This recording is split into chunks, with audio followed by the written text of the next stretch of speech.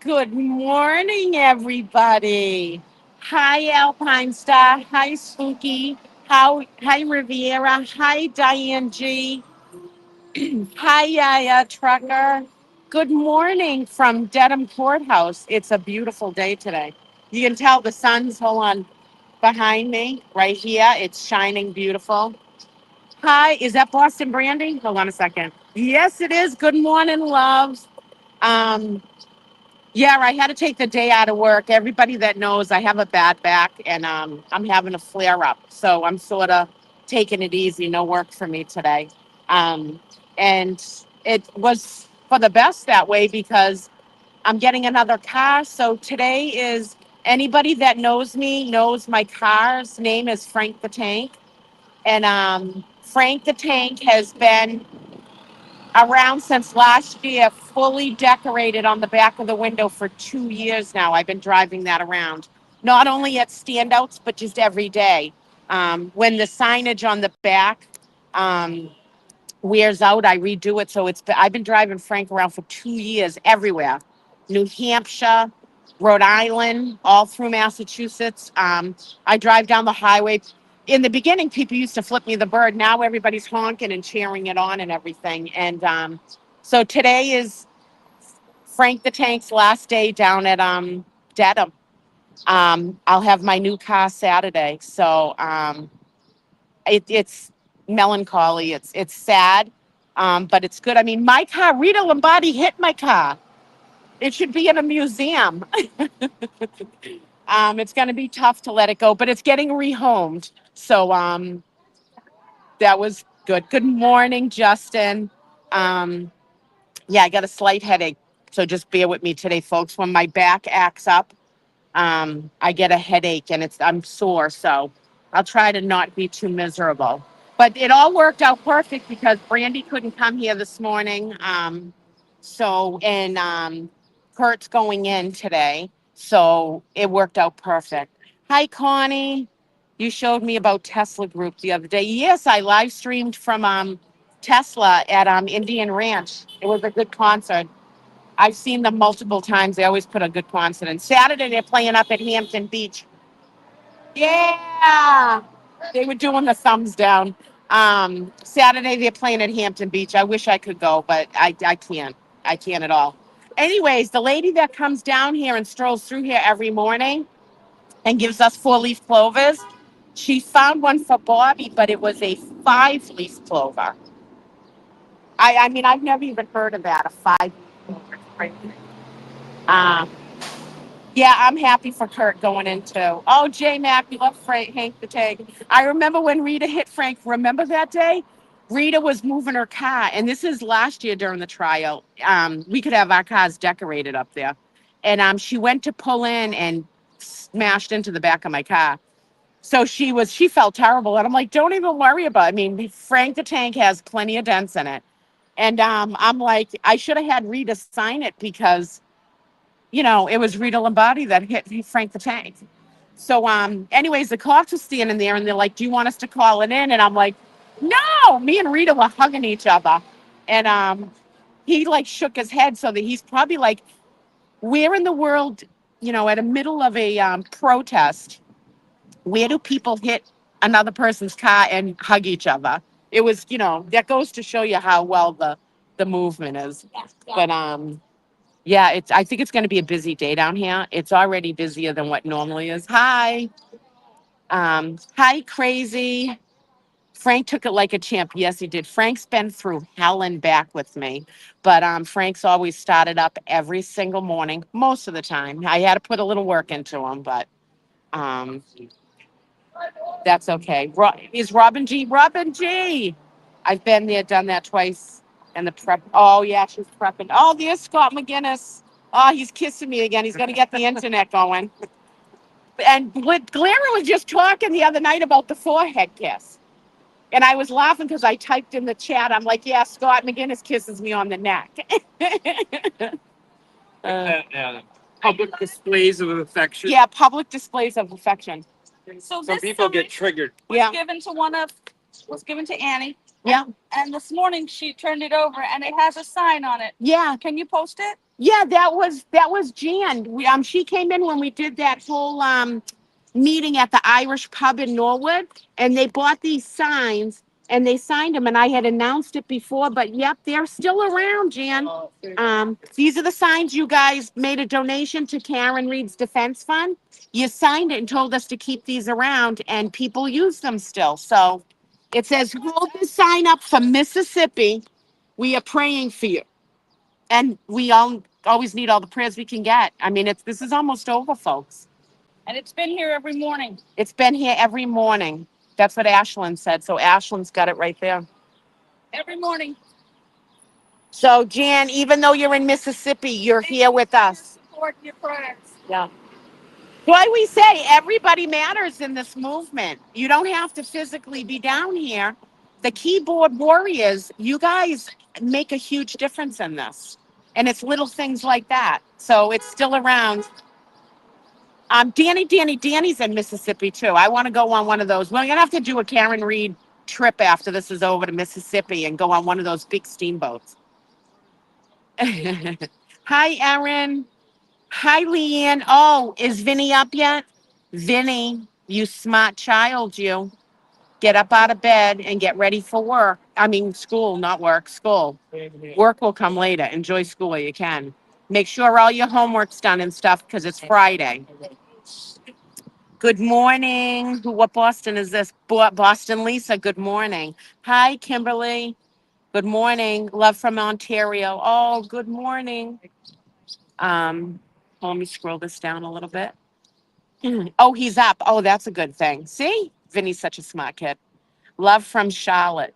Charlotte, North Carolina? South Carolina? Charlotte. Where's Charlotte? I forget. How the hell do I forget that? Come visit me in Florida. I'll be down in Florida soon. All right, Robin G. Good luck to you today, and bring your phone with you bathroom as you prep. Everybody say prayers for Robin G. Uh, Dina on a Friday. Yeah, I'm on a Friday because if you've been watching, I have herniated discs in my back and I'm having a flare up right now. So I took the day out of work. That's what the doctor said. I've had the same back doctor for 5 years. And normally when I have a flare up, I can just call her and I can get in like that day or the next day. And they give me a steroid and cortisone shot, lidocaine, in my neck. And I went to call her and I found out that she's no longer there. They never sent me a letter. The hospital where she works was taken over and it's renamed, and they just didn't do that. So I'm left without the cortisone shot in my neck. So I'm hurting a little bit, but I don't like to take any pain meds or anything at all. So I just do Tylenol and Tiger Balm on my neck, and I'm just gonna have to suffer through for 2 weeks. The earliest I could get was 2 weeks. So I'm just taking it easy. You might even see me Monday. It depends on how well it does. Oh, thank you. It's my staying cool dress. If anyone remembers, I just did a video on Facebook about giving prompts to the Glera. And the first time I met Glera, I wore this last year. So, yeah, this is my dress. It's very cool. I put the Glera's dress on. I did a little montage of him because I know he's hurting. His knee's hurting, and I'm sure he's not going to the gym. And we all know he's my favorite. So I did a little montage of videos and pictures. And I put the same dress on. I pulled it out of the closet. Love from Bowling Green, Kentucky. Well, hello. Hi, Yaya Trucka. All right, let me turn this around so you guys can see everybody. We'll do morning prayer in a little while. There you go. Do you want to? I'm live streaming. Do you want to say hi? All right, I asked first. Hi, guys. Let us know where you're from. Beverly, Massachusetts. Beverly, Mass. Nice. Thank you for coming out So here. excited to be here. I know. It's almost over. Yeah. What did you think of Lucky Laughran's testimony? But he's amazing, and I hope he calls Proctor. Yeah, and the world loves Lucky. Like now they're seeing what a true, hardworking, decent person is. We loved Lucky last year, so I think he did better in the second trial than yes, he did. He did. That's awesome. Thank you guys for free. Oh, she's gonna be free. She decorates. Yeah. We need to get letters. Everybody write a letter to Bob Kraft, who owns Gillette Stadium here, because we want a big Karen Reed party when she's set free. And we got to get the band U2 because she loves U2. We got to get them into play. So everybody start writing letters to U2 online and Bob Kraft. In my car. In my car. Hold on a second. In my car. Yeah. Open the driver's door. Pop the trunk up. And in my pocketbook. Yeah, that's where they are. I think they're in there. If not, then look in the set of phone call. All right. Neil's here this morning. Morning. And my future husband, protest husband, Scott McGinnis. I'm going to do after protesting. I know. What are we going to do on June 12th if this trial goes to them and they're in deliberations and we got the Standing Strong Together protest at Morrissey's? We might have to bring it down here if they're in deliberations. That's Thursday. That's going to be tough because people are going to be, people are going to be want to be down here. Right? Yeah. You're not going to just want to leave and go over to meet. I know. So we're going to have to really think about that. I'm on. You're fine to be on. Say hi to anybody. Why? And he came all the way down from New Hampshire, but got off the plane from California just now and came down here. Right off the red eye. Straight off the red eye. Hey, Alan Jackson can take the red eye. Bev says that. That's right. Just take the red eye. That's what I did. Yeah, see? I said I could. This movement can take the red eye. Roundabout way to get to New Hampshire. Hi, Jean. How are you? Good, how are you? Hi, right? Yeah, I want to say hi to anybody. Hi, everybody. No, I have, I want to give you, I have, those, ducks from Red Schiffer that everybody signed. Yeah. It'll be better with you. I mean, it's everything. So I haven't heard from them. Yeah, I'll put them in my, I'll get them later. Okay. Put them down. So I sit right over. Yes. That's great. Yeah. So I figured it'd be better. I can bring them down here, but do you mind if someone travels from out of state if we give them to them? Oh, I don't care. Yeah, I usually give stuff away to people that are from out of state. That's Stuff. perfect. I figured, let me give it to Gina and she can do whatever she wants to, because it's gonna be useless for me, you know? So I figured it's, all right, that's perfect. How was paddleboarding the other day? Oh, I don't have. Oh, you didn't go paddleboarding? No, I don't know paddleboard, and I can't with my shoulder, plus I don't. Yeah, I'm down here. I took the day out because I'm Yeah. having a flare up right now. Sure. Yeah, and my doctor left without telling me the hospital is taking over, so I can't even get my shot for 2 weeks. Yeah, I'm hurting. So I took the day out of work. There you go. You know what I mean? Yeah, I don't have much. Yeah. Say good morning, everybody. Free Karen Reed. Free Karen. Yeah, we're almost there with justice. We're almost there. I gotta find my glasses too on my head. Brenda, say good morning to everybody. Morning. The matriarch. Friday. Look at how beautiful her hair looks. She got a neck. Looking Marilyn. We.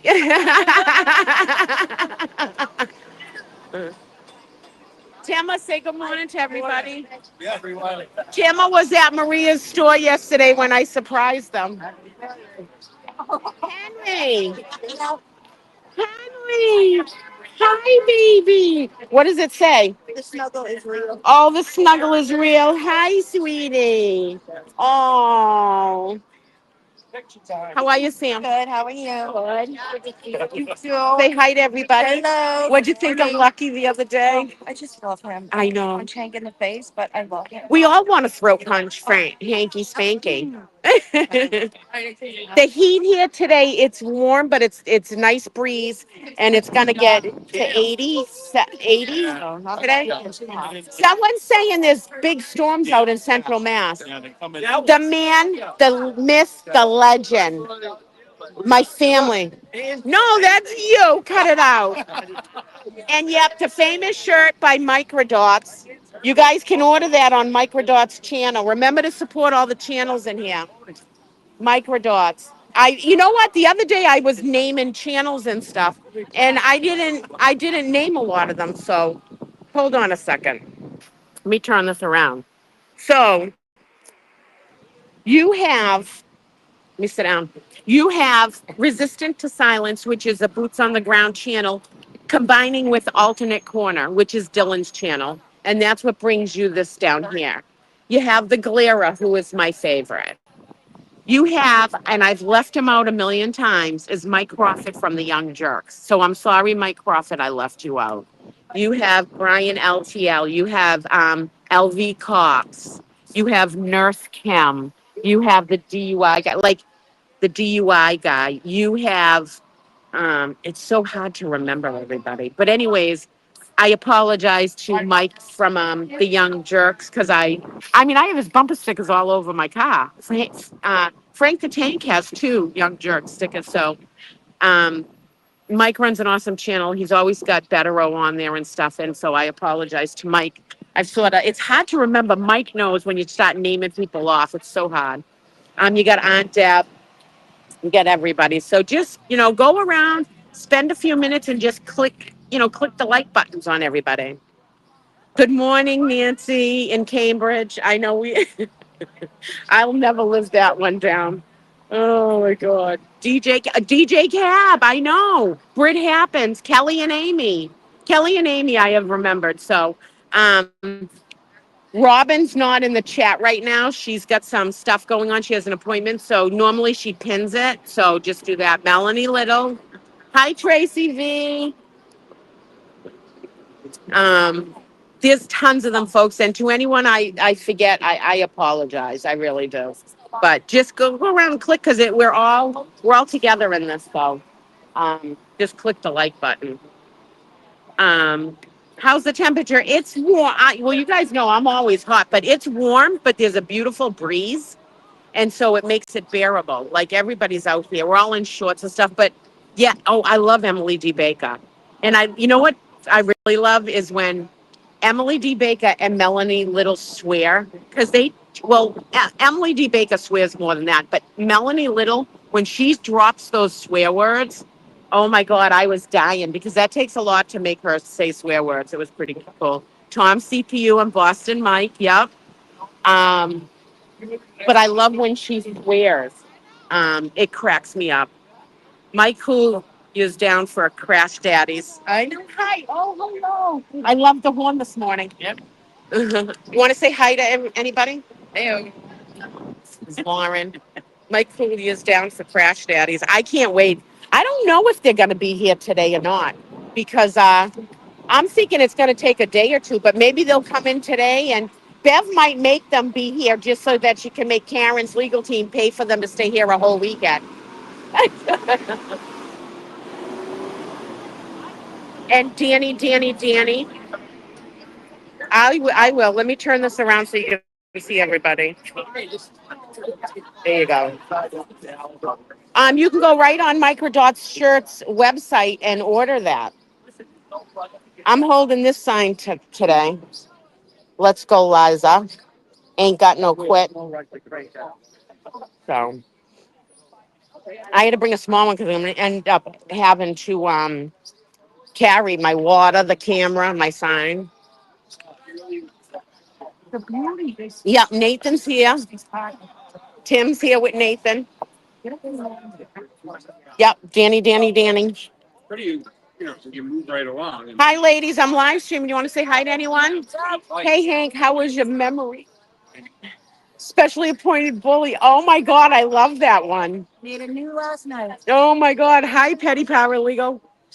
Let me see your son. Don't get messy with the lessee. He came out into the crowd the other day, and that was awesome. That's awesome. Yeah. I did see that. Yeah. Yeah. How are you? Yes. A new one for today. Huh? I can make a new one. Nice.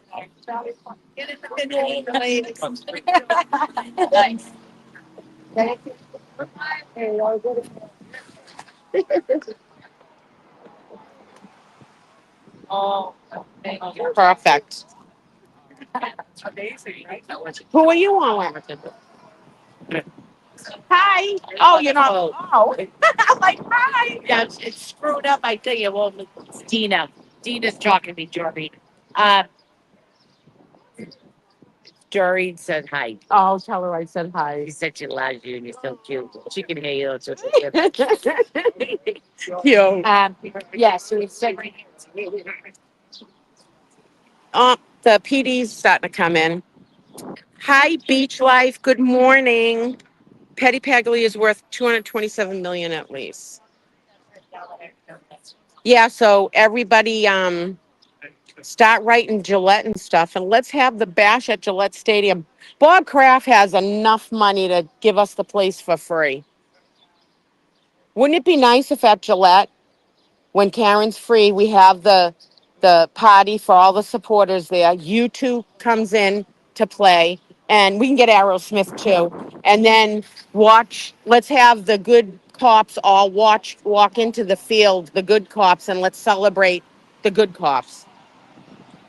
The DUI guy's here. I'm waiting to see him. I'm streaming.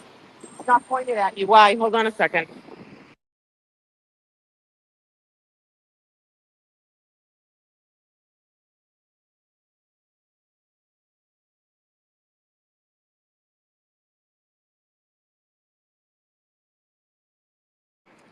Yeah, we're having a problem with where we park. There's cones out to save the parking spots, and the yoga people that hate us down there came and moved the cones and parked there. I mean, not much we can do, but they'll have to move every 2 hours too, and we'll just, it is what it is. Wake up to the latest news that Kelly Deva and Matt McCabe are related. Second cousins, more perjury. I didn't hear that. Oh, good. Larry's on his way. Someone just wrote in the chat that they woke up to the news that Kelly Deva and Matt McCabe are related. They're second cousins. Did you hear that? No, but I heard something about her and Higgins. Wake up to the latest news that Kelly and Matt McCabe are related. Got Second receipts? cousins. Got receipts? Yeah, we need receipts. We need receipts. You gotta set my time, grab my shit. Shut up. I heard she was related to someone. Wow. Kelly and Matt is true. True Crime Eve knows. Wow. Oh, more stuff's gonna come out more and more and more. Definitely. Did you hear that? They're writing in the chat that Kelly Deva and Matt McCabe are second cousins. Nobody saw receipts of it. They're talking about it. Yeah. John Camo told me that this morning. Matt's mom's maiden name is Deva. I wouldn't be surprised. I wouldn't be surprised. That's what I heard. I heard they lived off a high street. Every day. Off the high street. Yeah. And I heard two of her brothers, they played. Larry, the DUI guy's on his way down here.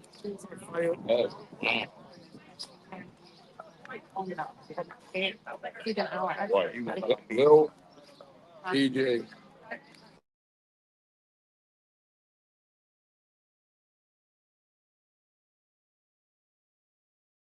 I don't watch them all. You hear it all over the same thing. Salisbury. Free Karen Reed from Salisbury. Hi, Jean. Do you go to Gracie's up in Salisbury? I love that place. They have ball sucking wings or something like that. It's called Watch Out Sidewalk. Yeah, if you're down in Salisbury, go to Gracie's on the beach. Go get some food there. It's awesome. Sidewalk. Matt's uncle is Kelly's grandfather on her father's side. Holy I'm not surprised. Hey, I'm live streaming. How are you? Honey. I haven't seen you in a I bit. know. Oh my God. I how know. you I'm in been? a new department, so there's like stuff going on about us. Yeah. But I took today off, Monday off, and Wednesday. So Yeah. I got today off. My back flared up, but I don't know if I'll have Monday off. See how my back is. yeah, But yeah. it's the end, so it's just we'll sort of know when whatever happens today. Because ACA, like everyone's saying, is going to probably be a day or two. Yeah. Yeah. At least. Yeah. But by Friday. By next Friday. Yeah, I got right? everybody. I'm telling everyone to write to Gillette Stadium saying we need the place for free for the supporter party, so everyone can fly in. Very good. Yeah, write to you two, and get them to play along with Aerosmith. Let's just get them all. Get the duck boats going. Oh, that's all right. It's your tail. It's okay. Yeah. Okay. Okay. It's okay. I know better than that. Okay.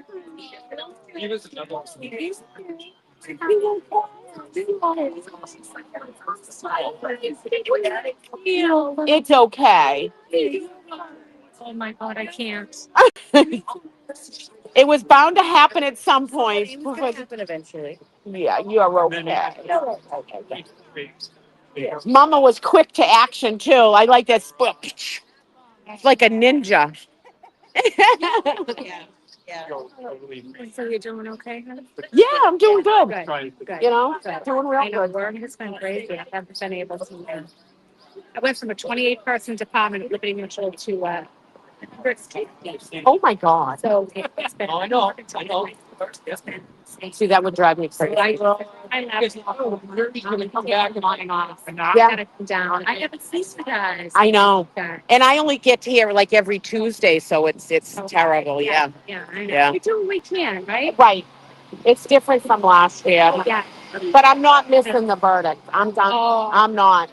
They can fire me. I'll find another job, but I'm not going to miss I it. don't blame you. No, not at all.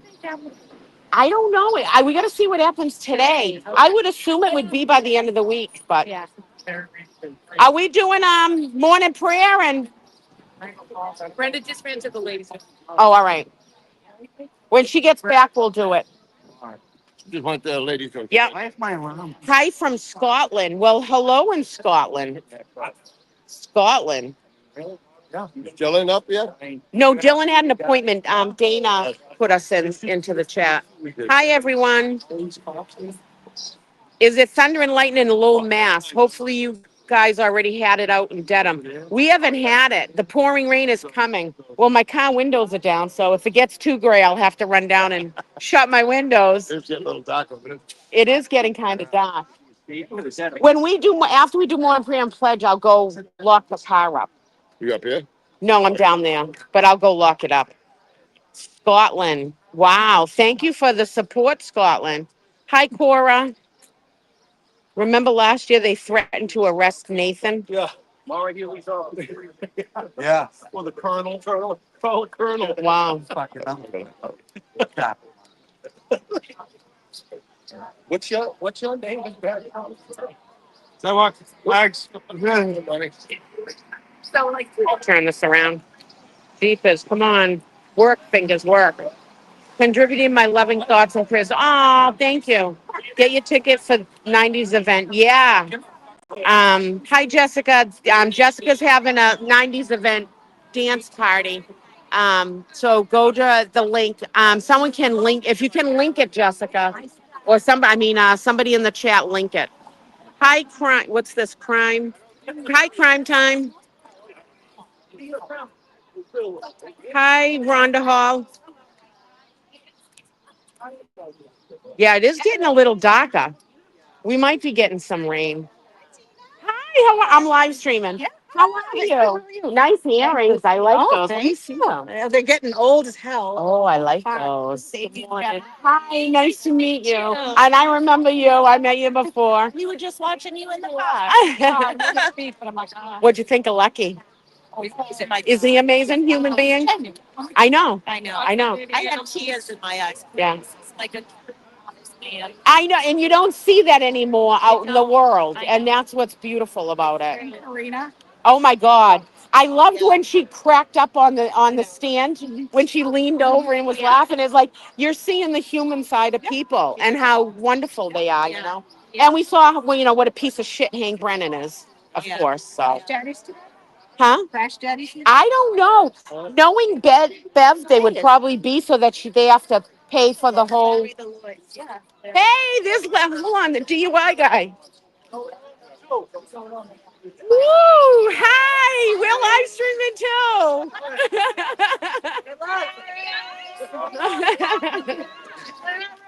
Larry's here.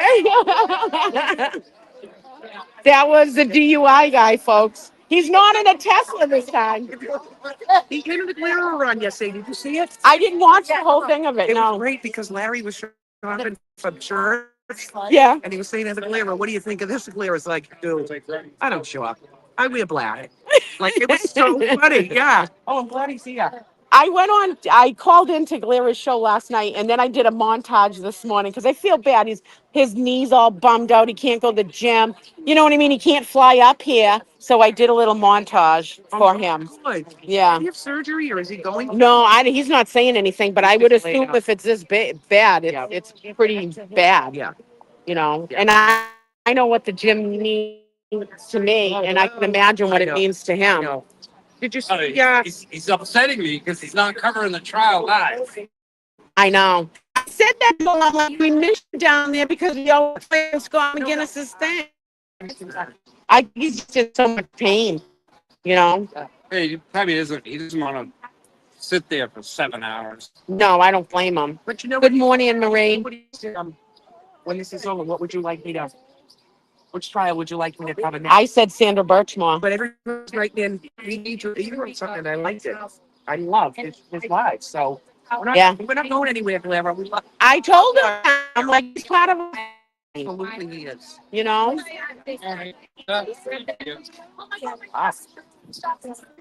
Are we ready? All right, let's do morning prayer and Pledge of Allegiance. Let me go to landscape mode. There we go. Hold on, folks. Hold on. Wait a minute. I got to turn this around. Watch out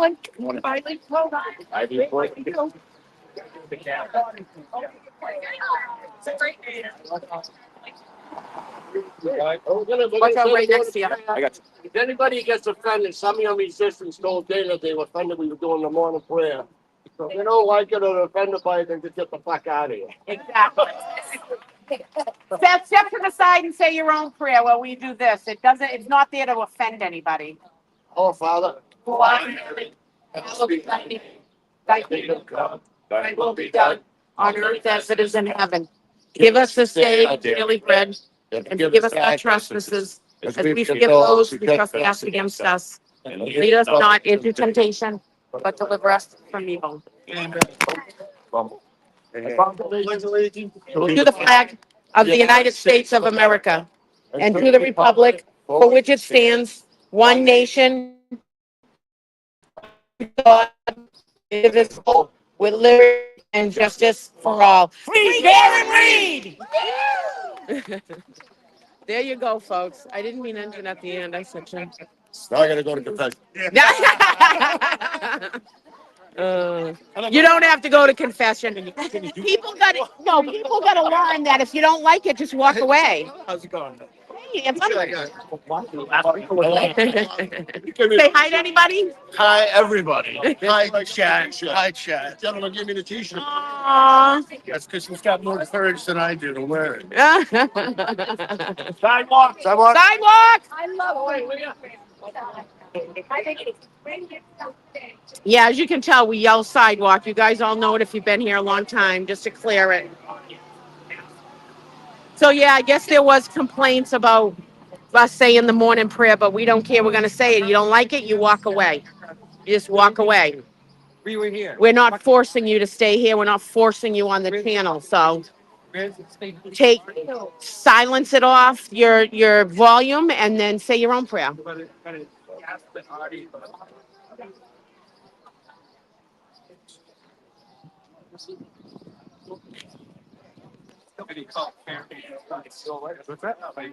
Oh, yes. You know what? I know. I walk by to say, here comes the kids. They always yell out. Oh, I gotta get that. Here comes a school bus. They normally yell out free Karen Reed. We'll see if they do it.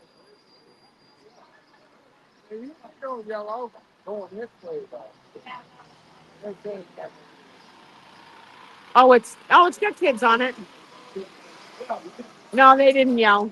I like when they yell. Sidewalk! Sidewalk! Erin Hartree drives a bus, yellow bus, yellow bus. Erin Hartree drives a bus all day long. Dylan must be coming on.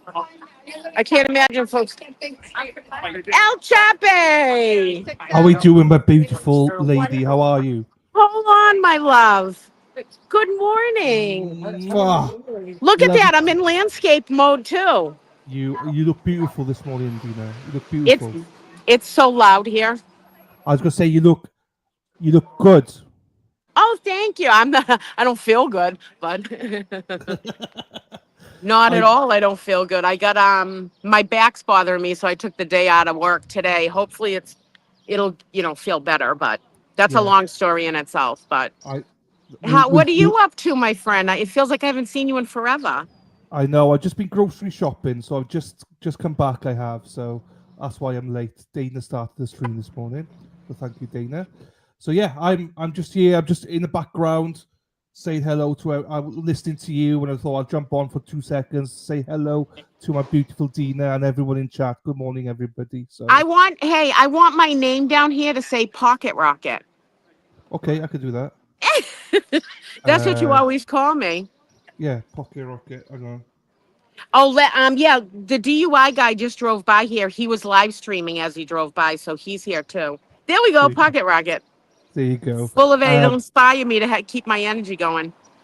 Someone just wrote there's good lightning in Salisbury. The air is changing here, the sky. So when it's time to walk away, I'm going to bring my sign back to the car and I'm going to roll my windows up just in case we're supposed to get downpours. There you go. Is that Lulabelle? Oh, Is no, Lulabelle but in? it's Lucas Knight. There you go. Hello to. Can I just give a quick shout out to Amy and Kelly who are also streaming. Shout out to the ladies. Hope you're doing well, and Mark as well. Shout out to them. Shout out obviously to everyone in chat. I saw beautiful Tracy in chat as well. We love Tracy. I'll leave you to it. I don't want to disturb your flow. Do you know what I mean? So. It's okay, Dylan. You can be here. I We're know. all together in this. I know. But all right, yeah, someone just wrote it's thundering and pouring here in Billerica. It's coming here, folks. It's coming here. Oh, it's coming there. Is it bad? Oh, is it really bad weather there? Is it? It's bad lightning. Which Okay. there was a chance of it, but it's out in Western Mass more, but it's heading this way. So, Okay. good morning, Debbie L.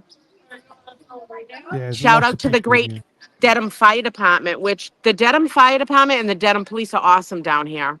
So, look what I got here. Look, Dina, look at my screen, Dina. Can you see my screen? it's very small. I can't see it.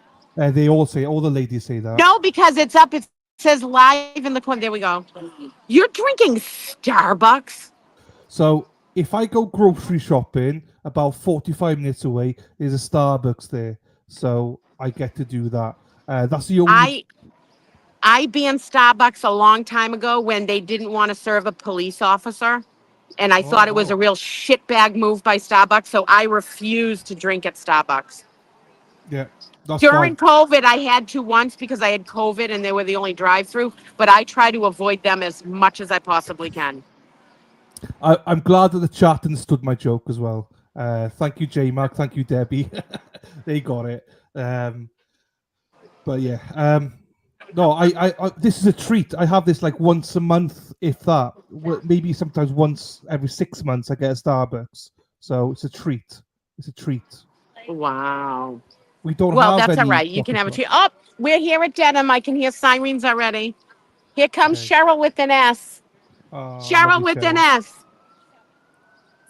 She's got the fuckery donut sign on.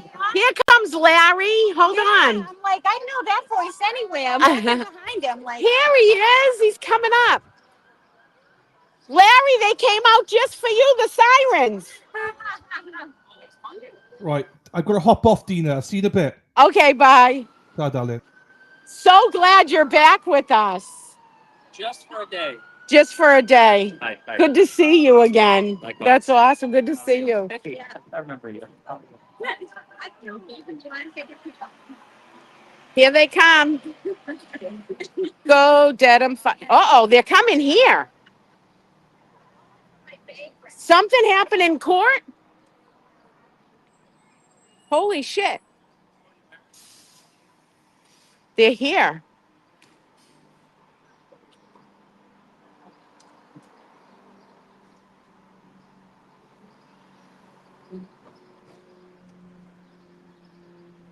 This is a first. Thank you for your service, guys.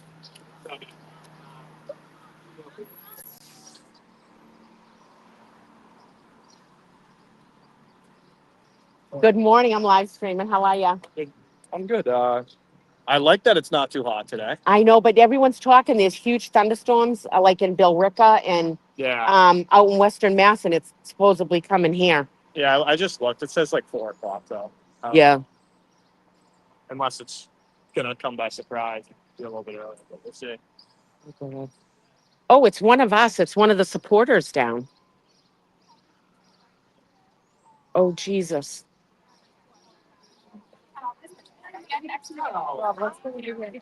No, it's not. Court won't get canceled. It's somebody down there that's a supporter. I'm not going to film them at all. But it's one of us. She's up though.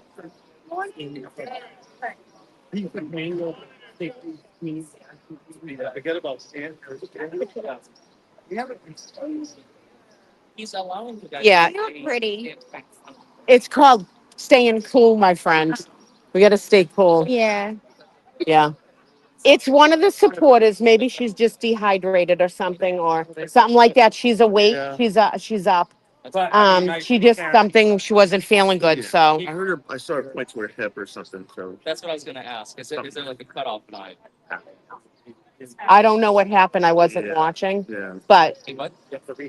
I thought it was maybe somebody in court, and I was like, oh God, court will be canceled. But Yes. Where do you guys go? she's laughing and smiling and stuff, folks. So I'm not going to put the camera on her because it's her own personal thing. So I wouldn't do that. But she looks to be okay. Correct. You know, something can happen where the weather was so hot yesterday, and then today, if you didn't drink enough, if you're diabetic or anything like that. They are getting the chair. They're probably going to take her out, but I'm not going to film her because I don't want to put her on camera. So we'll just go down here. But she's all right, folks. Don't worry. Well, thank you. We try to be nice. Just not on this side. There.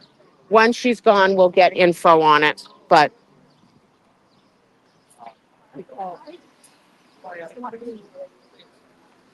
But I'll go. Yeah. look at how nice and smooth cut his haircut is, Larry, the DUI guy. She had a death in the family yesterday, which was everything. So it's probably the burial today. So she probably won't be down here. She had a family. Her grandmother passed away. Yeah. So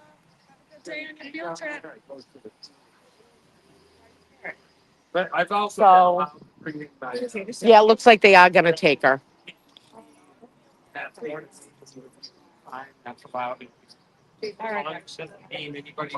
Scott McGinnis is doing an interview. And I also think that my internal voice. So, but I've cleared that all. Did you get one? Yes, I did. Okay. Show them the sign. I'm going. Hey, Pam. Good. How are you? I'm live streaming. So it's been up to. All right, they're taking her out, but she's awake. Federal judges. I'm not gonna film it, but feel better. I think the. Yeah. Okay, But we have to. so we can find out what happened. Let's see. All right, everybody's leaving. I'm gonna go to my car. We're gonna walk down to my car and then we'll walk back up.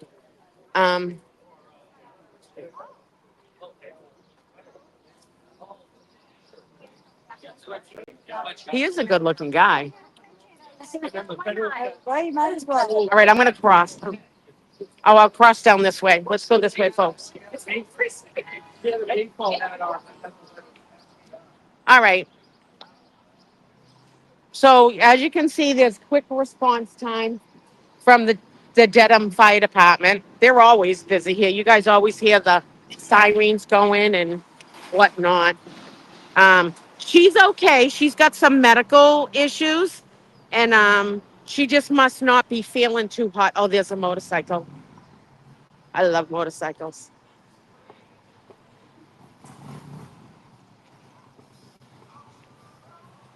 Oh, Bob Seger too.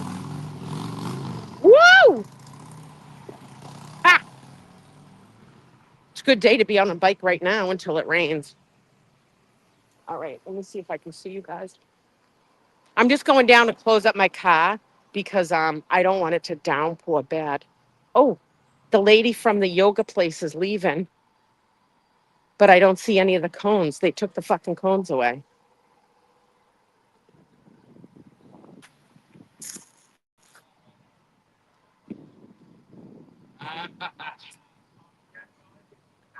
Yeah. Oh, I see the cones. Hold on a second. You get one. They freaking hide them on us, which is terrible. They're just being jerks about the parking. We understand it, but we didn't enact this buffer zone. There's only a few parking spaces, and we hoard them. There's, 4, just 4. Everybody else parks somewhere else, so it's not that bad. All right. Hold on now.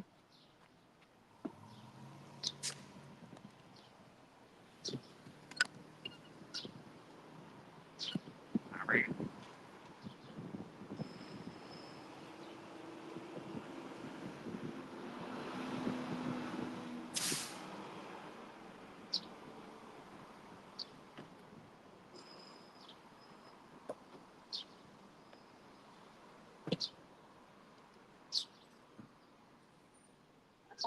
Go in and... you know the lady that comes to Monday night?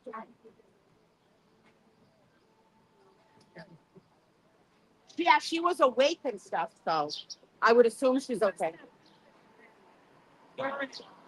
There goes Jilly Bean. She can't beep right now because she's in the buffer zone. Oh shit, my door's locked. Hold on, folks. Hold on. I'm just trying to. When we come back down after, I'll reopen everything. But I'm just trying to close it in case when I'm down the other end, my car doesn't get rained upon.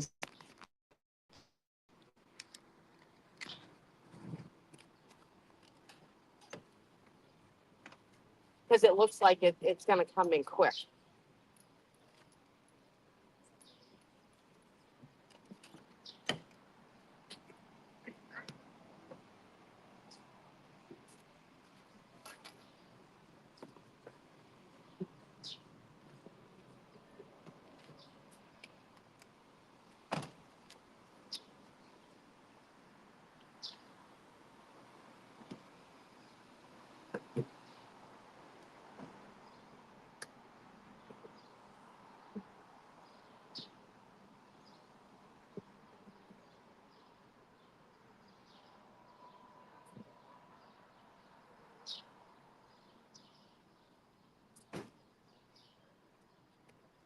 All right. So that should be good enough.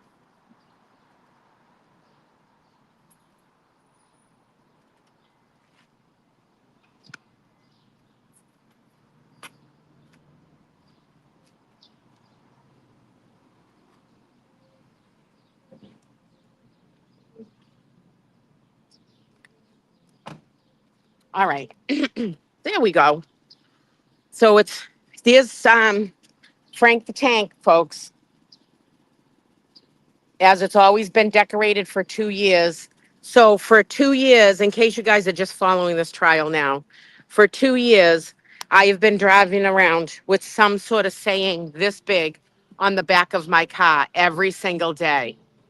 And and here's some stickers are off because I'm getting it ready to be rehomed.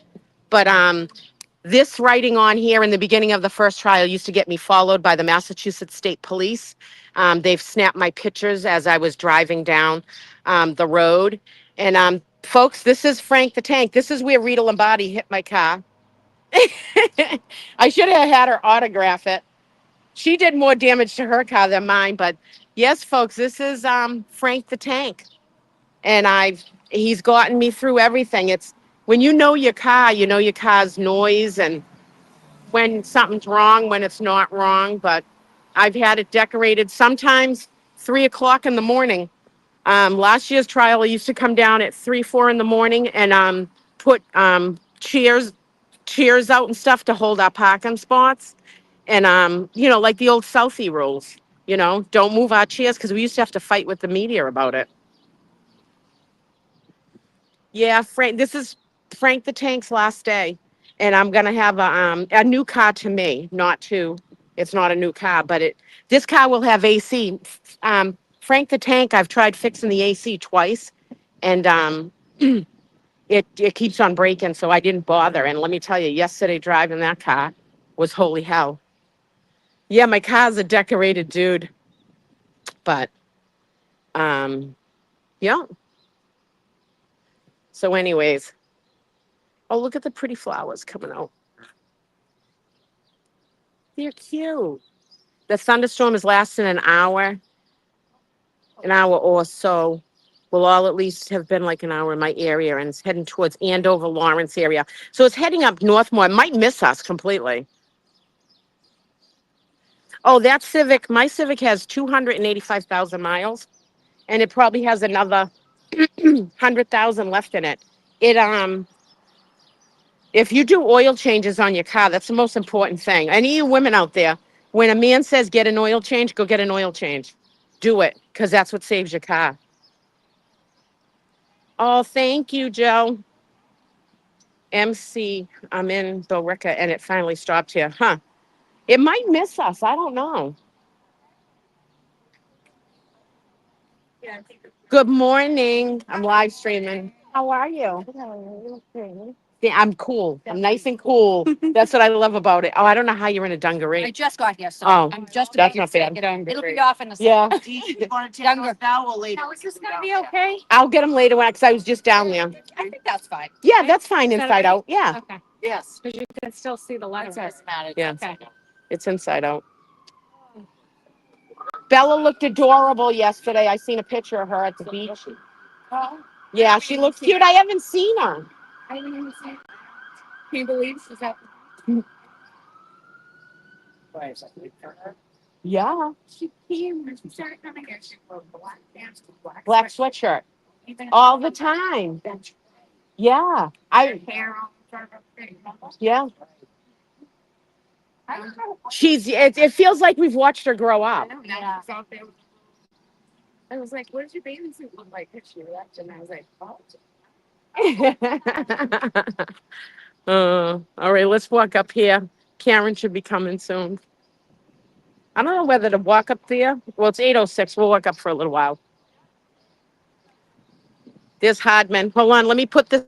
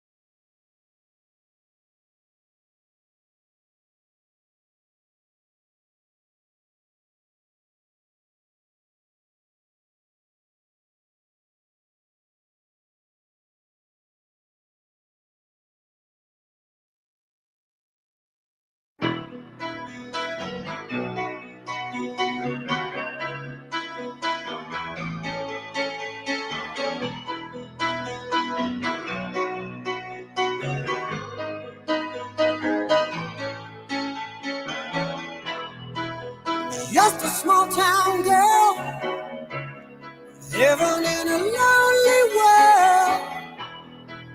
She took the midnight train going anywhere. Just a city boy, born and raised in South Detroit. He took the midnight train going anywhere.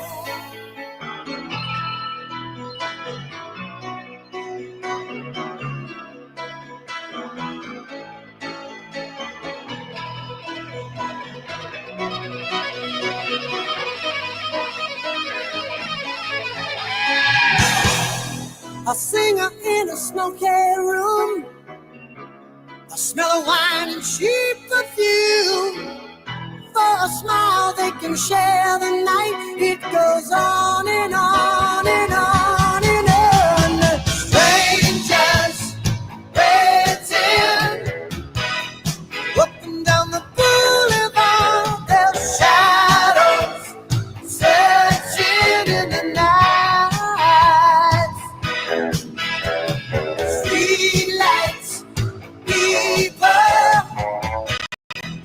living just to find devotion, hiding somewhere in the night.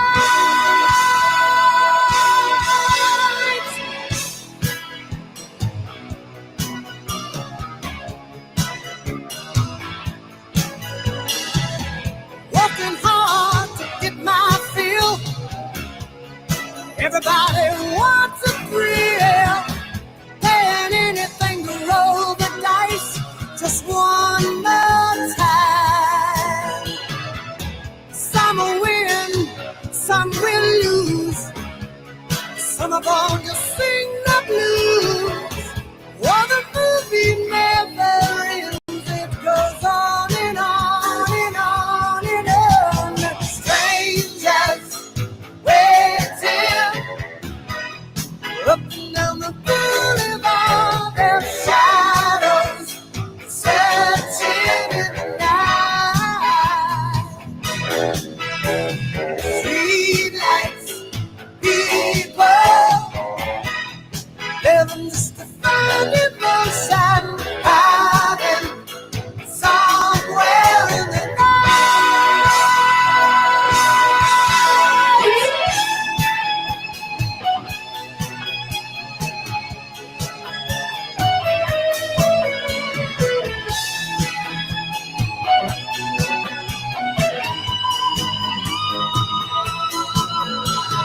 Don't stop believing.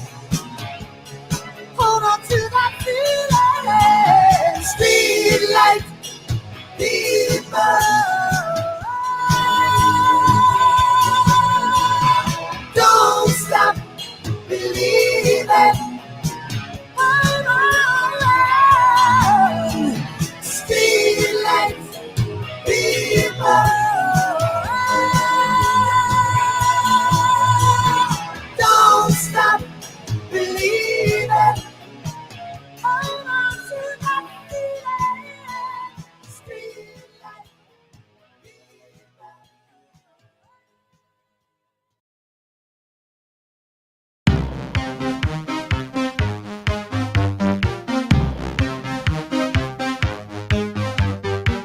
Sweet dreams are made of these. Who am I to disagree? I travel the world and the seven seas. Everybody's looking for something. Some of them want to use you. Some of them want to get used by you. Some of them want to abuse you. Some of them want to be abused.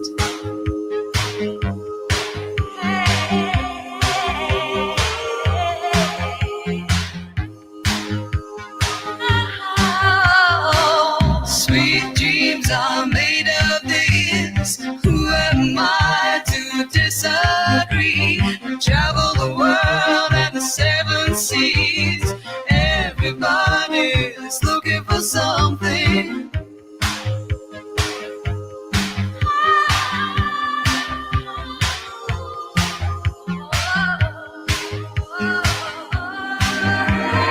Hold your head up, keep your head up, moving on. Hold your head up, moving on. Keep your head up, moving on.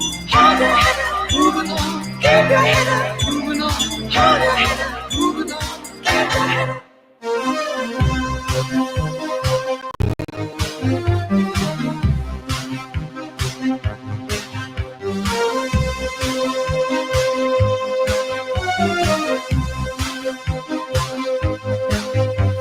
Some of them want to use you. Some of them want to get used by you. Some of them want to abuse you. Some of them want to be abused.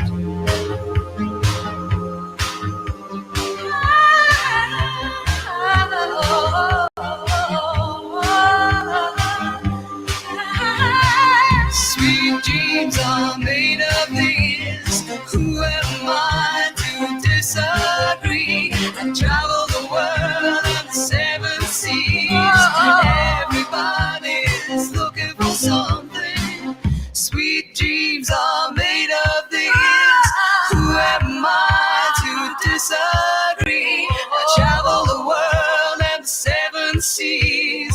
Everybody's looking for something. Sweet dreams are made of these. Who am I to disagree? Travel the world and the seven seas. Everybody's looking for something. Sweet dreams are made of these. Who am I to disagree? Travel the world and the seven seas. Everybody's looking for something. Sweet dreams are made of these. Who am I to disagree? Travel the world and the seven seas. Everybody's looking for something. Sweet dreams are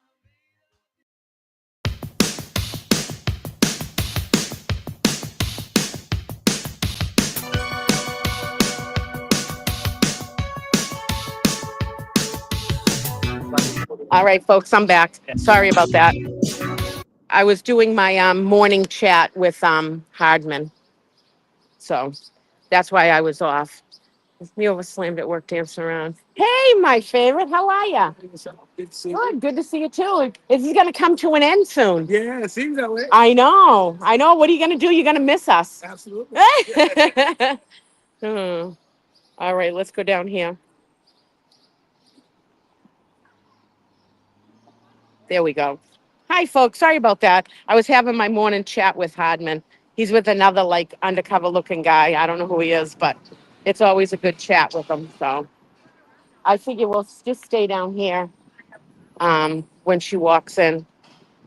Good morning, Kristen. Good morning, everyone.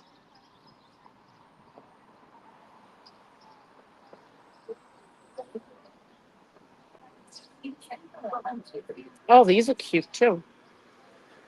And those pretty flowers. Yeah, everyone's down the other end, but what time is it? Do you guys know? Oh, she won't be here for a little bit. We're gonna walk up the other end.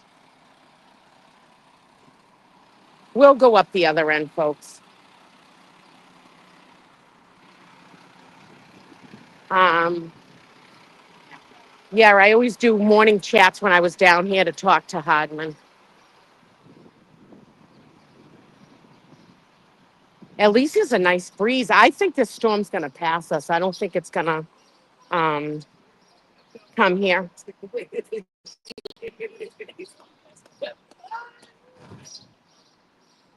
So what's new, folks? I'm just dying to know who's I thought Dina only comes. I normally only am on here on Tuesdays, but my back flared up with my herniated disc, so I took the day out of work.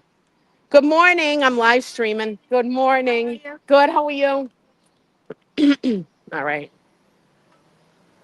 So yeah, I decided to live stream. Come down and live stream. That way, when my back flares up, I have to sit when I want to sit and do what I want to do, and I can't do that at work. Hi, good morning. Good, I'm live streaming. Ask you a question? Yeah. What did you think of Lucky Laughran's testimony? Well, I said on the show, and I just think he was very. I used the word he stuck to the script, but I didn't mean it in a derogatory way. I just think that he really kept to his version, his story. I think he was probably the best witness on cross Mm-hmm. in terms of staying with it, not getting mad, not getting angry. Right. Both sides, all Right. sides. So I just thought he did a capable job. Yeah. Most capable job. Did you hear the news? It hasn't been, there's no receipts on it, as we say in this movement. But did you hear the news that Officer Deva might be related to Matt McCabe? I got to tell you, as somebody who grew up in Revere, where we're all related to Yeah. each other, we want public servants to actually come from our communities. Yeah. And so when you get jammed up, you get a ticket, you call your cousin who calls a cousin who calls a cousin, Yeah. except when you think it's against you, you think it's Yeah. bad. So Yeah. I'm not, if it's true, I mean, I've got 28 cousins.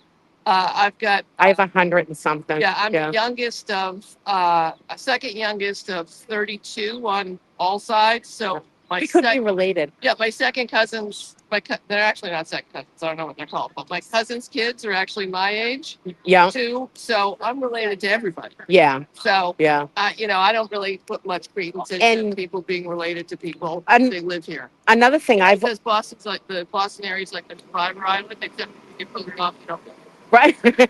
True. And I've always said, even on my streams and stuff, is we all expect people to fix tickets and stuff. Like it's totally acceptable. And so I just don't. Yeah. It's about being the hard part is from a personal standpoint, right? You think you're right. Yeah. I think I'm right. You think you're right. Right. And so you call somebody to do something, you think that's how it's supposed to be, but then you're suspicious. Yeah. When it comes to a big case. I mean, Yeah. there's obviously issues here, but it's Yeah. related to. No matter what, I tell people, no matter whether you believe she's guilty, not guilty, or anything, everyone should be outraged at how the investigation went because there's flaws, and hopefully this case will fix all those. Every single city, state, every jurisdiction should have a regular audit of their Yes. police department. This whole Black Lives Matter issue about defund the police, it really wasn't about defunding the police. It's about making sure the funds that we, our taxpayers, make for the police are being used effectively and in the right Right. way. Are they being trained? Right. Right? But I agree with that. But the only thing is, look what happened with the Black Lives Matter with the money that people in it stole. Right. Well, So that, I mean, so that's accountability. Yeah, Right? yeah, We want exactly. Accountability, and that's Exactly. what we need to do. And it has to be objective Yeah. accountability on everybody, whether it's your cousin who's a cop or your brother who's the mayor. yeah, Everybody, it should be transparent. Yeah. Complaining about the courthouse. Why don't you have any court yesterday? Well, because our air conditioning sucks. yeah. It's 100-year-old, but it's Right. our tax dollars. So Right. why aren't we making sure that we have this? I agree with that. We're not. I agree with that. But anyways, the Good case luck. is almost over. By next weekend we'll be done. So We'll see. good luck. I got a lot of notebooks.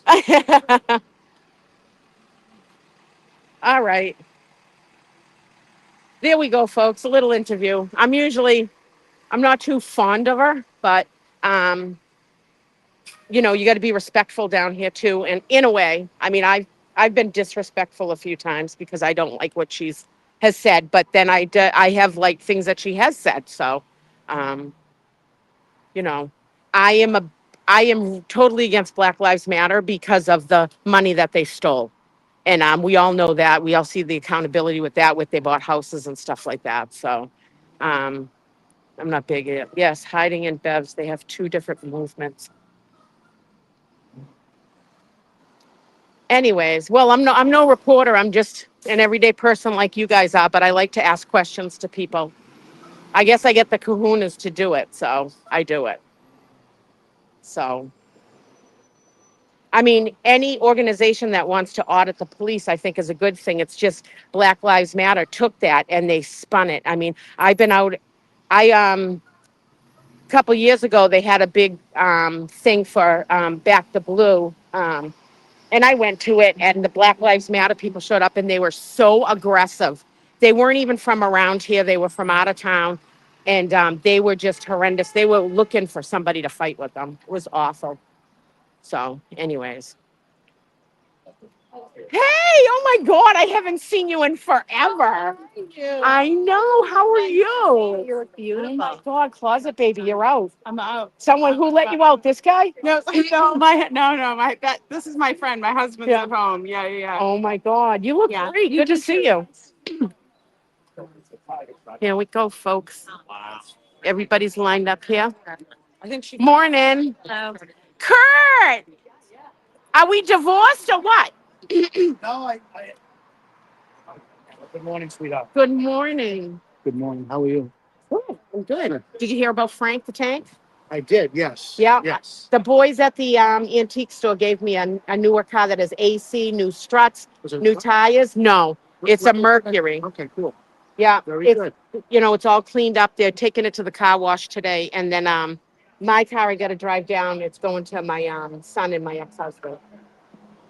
So, You walked right in. look at how snazzy he looks. Good morning, everybody. Good morning, Donna. Go, hey now. Hey now. Donna, he's divorced me. He hasn't even called me that much at all. I texted you the other morning and I you know. didn't answer me back. I know. I was busy. I was working 2 jobs. Like you. Yeah? You know what I mean? But I can throw a soup can at you. Is it facing at me or facing? Yeah, at it's you? facing at Good you. morning to everybody. Thank you all for checking in. And little nervous, but we'll get through it. Oh, hopefully, I don't know who's in there today. I hope it's Crash Daddies. Yeah. Dan Wolf. Well, why did you whisper that? Like, it's facing you. He doesn't know. No, but it would be Bev to start it today so that Karen has to pay for them to be in a hotel all weekend. Use up all the last of Karen's money. Let me go down and say hello to everybody. Go say hi. You look schnazzy. Thank you very much. Schnazzy. Thank you. So we're not divorced? No, not at all. Okay, I just want to make sure. And by the way, Donna did pick out my ensemble. Well, she did well. Give her a full credit. Oh my God, We were yeah. between two outfits, and one I think was two with a whitewashed. It was like not khaki, but linen pants. It was Yeah. like a beigey color. But anyways, everybody at home. Well, yeah, and plus, if you get into court and it gets really bad in there, you can always take that off and take your T-shirt off underneath it. Yeah. Because you're going to die in there. Every Dina, tell Kurt his Bee Gees impression is spot on. Is that Saul Rosenberg? No, that is Kama Dahama. Good morning. Thank you. Oh. I was still 3 more days after that day. I was still doing beaches. Let me go down. Too much fun. I know. We're going to say hi to everybody. He can't dress himself, they wrote. No, because Donna is the caretaker in this thing. So Good morning. Good morning. I try to wave at all the police. Good morning. Hi, Whitey.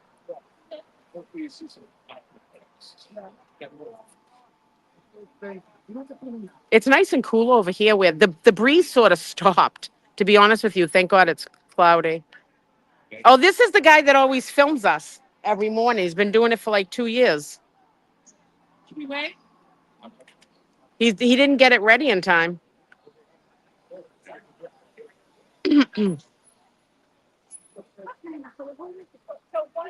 I dressed my husband. We're going. I know. I wish someone would come dress me.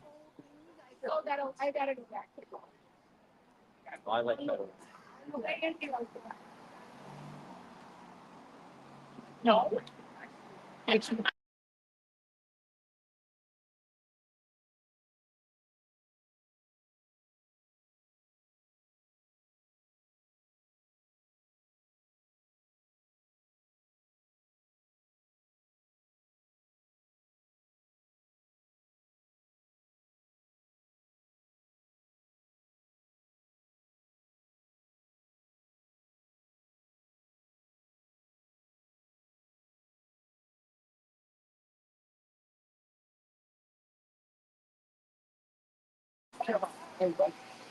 Witness intimidation. Right off the red eye. Right off the red eye. No, the sound's back on. Sound's back on, folks. No khaki. That says khaki. It's khaki. Khaki pants.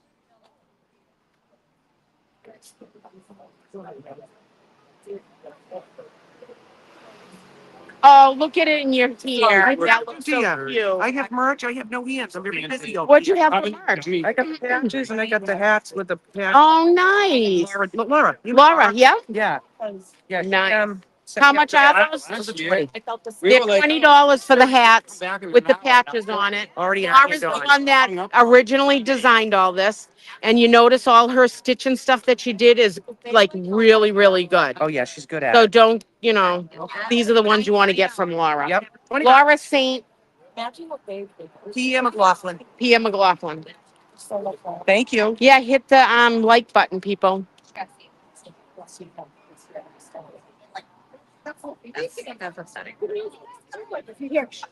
Come out of the bottom of the car. I'm live streaming. Are you? Oh, all right. He's from? I'm from Minneapolis. Really? Yeah. Oh my God! You flew. When did you fly in? A couple days ago. My son lives in Norwell, so we Oh. just had to come show our support. Nice. We've Oh my been following God. it forever. Yeah. So, like all of you. Yeah. Well, I'm glad we need everybody down here that we can. Yes. We honestly do. It makes a difference. It really, truly does. Yeah, it's great. Wow. How's the weather in Minneapolis? Just right now. Oh, is it? Yeah, it's great. Yeah. Yeah, nice. Well, I'm glad you're here. You might have been here on a day that's good. We might see Crash Daddies come in today. That would be awesome. I know. I That think would they're be- coming. That would be awesome. I know. Yeah, we're all every day YouTube watching it, multiple channels, right? Yeah. There's so many channels now. Oh my gosh, yeah. You can't watch everything. You can't. This No. channel's the good one though because it shows the boots. It shows Yeah, we the- show the boots on the No, ground.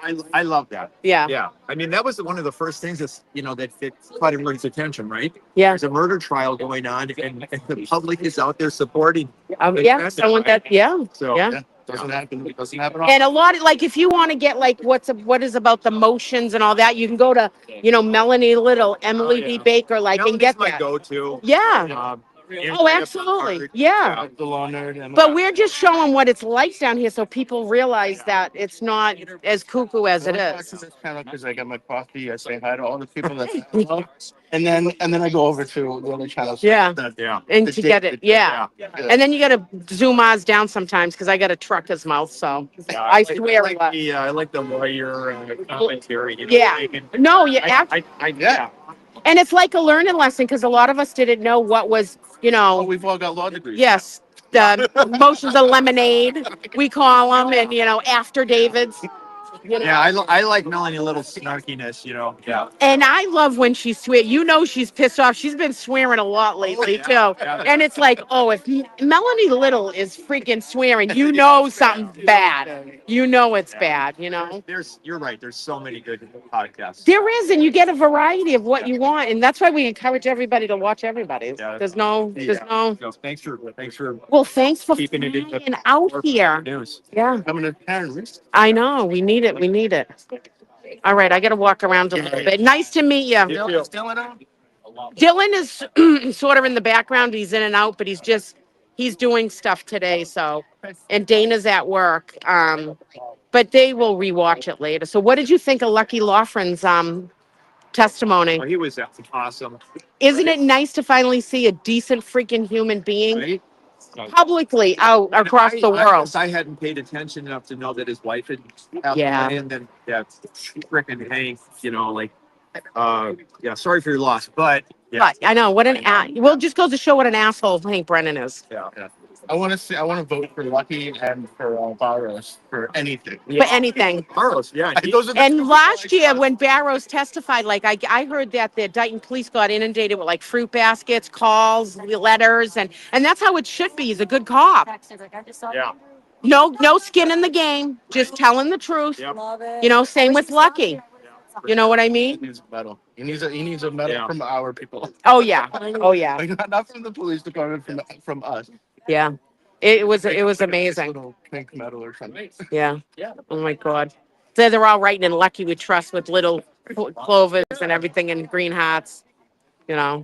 It is like, and Crash Daddies are just going to kill it. Brennan's going to be an asshole today. Oh, He's going to be a complete asshole And he's gonna today. make himself look ridiculous. And he's going to tell lies and everything. Yeah. He's got to make himself. Well, he's going to try to make it seem like the defense was paying them off and everything else. So Yeah. their contract was up. They can hire them. They got sent a bill to pay them. Yeah. They weren't expecting to pay them. Wait, didn't they suggest that Lucky? Oh no, that was Turtle Boy. I was gonna say I thought that they suggested we paid Lucky to help. No. I think that they suggested that Turtle Boy did, right? Yeah. Or no, There he was- intimidated him. He intimidated them. Right. Like, And it was, yeah, it's crazy. giving him a hug and telling him that we support him is like intimidating. So scary. It's really scary. And then they brought up, because last year we did post for pictures with Lucky. When he came out, we're like, Lucky, let's get your picture. And he was, he's shy, but he did it. You know what I mean? But, that's what they brought up in there. Exactly. Like, take this picture with me. I know. Crazy. So threatening. It's crazy. All right, I'm heading back down. Yeah, he was. Nice meeting you. And nice to meet you too. Hi. All right, folks, we're gonna head back down. There's a lot of people up here. I'll let some people that have never seen, the people that have never seen Karen before, like I don't want to get in their way of letting them see that. So the trolls were terrible to Lucky the night he testified. The trolls will always be. They got nothing else to do except for that. But we'll walk down to where Karen's going to enter and stuff because I'll let them have their time with when Karen rolls up, And this is our old spot right here, our old buffer zone where the truck used to be parked right here with the food on it. Right here. There's the curb that everyone tripped over and hurt their ankle. And it used to end right about, there used to be a marker, but it was like right in here was the end of the buffer zone. Yeah, the mark's still kind of there, right there. Right there. And that was the beginning of the buffer zone towards the courthouse. Dina, can you pan the camera up when you're interviewing? Oh, I'm sorry. I'm looking at them, like looking at their eyes. I'm not realizing that. I'm sorry. Yes, I'll try to pay attention to that a little bit more than what I did. I sometimes I ask questions and people agree to be on camera, but then sometimes, if something comes out really bad, I don't want the trolls to, you know, seek them out and dox them and stuff like that. Like that's honestly what it is. If I've never had them on camera before, it's sort of like a protection thing, sort of kind of like, because the trolls are fucking awful. Hi guys, watching you from the UK. Is Danny in here? Is he going to work?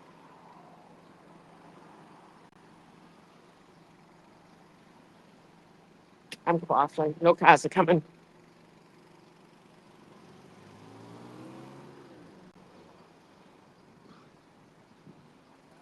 Hi guys. Good. How are you? Good morning.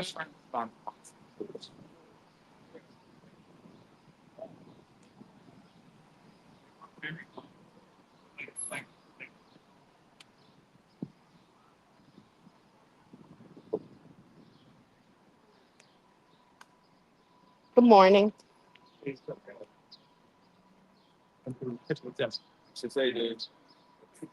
Everybody's lined up here.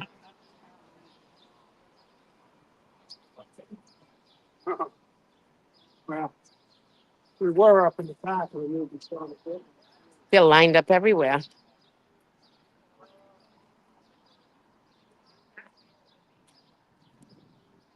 Hi.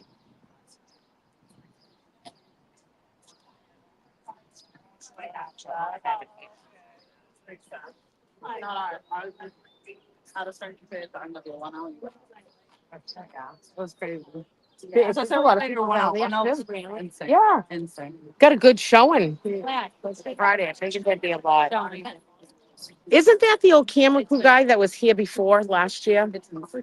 He was here before. Oh, that's the date. Yeah, I thought so. They're Right back. here in front of us, right? Yeah. Yeah. Yeah. Yeah. Unless it's Turtle Boy's thingy. I don't know. He was here last year, though. He was here before. He filmed us. Yeah. The other guy from Dateline was here, the real handsome guy. Not that I give a fuck about a guy being handsome, but the one that interviewed Karen, he was here last week. Oh, really? Yeah. It's getting busier and busier now. I think this guy's name is King, isn't it? Cheech? This guy. Isn't that King? No. I forget. I think it's King. Yeah, it's a Boston cop. Yeah. This is okay fish, but it's just going to be covered with shoes. He was there.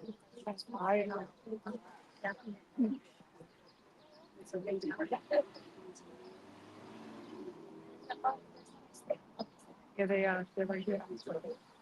His name. Oh, there they are. This is Nathan and Mr. and Mrs. Reed. Right up there. The Escalade's there. You gotta go on the sidewalk. Gotta get off. I gotta go up the sidewalk. The other way. I want to say that. Good morning. Good morning. See you later. Yes. Love you. You know, that lady walks by every day. I know, and gives us that look, Yeah. that stinky look. Yeah, just keep the noise to a minimum, Yeah, just because okay. we have Jerry coming in and out, all right? That's what we're trying to do here today, so. Okay. Yes. I get it, everyone's excited, I do the same spiel every time, but Okay. keep it to a minimum. And try and stay on the sidewalk. Here's Karen and her team now. Evan's in the front. There they are, folks. One of the cars. I wonder if there'll be another one. There should be.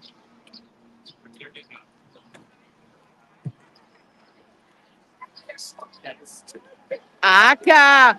Woo, Crash Daddies. Go get them. Give them hell. The Crash Daddies are in the house.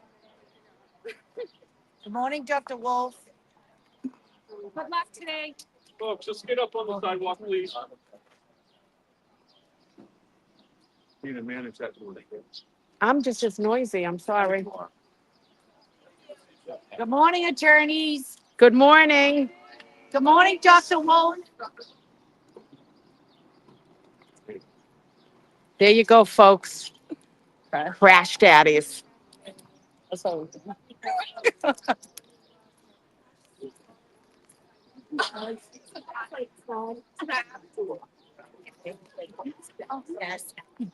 There's Kurt. He gets to go in today. What a day to go in with the Crash Daddies. That's a wide turn, lady. You might have to take your driving test over. She's got parrot on the back of her car. Maybe she's a parrot head, a Jimmy Buffett parrot head. Hey, it's Spanky. Don't yell anything to him. You can catch a charge for that. No, seriously, they'll charge you with it. So don't say anything to Hank. Yeah.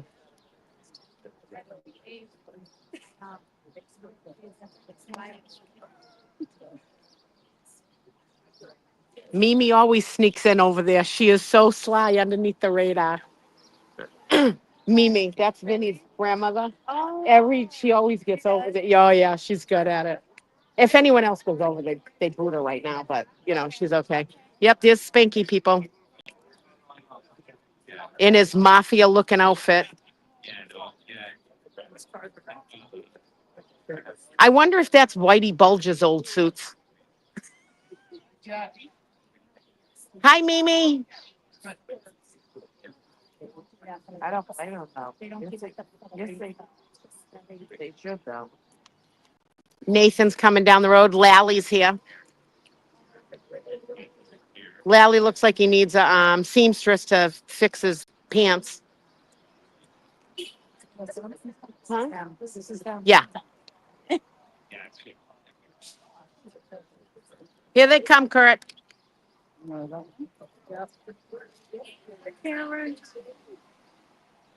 To be fair, I thought you weren't supposed to film him. No, as long as I'm not saying anything, he's on the public way.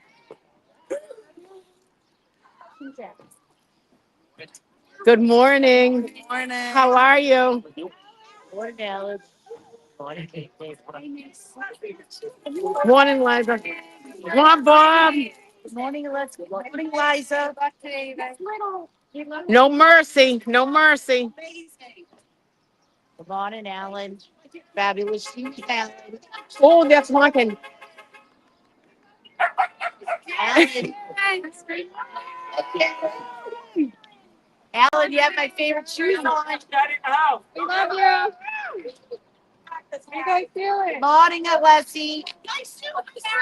Morning, Yannetti. My dad's sister, Yannetti. Thank you, David. Have a great day, Liza. Bye. Here, look fabulous.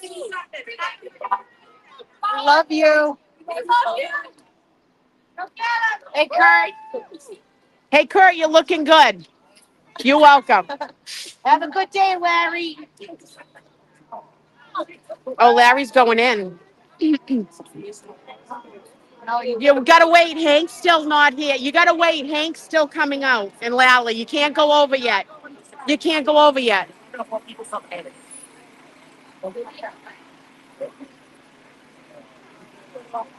You can't go over until all of them are into the court. So you got Mrs. O'Keefe, Lally, and Spanky all coming in.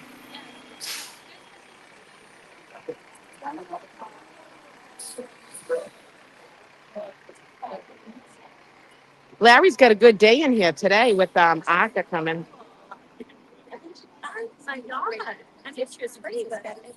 And I keep waving at the screen as though I'm there with you. Oh, that's so cute. So cute. That's Mrs. O'Keefe, and she's with two Boston undercover police officers. Well, they're not undercover, they got guns. I didn't think you could have a gun in court, but they do.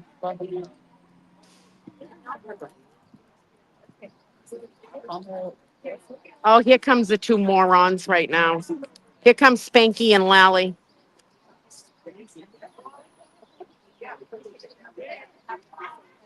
See, Spanky doesn't even have a rolling thing.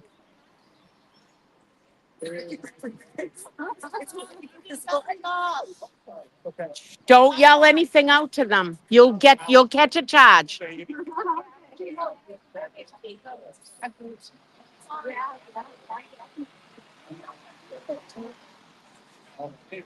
just talked, right? I know. Got it, right.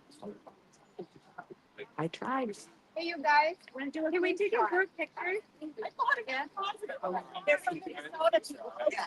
I'm not coming down. Just from the coloring book for you Oh and my your God. people. I made copies. Oh, all right. Okay. Thank you. Awesome. Thank you for Thank everything you. you do. Thank you. You're the best. You're right.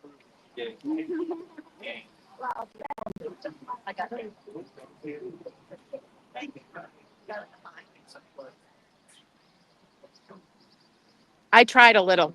Great job.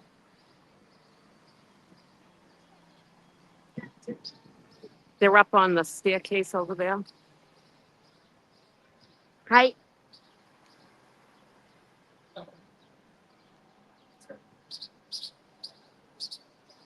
Kurt. There's Kurt and them. I can't zoom in. I don't know how to. Anyways. Oh, Karen's.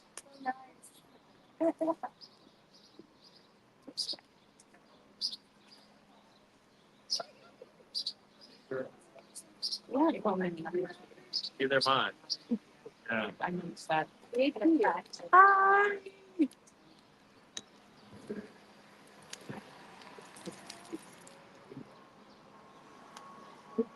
Yeah. Well, there's free speech, but you cannot have. You cannot yell anything negative to either defense team. If they yelled something negative to Alan and them, you'd get arrested. You're not supposed to do that. We warn them. Don't honk in the buffer zone. You're gonna get your charge.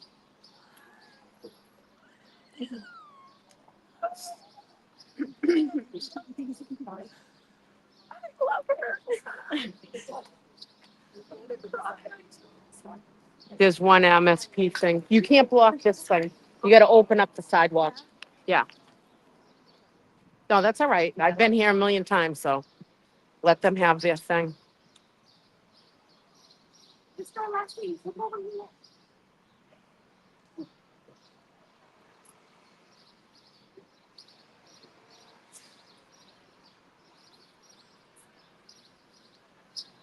Yeah, Kirk gets to go in with the DUI guy, and on a day that it's the crash daddy. Sidewalk! Sidewalk! Hey, open the sidewalk up.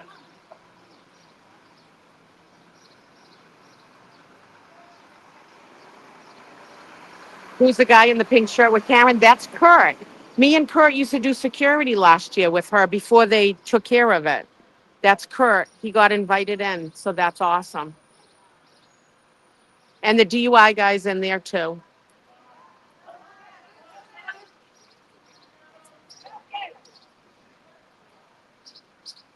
All right, they're going in. We're going to the car.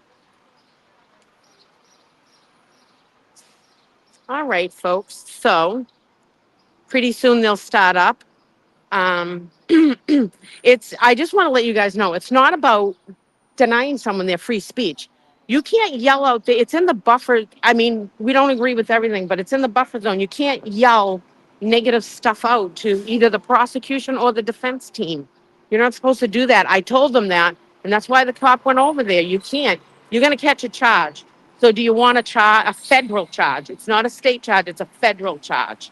So yeah, it sucks that we can't voice a bunch of stuff, but I'm trying to stop people when they come down here from doing that, because not only that, it gives the movement a bad name. None of us yell horrible things inside the buffer zone at them.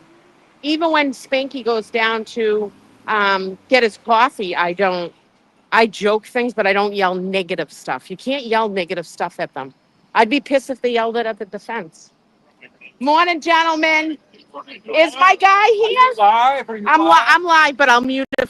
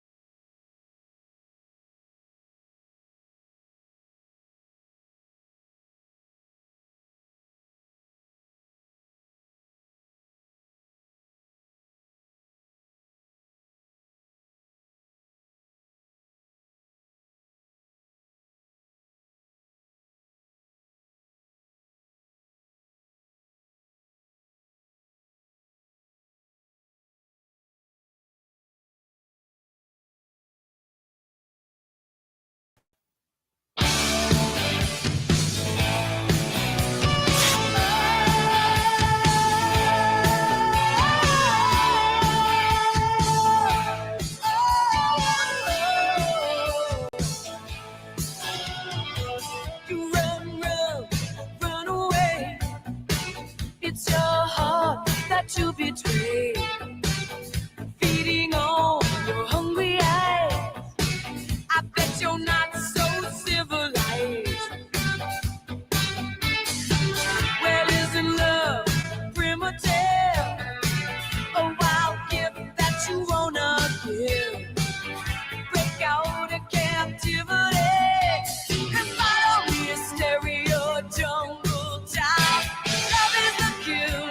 Your heart's still wild. Shooting at the walls of heartache. Bang, bang. I am the warrior.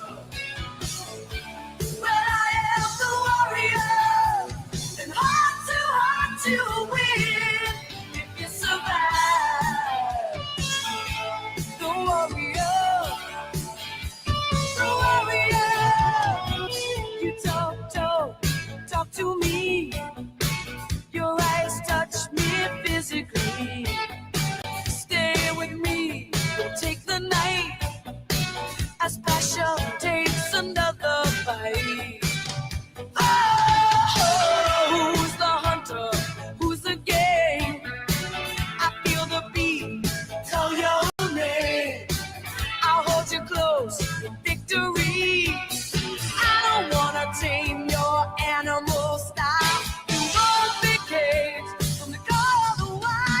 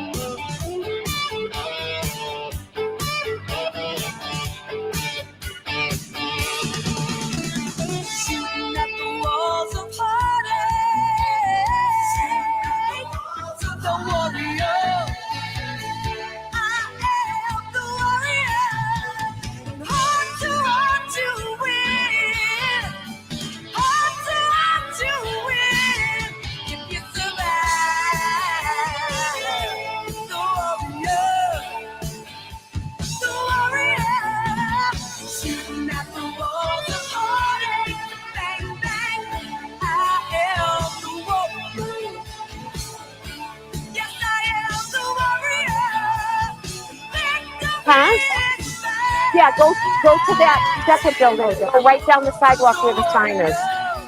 Hi, people. I shut it off sometimes when I'm talking to the cops that I actually like up here, the good cops. Um, they're all watching it because they're like, who's testifying today? And I went, Crash Daddies. And the guy went, oh, great. And I'm like, see, you know who the Crash Daddies are. They know. They know big time. Is there any way you can move your car Yeah. forward a little bit? Yeah, hold this. Just so Yeah, hold on.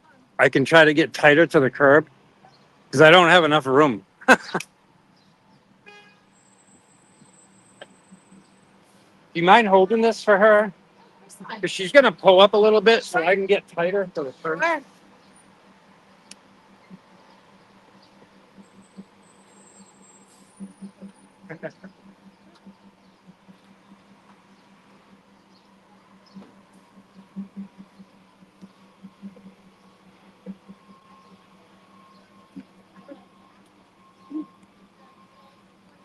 Let's watch Scotty talk. Look out. I don't know. I don't know what to say. Nope. Yeah. We could do that. We could go this way. We watch the parking adventures. Big. Look at that.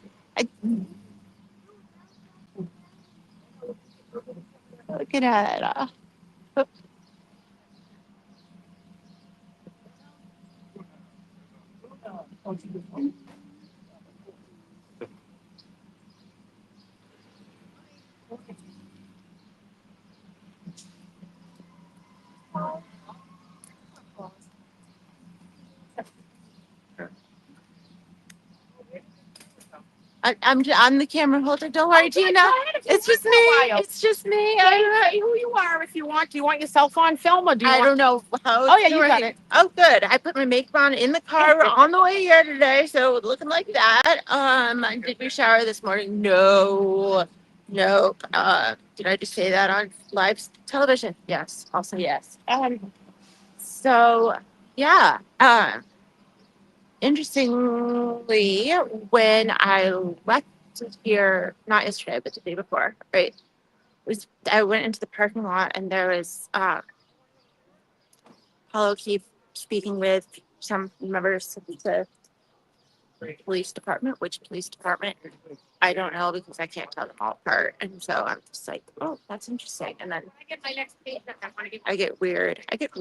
Like, oh, there's a lot of police people right around me. And then one of them's like, ma'am, your trunk's open. And I was like, yes, it is. Because I was just about to put my, like, this stuff into the trunk and, like, get out my, like, work stuff to teach. But, like, why are you looking at my trunk, dude? It's like, oh my God. Weird. So, look at that. There we go. Oh my God. Oh my. Oh, my puppy. What do you say about dog food? There, here. Much more interesting than Say dog food. Oh, you want to leave dogs over there? Go to the cat. way more interesting than I am. And then oddly enough, when I pulled in today, the first person that I crossed paths with was Paulo Keefe. And I was like, there's some juju. Okay. Here we go. Here comes some way more interesting people than I. You went. Oh, there we go. Yeah. Hi, folks. Who is this lady? They're like, who is this lady? Boots on the ground. We'll hand the camera to anyone down here. It's all about everybody just helping out. You know? We don't care. Pretty soon it's going to start up. But Crash Daddy looked good, Dr. Wolf. Be quiet, Mimi. Hey, Dina Bahai. Is that Karma? Karma Dahama. Yep. Crash Daddy looked good walking in. He's a handsome guy. And he cut his hair. He looks even better. Like, woo woo. And unfortunately, Silver Fox is not down here. Yeah.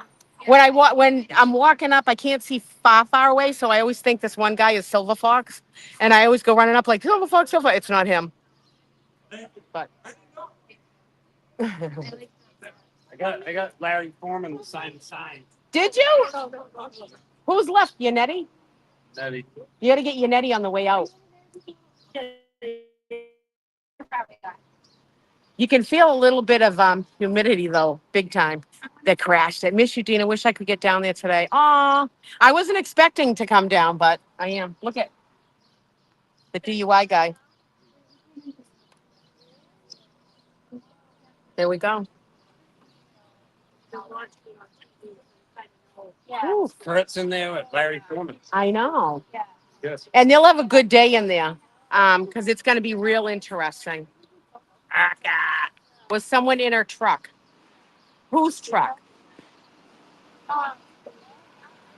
I don't know who you're talking about. Kristen. Oh, I feel a breeze. It's always good when a breeze comes. I'm hot all the time. Yeah, is Larry? Yes, Larry, the DUI guy, is in court, and Kurt's in court today too, and Crash Daddies. So, Crash Daddies. Yeah, let me give you some money. A coffee. Yeah. All right. And oh, fine. Yeah. I need a coffee. I haven't had one. She was telling a story. Oh, she was telling a story? Who was the girl that had the camera? Hold on.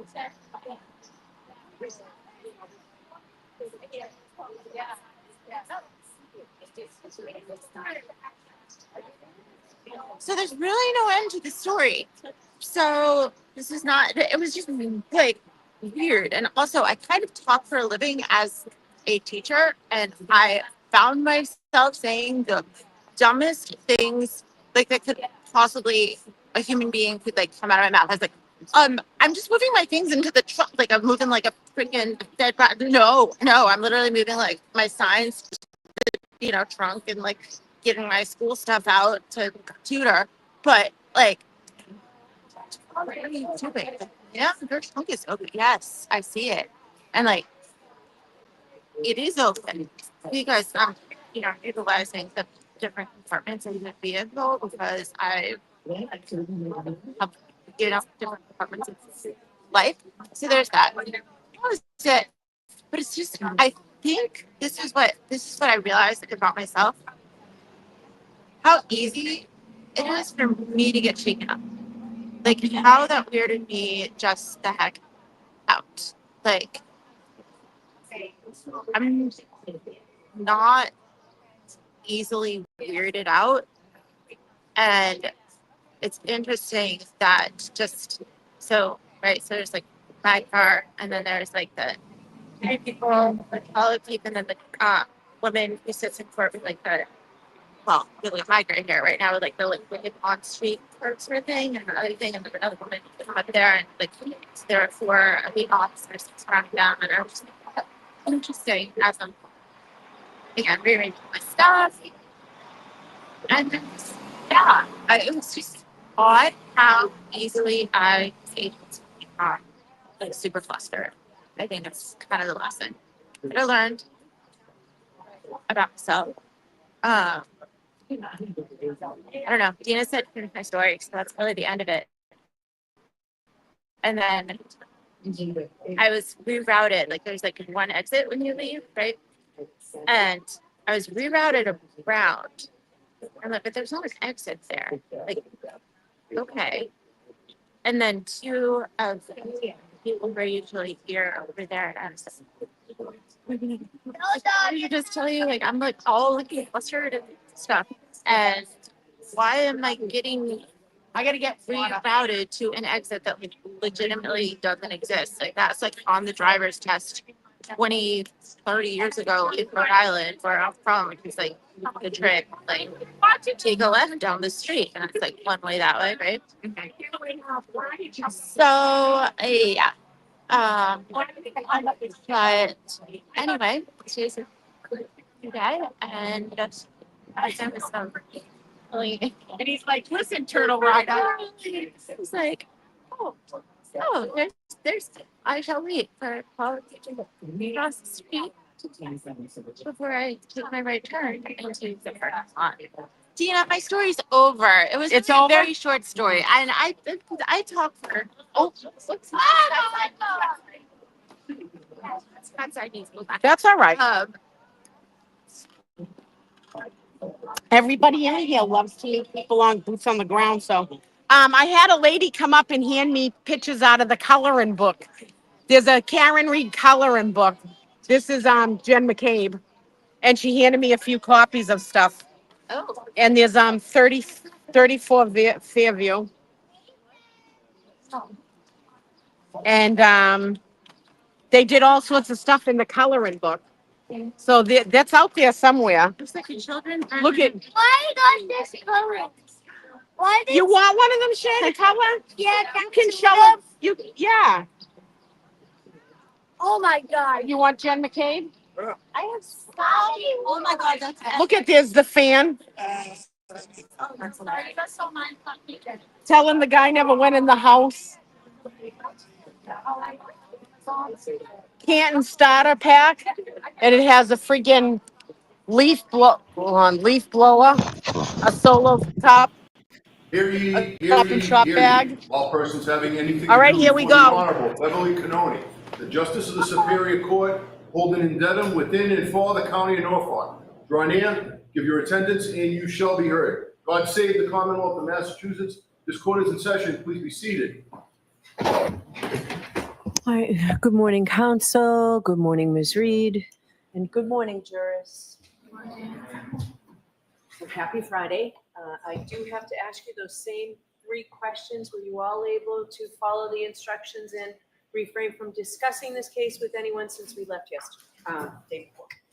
Everyone said yes or nodded affirmatively. Were you also able to follow the instructions and refrain from doing any independent research or investigation into the case? Everyone said yes or nodded affirmatively. Did anyone happen to see, hear, or read anything about this case since we left the other day? No. Everyone said no or should. Hey, I understand we have a witness this morning. We do, Your Honor. Okay. Yes. Dr. Dan Wolf. Okay. Right, calm down, ladies. Calm down. Hello, everybody. How are you? Now, I can see some smoke coming out of here now with Dr. Wolf coming in. Meow.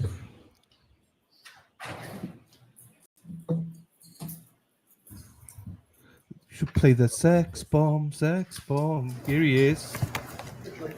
You solemnly swear the evidence given to the court, the jury, the case down here, to the truth, the whole truth, and nothing but the truth, so help you. Yes. Good morning. Good morning. And so, sir, we're going to try and keep the air conditioning on this morning. So I'm going to ask you to speak really loudly into that microphone. And Mr. Jackson, you do so as well, please. Okay. Of course, Your Honor.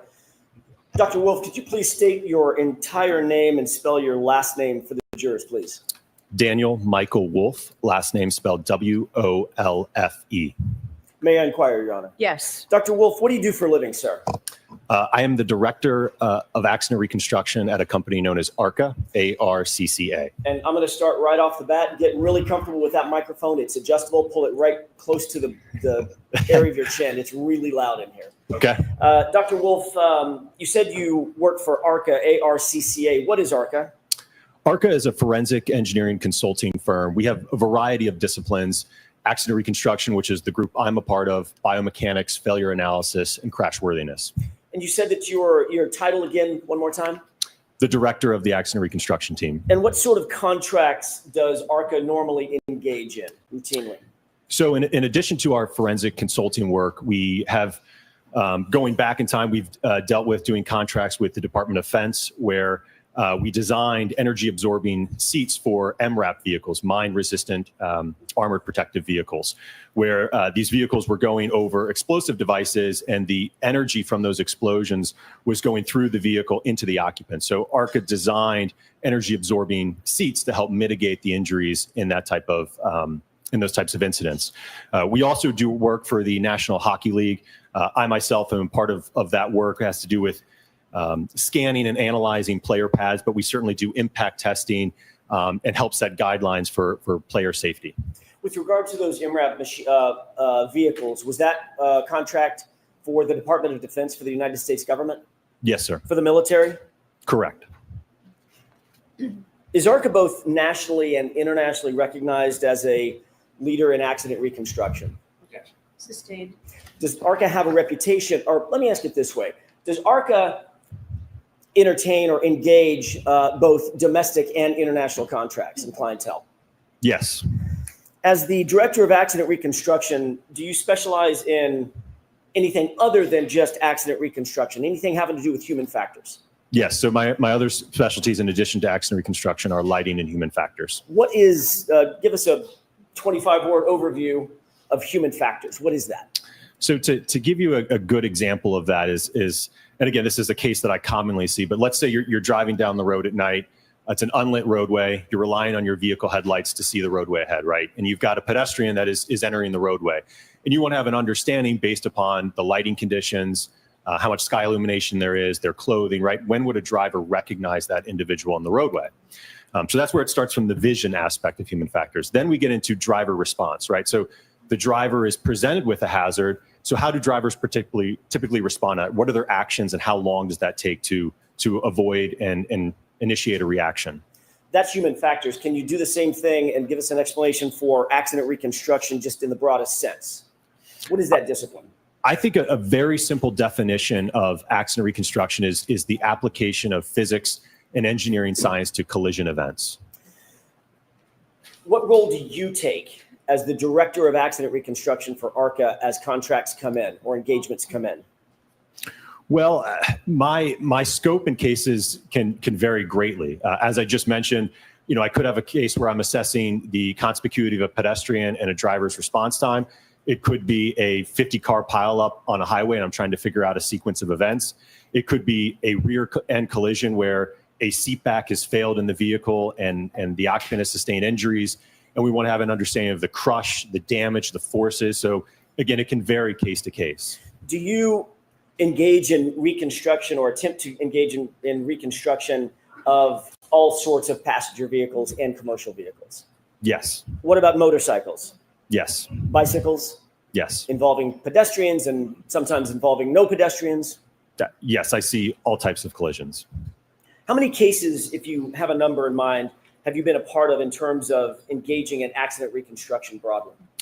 That's something that I don't track, but I've been with the company now for over 8 years. So at this point, if I had to estimate, it's well over 1,000 at this point. What education, training, and background do you have that allows you to perform the duties that you've described for these jurors in terms of accident reconstruction and human factors analyses? In terms of, are you looking at additional training? No, let's start with your education. I want Absolutely, education, training, and background, but we can do them in order. Okay, yeah, so we'll go back to 2012. I received a Bachelor of Science in Engineering from James Madison University, along with a minor in mathematics.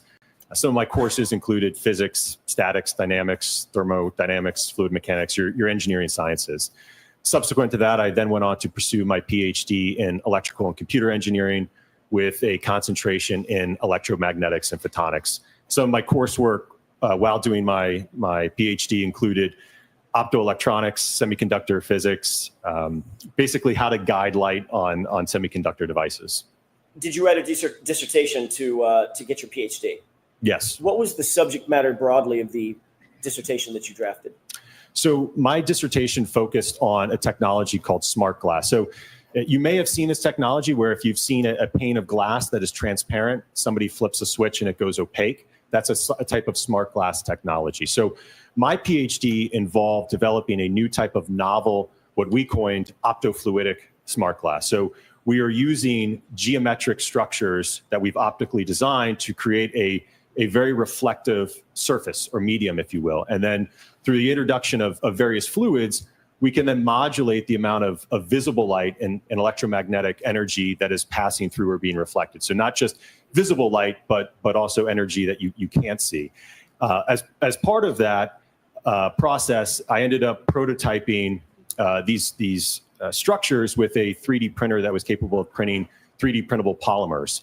And as we kind of got towards the end of my work, we looked at how we could scale this up on a larger scale. We ultimately ended up researching and doing tests with a material known as polymethyl methacrylate, which is PMMA or acrylic. What relevance does PMMA play in terms of this case? So with respect to this case, the outer lens and the clear plastic diffusers of the taillights on the Lexus are comprised entirely of polymethyl methacrylate, or that PMMA material. The same material that was the subject of your dissertation? Correct. What additional training and experience do you have as it relates to accident reconstruction beyond your BS and your PhD? So certainly the 8 years of work that I've had at ARCA has certainly trained and taught me a lot over the last 8 years. Like I said, I've seen hundreds of collisions, all different types of accidents. But in addition to that, I've continued to take courses through Northwestern University in crash reconstruction, human factors and lighting, heavy vehicle forensics, heavy vehicle EDR downloads, Bosch data retrieval and black box downloads, photogrammetry, so a number of continuing education. Are you accredited as a traffic accident reconstructionist? Yes. By whom? An organization known as ACTAR. Is that a nationally recognized organization? Yes, sir. What does that stand for, ACTAR? The Accreditation Commission for Traffic Accident Reconstructionists. Are you trained in photogrammetry? Yes. What is photogrammetry generally?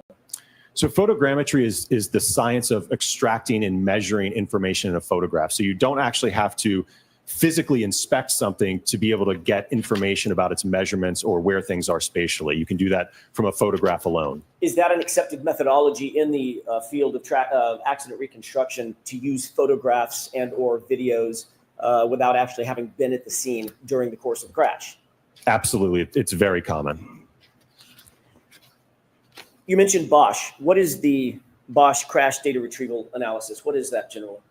So generally, most modern vehicles on the roadway now have what's called an airbag control module, or more commonly known as a black box, which can contain crash-specific data in a collision. Are you a member of any professional societies? Yes. Can you describe those for us, please? So I'm a member of the Society of Automotive Engineers, the National Association for Professional Accident Reconstruction Specialists, the Illuminating Engineering Society, and the Optical Society of America. Is it fair to say that you've authored a number of peer-reviewed papers in the field of physics and or accident reconstruction? Yes. Can you describe that for us? So my most recent publication in the field of accident reconstruction deals with vehicle control history records. Publications prior to that were focused primarily on my dissertation PhD work. I think you testified that you have dealt with probably over 1,000 different types of cases. Are you able to estimate of those 1,000 different types of cases dealing with accident reconstruction, how many of those or what percentage of those have involved pedestrians? I don't know if I can give a percentage. I would certainly say it's the majority of my casework. As I mentioned earlier, given one of my specialties being in human factors and lighting, there's a direct correlation between time of day and pedestrian collisions. We certainly see a rise as sky illumination drops and the illumination levels go down. We're having to rely on artificial light sources. So given that occurrence happens in nighttime hours and low illumination, like I said, I certainly see many pedestrian accidents. What types of pedestrian impacts have you been involved with in terms of your analysis or evaluations? All different types, everything from pedestrians being run over, running into the side of vehicles, being hit by the front of a vehicle backing up in a parking lot into a pedestrian. So I've seen it from all sides of a vehicle. What is kinematics? Can you describe that or explain that phrase or term? I think a simple definition would just be the motion of an object or a body. Have you done any testing as it relates to kinematics and the interaction between pedestrians and motor vehicles? Yes. How many times have you engaged in such an analysis? Numerous times. We frequently and routinely do testing at ARCA. You mentioned ARCA has several different disciplines within it. What are some of those different disciplines in addition to accident reconstruction? So as I mentioned, we have biomechanics and crashworthiness, and there's a few others. And I will note that it's very common in our casework that we will work together as a team. So to give you an example of that, I mentioned earlier about, that rear end collision, right? So let's just say we have a rear end crash and there's crush and there's damage to the rear of the vehicle, and the seat back failed, which caused the driver to ramp up in the seat and ultimately hit their head on something and sustain an injury. So I myself, as a reconstructionist, will analyze the forces, the speeds, and the severity of the crash. The biomechanist will evaluate the mechanism for the injury based upon those crash forces. And the crashworthiness expert may analyze, okay, is there a better or stronger seat that may have held up in this crash? Is it normal for you as the director of accident reconstruction at ARCA to work with others in the other disciplines that are housed under the umbrella of ARCA? Absolutely, yes. Is that a normal process for you? Very common, yes. As a matter of fact, it probably would be uncommon if you didn't do that, correct? Depending on the kind of case, but yeah, certainly wouldn't be uncommon. Tell me about the testing that you've undertaken to determine forces that are at play in a given accident or an impact. Okay.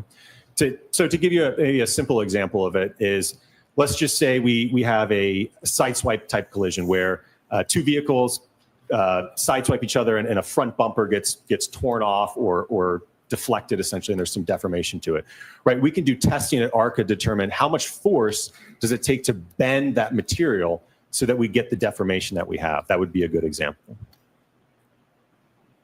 Is there a specific type of testing, or is there varied types of testing that you've done and undertaken to determine the forces that would be, for instance, in your example, in that side, the forces at play in that sideswipe collision? Yeah, absolutely. It would have been, again, as part of the test, we would be measuring the forces, we'd be measuring the displacement, we'd be able to calculate acceleration and things of that nature from that test data. The tests that you undertake, are they generally accepted methodologies in the field of accident reconstruction? Yes. What are quasi-static tests? So a quasi-static test would be like the example I just gave you, where we have basically the bumper would be stationary, right? And now we're pulling on it to determine how much force it takes to bend it. So that'd be an example of a quasi-static test. So that test specifically is determining or attempting to determine the amount of force necessary to deform a bumper, for instance, in the way that it's seen after an impact. Yes. Or any other body panel, correct? Correct. And on the human side, also there are forces at play, I'm assuming, in terms of injuries that are sustained by pedestrians in the accident reconstructions that you've done involving pedestrians. Yes. Do you have experience in evaluating whether damage to a vehicle is consistent with a proposed scenario or set of facts? Yes. Describe those circumstances for us. What are the circumstances in which you're trying to determine whether or not the damage fits a proposed scenario?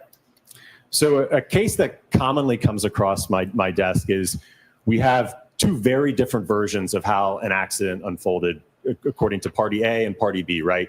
And we have a set of evidence in terms of the damage to the vehicles, maybe some roadway evidence, right? So we can look at that objective evidence, utilize physics, maybe some calculations to determine whose version is most consistent based upon the damage and the roadway evidence. Is that an accepted methodology in the field of accident reconstruction? Yes. In other cases in which you've undertaken such an engagement to determine whether or not the physics or the physical evidence matches a particular scenario or is inconsistent with that scenario, have you been able to ultimately reach conclusions and opinions to a reasonable degree of scientific certainty in those cases?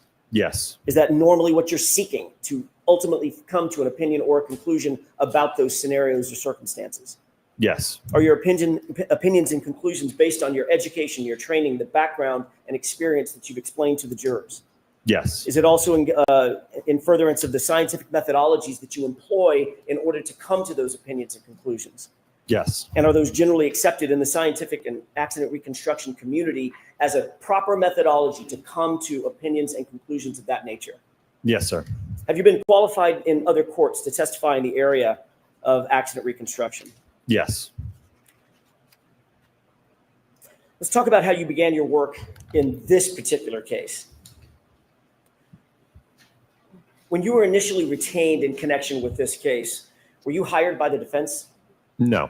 Did you know who we were? Sustained. Your Honor, may we approach? Yeah, you can ask it differently, Mr. Jackson. Sure. Were you hired by anybody affiliated with the defense? No. At that time, did you know any of the names of the defense? No. At the time that you were hired to or engaged in this case, did you even know the name Karen Reed? Sustained. Did you know any of the names or of any of the parties? Sustained. I'll see it. Sure. Fucking hell. I mean, Bev, it's a simplistic. Did you know? It's not a hard question. Did you know who Karen Reed was before this? The answer is no. This is what I hate about trials. Like, why are we hiding the fact? Did you know who Karen was? No. Okay, great. Why are we hiding that fact? I know there's a reason to it, and there's fucking laws, but I got something stuck on my tooth. I don't know why I got something into my tooth. But essentially, it should be a case of easy here to say, did the FBI hire you to look at this case? Yes, thank you very much. That's all that's needed. That's all that's needed. If I was a juror, I would be pissed that I don't know why all these things are happening. Look at them. No stronger people than Mr. and Mrs. Reed. Look at that. What's going? This trial's nearly over, people, and hi Josie. This trial's nearly over. And what were they must be thinking? Oh, thanks. Everyone keeps commenting on how nice my dimples are. I don't know what it is, chat. Thank you, chat. I think I've got normal dimples. Hi, Dan. Thank you, everybody. You seem to like my dimples. Thank you. This is what's wrong with the American judicial system. We have to, well, not just American, all judicial systems, we have to hide the facts from the jury. We ask the jury to make a decision based on all facts presented to them, but then we hide a lot of the important facts. So that they go back there and they dwell and think, oh, why? Who did hire them then? The jury should never have any questions. Never have any questions about any evidence, but they do. So it's very unfortunate. Right, here we go. Oh, I thought Karen was back now. Hello, Olivia. Right. So Karen thinks they might rest on Tuesday. Say they rest on Wednesday, then what about rebuttal? What are we giving a day for rebuttal? Say day and a half. Hey Joni, how are you doing, my darling? Nobody, that's a problem, I think. So, because if they think they're going to finish on Tuesday, that means probably Wednesday. So, I think next week we'll get a verdict.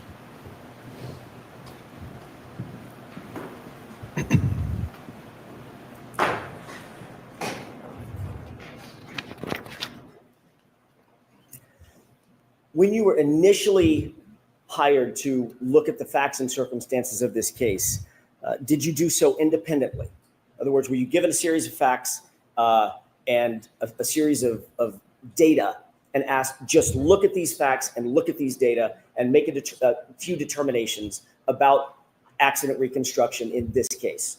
Yes. What were you asked to do specifically?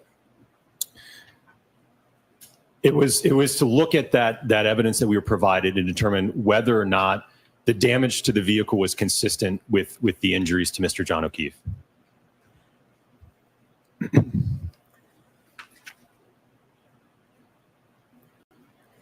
At the time that you were asked to engage in this independent analysis, were you provided information or data? Yes.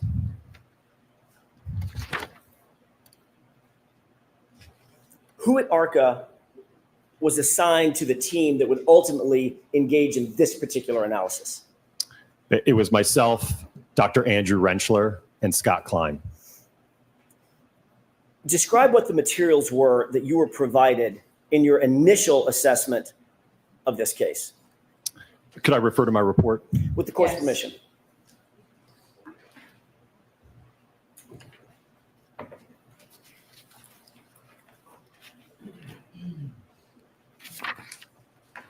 Would you like me to just go in order from the materials reviewed? That would be fine. The Norfolk SPDU homicide death report, The Commonwealth of Massachusetts Department of State Police Crime Scene Report, OCME Dispatch Removal Report, photographs of the incident location, videos of the incident location, photographs of the 2021 Lexus LX 570, photographs of recovered evidence, crash data retrieval report from the 2021 Lexus LX 570, report of autopsy photographs, and there was a few other items there, but those were generated internally. There were about 14 things that were listed in terms of categories of information that you were provided, or ARCA was provided. Is that right? A little less than that, because some of those, like I said, were internally generated, but yes. Why were you provided that data? What's the reason why it's important for you to get certain data as you begin your analysis? Well, we wanted to have an understanding of, or ultimately the entity that retained us wanted to have an understanding of what, I guess, the evidence that we would need to reconstruct this. Did you get enough information to engage in a fulsome analysis, an accident reconstruction, in terms of the initial request by the entity that hired you? Yes, in terms of our scope, yes, we had sufficient information. Were you able to review photographs of not only the Lexus involved, but John O'Keefe's body? Yes. Did you use those photographs in furtherance of your analysis? Yes. Did you use the reports detailing scenarios or possible scenarios in furtherance of your analysis? From what I recall, I don't believe any of the reports indicated any type of theory or understanding of how the accident occurred. Were you asked to determine whether or not certain scenarios could be possible? I don't recall them giving us any scenarios to evaluate. They essentially left it in our hands. Here's the evidence. What do you think happened? That was an open question, correct? Correct. All right. Did you engage in an analysis that basically allowed you to think of any scenario? I think that's fair, yes. In your initial analysis, did you note damage to the vehicle? Yes. Describe the damage. Let's start with the vehicle. Describe the damage that you noted in furtherance of your analysis. The primary damage was to the right rear taillight on the quarter panel section. The majority of the outer red lens was broken and shattered, as well as some of the underlying components and diffusers that are underneath that outer layer, as well as some damage to the back portion of the taillight. Can I stop you right there? Describe, when you say the outer lens material and some interior material as well was damaged, describe that in detail for us. So the outer lens is red, and it's about 5 millimeters in thickness, and it basically encompasses the majority of that quarter panel taillight. And then there's a small segment that is clear, that is for the turn signal indicator, which is yellow. Underneath that 5 millimeter thick red lens, there are additional diffusers that run along the bottom. There's two rows of those, I believe, and then they also go up vertically on the side, and those are clear. And I think the thicknesses of those are about 3 millimeters. Is 5 millimeters of PMMC, have I got that right? PMMA? You'd call it acrylic. That's the more common name. Easier for me. Is 5 millimeters of that acrylic, that outer lens material, is that considered thick or thin in terms of just sort of what we'd see on a taillight? I would describe that as a pretty thick piece of plastic. It's certainly by no means, you can't, if you had a segment of it and you try to bend it, it's not going to bend. Okay. In addition to that outer taillight material, that acrylic, in terms of the information that you received, did the interior acrylic also have damage to it? Yes, those clear diffusers that, again, there's 2 rows of those, and they also went up vertically. Those were shattered and broken as well. Was that important to you in your ultimate analysis? Yes. Did you note any superficial scratches or dents anywhere on the tailgate area or the liftgate area? Yes, there was a dent and some paint chips, if you will, above the lift gate taillight assembly. So again, that next to that quarter panel taillight, there's another assembly that is on the lift gate, and there was a small dent and some paint chips at that area. There was also on the wraparound section of the bumper cover, as it's going from the rear to the right side, there were some superficial scrapes in that area. Did you note any other damage or deformation to the Lexus? Deformation in the tail, the lift gate, the bumper, anything like that? No. Is it common in a vehicle pedestrian collision that there is some sort of bumper deformation that's associated with a vehicle pedestrian incident? That can certainly occur if a pedestrian is in an normal upright position. You can certainly get displacement of the bumper. Did you see any displacement or panel deformation on the Lexus? No. Is it more common that there's panel displacement or deformation if the collision is above, say, 10 or 15 miles an hour? Yes. During your review of all the investigative materials, did you note any items of evidence that were recovered or claimed to have been recovered on the bumper itself? I recall there were 2 or 3 apparent glass fragments. What's the significance of that? Let me ask it differently. Is there any glass in the taillight assembly?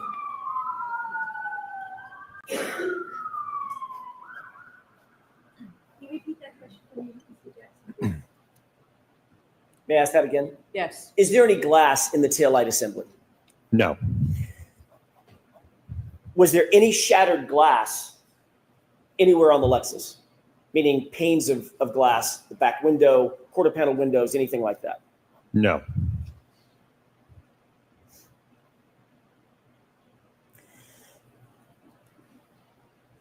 Did you have any understanding at that time of what the Commonwealth's theory of the case was when you began your initial analysis? Sustained. Did you have any indication of what the Massachusetts State Police theory of the case was based on the investigative reports that you had received? Sustained. Did you perform an accident reconstruction analysis to determine whether or not the damage to the Lexus, that taillight housing material, was consistent with an interaction with a pedestrian? Yes. Specifically, did you perform an accident reconstruction to determine whether the damage to the Lexus was consistent with an interaction with John O'Keefe based on the injuries that you were aware of? Yes. Did you evaluate whether the investigative theories regarding, let me ask it a different way. Did you consider the possibility of Mr. O'Keefe's head striking the taillight? Yes. Did you consider the possibility of Mr. O'Keefe's arm striking the taillight? Yes. Did you entertain the possibility that Mr. O'Keefe's center of mass, his body, struck the taillight? Yes.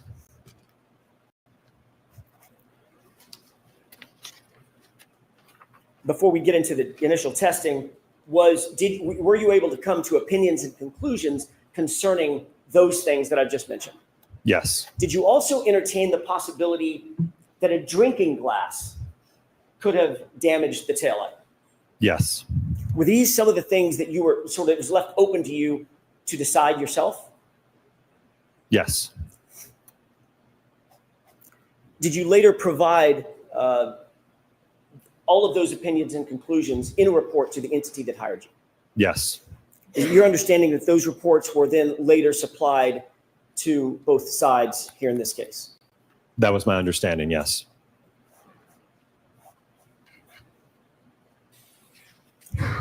Did you testify about those initial testing opinions and conclusions at a proceeding last year? Yes. Let's talk for a second about that initial testing that you conducted in connection with this case.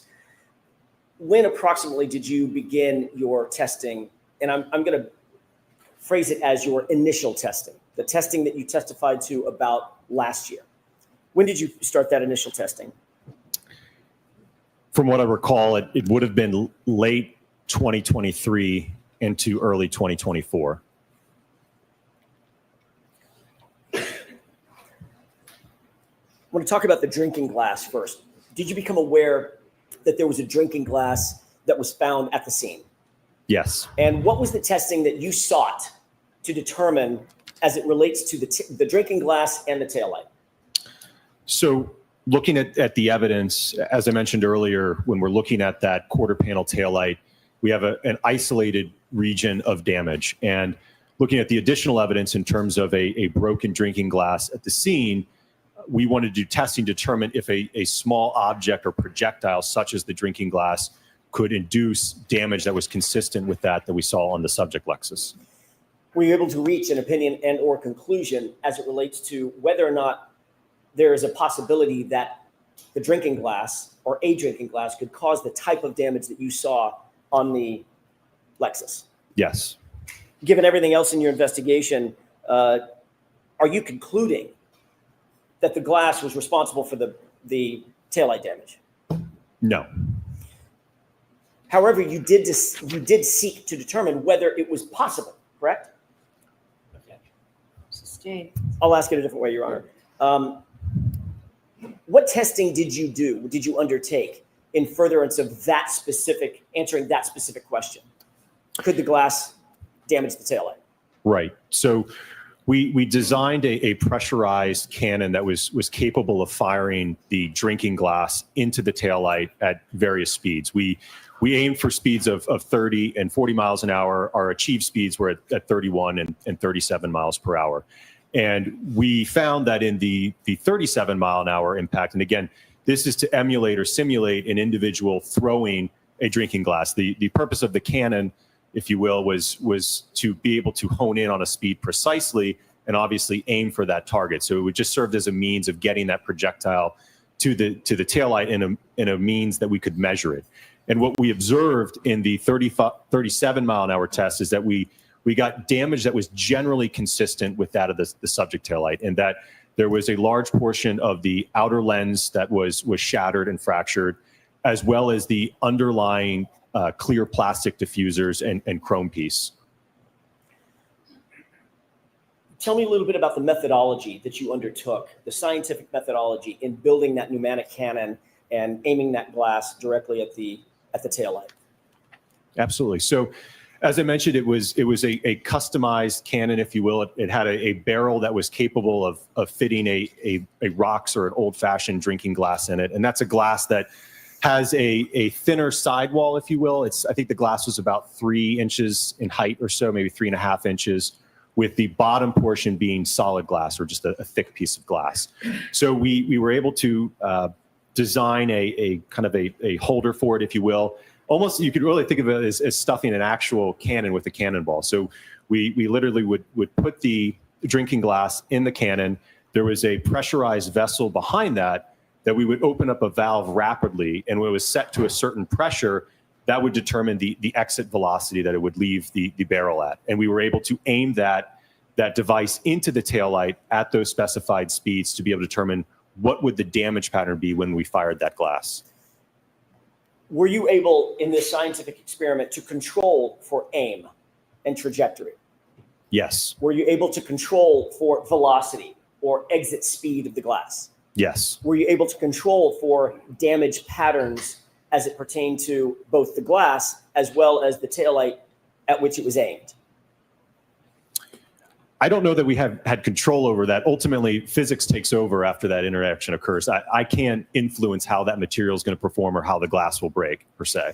It's a poor question on my part. Were you able to, or did you undertake to memorialize the damage pattern that you saw on the taillight and the glass as the glass was projected into the taillight? Yes. All right.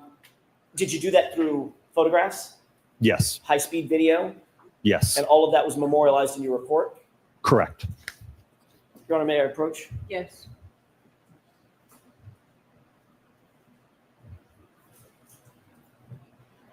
I'm handing you 2 photographs, or 2 8.5 by 11 documents that contain 2 photographs each. Can you take a look at those 2 documents and tell me if you recognize those? Yes.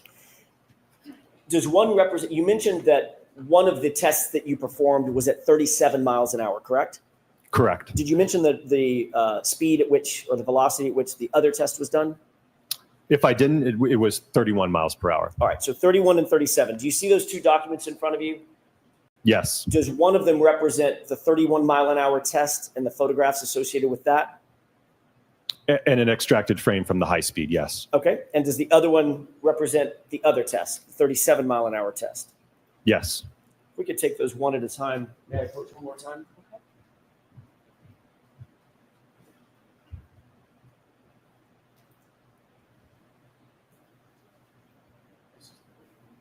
If I could ask that these be marked as next in order, one at a time, 31-mile-an-hour test, and to the order with course permission. So there's no objection? None, thank you. Okay. I'm sorry. 213. And the second document represents the 37-mile-an-hour test. 214.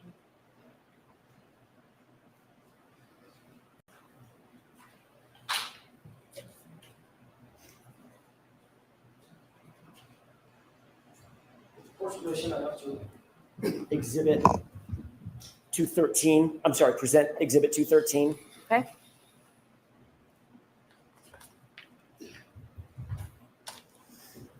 Is this the photograph that was just marked as exhibit 213 that's in front of you? Yes. Can you explain to the jurors what they're looking at? So on the left part, you are looking at a frame from the high-speed video just after the contact with the taillight. On the right, you're looking at the post damage to the taillight after the glass had been fired into it. And if we could look at the next exhibit with the course permission. Okay. And what are we looking at here? Same thing on the left. Again, this is the 37-mile-an-hour test. The glass striking just in the area where the bottom of the turn signal indicator is, so the right where it meets the red portion of the lens and the clear portion of the lens. That's about where the impact point was. You could see that a large portion of the outer red assembly, lens cover is missing and fractured. The clear portion of the part of the outer lens to the turn signal indicator is also fractured, as well as the underlying clear diffusers in that assembly. Would your testing in both of these scenarios, the 31-mile-an-hour test and the 37-mile-an-hour test, represent an accepted methodology for controlling for aim, velocity, impact site, and those issues, if you will, as it relates to testing of this sort? Yes, we were able to control those variables. And is that an accepted methodology in the area or the field of action at Reconstruction? Absolutely, yes. When you finished your testing, were you able to make a determination as to whether or not either one of these velocities, the 31-mile-an-hour velocity or the 37-mile-an-hour velocity, were consistent with the damage that you saw on the subject Lexus, which is the 2021 Lexus belonging to Ms. Reed? Yes, from the 37-mile-per-hour test, we are getting damage that's generally consistent, and that I mentioned we have portions of the outer lens missing, the underlying diffuser. There was also some fracturing on the backside of the assembly. So again, we observed damage that was generally consistent with that of the subject taillight. And that was the 31 or the 37? The 37. The 37. What about the 31? Didn't have enough energy to create that damage. So were you able to conclude, in your opinion, whether or not the velocity of that glass hitting the taillight would have to be somewhere in the vicinity of 37 miles an hour, well above 30 miles an hour? Well above, and it certainly could have been above 40 miles per hour per se. I mean, we may have actually blown out more of the outer lens had the speed increased. Did you have any information in the data or documents that you reviewed associated with this case, for instance, that John O'Keefe had a pneumatic cannon with him out there? No. Okay. So obviously, well, let me ask a different way. Based on this series of tests, were you concluding that the damage on the taillight conclusively was the product of a glass being hurled into the taillight? Objection. Sustained. Were you concluding, or did you opine that the damage to the taillight came from a drinking glass? No, I gave an opinion that the damage was generally consistent with that in the test compared to the subject taillight. But only in the circumstance where the glass is being hurled at 37 miles an hour, correct? Sustained. Can I ask it differently? Under what circumstance did you determine that it was consistent with the drinking glass? If that drinking glass, again, the purpose of the test was to do a test to evaluate or simulating somebody throwing a drinking glass at the taillight. So that's what that test was to demonstrate. Understood. Let's turn to another test that you undertook regarding the head injuries that you became aware of. Did you become aware of in the data that you received that Mr. O'Keefe had suffered head injuries to the back of his skull? Yes. What sort of testing did you do to determine whether or not and under what circumstances that head injury may be connected or associated with the damage to the taillight? We performed a drop test with a hybrid 3. So that's an instrumented anthropomorphic test device to be able to measure the accelerations on a head form and observe the damage to an impact to the taillight. What is an ATD, anthropomorphic test device? So it's a device that's commonly used in our field, and it's certainly approved by the federal government to evaluate crash forces and occupant kinematics, or I should say occupant crash forces. So it's a device that reconstructionists and biomechanists typically use or commonly use to be able to evaluate, like I said, whether it's forces in a motor vehicle, or let's say you have something being dropped on somebody's head or an impact to somebody's body part, right? We can use that instrumented dummy to evaluate and measure the acceleration and the forces. Another word or another phrase often used in association with ATD devices are crash test dummies, correct? Correct, yes. Why was it important to do a drop test? So we wanted to have an understanding based upon the fact that Mr. John O'Keefe had a skull fracture to the back of his head, whether or not an impact, a direct impact between the taillight and the back of his head could have caused that skull fracture. What did your testing indicate? When we did the test, the impact to the taillight was at 15 miles per hour, and we observed that the damage to that taillight was significantly more than the subject taillight at the 15 mile an hour speed. Furthermore, it did not generate, according to my colleague, Dr. Rentschler, enough forces to cause a skull fracture. So ultimately, what was your conclusion related to the taillight potentially striking John O'Keefe in the head at above 15 miles an hour? From a damage perspective, it was inconsistent. Inconsistent. Correct, inconsistent. Did you consider temperature and control for temperature in any of your testing? Yes. Why is that important? Well, that will affect how that, we've talked a lot about that acrylic material of the lens. That will certainly affect how it fractures. So we absolutely controlled the temperature during these tests.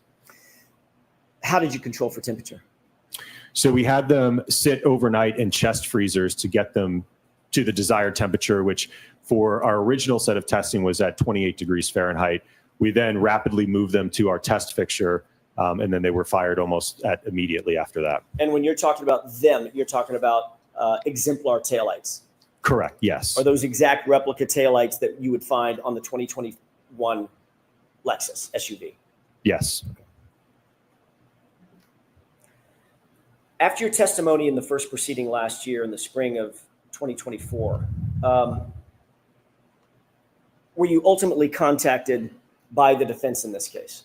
Yes. When were you contacted by the defense? I know that I had reached out to you, I believe it was in February of this year, because I think I saw some things in the media and was just wondering what was going on. Sustained. When? Just a date, Dr. Wu? I don't know if I could give a specific date. If I had to estimate, sometime in February or March, probably. Were you still under contract with the other entity that hired you? Sustained. At some point, you and I spoke, correct? Correct.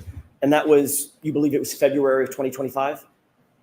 Yes. Had we spoken at all between the end of your testimony at the proceeding last year and February of 2025? No, that was the first time. Did I ask you anything about retaining you? Not at that time, no.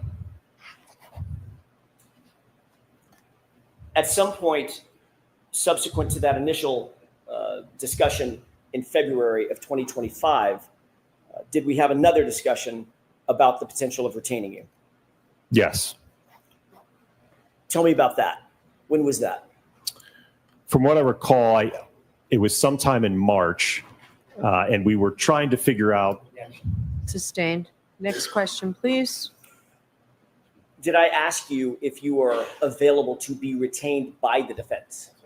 Sustained. May we approach? Okay. This is such bullshit. I mean, like, if I'm a juror, I'm very frustrated right now.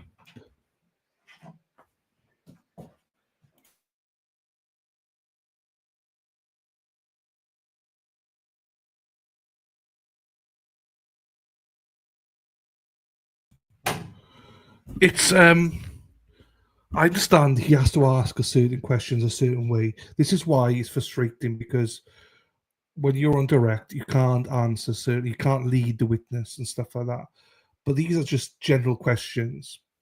So he's just objecting for anything at the minute.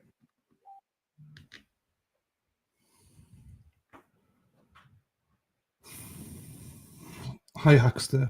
It's this is why he's not calling Proctor and stuff. This is why they won't call these witnesses, because you can't lead them, you know. So like you can on cross.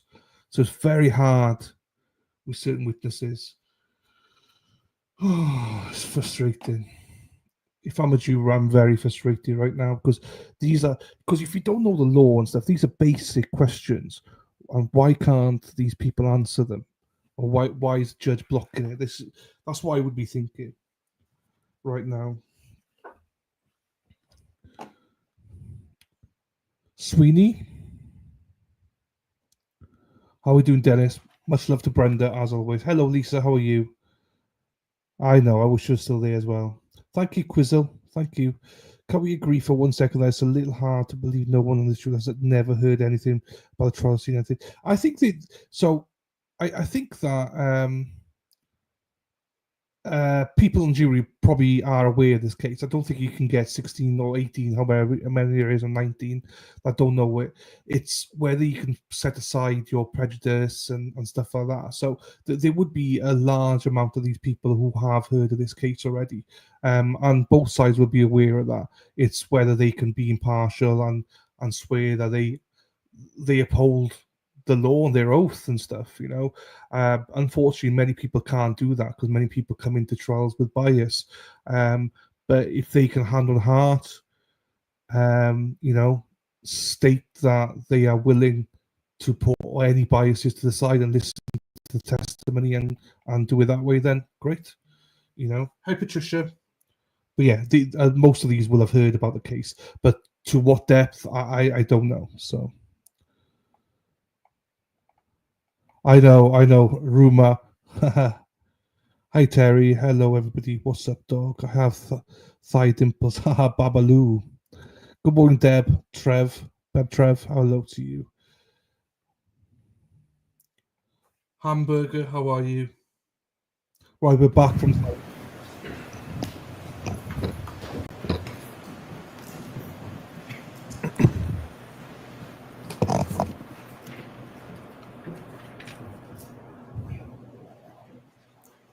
May I inquire? Yes. Thank you. Okay, Dr. Wolf. So ultimately in March of 2025, were you hired by the defense?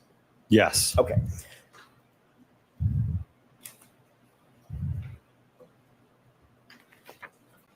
Were you asked to do anything or to review anything from the Commonwealth and any of their experts in relation to testing that was undertaken by them regarding the Lexus and Mr. O'Keefe? Yes. What were you asked to do?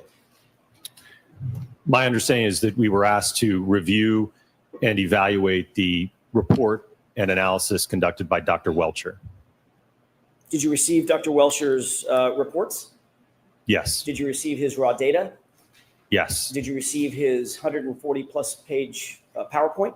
Yes. And did you undertake a review of that, all of that data, in order to evaluate that data? Yes. What methodology did you undertake at that juncture before you began any testing? Just your review process. What methodology did you undertake in terms of your review of his evaluations and his opinions and conclusions? Well, I think when reviewing his report and his analysis, I look to his opinions, and then I look to what's the basis and the foundation to those opinions, right? How did he ultimately arrive at those final conclusions? So I'm looking for the methodologies that he followed. What testing did he do? What type of experiments? What type of data analysis? Ultimately, to provide that opinion. Ultimately, did you prepare a PowerPoint presentation in furtherance of memorializing your review and opinions and conclusions of his evaluation and testing? Yes. Did you bring that with you today? Yes. Do you have that with you on your computer, or are we going to run the PowerPoint? It's on this computer up here with me. With the court's permission, could Dr. Wolf present his PowerPoint presentation? Okay. Your Honor, I have a thumb drive that I believe represents the PowerPoint. Do we have this marked? Yes, is this coming into evidence? I'm agreeing it's demonstrative. All right, so we'll mark it for identification. We can mark it for identification for the time being and discuss it later. Thank you. Should it BBB for identification?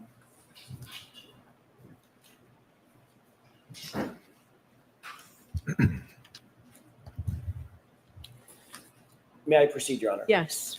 Dr. Wolf, do you see what's displayed or presented up on the TV screen? Yes. All right. Do you have with you, by the way, just a matter of housekeeping, something called a spotlight? Yes. Something that can do whatever spotlight does that? Yep. Okay. Yes. I may ask you to employ that, or I may take it from you at some point as we're discussing this. Do you recognize what's on the screen? Yes. What is this? This is my PowerPoint with just the first page, the title. If we can move to the next slide, please. Describe what we're looking at in this slide. This is from Dr. Welcher's PowerPoint presentation, slide 121, in which he's indicating that there are lacerations on John O'Keefe's right arm and forearm. And he's indicating in this slide that the location and orientation of the lacerations on John O'Keefe's right forearm and arm are consistent with the geometry and orientation of the right rear taillight of the Reed 2021 Lexus LX 570. In coming to your opinions and conclusions, and I know this is a mouthful, did you consider the opinions and conclusions of Dr. Welcher in conducting your analysis and your ultimate testing? Yes. Did you rely on Dr. Welcher's report and his PowerPoint in reaching your conclusions and opinions ultimately in this case?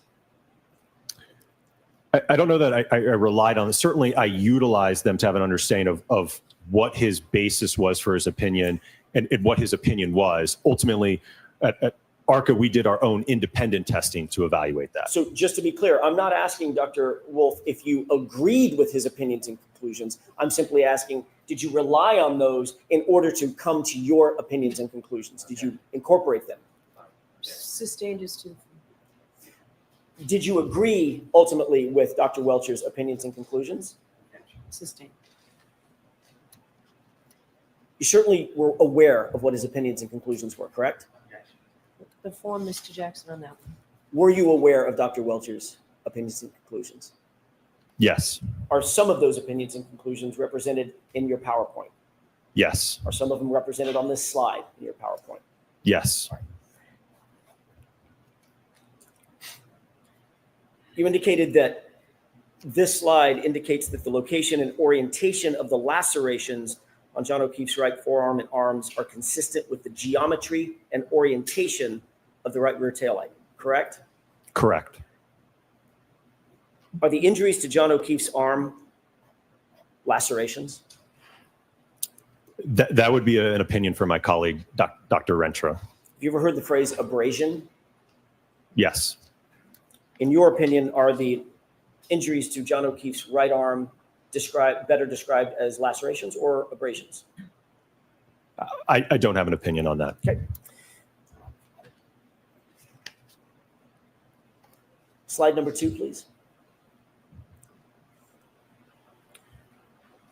Based on your review of Dr. Welcher's reports and his data, what testing did Dr. Welcher undertake or conduct?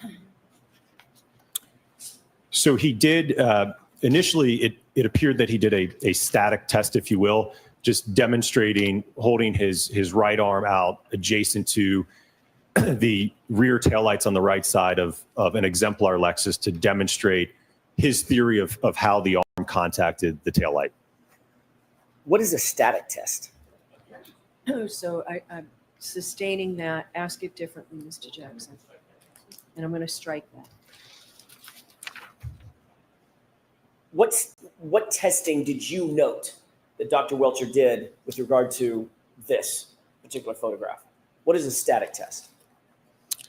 Well, in a static test, that neither the arm or the vehicle is moving. It's just he's aligning his right arm adjacent to show how his arm aligns to the geometry and the dimensions of the Lexus. Did Dr. Welcher appear to be wearing similar clothing as John O'Keefe was wearing on January 29th, 2022?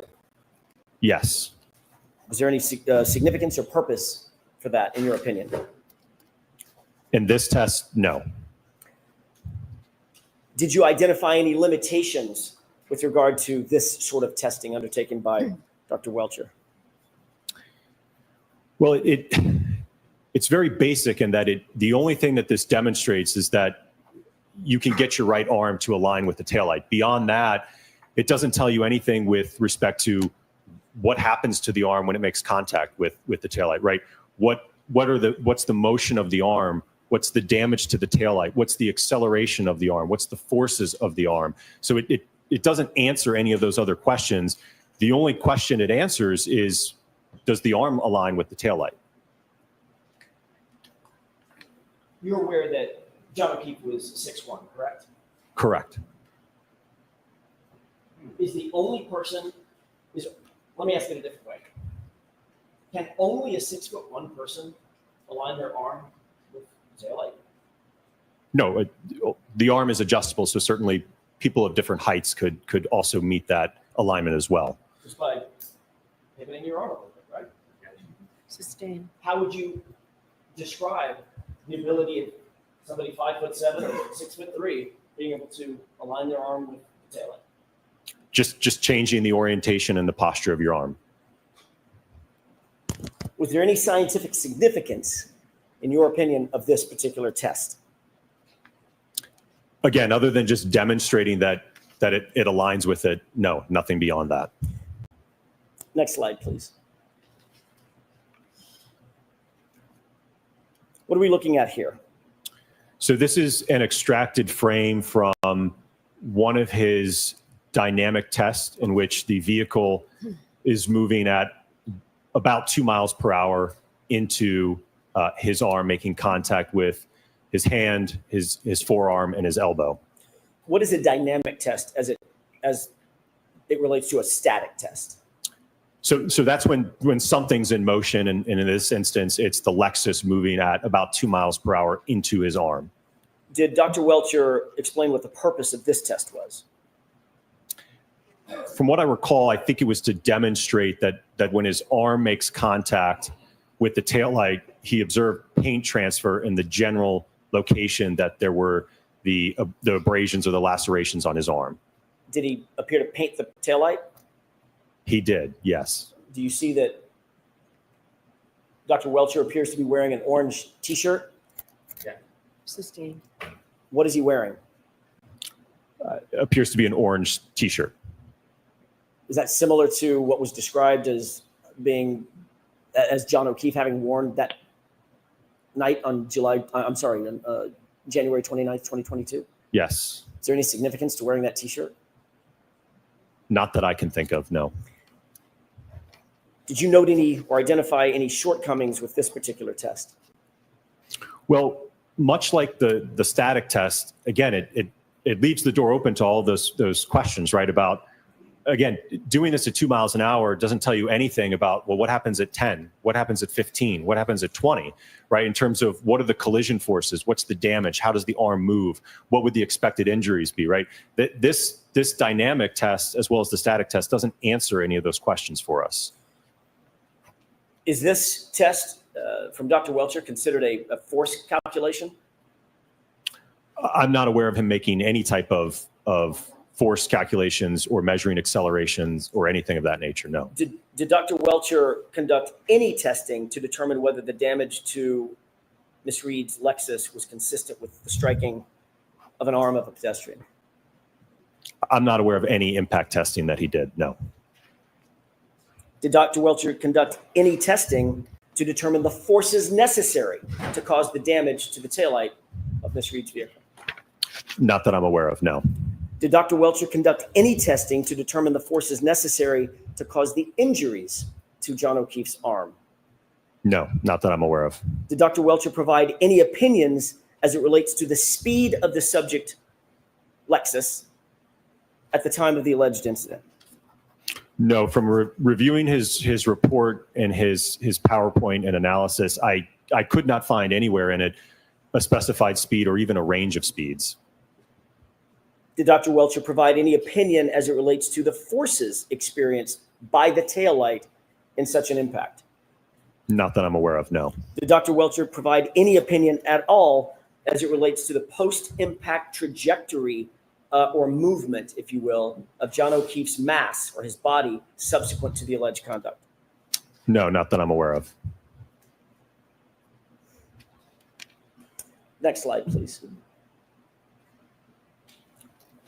Do you recognize this photograph? Yes. What is this? So this is something that you probably have heard and certainly I've discussed already, but this is looking at the right rear corner of the subject Lexus, specifically in the area of the damaged right taillight. Did you consider this photograph in coming to your opinions and conclusions? Yes. What, if anything, of significance did you note about this taillight other than the fact that it's damaged? Well, I'm going to jump to the next slide, if you will. So this is now the taillight obviously has been removed from the vehicle.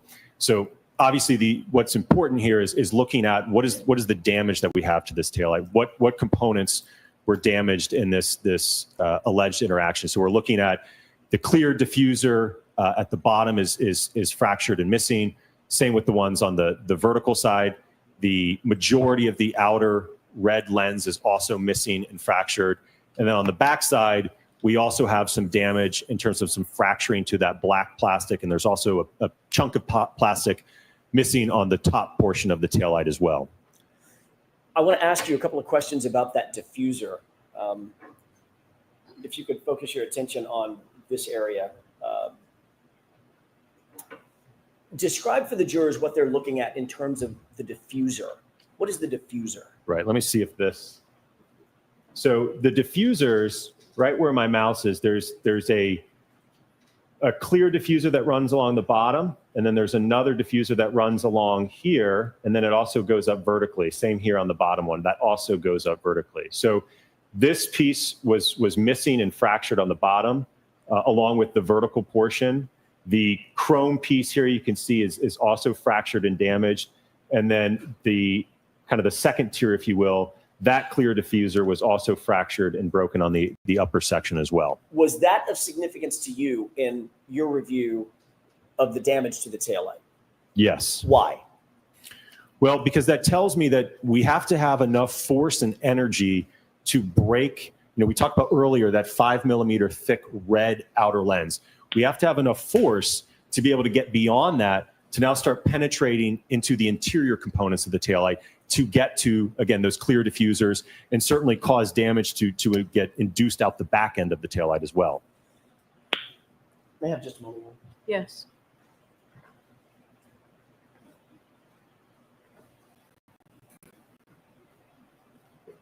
Dr. Wolf, did you bring with you an undamaged taillight exemplar? Yes. It's up here with me. It's up there. Oh, I was just looking for it. Yep. Thanks for nothing. Describe what it is that you brought with you. So I brought a two-part assembly. So what I did is I 3D printed a bracket so that I could mount the lift gate taillight assembly as well as the quarter panel taillight assembly. And these are undamaged in sort of manufacturing specs, correct? Correct, yes. May I have just a moment, Your Honor? Okay.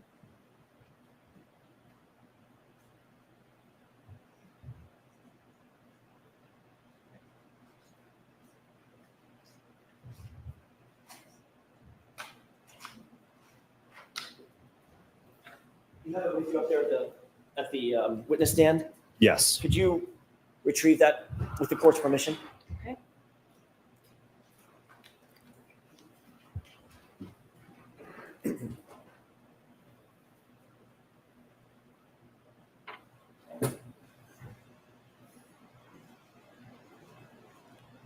If you could remain standing for just a quick second. Do you recognize what that is? Yes. Is that what you just described? Correct, yes. Describe it one more time for the court and the jury. What is it that we're looking at right here? So this is an exemplar set of taillights from a 2021 Lexus LX 570. On my left side here, this is the lift gate taillight assembly, and it's attached to the quarter panel taillight assembly. And I will note it's not normally like that. Obviously, you can't have a connector, else you wouldn't be able to open the lift gate. But I've printed a bracket back here so that these can remain as one unit. Your Honor, with the court's permission, I'd like to have that marked as next in order. Is that coming into evidence? Yes, if possible. Is that okay? Okay. So how? May I approach? Yes. This might be clunky. Thank you. If you just have the tag, perhaps put it somewhere on the maybe the lift gate side. And is Dr. Wolf going to use it for his testimony now? He is. Okay. Very So briefly. give it back over there, please, Chrissy. Just give it to him. Thank you. Is it 250? Thank you. If I may, Doctor. Yes.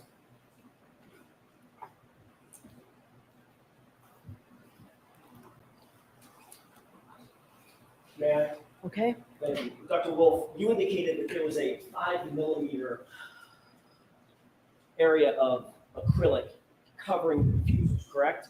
Correct. What I'm knocking on, is that the 5mm acrylic?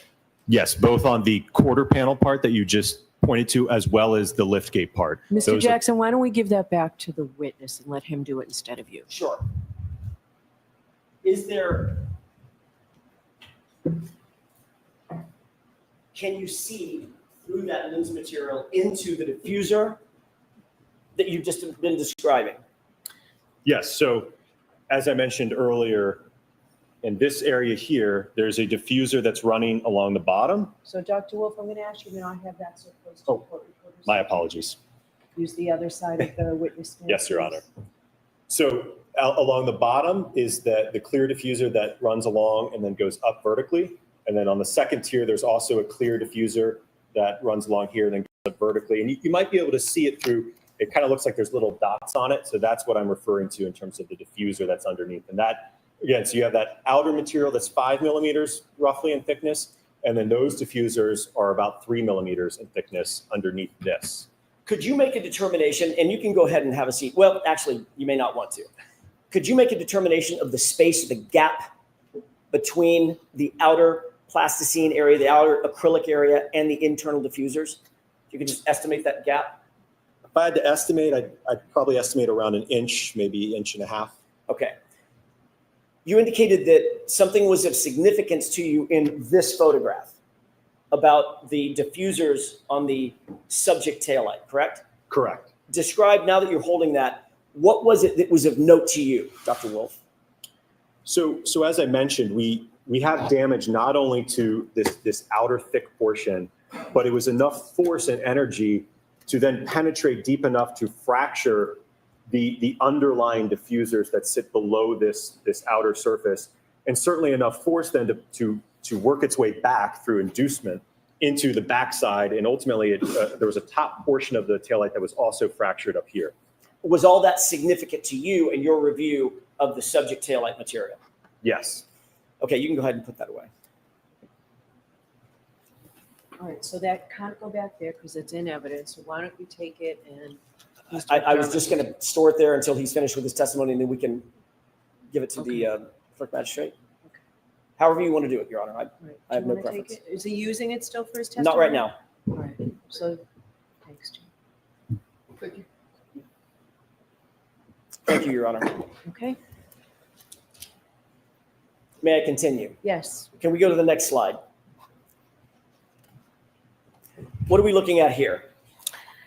This is a collection of photographs that depict various fragments from the right rear tail lamp assembly of the Lexus. And I will note that, and I'll try to spotlight it, there are a few fragments in this photograph that are glass fragments, which, as I discussed earlier, there's no glass in the taillight, so these did not originate from the assembly. But altogether, from what I recall, there's about 50 fragments, I believe, that were counted or so, maybe a little less than that from the right taillight. If we could go to the next slide, please. What are we looking at here? So these are photographs depicting the sweatshirt or hoodie that Mr. John O'Keefe was wearing on the night of the alleged incident. And what was the role that this played in your analysis ultimately? Well, so one of the things that I noted, and I can go to the next slide, is there were a series of small punctures or holes in the sleeve, on the right sleeve of the sweatshirt in varying sizes. I think some as small as just a few millimeters. Again, I think there was maybe 10 or 12, I think I recall, on the right sleeve of that sweatshirt. If we could go back to the larger photo, previous slide, do you see the right sleeve denoted on the photograph to the right? Yes. Does it, your review of these photographs, what was the significance of the triangular sort of arrows or markers? I believe those were to annotate or draw attention to those holes. Okay, the defects in the right sleeve? Correct. Can you count those for us, please? On the photograph on the right, I believe I see a total of 9. And what about the photograph on the left, just the right sleeve area? 9 as well. If we can go to the next slide. What are the arrows pointing to in these photographs? So this is basically the previous shot, but what appears to be close-ups of some of those evidence markers.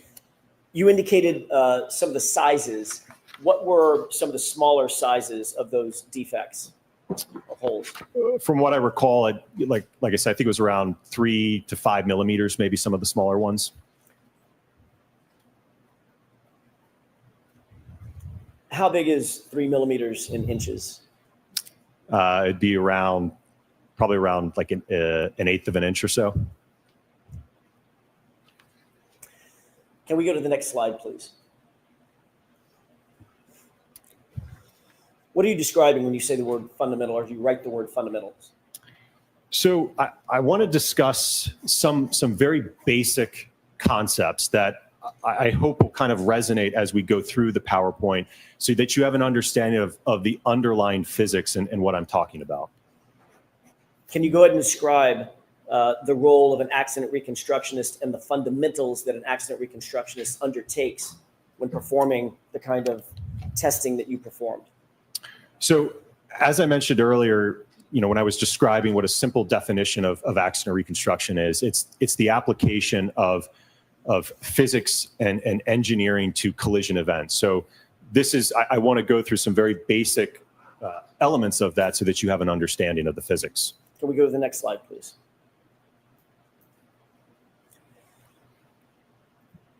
What are we looking at here? So this might be something you all remember back from high school physics, but even though it's been around since the late 1600s, we still use these laws today. So what we're looking at here is what I've done is just describe Newton's laws very simply. So, and again, you might be familiar with these. So for instance, if we're talking about Newton's first law, an object at rest tends to stay at rest and at a constant speed unless it's acted on by an outside force, right? So If my arm is just here, right, it's just going to stay there until I give it a push or a pull, right? When I do that, that's going to induce an acceleration, right? So that's when we get into Newton's law, where if I apply a force to a mass, I'm going to cause it to change its speed. It's going to accelerate. And then Newton's third law, basically the law of reaction, indicates that when I push on my arm, there's also an equal and opposite force going back to my hand that I'm pushing with. What role did these three very fundamental laws of physics play in your reconstruction or your ultimate opinions and conclusions following your accident reconstruction in this case? So when we're talking about the concept of acceleration, what you will see in the dynamic test that we did and conducted, we measured the acceleration of an arm when it's impacted by a taillight. If we know the mass of the arm and we've measured the acceleration, we can use Newton's second law, which is force is equal to mass times the acceleration, to calculate what that force is applied on the arm, which ultimately you will hear from my colleague, Dr. Rentschler, to talk about that. Is that broadly considered a force analysis?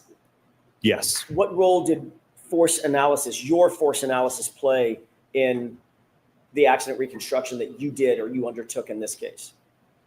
Well, there's certainly going to be a correlation between the impact speed and the damage that we see. The higher the impact speed, the greater the force. So from my perspective, I was interested in the speed and the force to look at what's the observed damage to the test taillights that we did. Do you think that's fundamental to an accident reconstruction? Yes. Did Dr. Welcher engage in any force analysis with regard to John O'Keefe's arm and the taillight? Not that I'm aware of, no. Let's move to the next slide, please. What are we looking at here? So don't be too afraid. This is some really simple equations that I want to show you. So that first one, delta V. So what do I mean by that? That simply just means you can think of delta, change in. So change in velocity. So if you look at that equation, the change in velocity, really simple. If I've got an object that's, let's say it's initially, for what V naught is, initially at 0 miles per hour, I hit it, and it's now moving 10 miles per hour. That means it underwent a change in speed of 10 miles an hour and is moving at that velocity. Acceleration is essentially how quickly did that velocity change occur, right? Did it go from 10 miles an hour in a split second, or did it go to 10 miles an hour over a few seconds? So depending on the timing of that, how quickly that change in velocity occurred will determine what the acceleration is. And as I've already mentioned on the previous slide with Newton's second law, we can then take that information about acceleration and apply it to, if we have a known mass, to calculate what the force on that object is. How did these math equations, delta V, acceleration, force, how did these play into, what role did they play in terms of the accident reconstruction here in this case? Well, they're extremely fundamental. And I think as we go through the PowerPoint, you will have an appreciation and understanding of what these concepts are. You'll see that I have plotted graphs with acceleration that shows the rate in that change in speed over time.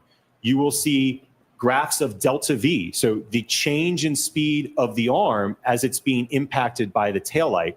And then ultimately we can calculate the force of that impact to be able to assess whether or not there's a mechanism for the injuries. And as I mentioned, that'll be my colleague, Dr. Rentschler, that will discuss that. Can I ask you about delta V specifically? I'd like to focus on that for a second. Is that okay? Yes.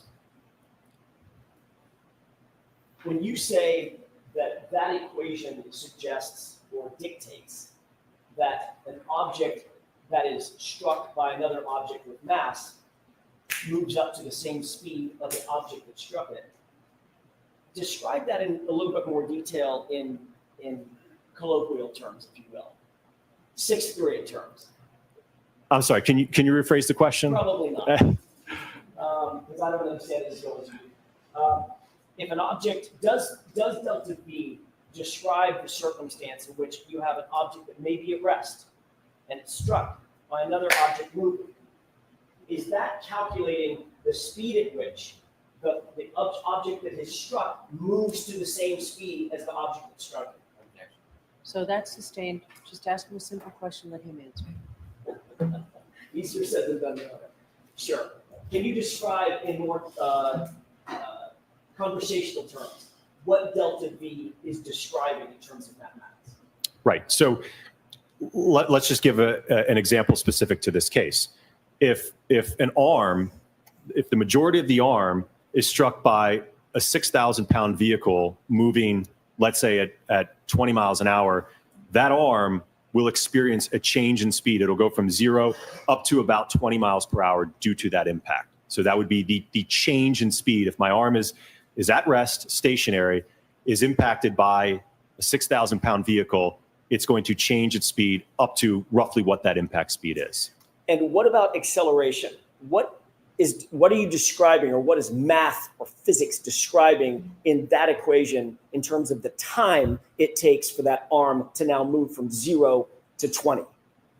Right. So that's how quickly that change in speed is occurring. So to give you maybe an example you're more familiar with, let's say you're driving down the road, you come up, you see a red light at the intersection, right? You're going to get on the brakes lightly, and your vehicle is going to change in speed, right? It's going to slowly decelerate.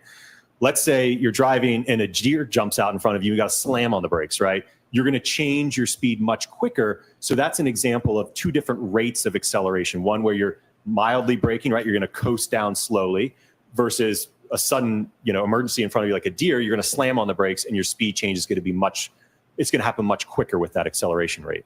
Are there circumstances in which the acceleration can be from 0 to say 20 miles an hour in milliseconds? Yes, when we're talking about impact durations, especially of this nature, yes, they're not going to be, we're not talking about the impact occurring over a second, 2 seconds. That's extremely long. Even a duration of a couple hundred milliseconds in the context of this is considered long. And then, of course, the force calculation is associated with the delta V and the acceleration calculations. Is that right?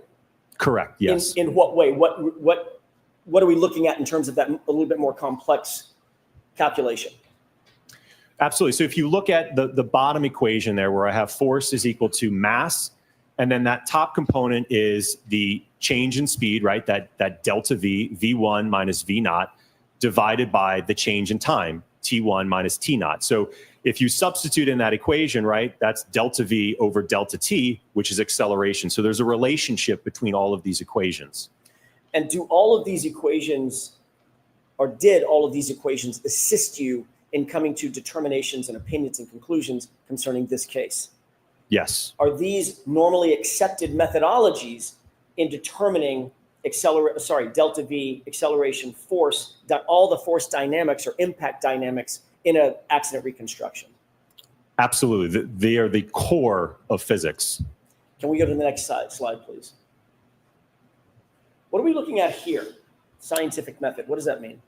So the scientific method is a process that scientists typically use to be able to reach conclusions. And so you could think about it in this case, we make an observation, right? We have injuries to the arm. We've got a damaged taillight.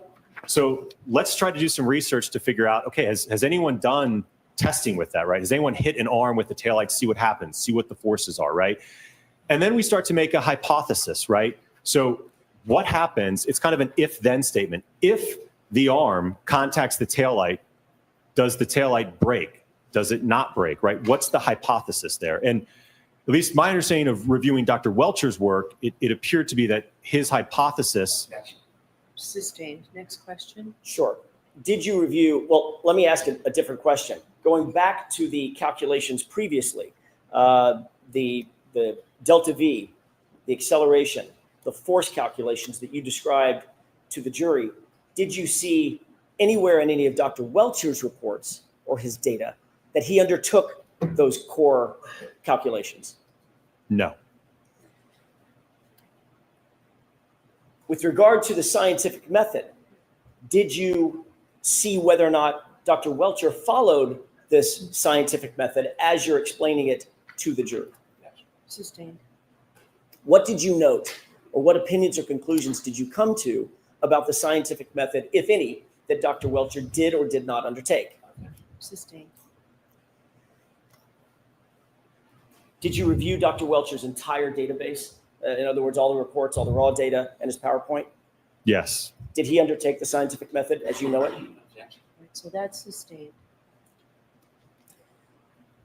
Continue to describe the scientific method as you know it and you employ it. Certainly. So again, from reviewing Dr. Welcher's report, he indicated. It's sustained. I'm going to see you at sidebar.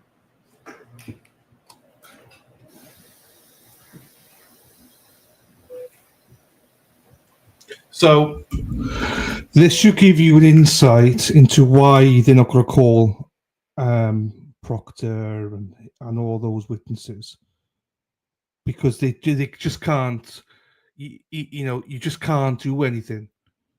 Brennan's just going to object on everything. So this is why they can't call all of them. This is exactly how we would be. Imagine if they called Proctor, he'd just object on everything. This is a fucking nuisance. I think it's the comments on it. It's how you word it, how you bring it in.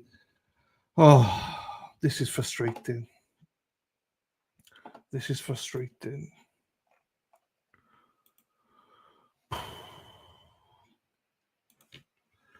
This is the bad side of covering trials. It's the frustrating part.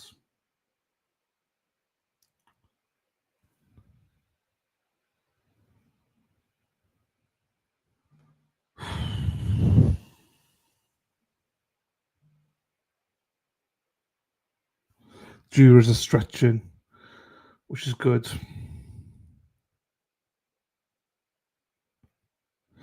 Hey, thank you, Keith. I like that you like the hat, buddy. Get you off my back now.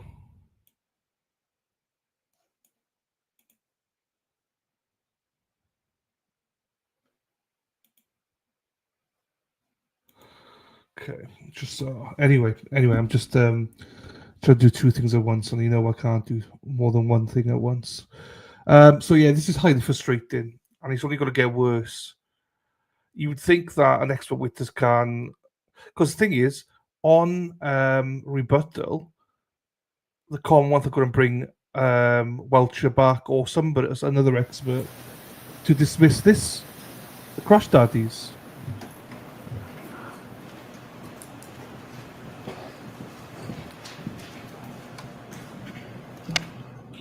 Dr. Wolf, may I inquire, Your Honor? Yes. Dr. Wolf, where are we on the chart? I've lost my place. I think hypothesis. Okay. Let's describe, if you would, please, what role hypothesis plays in the general scientific method. So generally, it's like I said, it's an if-then statement. So if you make a statement, if the arm contacts the taillight, then the taillight will shatter, right? So you want to do tests and experimentation and analyze that data to see whether you can accept or reject that hypothesis. And what's the next stage? So as I mentioned, after hypothesis, it's once you've determined that, what your hypothesis is, you want to test with experimentation, analyze that data, and that certainly may be an iterative process that you do multiple times to then be able to draw a conclusion from that analysis and testing. What's the next stage? To basically report those conclusions and findings. Why is it important to report those conclusions and findings? Well, I think so that you can, whether you can accept or reject the hypothesis that was put forward earlier. Do you have to analyze the data following the testing that you undertake? Yes, like I mentioned, I think it's an iterative process, because certainly you could do one test and it may not be clear what the answer is at that point. So you may have to do additional tests to basically parametrically evaluate your hypothesis. Did you see this well, let me ask you first, did you undertake this scientific method with regard to your reconstruction or your testing in this case? Yes. Did you observe this same scenario in Dr. Welch's report? Sustained as to that form, Mr. Jackson. Did you see this undertaken anywhere else? Sustained there.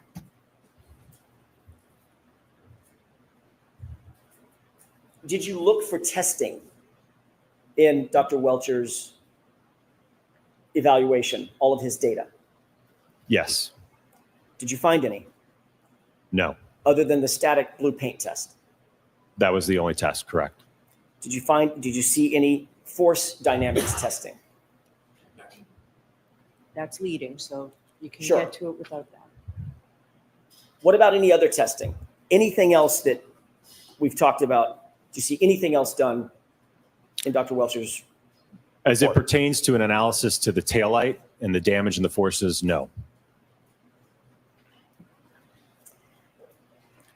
Let's move on to the next slide. Did you actually undertake testing in furtherance of the scientific method? Yes. Let's move on to the next slide and you can describe what we're talking about. What are we looking at here? So you're looking at a test matrix of the various tests that we conducted at ARCA. I could go through them one by one if you want. Let me ask you foundationally, was your testing directed toward determining whether or not proposed in Dr. Welcher's report was consistent or inconsistent with what you would find ultimately? The objection sustained. Was your testing specifically designed to determine whether the damage to Miss Reed's vehicle, her Lexus, was consistent with the scenario that was proposed by Dr. Welcher? That's sustained too. Ask it differently, Mr. Jackson. What was your testing? What were you engaged in terms of your testing? What were you trying to find out? Well, I think it was to, again, we talked about earlier about that hypothesis, right? My understanding, Dr. Welcher indicated that the arm contacted the taillight, but there was no analysis or testing to determine what's the expected outcome of that. What's the damage to the taillight? So you answered the first question. I'm striking that second part. Ask another question. Was there anything else? I think simply put, it's to find out what happens when you impact an arm with a Lexus taillight at various speeds. What happens? What was your understanding of Dr. Welcher's hypothesis? That's sustained. Did you have an understanding of Dr. Welcher's hypothesis? That's sustained too.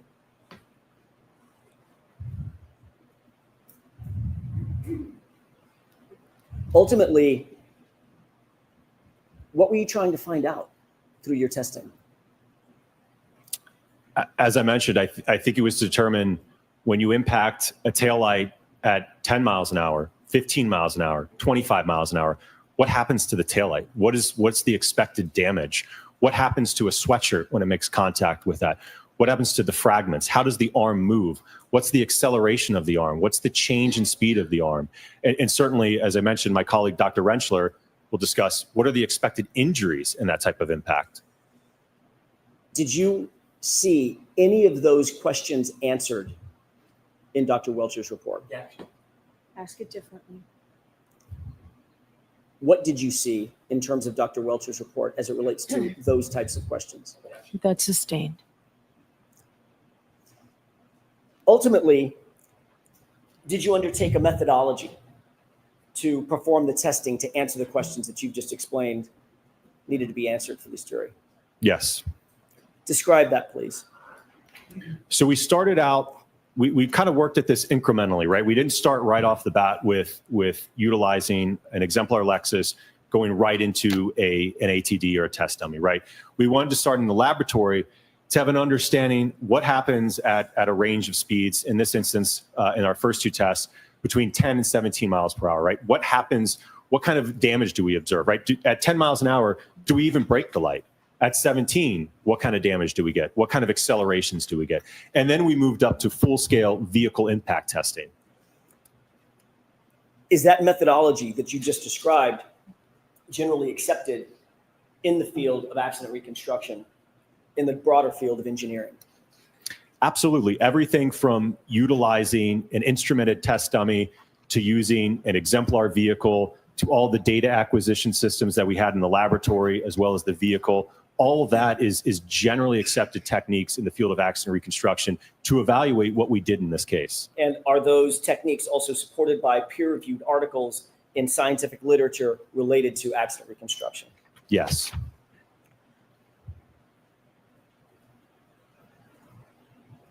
Did you rely on this methodology that you just described to render opinions and conclusions as it relates to this case? Yes. Have you relied on that same methodology in rendering opinions and conclusions in other courts? Yes. Let's go to the next slide, please. What are we looking at here? So we've gone over this before, but this is looking at the exemplar vehicle that we utilize for the latter part of our testing. You're looking at again, just annotating where the liftgate taillight is, as well as the quarter panel taillight. When you say exemplar vehicle, what is this SUV that we're looking at? So it's the same year, make, and model of the subject vehicle. So it's a 2021 Lexus LX 570. So it's the same weight, same geometry, same as the subject vehicle. Is this a picture off the internet, or do you actually have access to this truck? We have access to that vehicle, yes. And ultimately, what testing did you undertake specifically as it relates to this particular vehicle? We did full-scale vehicle testing with the vehicle driving into an ATD arm, as well as an ATD arm attached to a dummy, and then a full-on impact to a test dummy. Did you assess the damage to the right tail light after these various tests? Yes, after all of the tests. Did you assess the acceleration and quantify the forces that were involved? Yes. Did you assess the material and textile damage to the clothed ATD? Yes. Ultimately, did you conduct lab tests in an effort to answer some of these questions as well? Yes. And you've already mentioned this, but you utilized in your testing the exemplar vehicle to the fullest extent that you felt necessary? Absolutely, Were yes. you hampered or hindered in any way in terms of damaging the vehicle or utilizing the vehicle in any way that you wished? No. Let's go to the next slide, please.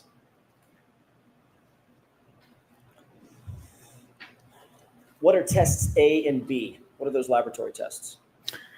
So these were the initial two tests that we did to get an idea of starting to test this hypothesis. As I mentioned, we weren't sure at 10 miles an hour what would happen to the taillight.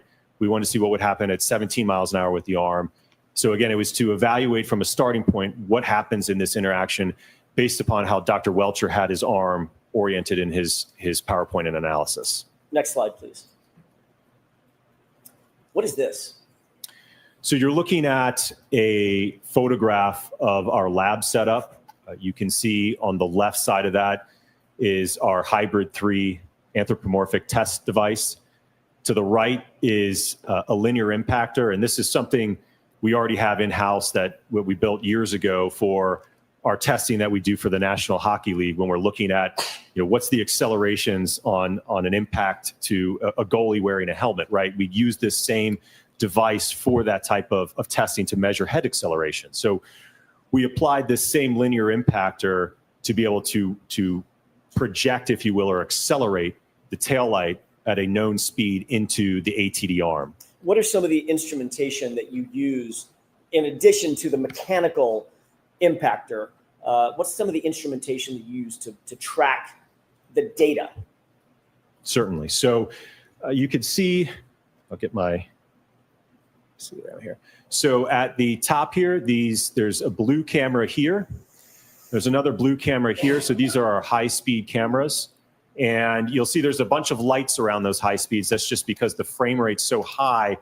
And again, it's only sampling a very, very short amount of time. So you have to have a lot of light when you do these high-speed tests. So we have the high-speed cameras running. We have an accelerometer mounted to the ATD arm here on the other side. So that's some of the instrumentation. There's also a couple other cameras that we're documenting this overall. Can we move to the next slide, please? What are we looking at in these photographs? So this is looking at, and not to be confused, this wasn't the arm position when the impact occurred. This is just showing you the setup. So on the left is just kind of an overall shot. And then on the right is, right here is a uniaxial accelerometer. So that's going to measure, we talked about that term earlier, right? The acceleration. So that's going to measure how quickly is this arm changing its speed, right? What's the acceleration of the arm as it's impacted? Does that accelerometer put into motion some of the mathematical formulations that you talked about earlier? Yes. Let's move to the next slide, please. Tell me about these photographs. So the importance of this is, more specifically looking at the right photograph here, might be a little bit hard to see, but we wanted to get the same exact sweatshirt or hoodie for the testing to evaluate if the taillight breaks, is there a mechanism for the fragments to penetrate and cause holes in the sweatshirt as were observed in Mr. John O'Keefe's sweatshirt? Next slide. Were you successful in finding the exact replica sweatshirt? Yes, and I will note, as I mentioned, I know it probably is hard to see, but the material blend on the sleeves are the exact same. They are 60% cotton and 40% polyester. Was it important in your mind to maintain consistency with the data that you had received concerning John O'Keefe's clothing? Certainly, I think we wanted to try to control as many variables as we could. Let's move to the next slide, please. Test A. Describe Test A for us, please. So you're going to see a series of photographs and then videos, but Test A was mounting a preconditioned taillight on that linear impactor to accelerate it into the hybrid 3 arm to, again, evaluate the damage to the taillight and the acceleration to the arm. Let's move to the next slide, please. What are we looking at in these photographs? So you're looking on the left, a photograph just before the impact test was conducted. On the right, you're looking at a thermal image that is depicting the temperature profile of the taillight. Describe that thermal image. Certainly. Your Honor, may I refer to my notes? Yes.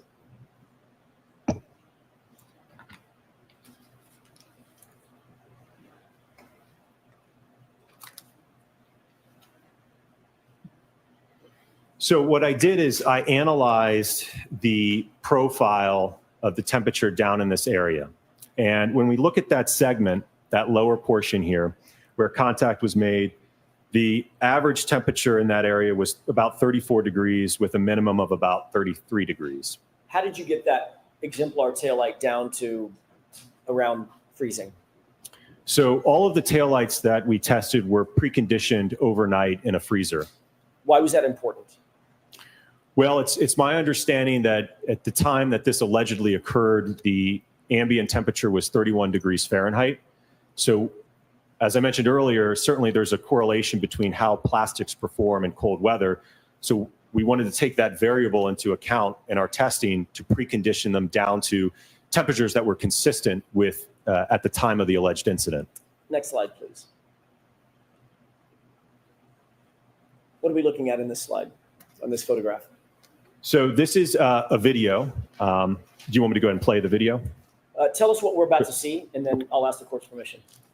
So you were looking at a camera that is mounted above the entire setup. If you look at the top portion of this video, you will see the taillight. Part of it's covered by the high-speed camera.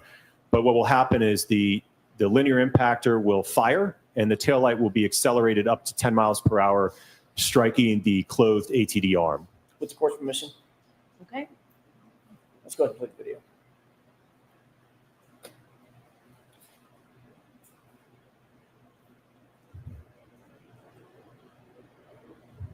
Next slide, please. What is this? So this is also a video, but with the high-speed camera. So it's the high-speed camera that's looking top down at the arm. So you will see when the video plays, you will see the taillight enter from the left and contact the arm. And I will note that this is essentially slow mode, so it's not happening in real time. So you'll see the taillight slowly moving, but it's actually in reality moving at 10 miles per hour. Understood. Go ahead and play that.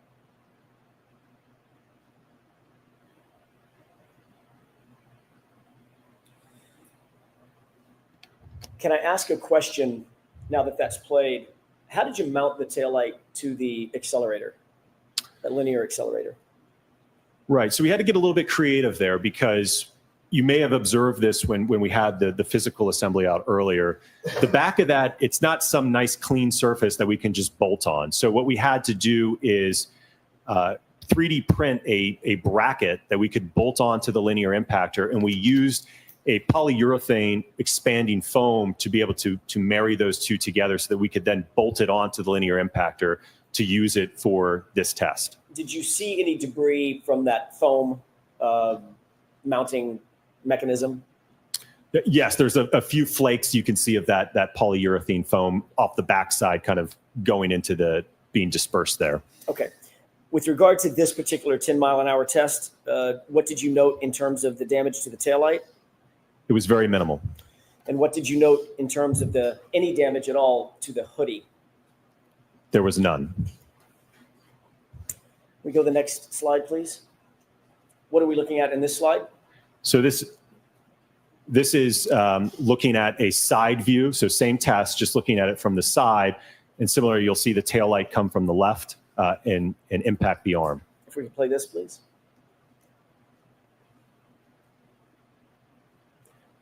What did you note in terms of deflection of the arm, the test arm? Well, the arm essentially, and we'll see this in the data later, it reaches a common velocity with the taillight based upon the portion of the arm that was contacted, again, consistent with how Dr. Welcher has it oriented, it will become accelerated up to 10 miles an hour roughly. Over approximately what period of time is that arm accelerated up to 10 miles an hour along with the taillight? We'll see it on the data plots. I think it's about 10 milliseconds or so. How long, do you know how long an eye blink on average takes? Off the top of my head, no, I don't. Probably pretty quick. Somewhere around 250 milliseconds? Does that sound right? Sustained.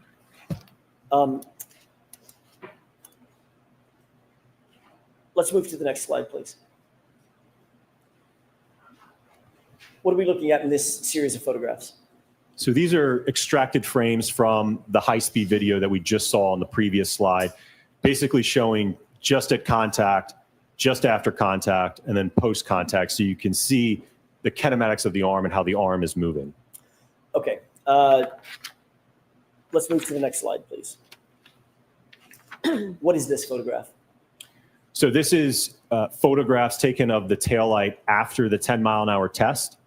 I will note that there was a couple small fragments of the clear portion of the assembly, the outer lens that was missing from that turn signal area towards the left here. There was a couple fragments missing, and then there was some small fracturing here in that area. How would you describe the damage to the taillight at the 10-mile-an-hour test? If I may go to the next slide, I think it might. Sure. So this was the totality of that damage at 10 miles per hour. So I would describe it as minimal and superficial. Okay. Next slide, please. What is this? So this is the photograph that I just shown you compared to that of the subject taillight so that you can have a side-by-side comparison of the test taillight compared to that of the subject. Were you able to reach any opinions and conclusions about whether the damage to the subject taillight is consistent with striking an arm at 10 miles an hour? It's inconsistent, in my opinion. Next slide, please. This is still test A, is that correct? Correct. Were you able to reach any opinions or conclusions as to whether or not the damage to Mr. O'Keefe's clothing is consistent with being struck by the taillight at 10 miles per hour? What I observed from the test is that there was no mechanism to create any of the holes that we observed on the subject sweatshirt. Do you hold that opinion to a reasonable degree of scientific certainty, Yes. as well as the former opinion that you just gave us? Yes. Next slide, please. What are we looking at in this graph? So this is a graph that shows the roughly, on the next graph, you're going to see a 24 millisecond window. So what I want to show you on this graph is what does that look like over a full second, so you can have an appreciation of just how quickly this is occurring. As you mentioned earlier, I think your comment about a blink of an eye, this is even shorter than that. We're looking at, as you'll see on the next graph, again, it spans over just a few milliseconds. So that yellow tick that you see in the middle there, what I've done is I've plotted that over a full second. So 1 second is equal to 1,000 milliseconds. So if we go 500 milliseconds to the right, 500 milliseconds to the left, this whole graph represents 1 second in time. This impact duration is occurring very quickly. 1 second, is that reflected from the beginning of the graph to the end of the graph? That's representative of 1 second, is that right? Correct. So starting at this y-axis all the way to here is 1 second in time, with our impact duration happening over just a few milliseconds. And this was at 10 miles an hour? Yes. Next slide, please. What are we looking at in this graph? So we're looking at the acceleration or the change in speed over time, that parameter that we discussed earlier. So what you can see is that as the arm is impacted, we had the accelerometer mounted on the inside portion of the forearm, if you will. You see that it starts to accelerate, right? Because it's changing its speed, and then it starts to level off after the impact has subsided, basically, and it's reached a common velocity. What do we see in terms of the G forces that the arm is subject to? So the peak is occurring right around here at about, looks like just over 6 milliseconds. And the peak acceleration is just over 130 Gs. And what does that mean? What is a G? So a G is acceleration due to gravity. So if we're being held down by 1 G, so you could think of it as basically a multiplication factor, that it's 131 times the acceleration due to gravity.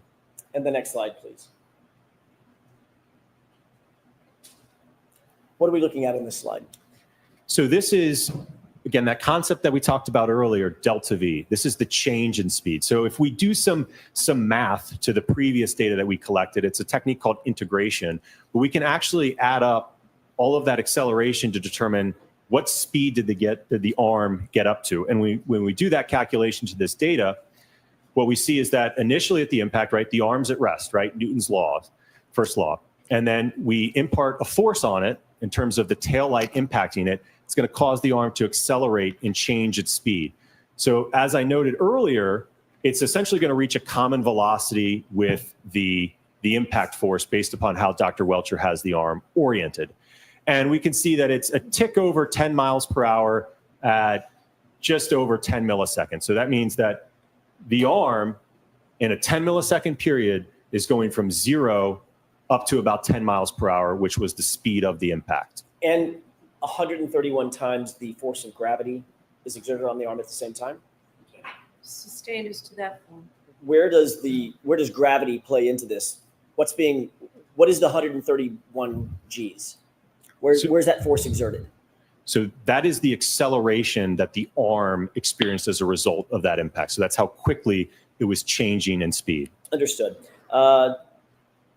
Let's go to the next slide. So is this a good place to take the morning recess?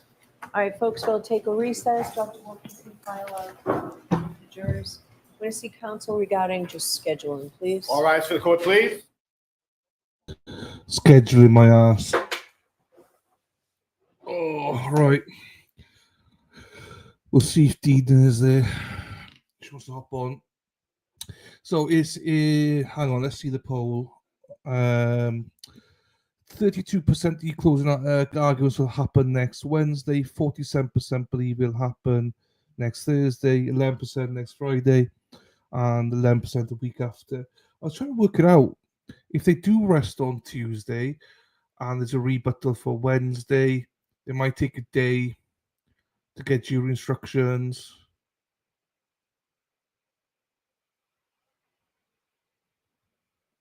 Oh, they're back. We'll just wait to see if oh no, they're going out. Okay. So it depends when they actually close. They say Tuesday, which normally would mean Wednesday, and then Thursday could be rebuttal, and Friday maybe. So maybe next Monday. I'm saying next Monday. Not next Monday, the week after. Right. Handsome Brian, mark my words. Attorney Topinick is a piece of crap, Coco. He is a worst attorney. There's Kurt. Hey now. Hey now. He is not a very good attorney. By Thursday that they start. Yeah, I mean, if it's Thursday, that would mean they definitely really have to finish by Tuesday. Rebuttal can't be more than a day, and they got to go through jury instructions and then start on Thursday. So I don't know. That was my thinking. You know how they are and how Bev is and stuff like that. She drags things out. So I don't know. Dave says the 16th. When's the 16th? 16th is... Yeah, that's what I said, 16th as well. Good morning, Kayleen Anderson. Hello to you, my darling. Matthew, how are you? Are there videos of the test? Matthew, I think you're behind. Yes, there is. There is videos. So we are now officially in recess.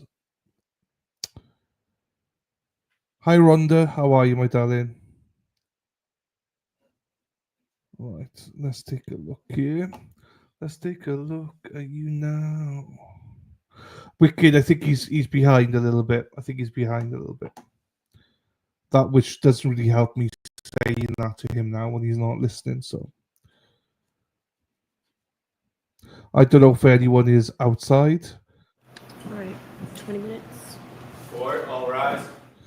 Hi, Robin G. I did ask you earlier on. I think you missed it. I did say, how did today go? Hope it went well. Okay. He's already listening now. Okay, that's fine.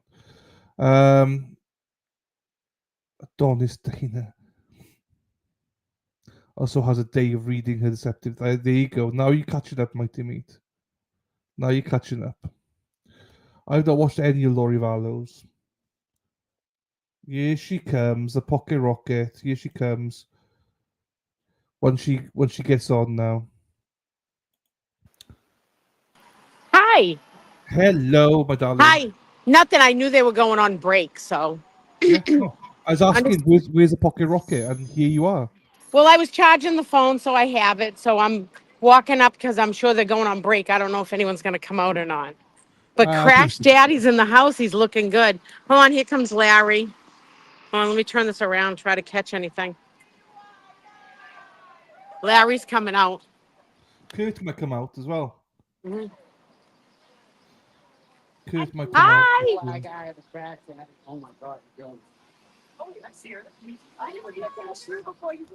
1 second. He's running to his girlfriend. Hopefully Kurt comes out and he can give us a little bit of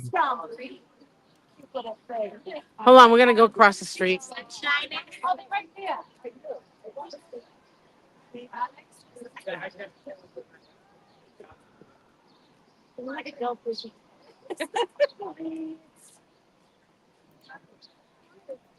John DePietro's not there.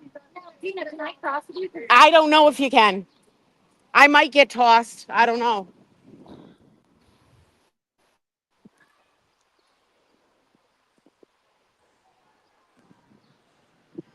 Hey, no taking your shoes off.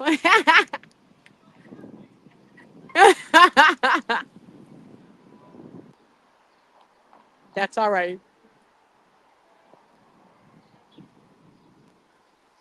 Yeah, we got Gresh and Voss in the house too. That evil thing out there. Ooh. Yeah, Mr. and Mrs. Reed are out here. Oh, nice. Yeah, getting us.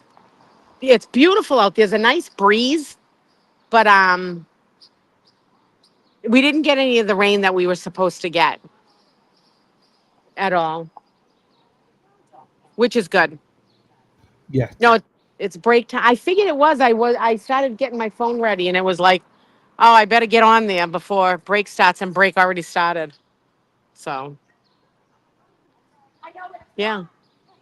But Crash Daddy's doing really well. Yeah, yeah. It's just frustrating because obviously indirect is lots of objections, you know, so I hate it. Oh my God, her and her objections and sustain. It's crazy. It's because Nathan's out here too.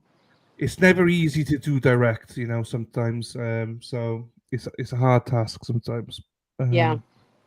Especially when you're using someone else's Welch's stuff as well. They're gonna be trying to sustain everything Oh, I from that know. one. She's going to do whatever she can in her power to just, you know, do that. You know, she's going to keep up at it. And then Melanie Little is counting how many there is. And then we're going to see when Brennan gets up how many times she does it, you know. But this might be over by next week. It all depends on how today goes. If it boils over till Monday. And the way they're going, I don't think it will. You know, it Well, depends on Brennan. you got the other Crush Daddy to testify as well. Right. And is Richard Green, is he going to testify or not? I don't know. Maybe Yeah. not. No, I don't know. Yeah. I'd be surprised if they don't end with these two guys. Yeah. Unless they got a surprise witness. I don't know. Not surprise Well, witness. in the world of our laws, what happens is the Commonwealth has to prove their case, and they've yet to prove it. No. So Well, it's not up to the defense, even though they're doing all this. It's up to the Commonwealth to actually prove their case. Yeah. But I mean, they got to go to the very end to make sure, because we don't want another mistrial. But it, you know, and then you got the rebuttal. Then there'd probably be a day of rebuttal as well. So right. So we'll see that one as well. That'll be infuriating to watch that, you know, because the state always gets the last word, which I hate, you know. I know. But It is what it is. they've sunk in enough stuff right now that, you know, Hank Brennan's just going to look like more and more of an asshole the more he goes on. Hopefully, but you know, yeah, you can never be assured with anything these days, you know. So Right, right. We have a good crowd here today too, at both ends. They really do. everyone know you were there. That's why Yeah, it was like Frank's last journey, so they have to be there. I know. My Frank the Tank. He's getting rehomed. He's getting rehomed. But I will end up with a car that has air conditioning, so I'm gonna love that. Yeah, that's a good trade. Yeah. Oh yeah, it definitely is. So, the only bummer thing is my stickers. Now I have to go on a hunt for old Aerosmith bumper stickers because those ones are older. That you just don't get them all the time. You know, I knew it would happen someday, but you know, it's happening sooner than what I thought. That sucks. There goes Lally. He's gonna go out and rip a few butts. Who's with him? The guy that always comes out with them. I don't know who it is, Ah, but Lally's hiding behind the podium up there, and I don't want to get tossed out. I'm surprised they're not making me move yet. To be honest with you. well, you're well So behaved so far, so you know it's fine. right, they're usually pretty good with me. You know, they leave me alone. You know, I try to warn people that are new here to you know, not make a scene or anything, and you know, Yeah. so Yeah, there's a lot of new faces down there, so yeah. was that Hold somebody on. with you? Don't yell. They'll toss us out.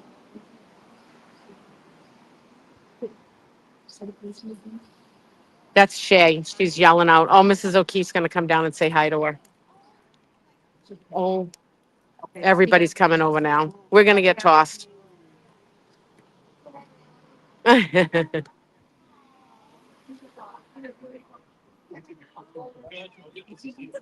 So fast. Last Sunday, I've been here. I know.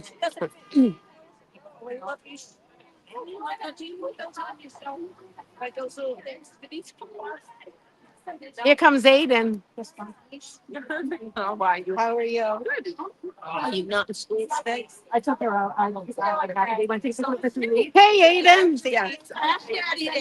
Amazing day. How you doing? Good. How are you? Good to see you too. I didn't even know you made it in there. We just saw you. Oh yeah, I got Twitter a and 10. You know, nice. that's who made up the ultimates, and I'm not salty. So. Nice. Yeah, I know if we got one of the was here. Now, I didn't make the list or the alternates, but there's a lot of people that might not show up, so we'll see what happens. You know? Yeah. What? How do you think it's going so far? We'll see how it's. Thank you, sir. God bless you. Thank you. Can I take a picture? Yeah, of course, let's do it. Together? Good, thanks so much for coming. From Minnesota. Oh, thanks. So. Twin Cities. Yeah.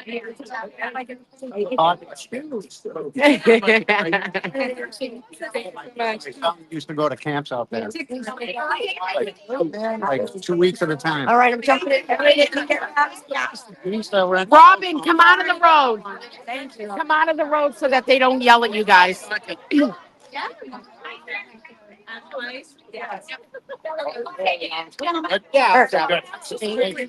I drove in. It's going excellent in there. Good to see you. That's great. Oh my God. You got music today? Not music right now. Dylan's back I've there. got a request. Okay. I Won't Back Down by Tom Petty. There you go. All right, good to see you. Dylan, did you hear that? Won't back down, Tom Petty. Okay,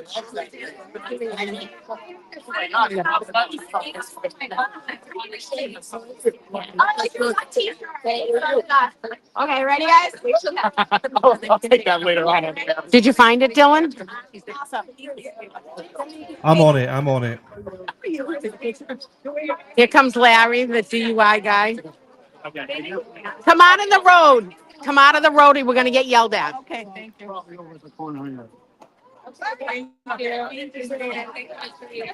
He's working on it. Tom Petty isn't that hard. There you go. That's what I wanted. Nathan's request. There's a theme song to this one.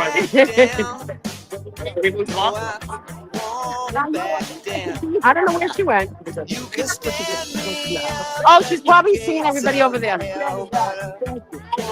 I don't get to go to on Fridays. It's the only day I'm off. I'll get them all in. And I'll keep this world from dragging me down. Gonna stand my ground, and I won't back down. Hey, Lisa!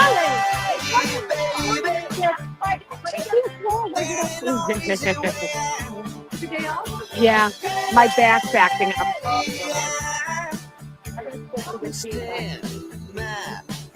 People didn't clean up their mess.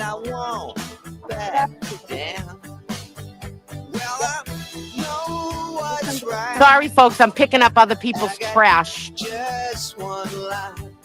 like the mom of the. Well, we're supposed to clean up trash. I got it. You got it?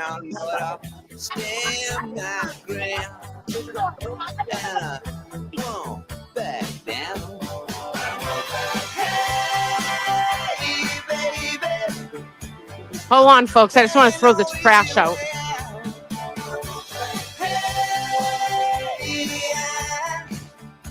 People, when you come down here, pick up your trash. It's not up to everybody else to pick up your trash for you.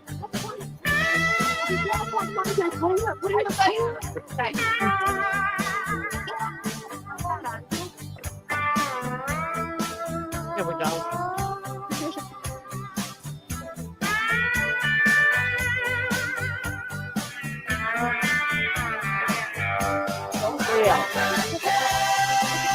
Hey, baby, there ain't no easy way out. Hey, I won't back down. Hey, baby, there ain't no easy way out. They're sort of everywhere, so. Stand Mr. Reed's talking to Hardman. back down. No, I won't back down. Thank you. You're welcome. Thank you for letting me not get yelled I try. You guys in your shirts, you're in the buffer zone. I don't know if. Oh, good. All right. There you go, Dina. That was for Nathan. That was for Reed. Nathan. He requested it. Hang on. He requested it. So they're all across the street right now. I'll let there's people that flew in and stuff. So I don't want to, let them have their time. I'm here often. So, they're going to walk back over here anyways as soon as break's done. So we'll just wait. We'll just hang here. But again, people left trash up on these steps right here. I just picked it up and threw it out. But just make sure you pick up your stuff, folks.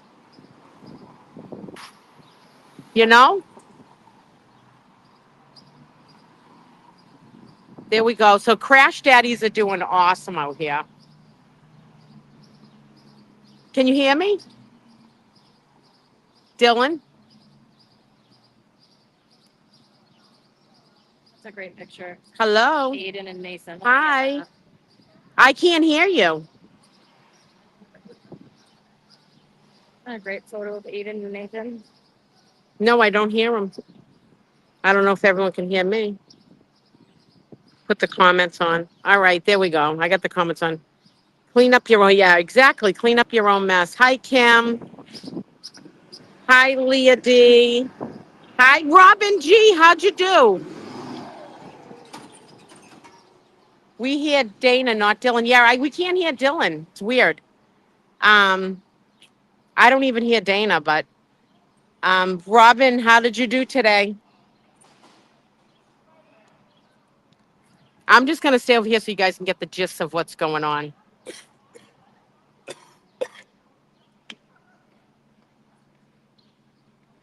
And plus, they're out here having conversations. I don't want to redo let them have their private moments of everything. Dina Washall, I'm good. High as a kite. Oh, I'm sure you are. Those drugs are pretty good when you get that test done. So.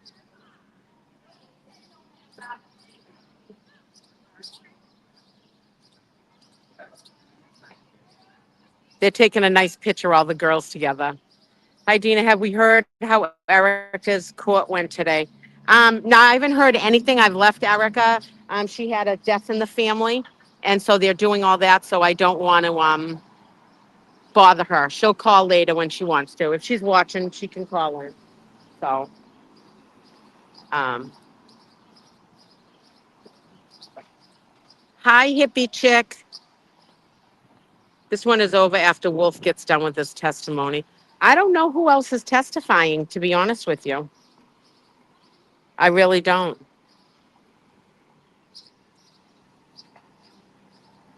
But there's a really good crowd. There's still more people way down there.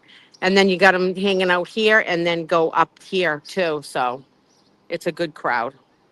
The more support's coming out and coming out and coming out. So.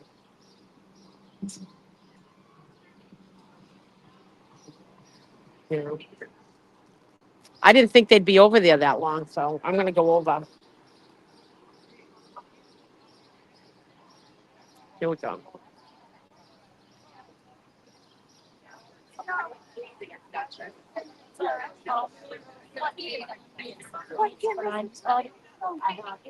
Oh, that's just it.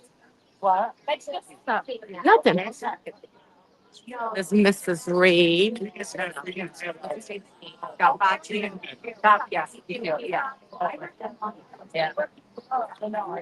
Oh, yeah. Yeah.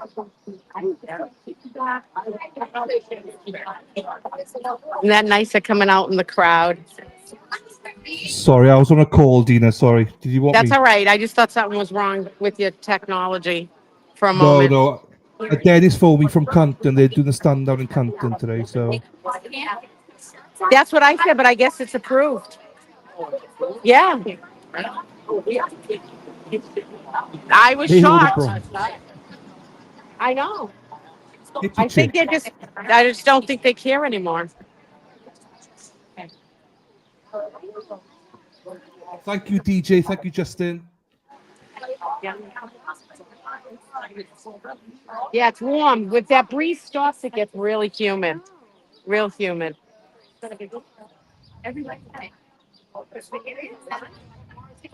Yeah, they're just out here shooting the breeze with everyone. Now, Dina What? or chat, do you all remember what Karen's favorite song is? We played it the other day. Yeah, what is it? You two. Yes. One. Hi, Doc. Are you live? Yeah. Exactly. Hi, Dylan. Hello.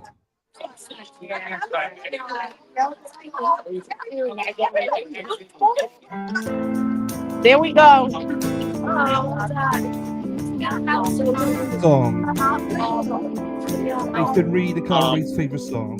They remembered your song from the other day.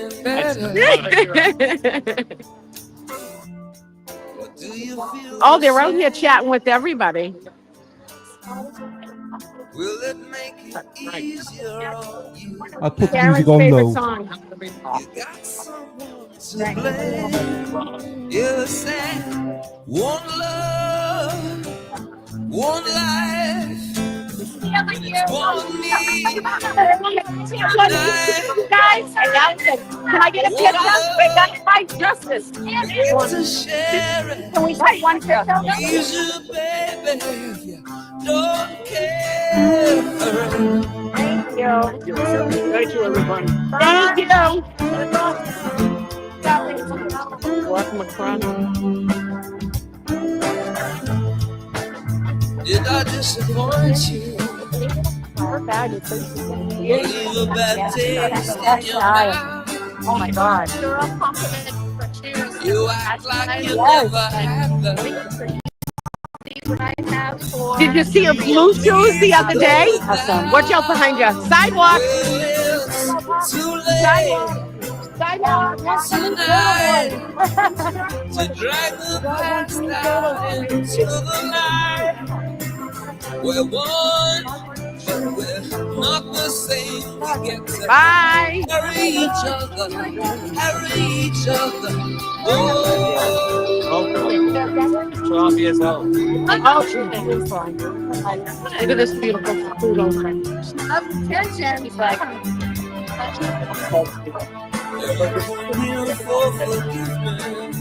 I bet they do. my best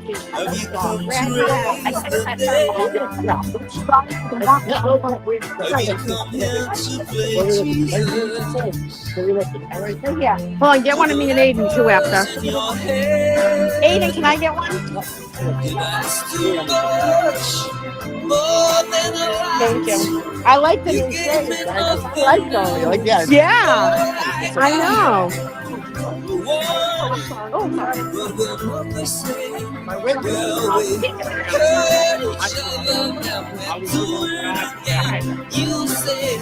all right, I seen somebody wrote pass it along to Dina. What is it?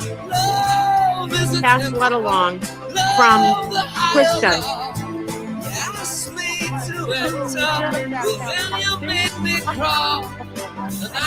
I know. Oh, they're in trouble now.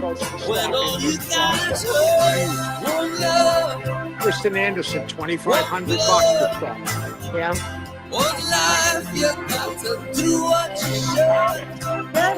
That was nice of you. Don't blow the horn. With each other, sisters, brothers. One life, but we're not the same. Her comment right. Yeah, oh, it is. That's what I say. Everybody in this movement's got to write to Gillette and say we want the party there for free, and then make Ernie Bach Jr. get U2, get the band Joe Perry. Let's get Jelly Roll. Pink was awesome there. Yeah. My pop. My pop. Fenway Park. What is it? Fenway Park. The sound system sucks there. We're having a boxing event with 3,000 people inside the concourse. That is. We need Gillette Stadium for this.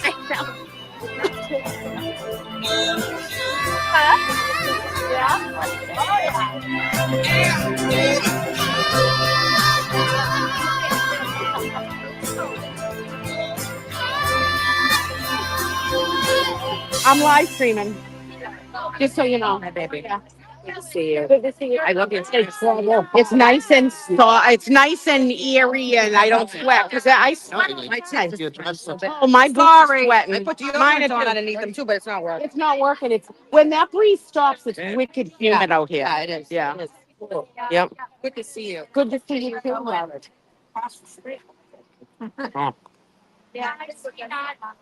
Lally must have went in from ripping butts. Okay.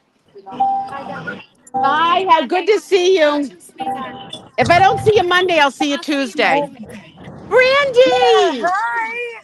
Hold on. Hey, Dylan, one of these times you got to play that song. Brandy, she's a fine girl. What a good wife she would be. I never You got to could get figure that out one. song, ever. The name's Brandy of the song. Ross said he never heard it. Well, Jesus Christ, Ross. He heard a Tesla, but he didn't hear that song? No, he purposely avoids it. Are you coming down here? No, I just got out of an appointment with a lawyer, but I'm so mad. I miss Larry, the DUI guy. Like, he's my favorite. And I'm I missing know. everything. I'm like, oh, I'm bummed. Well, hey, I miss a lot of stuff this year, so now you know how I feel all the time when I pop I in love that from I get in to the listen. closet. When I'm in the closet at work. I love seeing you in the closet. It's funny. I laugh at it. What's You're so going on? dedicated. Dylan's rubbing his eyes. He's like, I've lost total control of this channel. We're going to pick up my dog right now. Go ahead, Dylan, talk. I'm just saying, when you two are on, you need extra oxygen, because you two, fucking hell. We're great. We're great.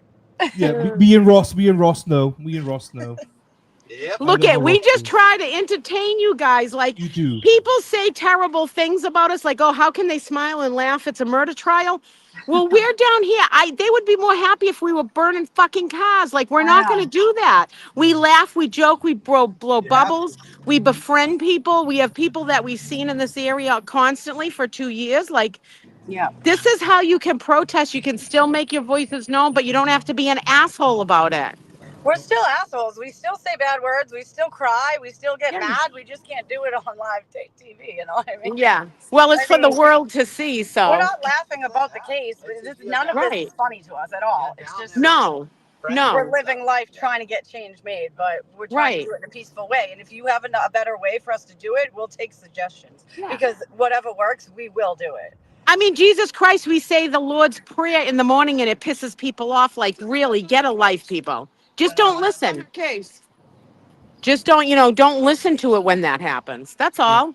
Big deal. Does it really bother your day? There's plenty of the streams out there. Hi, Lisa. I'm live streaming. Hi, beautiful lady. Good to see you, too. Wow. Look at this gorgeous woman here. Hi. Have you been out on the bike? No. No. No. I'm Is itching Jenny for a still ride. down there? Who? Is Jenny still down there? No. Jenny. No. I mean, everybody's scattered. Is that Michael from Justice Served? Hold on a second. I think he's here. Oh, no, that's definitely not him. Yeah, What so are they this on? Are is... they on morning break or are they at lunch? Yeah, no, they're at morning break. Morning break. All right. The last of it, I took a couple stickers off of the new car, the magnets that could come. But this is it. This is it for Freedom Frank the Tank. Huh? Oh, yeah, he said, what are you going to do with the stickers? I'm going to have to go in search of some more Aerosmith, the old stickers. Like, hold on a second, I'll show you. These ones, I'm going to have to, buy them from somebody because you can't get them no more. These are old ones. As well as AAF, they don't even have that now. And this other one, This is from 2012, and I can't get these stickers off, so I'm gonna have to go on a hunt for some new You need new stickers for ones? the car. Oh. Yeah, Cheryl you Wood know. has a sticker maker. Yeah, someone could make it, but I like the original stuff. You know, I'm old Yeah, school. yeah, yeah. No, I get it. Yeah. I just wanted to come on and say hi. I miss you guys. I gotta get my dog right now. So I'm All gonna right. get Well, out we here miss now. you too. I'll We'll see you. see you Monday. Yeah, yeah, definitely. I think I'm coming early Monday. We love everything you do, and we're all part of the team, Brandy, and you're missed today. We love Brandy and Ross. Say hello I to know. Ross We as love well. Ross has to put up with her shit all the time. Hey, no, that's no. We know. Goodbye. Where is Love it. Ross? He's driving. Well, she could have at He's least pointed the camera to Ross. She just leaves him in the dust like a redheaded stepchild. Brandy, I know you're still listening. Put Ross on for a minute so we can say hi to him. The camera's off. Oh, is it? Yeah, it's fine. It's fine. Oh, well, she's still in here, but let me see. Good morning, Annette. Good morning. Boston Brandy, she's laughing. Hey, Frosty, DJ, are we cutting a hoe? Who's been mean to you? Who's been mean to who? I must have missed that. I must have missed it as well. I don't know. Oh, God. I did. I missed a lot, so that's okay. It's all right. Yeah. Yeah, we were listening to Melanie Little, and she's been I guess she's keeping track of all the sustains and objections. Yeah, there's people on Facebook and Twitter doing the same thing. So, Robin G, I know you're coming on Tuesday, love. She's probably kicking his ass because he has all the support. Exactly. We got to back Ross up. He puts up with Brandy's shit all the time.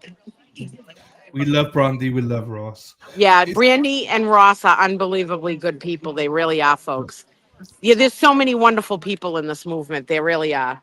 It's the same. We love Tracy. We tolerate Dana. So But everything's Dana's fault.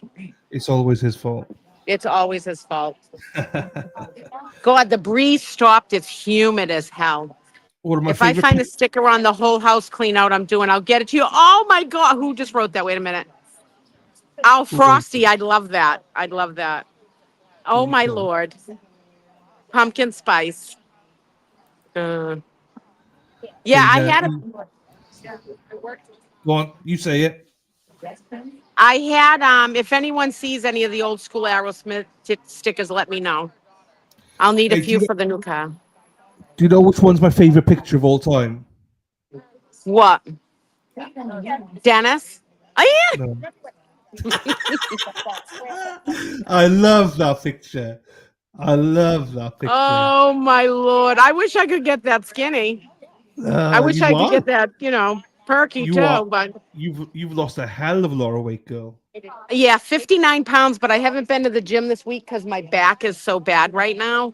I got to let it just cool down, you know what I mean? And just not aggravate it. But Dina, you need to put your car on display somewhere. Well, we're keeping it in the family just in case when they make the movie, they want to buy my car for it. Frank the Tank. Freedom Frank. I got to name my next car, so I'm not going to name it yet.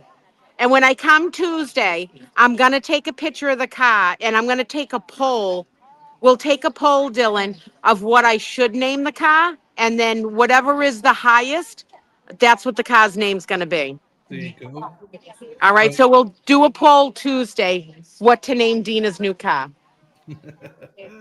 Love it. Love it. Yeah. Oh. Any movement? Oh, they're back. Yeah, they're back. All right. They're back. All right. Bye. Here's something. Try about darling. Bye.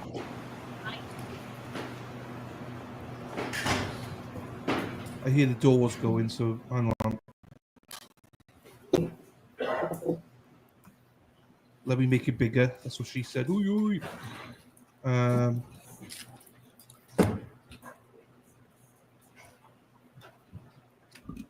Something's happening in court because we can hear them. Court is back in session. You may be seated. Hi, Coco.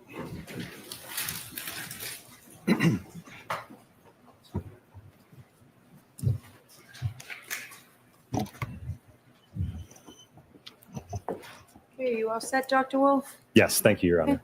All right, Mr. Jackson. Thank you, Your Honor. Before Dr. Wolf, before we get into laboratory test B, I failed to ask you, were you compensated or was ARCA paid following the proceeding last year for any of the time?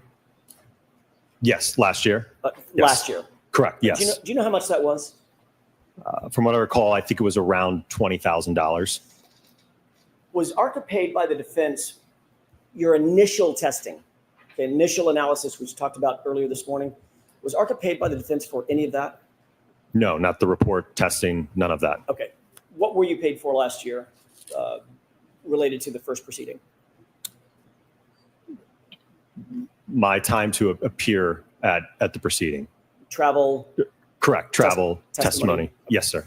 So the form, Mr. Jackson. Sure. What about now? Have you been paid any additional sums by the defense specifically for your undertaking that you're testifying about today? Yes. About how much have you been paid? I think when I spoke to accounting, I think they indicated it was around $50,000. Okay. Let's talk about laboratory test B, as in Bravo. If I may have just a moment, Your Honor. Sure. What was different about lab test B as opposed to lab test A? So the tests were essentially identical aside from the speed increase going from 10 up to 17. Okay. Let's take a look at the next slide. Just so I'm clear, Doctor, I want to make sure I'm on the same slide as you. Is this slide 35 pursuant to your notes?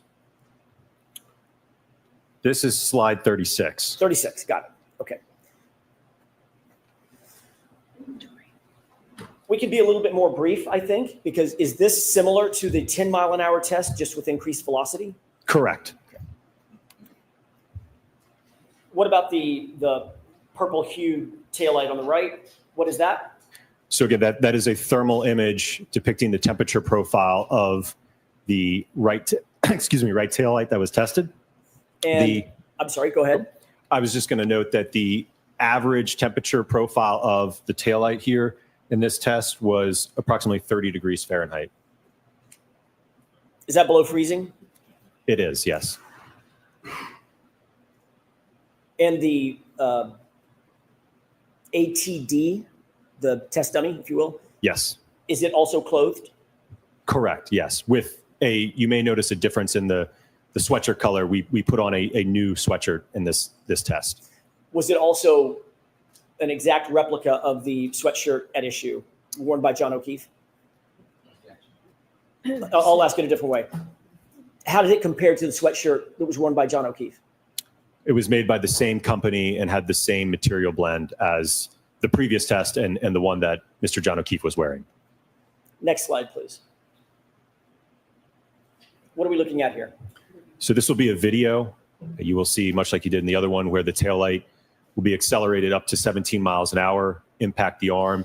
And one of the things you'll see is actually an artifact of the test, if you will, where the taillight, due to the fact that the impactor stops at the end of the stroke, that force actually causes it to decouple from that polyurethane foam that we use to adhere the two. What do you mean by decouple? What does that mean? So as I mentioned, it once the linear impactor reaches the end of its stroke, it stops instantaneously, and the force of that stop just caused where we adhered the two together, just caused it to detach, basically break away. So in essence, it doesn't matter because we only care about that. Remember, we're talking about that short duration of time, that 10 milliseconds. So once it breaks, it's already reached a common velocity to the taillight. Okay. Can we go ahead and go to the next slide, please?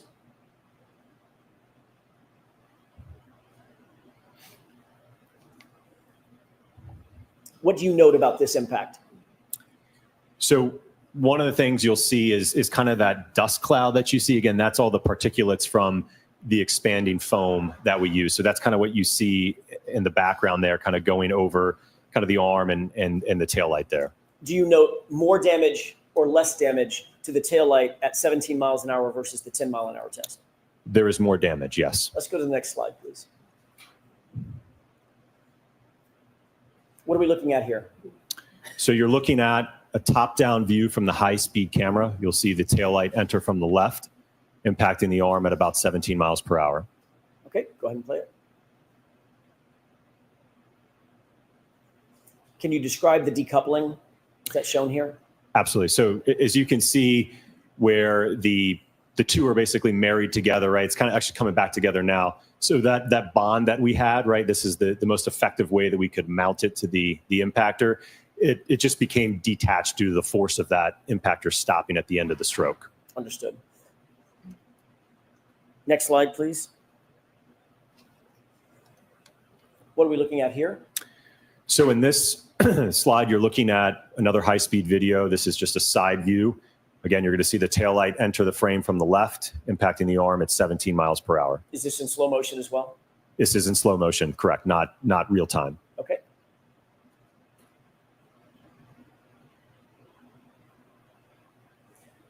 What do you note in terms of the deflection on the arm? The arm, as we saw in the previous one, is accelerated up, so it's moving now at roughly a common velocity with what the impact speed was. And what did you note about the damage to the taillight? It was more significant than the 10-mile-an-hour test, which, again, there was very minimal damage to that, where several fragments of that red outer lens fractured as well as the clear lens. Okay, next slide. And what is this depicting? This is extracted frames from the previous video just showing right at contact, during contact, and post-contact. Next slide, please. What is this a photograph of? This photograph is depicting the damage to the taillight at the conclusion of the test, where, again, it's missing fragments of the outer red lens. I will note that the interior diffusers and plastic components are intact in this test. When you say intact, what do you mean? They are not damaged or broken. At all? Correct, at all. Next slide, please. What is that a picture of? Another photograph showing the taillight post-test. Again, no damage to the underlying diffusers in terms of being cracked, shattered, or broken. And what did you note in terms of the damage to the outer acrylic, the red piece? It broke into a few fragments, and I think on the next slide, I depict those in a photograph. Let's take a look at that. What is that? So this is a photograph depicting the collection of the fragments post-test. I will note there's one clear piece, one red piece, another clear piece, and there is one more red piece in this bag. So the outer lens broke into approximately 4 pieces in the 17-mile-per-hour test. And I'll point out one other thing just because you can see it in the photograph. This is that 3D printed bracket that we used to bolt it onto the linear impactor with the foam on the other side that mounted it to the taillight. Thank you for that. Next slide, please. What is this a picture of, or pictures of? This is a side-by-side comparison showing a depiction of the 17-mile-an-hour test impact to the test taillight, comparing it to that of the subject taillight. Were you able to reach any conclusions or opinions as to whether or not the damage to the subject taillight on the right is consistent with striking an arm at 17 miles per hour? It's inconsistent from a damage perspective. What's the basis of that opinion? The test that I've just showed you all. Was that testing that we've just talked about conducted in accordance with the scientific literature and generally accepted methodologies that you've earlier described? Yes. Is the damage to the right rear taillight consistent with striking John O'Keefe's arm at 17 miles per hour? No. Do you hold that opinion to a reasonable degree of scientific certainty? Yes. Slide 45, please. What is this? You're looking at photographs post-test of the sweatshirt that the ATD was wearing at the time of the impact. Is this the 17-mile-an-hour impact? Correct, yes. Did you note any defects in the fabric of the right arm? There were no punctures, holes, or fraying of the material during this impact test. Based on this testing that you conducted in this case, is the damage that you saw of the shirt that John O'Keefe was wearing consistent or inconsistent with the shirt that's on the ATD?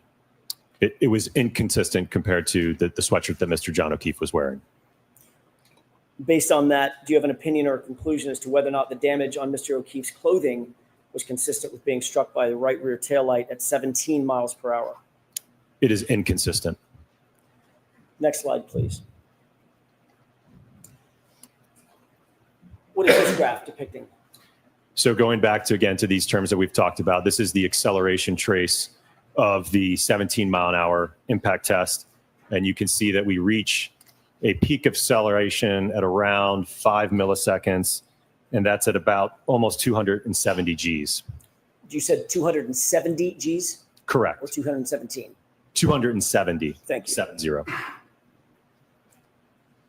Did that have any significance on your analysis? Yes. What was that? Well, we can use that to estimate. Obviously, we can integrate that to get the speed, but we can also estimate the force applied to the taillight with that information. Can we go to the next slide, please? What is the delta V as it relates to the 17 mile an hour lab test? So you can see, again, the arm initially at rest is accelerated up, increasing in speed, and then reaches just about 16 miles per hour, so reaching nearly a common velocity with the taillight at about 8 milliseconds in time. Next slide, please. Did you conduct additional tests other than the 2 lab tests that we've talked about? Yes, sir. Describe just in general, and then we'll talk in more specifics. What were the tests that you undertook after the lab tests? So we conducted 2 tests with a suspended ATD arm that was impacted by an exemplar 2021 Lexus LX570. We then conducted a test where the arm was then attached to a test dummy. And then our final test was a full-on impact to a test dummy. Can we go to slide 48, please? What are we looking at in this slide? This is the exemplar 2021 Lexus LX570 that was utilized during this test program. Was this the same vehicle that was utilized in all the tests, C, D, E, and F? Correct, yes.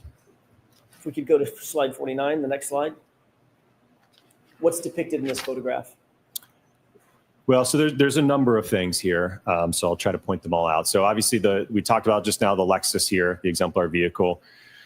We have a forklift that was hoisted up that ultimately was suspending the arm. I think I have an additional photograph that shows it close up. But the arm was suspended from the forklift at the correct height to interact with the taillight. We have our high-speed cameras set up under this umbrella. There's another one over here. Another thing you'll note is we brought out the chest freezer when we were installing these in the Lexus to, again, keep them at that steady state temperature for as long as possible.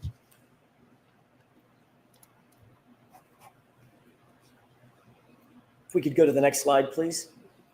What are we looking at in this photograph? So this is the approximate position that we plan to have contact occur in these tests. So as you can see, the forearm is in contact with the lift gate and the quarter panel taillight along with the elbow. Why did you choose this configuration for the arm, the forearm, the hand, the elbow? It was based upon my review of Dr. Welcher's work, and that he did through his static and dynamic test or paint test, that this is how the arm was roughly oriented when the alleged contact occurred. What were you trying to replicate in positioning the arm this direction, this way, as it relates to the SUV? Well, I think as I stated earlier, it was to understand, okay, let's get beyond just simple geometry, aligning things. What happens to the arm, right? What are the accelerations? What's the damage, right? What we want to answer some of those other questions that Dr. Welcher didn't answer. Does this, So I'm going to strike the last part of that answer. does this configuration align with your understanding of Dr. Welcher's alignment of the arm as it relates to the vehicle? Sustained. May we approach, Your Honor? Yes. Sustained. I mean,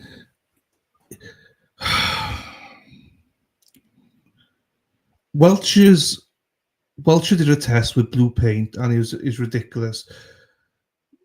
Dr. Wolf is showing him up, and the Commonwealth do not like it. But ultimately, this is proper, real evidence being put in now with real demonstrations, not just some blue paint and, no logic behind it. He's here proving that what Welch did is crap, essentially. And I'm being kind by saying it's crap. And he keeps objecting. It's like, I hope the jury is seeing it, because if I would be frustrated as a juror right now, I'm questioning why are we getting all these objections? These are questions I want to know myself. Why are they holding these answers away from us? Dana, always your fault. If in doubt.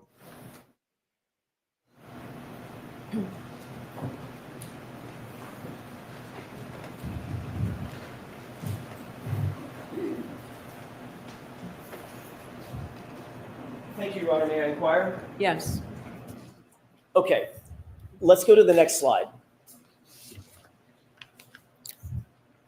It's maybe self-explanatory. What was the speed of your first test out in the field? 15 miles per hour. Next slide, please. What are we looking at in these two photographs? So on the left is a photograph of the installed preconditioned taillights just after the install, and on the right is a thermal image of that. And if I may just point out with the temperature. So one of the things you may see here is that due to the reflective chrome here, this is just an artifact of that being really reflective. So when we look at the average temperature profile of the taillight for this test, the average was approximately 17 degrees Fahrenheit for the taillight. Was it important in this testing to account for the temperature variance of the taillight assembly? Yes, absolutely. And I will note we certainly strive to maintain that. One of the things you actually may see in this photograph on the left are these pellets on the ground. And that is due to the fact during the installation process, one of my colleagues was positioned adjacent to the taillight fixtures, applying a compress of dry ice to help mitigate any heat transfer during the install process. Let's move on to the next slide. What are we looking at in this overhead view? This is it's a drone video, so you're going to see the Lexus accelerate from left to right, impacting the hybrid suspended arm in the area where you could see the umbrella. Can you use your spotlight and orient us? Where are the vehicles and the testing locations? Yes. So the Lexus is starting here. You will see it accelerate in reverse with the hybrid arm suspended in this area here. Okay. Is this a video or just a still shot? This is a drone video. Let's go ahead and play that.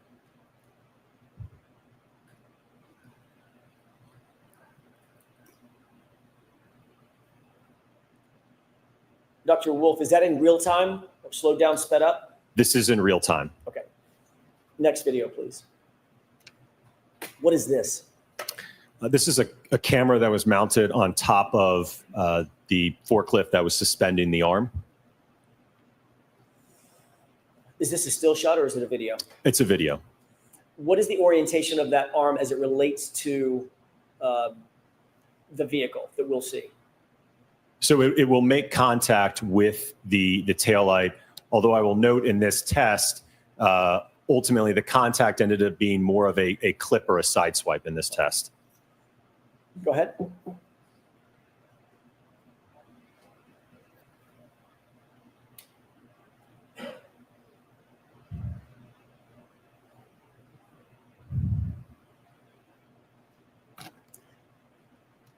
Did you see the impact area? It's quick. Right. What did you mean when you said more of a side swipe or a clip? So I think the next couple of videos will help demonstrate that. Let's move on to the next one. What are we looking at in this video? Or, I'm sorry, in this photograph? So this is going to be a high speed or a slow-mo video. You're going to see the Lexus come in from the right and then move across the screen to the left. and you'll see contact occur between the taillight and the arm. Okay.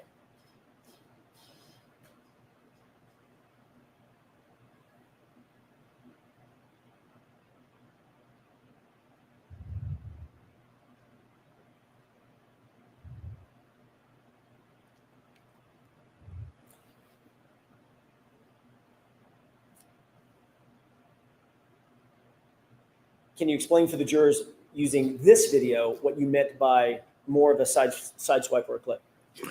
Right. So this is where the hand and the wrist are kind of in the area of the quarter panel taillight, and then a portion of the forearm in contact with, I'm sorry, what I previously said, the wrist and the hand in contact with the lift gate portion of the taillight.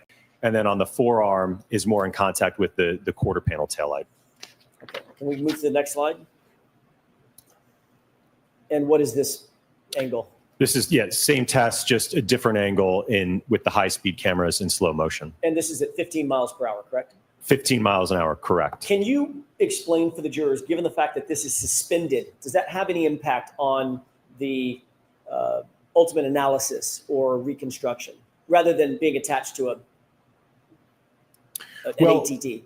Effectively, mass is mass. So whether we have an arm that is suspended or attached, again, it's the arm is on a joint, right? So the arm can accelerate freely of the rest of the body, right? So if anything, even if it is attached to the body, there may actually be some additional force associated with that, just because there could be more mass attached to it. Understood. Okay, let's go ahead and play this video.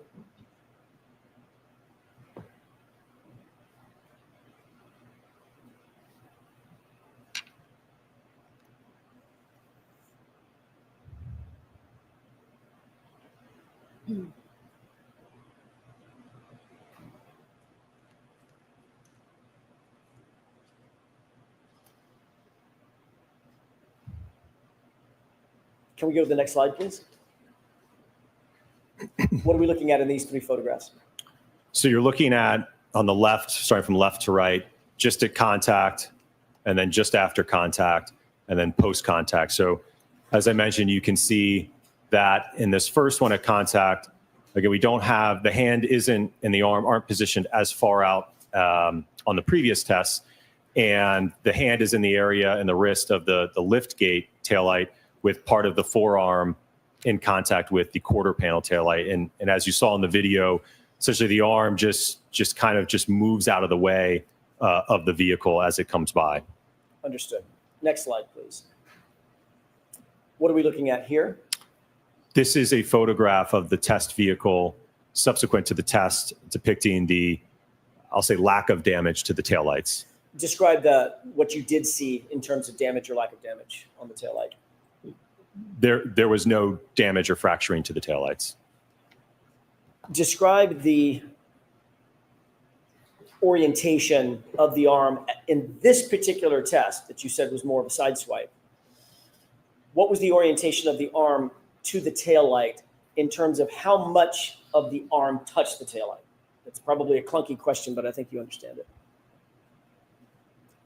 I don't know if I could break it down into, I think just qualitatively speaking, like I said, it appears to be the hand and the wrist and kind of the lower portion of the forearm, maybe to the mid forearm or so. So nothing on the upper arm? Correct. Making contact? Correct. Nothing on the upper arm. Yes. Okay. If we can move past this slide and onto the next slide. What is this depicting? So this is depicting the test taillights of the 15 mile per hour impact into the hybrid arm compared to that of the subject taillight. Was there any notable damage at all on the on the exemplar taillight following test C at 15 miles an hour? The only thing there may have been was some very slight abrasions maybe to the plastic, but there certainly was no breaking or fracturing of the lens assembly. Were you able to reach any opinions or conclusions as to whether the damage to the subject taillight is consistent with striking an arm at 15 miles per hour? In this test, it was inconsistent. Even in a side swipe? Correct. Was that testing that we just saw done in accordance with scientific literature and generally accepted methodologies in the area of accident reconstruction? Yes. Is the damage to the right rear taillight of the subject vehicle consistent with striking John O'Keefe's arm at 15 miles per hour in a side swipe configuration? It's inconsistent. Do you hold that opinion to a reasonable degree of scientific certainty? Yes. Can we move to the next slide, please? What are we looking at in this graph?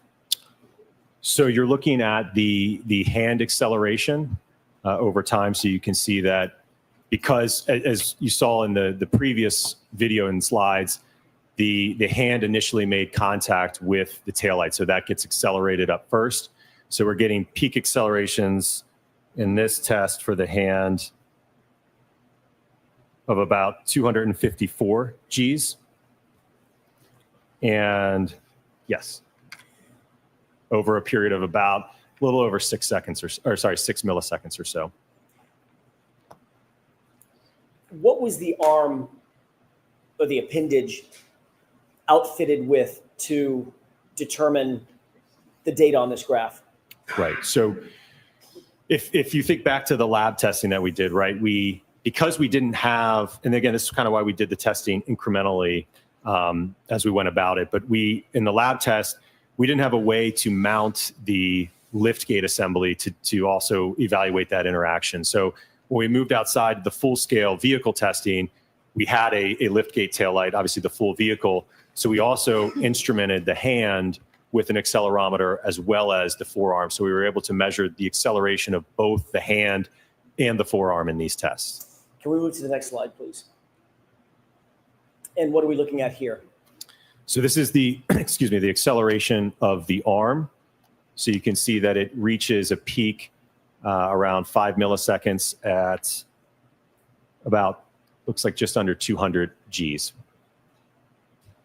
And the next slide. What's depicted in this graph? So this is doing, again, the integration of the acceleration data for the hand to determine what speed did the hand get accelerated up to.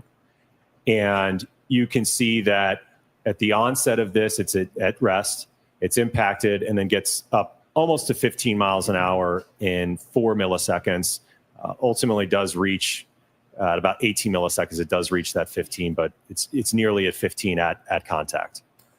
Thank you. The next slide, please. And what is this delta V showing us? So this is showing the change in speed of the arm. And again, because the hand was, and the wrist was more of the central impact to the ATD arm, this ultimately saw less acceleration, therefore less of a change in speed. So at around 6 milliseconds, well, roughly actually about 1 millisecond after it started to increase in acceleration, it's at about 5 miles per hour. Is that reflected in the fact that the arm pivoted? Yes, there's some rotation going on, so it's not translating or accelerating. Understood. Can we move to the next slide, please? Test D. What was the speed that you undertook in test D as in Delta? So this is a 29 mile per hour impact into the suspended hybrid arm. We move to the next slide. What are we looking at in this series of photographs? So on the left is my colleague, again, compressing the taillight while we install the upper tail, the liftgate taillight to, again, try to maintain that steady state temperature. Over here on the right is the thermal image of the taillight after the install. So the average temperature of this taillight during the test was approximately 17 degrees Fahrenheit. Next slide, please. Staying with test D, what is this depicting? This is a drone video showing a top-down perspective of the test with the Lexus starting on the left-hand part of the screen, accelerating in reverse into the suspended hybrid arm over here at the location of the forklift. Okay, if we could watch this video, please.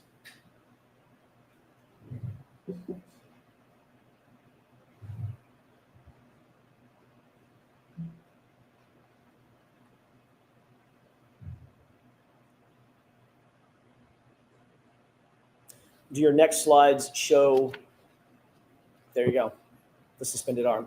What are we looking at here? So this is a video camera that was positioned on top of the forklift, looking down at the arm. So you'll see the vehicle move from bottom to top as this video plays. By the way, Dr. Wolf, what are the purple and white lines that we see have predominated? I'm sorry, I was talking over that. Sorry, I That's didn't. okay. What are the purple and white lines that we see? So those are guidelines to help. I will note that this is kind of like a needle in a haystack. It's very hard to hit this small of a target. So just served as a guideline to reference as we're accelerating rearward into this. Is this in real time? This is in real time, yes. What's the speed that the vehicle is entering the frame at? 29 miles per hour. Thank you.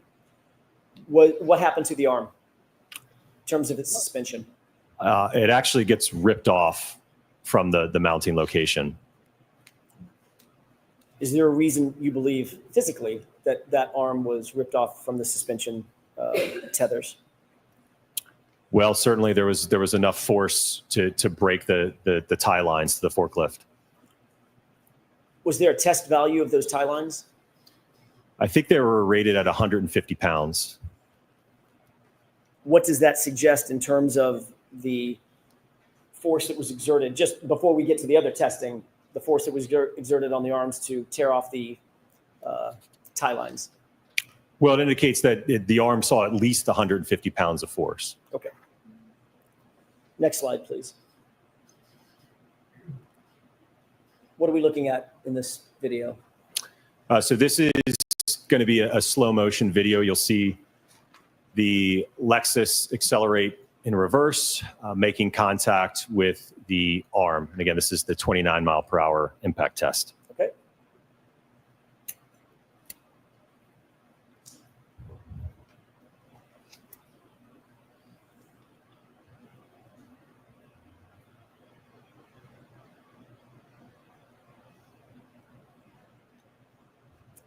Next slide, please. And what is this? This is a video, a high-speed video, so slow motion of test D at 29 miles per hour into the ATD arm that is suspended. So you'll see the Lexus enter the frame from the right and impact the arm. Okay.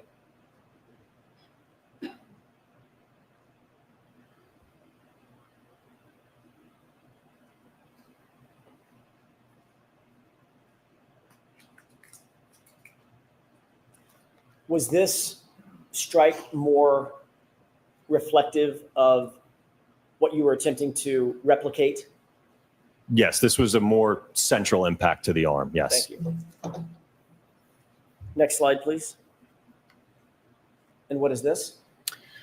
So this is a high-speed or slow-motion video depicting the test D at 29 miles per hour, just a different perspective than the previous video. Okay.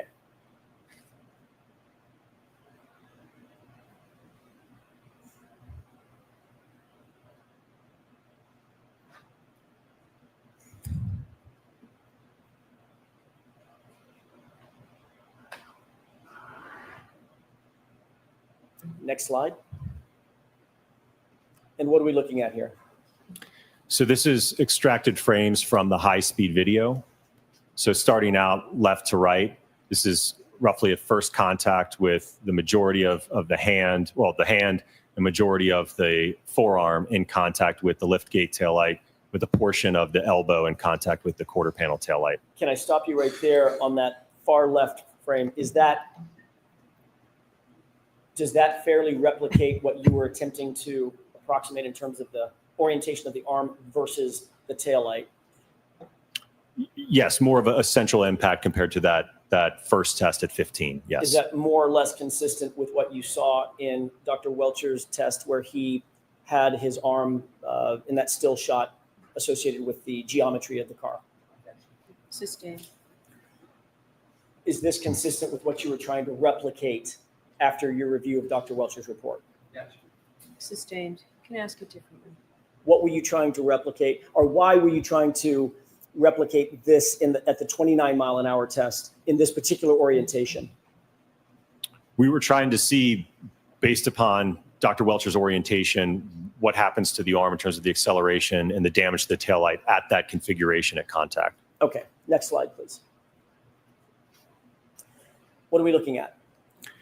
So this is a photograph depicting the damage to the liftgate taillight as well as the quarter panel taillight. And what do you note in terms of that damage? So on the liftgate taillight, a significant portion of that thick 5mm red outer lens is fractured and broken off. The underlying diffusers are still in place. There was a small crack in, I believe it was the upper diffuser here. The quarter panel taillight had the clear section damaged with the outer lens missing, along with some fragments from the outer portion of the red part of the lens. Next slide, please. What are we looking at in this slide? So this is another photograph depicting the quarter panel taillight. As I indicated, there is portions of the red lens cover missing. The interior diffusers remained largely intact in this test. Next slide. What is this side by side depicting? This is showing the results of the 29-mile-per-hour impact test to the test vehicle compared to that of the subject taillight. Given that orientation of test D, were you able to reach any opinions or conclusions as to whether or not the damage to the subject taillight is consistent with striking an arm at 29 miles per hour? It was inconsistent. What's the basis for that opinion, Dr. Wolf? The results of this test. And was that testing conducted in accordance with the scientific literature and generally accepted methodologies in the field of accident reconstruction? Yes. Is the damage to the right rear taillight consistent with striking John O'Keefe's arm at 29 miles per hour? When I say the right rear taillight, I mean of the subject vehicle. Sustained is to that.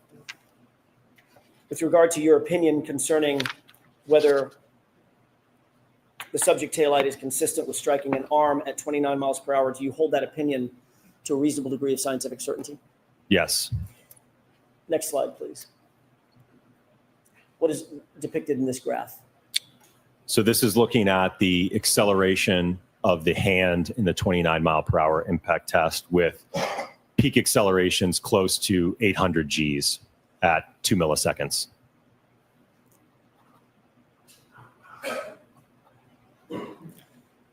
Next slide, please. What are we looking at in this graph? This is the acceleration of the arm, reaching peak acceleration of about 500 Gs.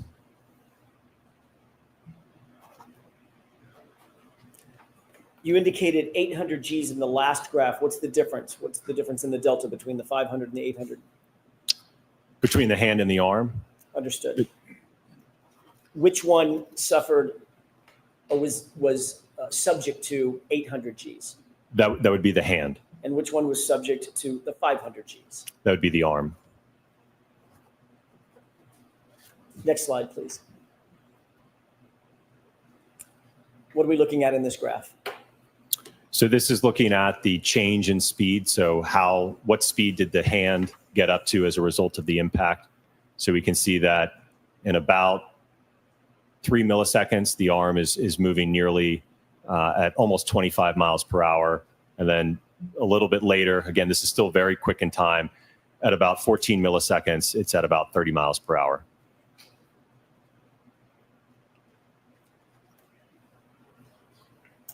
Next slide, please. What's depicted in this graph? So this is looking at the change in speed of the arm as a result of the contact.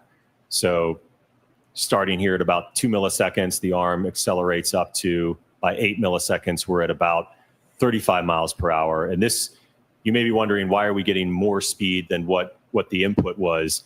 And that's because you get a phenomenon known as restitution. Basically, there's an elastic collision between the two where you can get almost a bouncing effect. So when you have something that weighs 6,000 pounds striking something that's much, much lighter than that, it can actually cause it to accelerate up to a greater velocity than the impact speed. Next slide, please. Test E, 24-mile-an-hour impact test. What is that? So this is a 24-mile-an-hour impact test to the ATD arm attached to a test dummy. Next slide, please. Why did you utilize 24 miles an hour for this test? So it's my understanding that this is the upper end. There is a triggering event of, I believe it's 1162.2. And I think at the end of that data, the speed is approximately 24 miles per hour. So we did a test at the end point, if you will, in that data set. What is this photograph showing in terms of the orientation of the arm and the hybrid test dummy, or ATD? So the orientation is to depict, again, the orientation that Dr. Welcher indicated in his static and dynamic test to show what happens when again, that ATD arm that we had is attached to a test dummy and is struck at 24 miles per hour. Next slide, please. And what is this? So this is a thermal image of the taillights just after the install with the average temperature at about just over 33 degrees Fahrenheit. Next slide. And what are we looking at? So you're looking at a top-down drone video with the Lexus here on the left that will accelerate in reverse up to 24 miles an hour, striking the ATD arm. Let's watch that, please.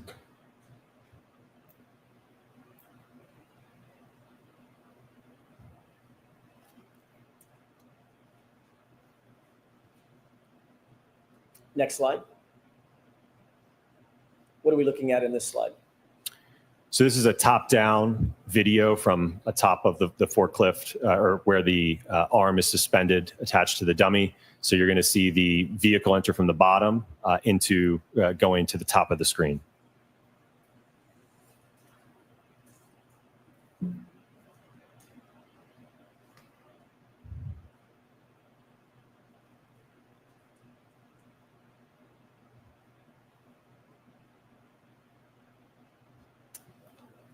Next slide.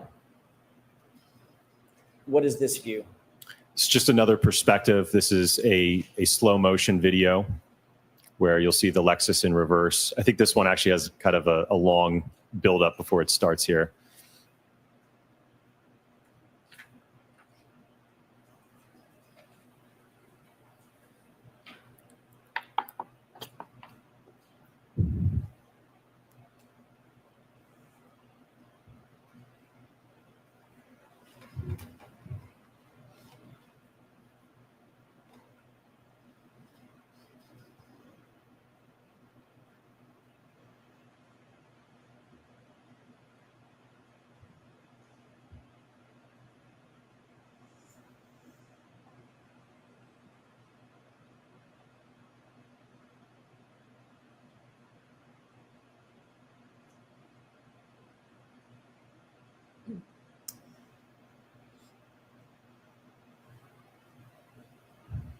And could we go to the next slide, please? And what is this? So this is a perspective from the high-speed camera, so a slow motion video with the Lexus reversing into the ATD arm at 24 miles per hour. Before you play this, Dr. Wolf, I failed to ask this. It may be obvious. After each of the tests, C, D, E, F, were you replacing the taillight with new exemplar taillights that had been temperature accounted for? Yes, every test had a new set of quarter panel taillights, as well as liftgate taillights. And even in the test where the taillight in the 50 mile an hour test where the taillight was not damaged, we still put on new taillights. We did not repurpose or reuse any of the taillights. Okay, thank you. If you could play this for us, please.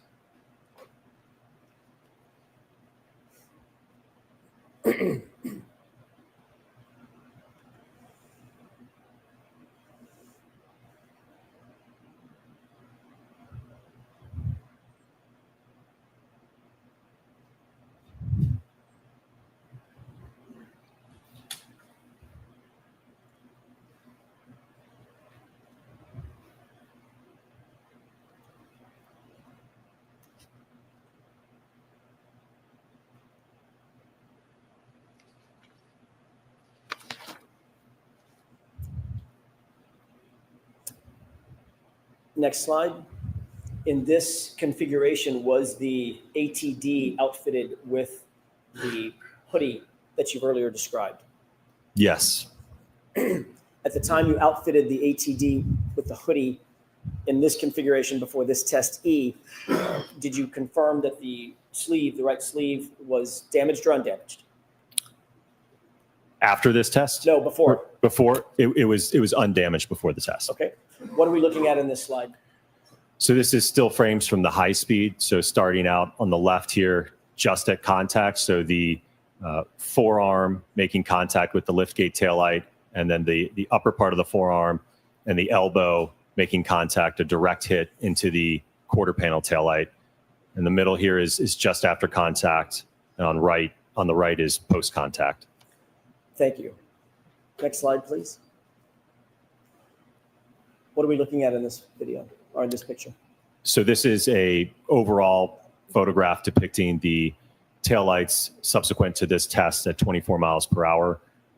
I will note that there's no damage to the liftgate taillight, and then there is damage to the quarter panel taillight. Is there any damage to the internal diffusers on this taillight? So if I go to the next photograph, if I may. Please.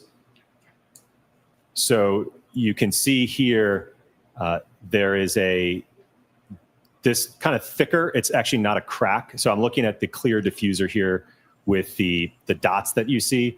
This line that you see, kind of opaque. I don't know if you've got a laser pointer to. Yes. Just so there's no confusion, thank you. So the line right here that's part of the assembly. So that's just a part of how the plastic is molded.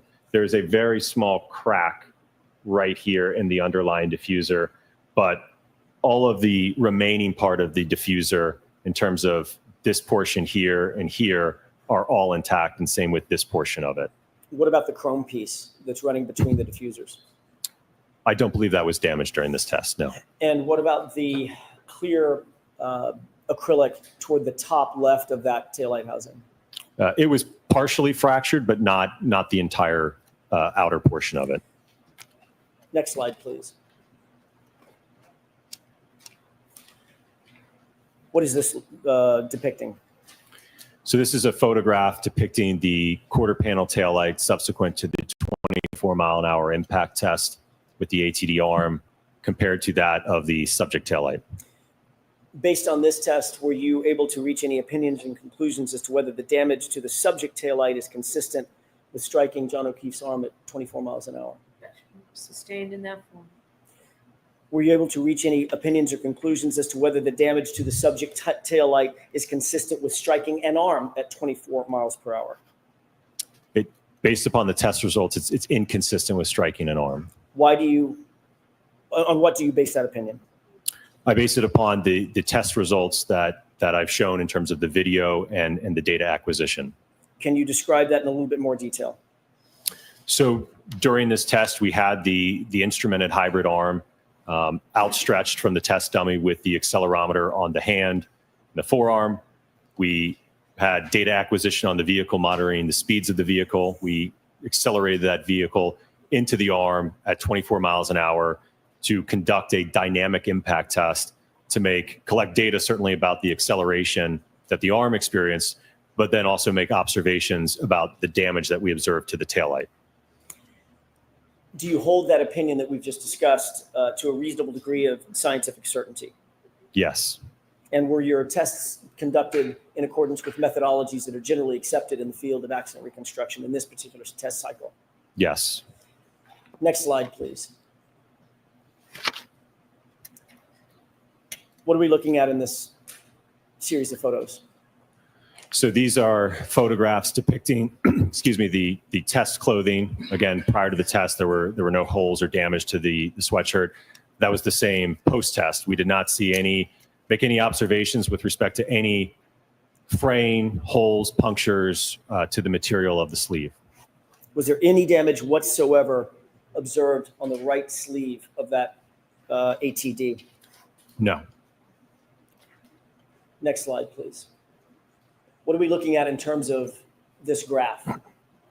So what you're looking at in this graph is the acceleration of the hand reaching a peak acceleration just after 10 milliseconds of approximately 435 Gs.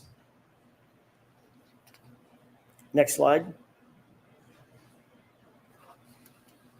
What are we looking at here? This is the acceleration of the arm during this 24-mile-an-hour impact test, reaching peak Gs of about 300 at 4 milliseconds. And the next slide. What is this delta V graph showing us?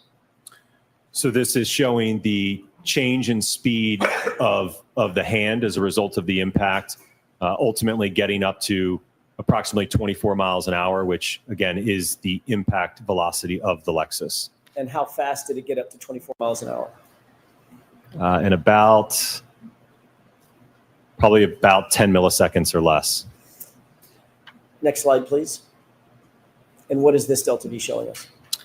This is showing the change in speed of the arm going to about just over, looks like about 22 miles per hour at about 10 milliseconds. So total window of time of about 8 milliseconds that it took to get up to that 22 mile an hour speed or so. Understood. And next slide, please.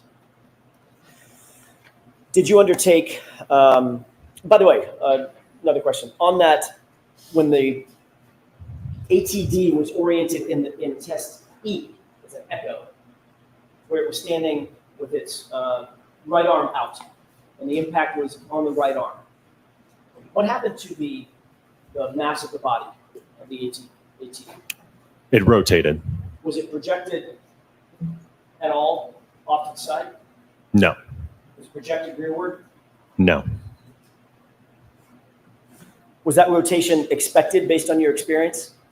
Yes. What is the 29 mile an hour impact test in test F? So this was a test that we conducted with a what's known as a rescue Randy or a test dummy that was a full-on impact to the right rear corner of the Lexus. Let's take a look at the next slide, please. With regard to test E, if I could please ask you about that. I want to go back to that test even though we're looking at this one.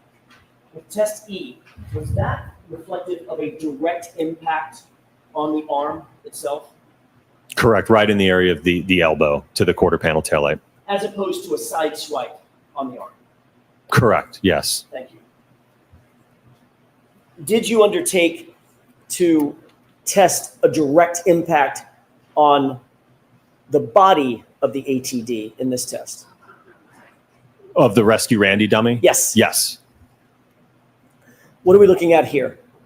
So this is the intended impact configuration with the rescue Randy suspended here by the forklift, and again, kind of in the path of the profile at that right rear corner.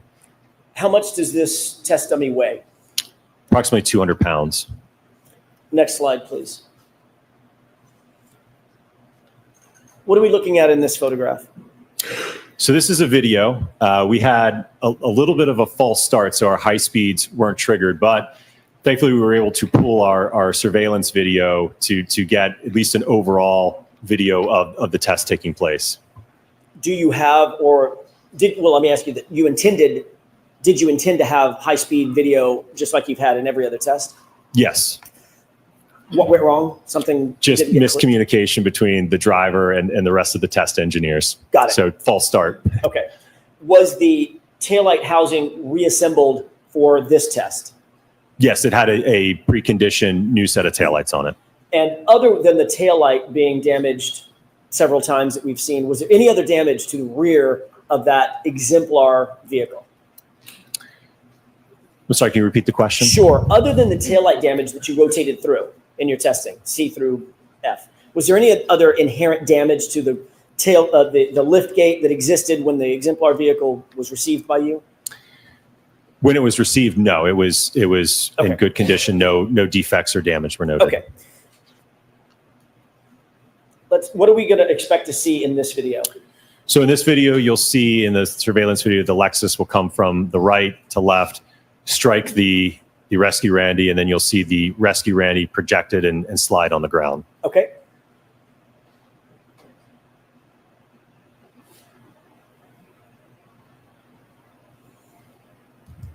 Can you play that one more time, please?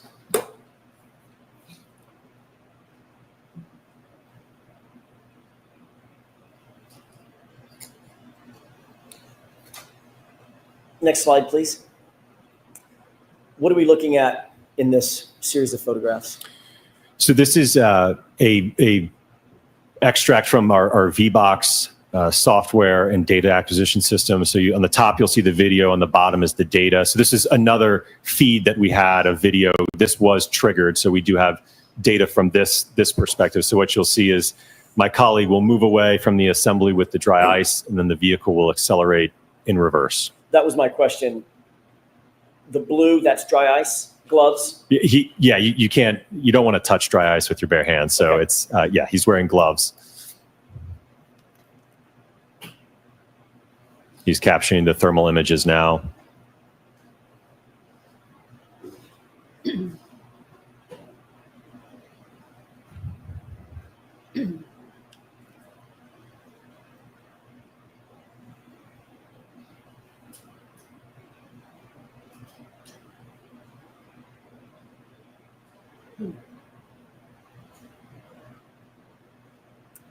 Next slide, please. And what are we looking at in this? So these are extracted frames from that video you just saw from the data acquisition system. So on the left here is just before contact between the test dummy and the Lexus. On the right is just at contact.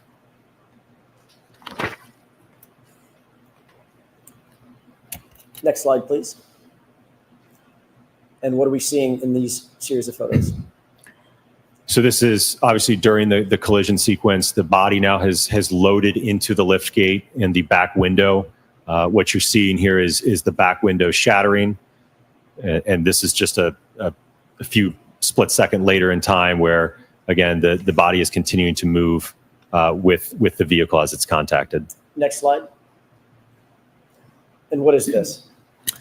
This depicts the post-impact damage to the rear of the Lexus. As I noted, the rear window is completely shattered. There's deformation and crush to the liftgate section of the vehicle. The bumper step was popped out, and then there was some minor fracturing in the bumper cover at the lower level.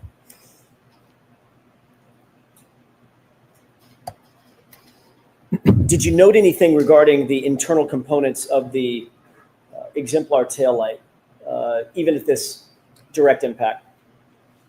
So the taillight, as you can see, it blew out the outer lens cover.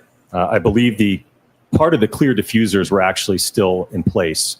I think the lower one might have been fractured here, but I think the upper one was still in place. At 29 miles an hour with a direct impact, did the exemplar taillight exhibit the same type of damage to the diffuser as the subject taillight? I'm not sure I understand your question. More or less damage in this photo to the diffuser specifically than in the subject taillight? Well, I think there was more in the subject taillight. As I mentioned, I believe the top diffuser More on this damage? was correct. Okay. That was my question. And is there another slide at the on the back end of this one? That's it. Okay. We can have the lights. Dr. Wolf, you conducted tests at what miles per hour? Tell me the sequence. It would be 10 miles per hour, 17 miles per hour, 15 miles per hour, 29 miles per hour, 24 miles per hour, and then a full-on hit at 29 miles per hour. Regarding all of the tests you conducted, what did you observe with regard to the damage, if any, to the internal components of the quarter panel taillight? And I'm talking about the chrome pieces and the diffusers. It was less in all of the tested taillights than that of the subject taillight. Did you reach any opinions or conclusions as to whether the damage to the right rear taillight of the subject 2021 Lexus is consistent with an impact to John O'Keefe's right arm during a high-speed reversing maneuver? Sustained in that form, Mr. Jackson. Did you reach any opinions or conclusions as to whether the damage to the right rear taillight of the subject vehicle is consistent or inconsistent with an impact to a right arm during a high-speed reversing maneuver? It was inconsistent. What's the basis for that opinion? All of the test data that we did from the laboratory testing, moving up to full-scale vehicle testing, all of the collected data in terms of the photographs, the observations, all the acceleration data collected. So all of the testing that we've walked through in this PowerPoint, along with certainly that was based upon all generally accepted and peer-reviewed methodologies in the accident reconstruction community. Do you hold that opinion to a reasonable degree of scientific certainty based on your experience, training, and education? Yes. Did you reach any opinions or conclusions as to relating to the punctures, holes in the hoodie that you saw that was related to John O'Keefe? Yes. Do you have an opinion or conclusion as to whether or not the damage that you saw to the hoodie related to John O'Keefe is consistent or inconsistent with a impact from a right rear taillight of the subject SUV? It was inconsistent. And what do you base that opinion on? Based upon all of the impact testing that we did with the clothed ATD arm in the laboratory as well as the field. In any of the testing that you did you ever see taillight pieces cut, puncture, or fray the sleeve of that hoodie? No. The exemplar hoodie, I should say. Correct. Did you reach any opinions or conclusions as to whether the rear taillight of the subject SUV was involved in a center of mass strike of a pedestrian at a high-speed rearward maneuver? Yes. What is your opinion? That the damage to the subject Lexus is inconsistent with a center of mass hit. What do you base that opinion on? The testing that we conducted in that last test that you just saw. Do you hold that opinion to a reasonable degree of scientific certainty, Dr. Wolf? Yes. Thank you. That's all I have. All right. Is this a good place for a break, or do you want to get started? What's preference? Lunch is not yet. Joyce, why don't we let you have your lunch? Okay. So we'll come back. We'll come back ready to go at 1:30. All rise in court, please.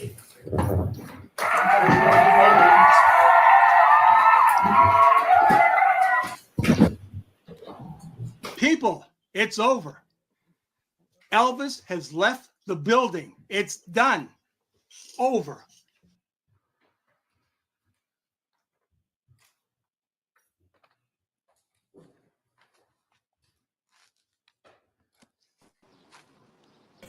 Dina. What? I'm here. I'm out right outside here. Is it turned? Hold on. I can barely Good. see. Oh, hang on. Is it I'm gonna facing move me you or for a second. facing? All right. Hold on a second. It's Facing hold you, on. facing you. Right. Oh no, it's fine. They're There going we for go. lunch. That's fine. They're coming out. Huh? They're coming out now. I have no idea.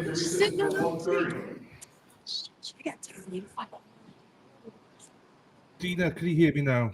Yeah, I can hear you. So they're coming out Go now. that They're way. on Yeah. recess. Go till that way across the 1:30. street so I don't get booted. I don't They're on want to get recess- booted. they're Hold on on. I'm recess- trying to like. What? They're on recess till 1:30, so they're coming out now. Yep, I know. Fine. No. Right, that is Court TV, not me. So I try to stay away from everybody, so I've got to make you bigger. Hang on. Well, that one.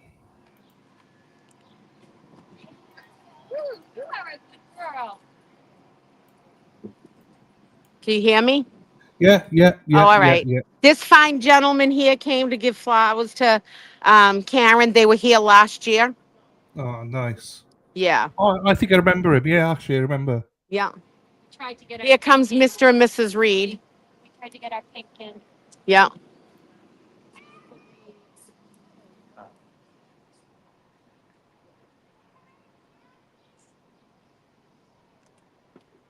She always looks good. No, no, no, no, no, no. We'll get thrown out. You can't. Okay. You got to go over there. All right. They got special permission to be here. Go over there or they're going to throw us out.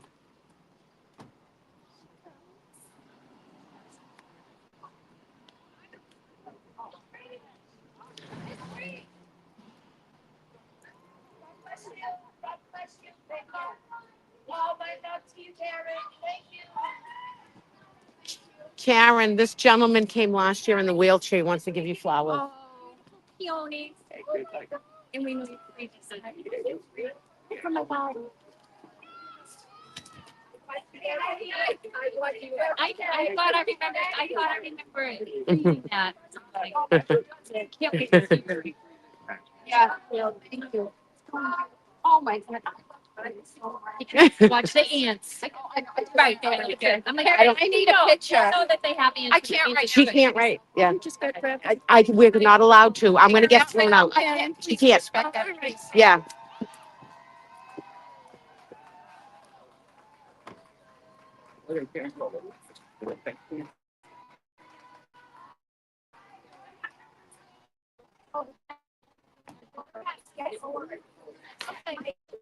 Isn't that nice? Yeah. Did you get that? Yeah. Here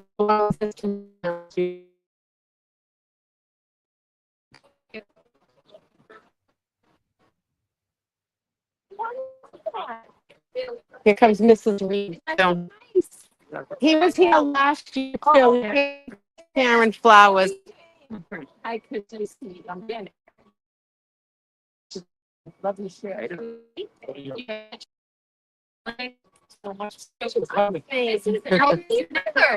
bad. It's humid. It's humid. I've splashed down a lot of water. And I remember saying. I was willing to admit that in my defense, I was left unsupervised. Yeah. Where's your We car? just wanted to bring Karen's. Oh, all right. Right. Okay. Yeah. I just want to make sure. Can tell. This guy gets old. She said, "Oh, there's gonna be he's gonna press you." Alfie and Are you bringing my eyes? This is Alfie. Yeah. Let me go get her. Yeah, it's all new. Court. I forget your name. Panther. Chandler. They're gonna take you to lunch. I just asked them. You're gonna go to lunch with them. Oh, yeah. Yeah. Okay. You're going to lunch with them. Fantastic. Yep. Wonderful. This is Esty. Hi. I'm Chandler. Nice to meet you. Yeah. True, yeah. You can come up with us. We're waiting for a bigger car than mine. Perfect. Yes. Get out of the heat. All right. I'm going to get the live stream away from you guys so you can enjoy your lunch. All right. All right. Bye. Do you have anything down in the buffer zone? Did you leave anything I need to put away? Okay. When you come back, just come back down with us, okay? Absolutely. All right. Right, Dina. Yes. I'm Yeah. going for lunch, my darling. All right. Look, I know, but look at this. People, pick your freaking trash up.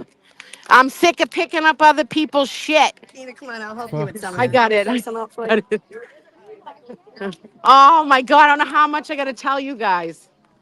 Like, by the time we pick up at the end of the day, we pick up a trash bag full of shit. So if you're down here, pick your trash up. Yeah, come on, people. Fuck's sakes.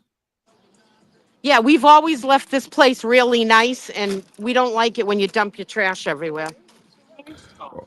Right, Dina, I'll see you in a bit, all right? All right, I'm going to go back down to Yeah. You go and do your the thing. thing. I'll see you in a bit, my darling. Okay. All right, people, we're going to head back down to the zone. I've pissed a few people off because I was trying to get the guy in the wheelchair to be able to stay there because he took the time out to come in a wheelchair. And if they see them and people gather around us, they throw us out of there. You know what I mean? You can't gather on that side, and it upsets some people. You know, I said it nicely, and then they look at me like I'm a bitch. But you know what? There's a guy that just handled coming out in a freaking wheelchair to come give Karen flowers. And if you don't like me telling you, back away, get across the street or something, tough shit. And Karen doesn't want to, they got a short amount of time. They got to get to lunch and back. And she can't pose with everyone.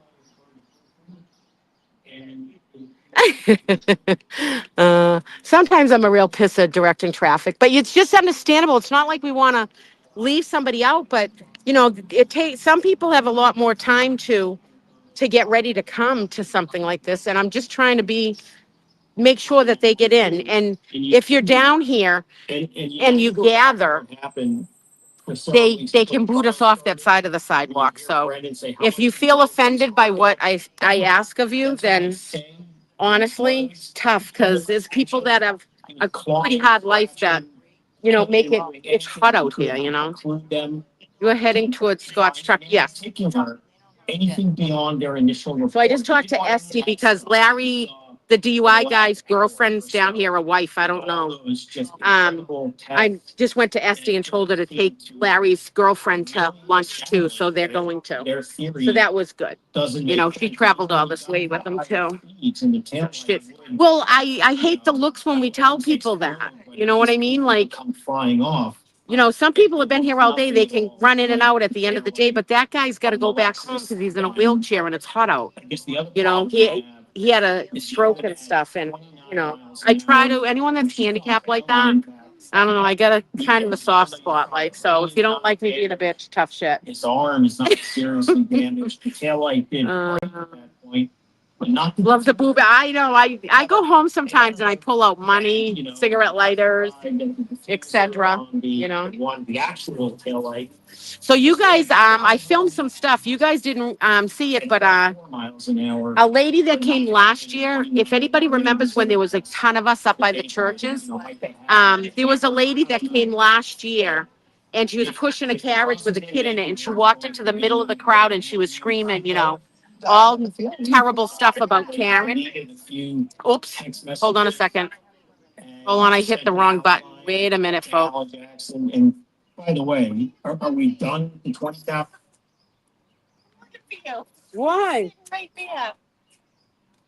I just got back here. You still on? Yeah. So the lady that came last year with the kid in the carriage and was screaming crazy. I mean, she attracted all the cops last year in the middle of hundreds of us. Started a shit show. She's back. She just walked through. She tried to go through the buffer zone with a sign that was negative against Karen and had John O'Keefe's name on it, which you can't in the buffer zone. And so she had two choices. She could either stay down by us across the street or she had to go to the other end of the buffer zone. They sent her to the other end. So she's all the way up the other end by herself up there. I don't think she's gonna remember the cat. Yeah.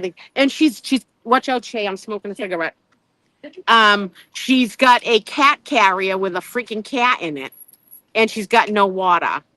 Wait, did she have the cat carrier last year? No, she had a carriage with a kid in it.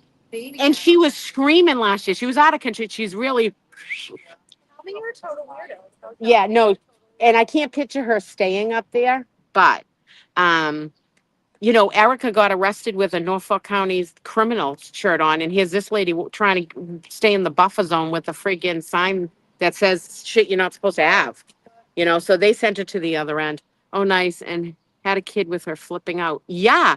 Do you people remember that from last year? I'm sure there's footage of it somewhere.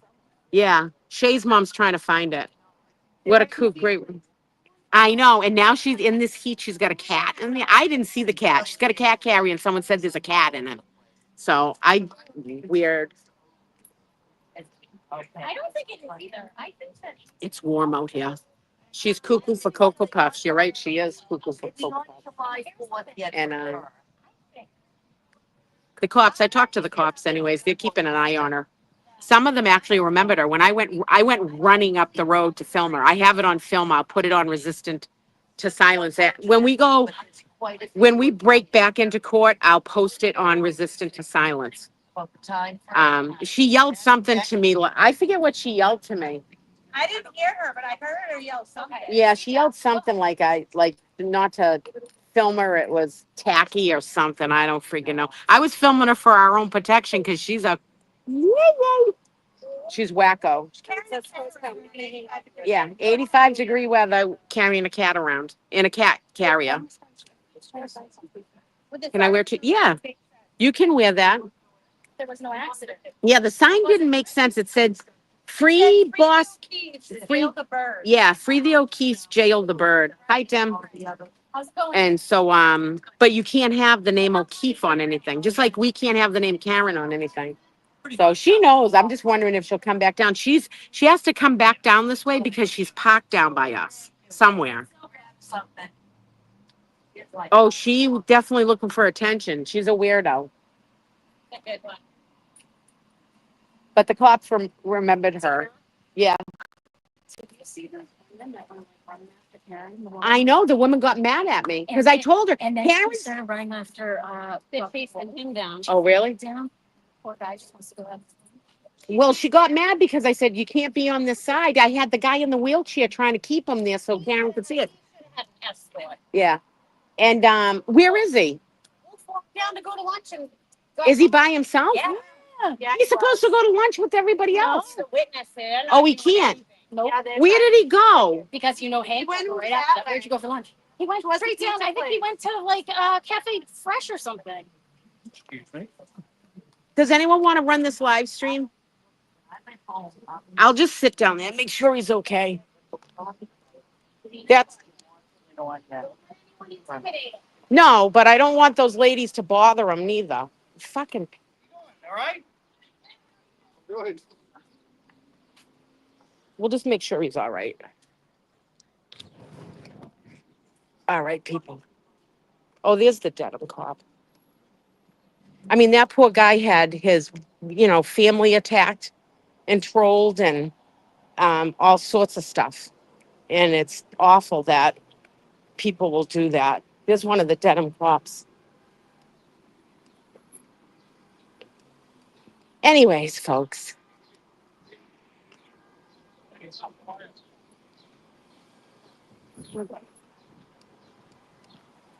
I brought my water jug with me. I should have brought my money. I think it's not in my bra anymore. All right. Here comes Gretchen Voss. We'll just make sure. I might put you guys on silent for a minute. I don't know. I just want to make sure he's okay and they're not hounding him.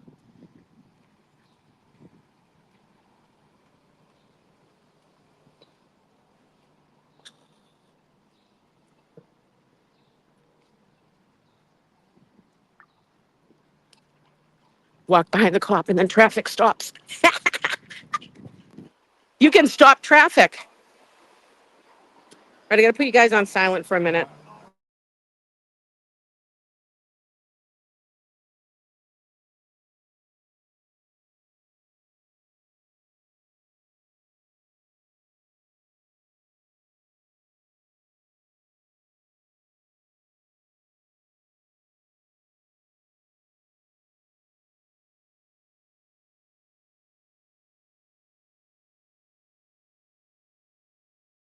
Are you live, Dina? Yeah. So he's okay. There's 2 police officers in with him, but I just wanted to make sure because please, people, don't chase after them when they go out to lunch. He's had his family, people wrote letters and stuff, but there's 2 police officers in there with him. So he's good. He's good. So let him eat lunch in peace. Anyways, I forgot he couldn't go to lunch with the rest of them because he's a witness. Anywho. Yeah, it's warm out here. It's so humid. Isn't it humid? It's very humid. Oh. I'm just surprised he's by himself. Well, that's what I said. He was by himself, and it's like. I feel like he needed security. Yeah. They should have walked him out, but he's with the police now. Yeah. So that's what I was worried about. You know what I mean? So. If Dr. Wolf comes out, please don't go near him, okay? Because he's had he's had bad stuff happen. Thank you. All right.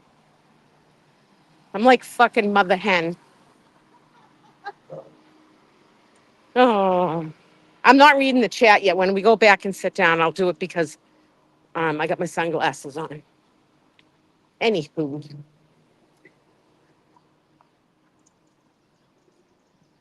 Yeah, they only get a short spell for lunch, so they got to go in the traffic and they got to race over to the office to have lunch. All right.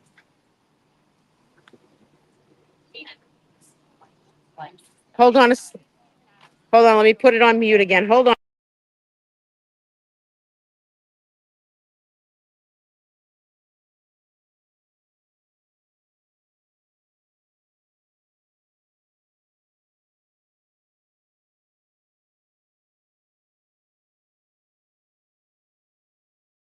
So Frank's going away. He's getting rehomed. What's up? I want you to, so my friends that are afraid to come down here text me for info Yeah. on how everyone is. And when I said something about Erica the other day, Yeah. the girls I'm at filming it. Graham Waste Management want you and Erica to sign Okay. to autograph something. So I made this morning. Oh my God, that's adorable. Can you see it, folks? All right, you want me to sign it? Yeah. Okay, let me turn this around. So I've had them on mute so many times. I gave one for I don't want Erica to. and one for the girls at Graham. Of course, I can make you one too. So I'm See it sign again? both of them. Most corrupt gang in town, Massachusetts. It's so cute, folks. Look at that. My hands are sweaty. It's so humid out. I know. I'll let it dry before I put it back in the bag. But apparently it's a small office and they sit around and they watch you all day. It's my time. I told you. I'm watching. Don't off. On the male side, for sure. Girls, quite close.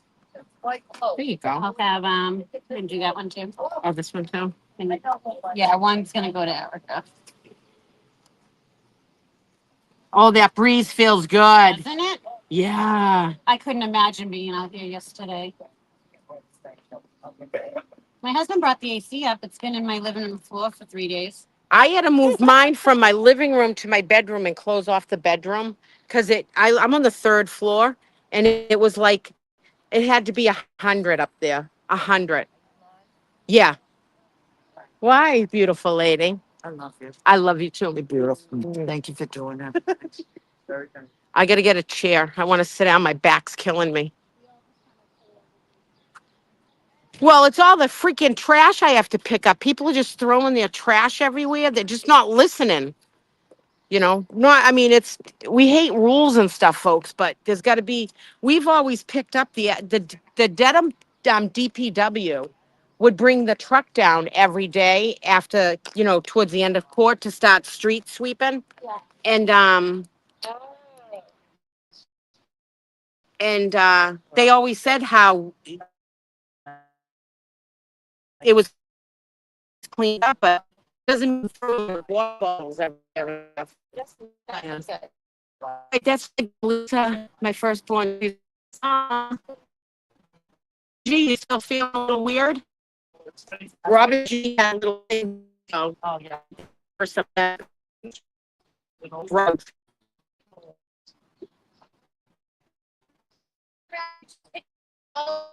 Did you? Oh my God, you really? Yes. I have the ability to do it. Oh my God. I know there's stickers inside of my car that I know I can't take off. You can also put them all into a form that you can send them out to all. And oh my God, thank you so much. This freaking movement has so many freaking talented people in it. It's funny. So it was just a good chat. I don't know. Somebody was and I was like, oh, this one, I went to yeah, just like skill set. Sound like a robot? Canceled. I was like, all right, I'm going to bed. I'm gonna get a good night's sleep. These late nights are killing me. It might be move my volume. I don't shut your Wi-Fi off if it's on. Okay, hold on a second, folks. I gotta try to maneuver this. If I lose you, I'll. My volume is off, Erica. Hold on. Maybe something else is open. Erica, see the? Erica, did you had? Hold on, I get open. Hold on. Okay, how's that? Yeah, right. This person this morning just came to. So tell me about on because instead. She's for real? What I mean, she says a lot of info today. No, Erica's in the. She just sent me a thing saying because it sounds really weird. Tell Erica we miss her. Everyone's saying they miss. It's where you. You're going in and out. Really even understand you. Oh boy. It's probably. It's terrible around this time down here, and I got Verizon, but I'm sitting on my butt for a minute. Check your text messages, Erica. Something was sent to you. I can't read all the messages. You have Brandy's sending me stuff too. Because it'll cut into the live stream. Throw your trash away. Dina's saying, well, they're literally throwing trash on the sidewalk and iced coffee things. I believe that's what I think. Maybe the news pulling from Dina's phone. Oh my God, my feet are even sweating. It's so humid. It feels like it's going to downpour. It just has it in the air. So I don't know where everybody went. Scott McGinn, they probably all went to lunch. But Dr. Wolf is safe. He's got 2 police officers down there with him. So he's all set. So he should have had an escort. Yeah, I did. But when I walked in, one cop was there and another one walking in. I said, I just came here because they said people were following Dr. Wolf and want to make sure he's okay. We're very protective of people in this whole case because we've been down here for 2 years. So we know sometimes, he should have had a police escort. Well, a whole group of people followed him like he was a rock star, and he's still under oath. Yeah. Right. Let's not play with anything. Yeah, exactly. Exactly. Is Erica coming Monday, do we know? Erica, are you coming Monday? Everybody's asking because there's something that needs to be signed by you for some supporters. They wanted yours and my signature. But I'll be Tuesday too. But you'll be here Tuesday too. It's Lisa. Protecting Mother Nature as well, Dana. Aw. Well, it's not right. I know I get excited too when I'm down here too, but there's an excitement level and then there's you got to leave them alone. I would do the same if I saw Mrs. O'Keefe walking down or one of them. They should be protected too. Quite honestly, it's too public. And he's a witness right now. Those cops should have been following him. It's a beautiful thing. But anyways, we always let it, we did. We even picked up the cigarette butts. Though I have been guilty of throwing mine around a little bit. I pick them up. But, yeah. Did, Cheryl with an S was in the car, but she left her but her iPad's here. Oh, she must have forgot it. Someone call Cheryl with an S and tell her she left her iPad down here. I don't know if she's coming back. Yeah. She left in her car, but I don't know if she went to lunch, gave Patrick a ride home. She acted like she left. She said, I'll see you Monday. Either she'll come back around or we can throw it in Scott McGinnis's truck. If anybody has Cheryl with an S's number, please call her or text her and say she left her iPad here. If she doesn't come back for it, we'll throw it in Scott McGinnis's truck. No, honey. Is that her in the chat?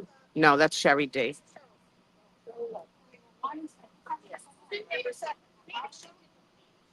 She did. She had an appointment at 1:40. No, I'm on it. She has an appointment at 1:40, so we had to just call. Oh, maybe she's coming back. So yeah, we have to live stream Melanie Little down here. Not that it's a bad thing, but we miss the glera. Just saying. Just saying. You know, it'd be nice with towards the end of the trial if the glera was here with us because he's been here since the beginning. And I wore my dress when I first met him. Do we know how Will's knee is? Is he? It doesn't look like it's healing. He said he's not saying too much, but he's saying it's not healing like he thought it would be healed. So that sort of sounds like a surgery to me, but My daughter who has knows? the same injury. So Yeah. just found out yesterday she's not happy. Glary, you can't hop fences anymore. And that's a lame kind of story. You could have made something up like you were riding a motorcycle down the road and yeah, and you pulled up because you wanted to go cow tipping at a pasture and you know, you slid in sideways on the motorcycle, like something better than I hopped the fence. Yeah, climbing the hills of Tennessee. Cheryl said, put it in Scott's truck. She will grab Monday, Dina. Perfect. We will do that. Lee and I, we do make good protein.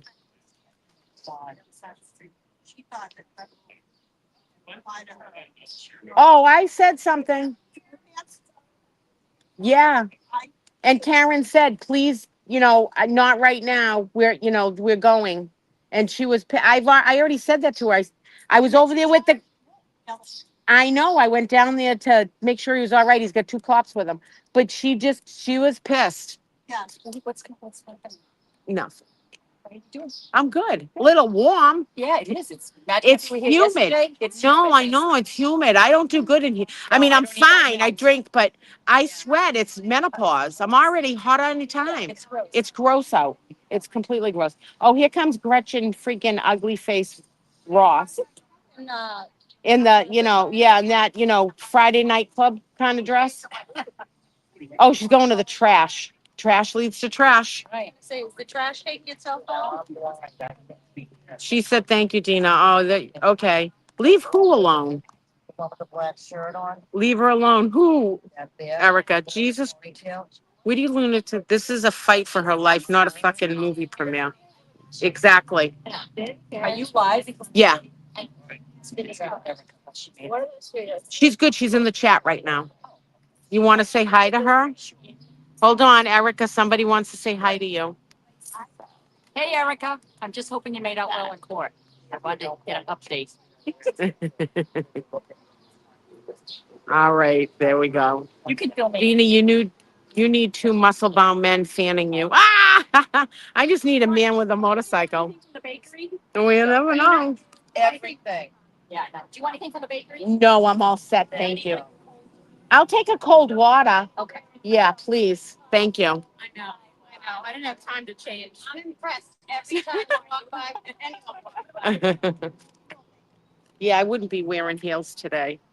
I got my flip-flops on. Dina, you need to. Oh, I read that already. Erica never should have faced any charges. Yep. Well, hopefully everything gets dropped, but who knows? I mean, they're really lax today. Honestly, they are. It's like they don't even give a shit. Really. But they got to give a shit a little bit because, I mean, it's good for us because we can move around a little bit more, but people have to not be so unhinged. You know, as this trial ends more people are coming here.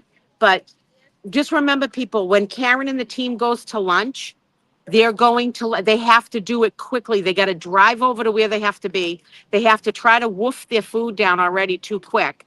And then they got to drive back here. So just wait till the end of the day. You know, they'll come over when they're ready. So, yeah, someone doesn't like me already. I'm sure they're going to write shit about me, but I don't care. I said something. If you don't like it, tough. I know she's got to get to lunch. And Karen even told the lady that. The lady's like, here, Dina, take my picture. And I'm like, no. And when have you ever told me no to somebody? There's certain times. Right. Thing and just kind of diffuse. Who's that? Oh, is it? A little bit beforehand. Better Rose on right now. The right way to do it. And The buffer zone was safe for Karen and awareness of people next. Yeah. Right. So shooting the cocktail glass at the tail. Well, if you see anything written about me, just defend it because there's a reason. 37 miles an hour. Yeah, but you know, look, the other problem they have again. I wasn't calling anyone trash. I was saying pick your trash up. John Oh my God, already. Glass. Hold on a minute.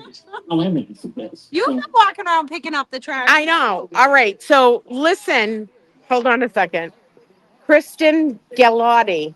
I didn't call anybody trash. I said pick your trash up because people have been throwing it around all morning here, all over the sidewalk and all over the ground. It's not up to us. Everybody's an adult down here. It's not up to us to pick up your trash when you're down here. It's not a free for all. We've always left this place in great shape. So I'm finding Poland Spring, and I know they're from now because I've already been here since 6 o'clock this morning. So I know it's new stuff. I didn't call anyone trash. You know, when stuff gets posted like that, then the internet takes it and just expands it. That's all right, Christy. It's no big deal. It's just all morning I've been picking up trash. But I didn't call anybody trash. So, are you leaving? Oh, yeah. It's one of those days that would do that. Cool and nice breeze and it's hot. It was though earlier. It's like changed in a matter of a little bit of time. Mama, thank you so much for everything. I appreciate it. I'll see you next Tuesday. Yeah, just say it. See you next Tuesday. Bring in Mom. Bring in Betty. Oh, Betty's coming? Betty's coming. Betty was the name of my last car. All right, see you later. Yeah, smoking is around kids is trashy, but I wasn't. I was smoking myself, and that kid ran up, and that's when I said that. So whoever run for the roses, it's not like I lit up around her. So there's that. Yeah, exactly. If I'm smoking and your kid runs up towards me, I'm gonna say to your kid, I'm smoking, get away. So please. A lot of shit today in this chat, my God. Anyways, I think Dr. Wolf is there. He should have a thing. Yeah, I know. He's walking up the road. Hold on, I'll turn it. He's by himself yet again. But that's all right. Let's make sure that no one runs across the street and attacks him.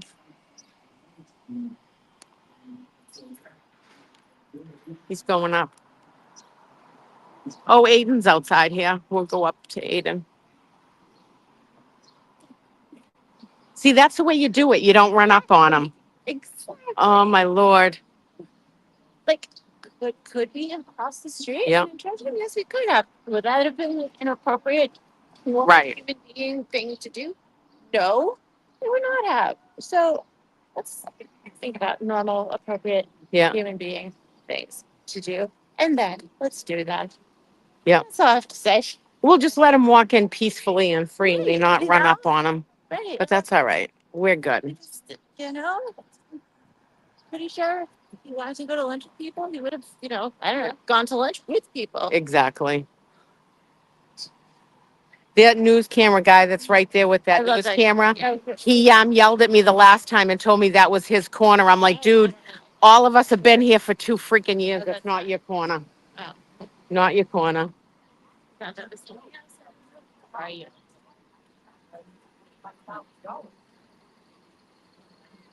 They're still up here.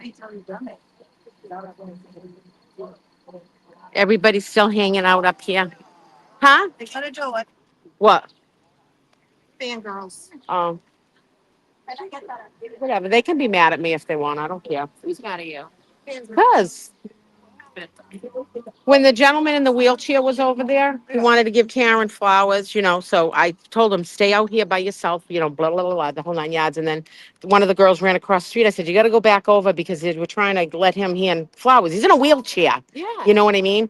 And she got pissed and gave me a dirty look. And then when Karen came out, she came running over and she's like, here, Dina, take my picture. I'm like, no, They're going to lunch. And Karen even told her no. The girl was pissed off. I don't care. I don't give a shit. No, it's ridiculous. I don't give a shit. Just chase it. No, I know. I went down there to make sure that they weren't in the bagel shop, but thank God there was 2 cops in there so that he was okay. But that's her over there in the blue pants. He's still testifying. He's still testifying. You're not supposed to go near him. Huh? I don't care. I don't care. I've been here for 2 years. If you don't like it, tough shit. These are the rules of what we do. And they were like, he's still testifying. Do you want to fuck this up? Yeah. He is the That's I'm could sorry. call it a mistrial right there. They're on to it now. I don't care because I've said it live. Yeah. He is Yeah. the most important witness. Yeah. We just got catcalled the whole way, and like you make us look like I know. idiots. Yeah. Let's stand in front of them. They already just pulled up a picture of us with standing with Lucky. Yeah, we want to go. Like now you're gonna like. Huh? They already pulled up a picture of us yesterday of us standing with Lucky last year and tried Yeah. to use that against him. I know. I saw that. That's why I didn't repost that Lucky picture because I just knew.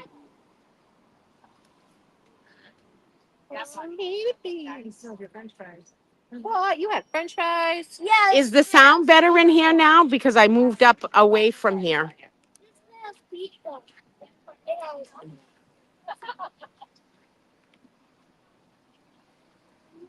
There we go. Had a broken part of the rock. Oh no! Did you hurt your ass, Cheech? Ay, ay, ay, ay.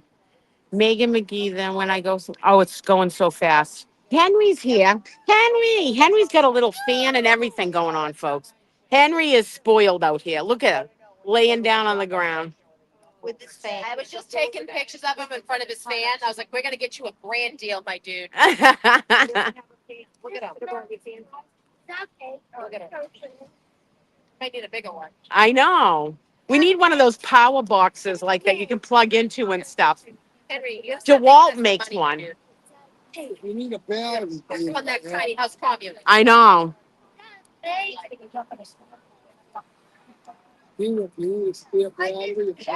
No, I got one, but thank you. One of the Sherry D sent a bunch, and Dana and Tracy.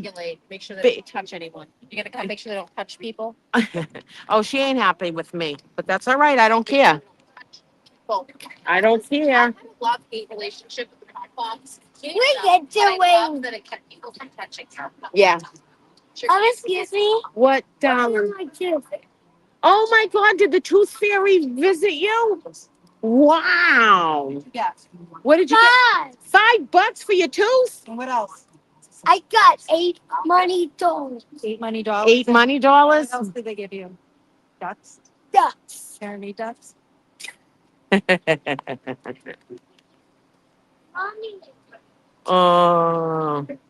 Hey Shay, yeah, I'm not putting Shay on film. I know it's okay sometimes, but I'm not gonna today. So. Oh, you didn't have to walk all the way up here. I was coming up here. Oh, all right. Thank you for the water. I appreciate it. I'm sloshing water down like crazy. It's so humid. Sweating it right out. I am sweating it right. Sweating. It's ridiculous. Yeah, it's crazy. It's crazy. I gotta put trash down my bra now too. I'm gonna go home and light as trash, candy, gum. Carry everything in the bra. Yeah, I've swilled 3 of these so far. 3 of them. It's really, really humid and it's just dripping wet. Yeah, it's like even my feet are sweating. It's really hot. I don't know how the cops are in those uniforms. I really don't. Oh, I don't want to lose my ice. Don't lose the ice. It's important. Hold on a second, folks.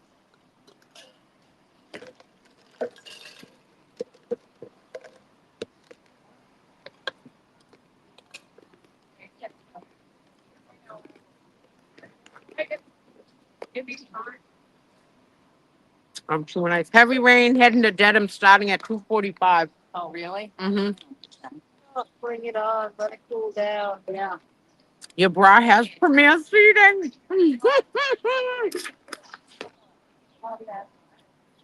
Almost glad it might rain Tuesday. We've been out in the rain before. I don't mind. It sucks, but you just wear some sandals and it'll, you dry up pretty quick. I usually wear yoga pants instead of dungarees and stuff because it dries faster. Yeah, it's a tall drink of water. Hi, Danny. Is that my Danny? Hi, Danny. Hey, everybody. Make sure you go over to True Crime Social. Click the like button and subscribe and watch Danny's channel, as well as Kelly and Amy from Boston. They got their channel. I think Robin G's back. I don't know if she's in the chat or not, but everybody's channel. Just click everyone because everybody. I hear a motorcycle. Yeah. Yep, I knew I did. I hear a motorcycle. Oh, it's a nice white bike. Anyways, click the like button and there you go. Thank you, Sherry D. That's Danny's channel. I got to pop in there in the next, maybe tonight if he's on tonight, I'll pop in. I don't know what I'm doing yet. But subscribe to everybody's channel. I forget them all, but I have to say Young Jerks again too, because I kept on leaving Mike out and I feel terrible for Mike Crawford because I just didn't do that. And yes. All right, Karen's here. I'm going to turn this around.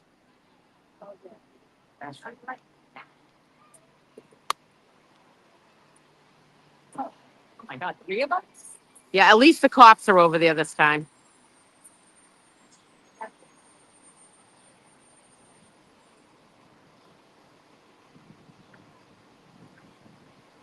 I'm going to give them their prize. Oh, I want that trash. Oh, away. there you go.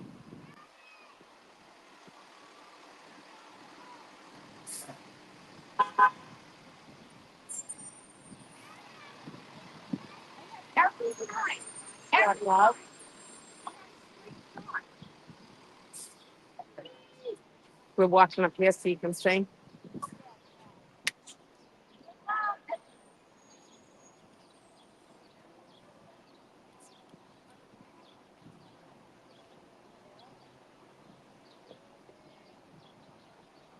There's our Kurt. Hey now. Larry.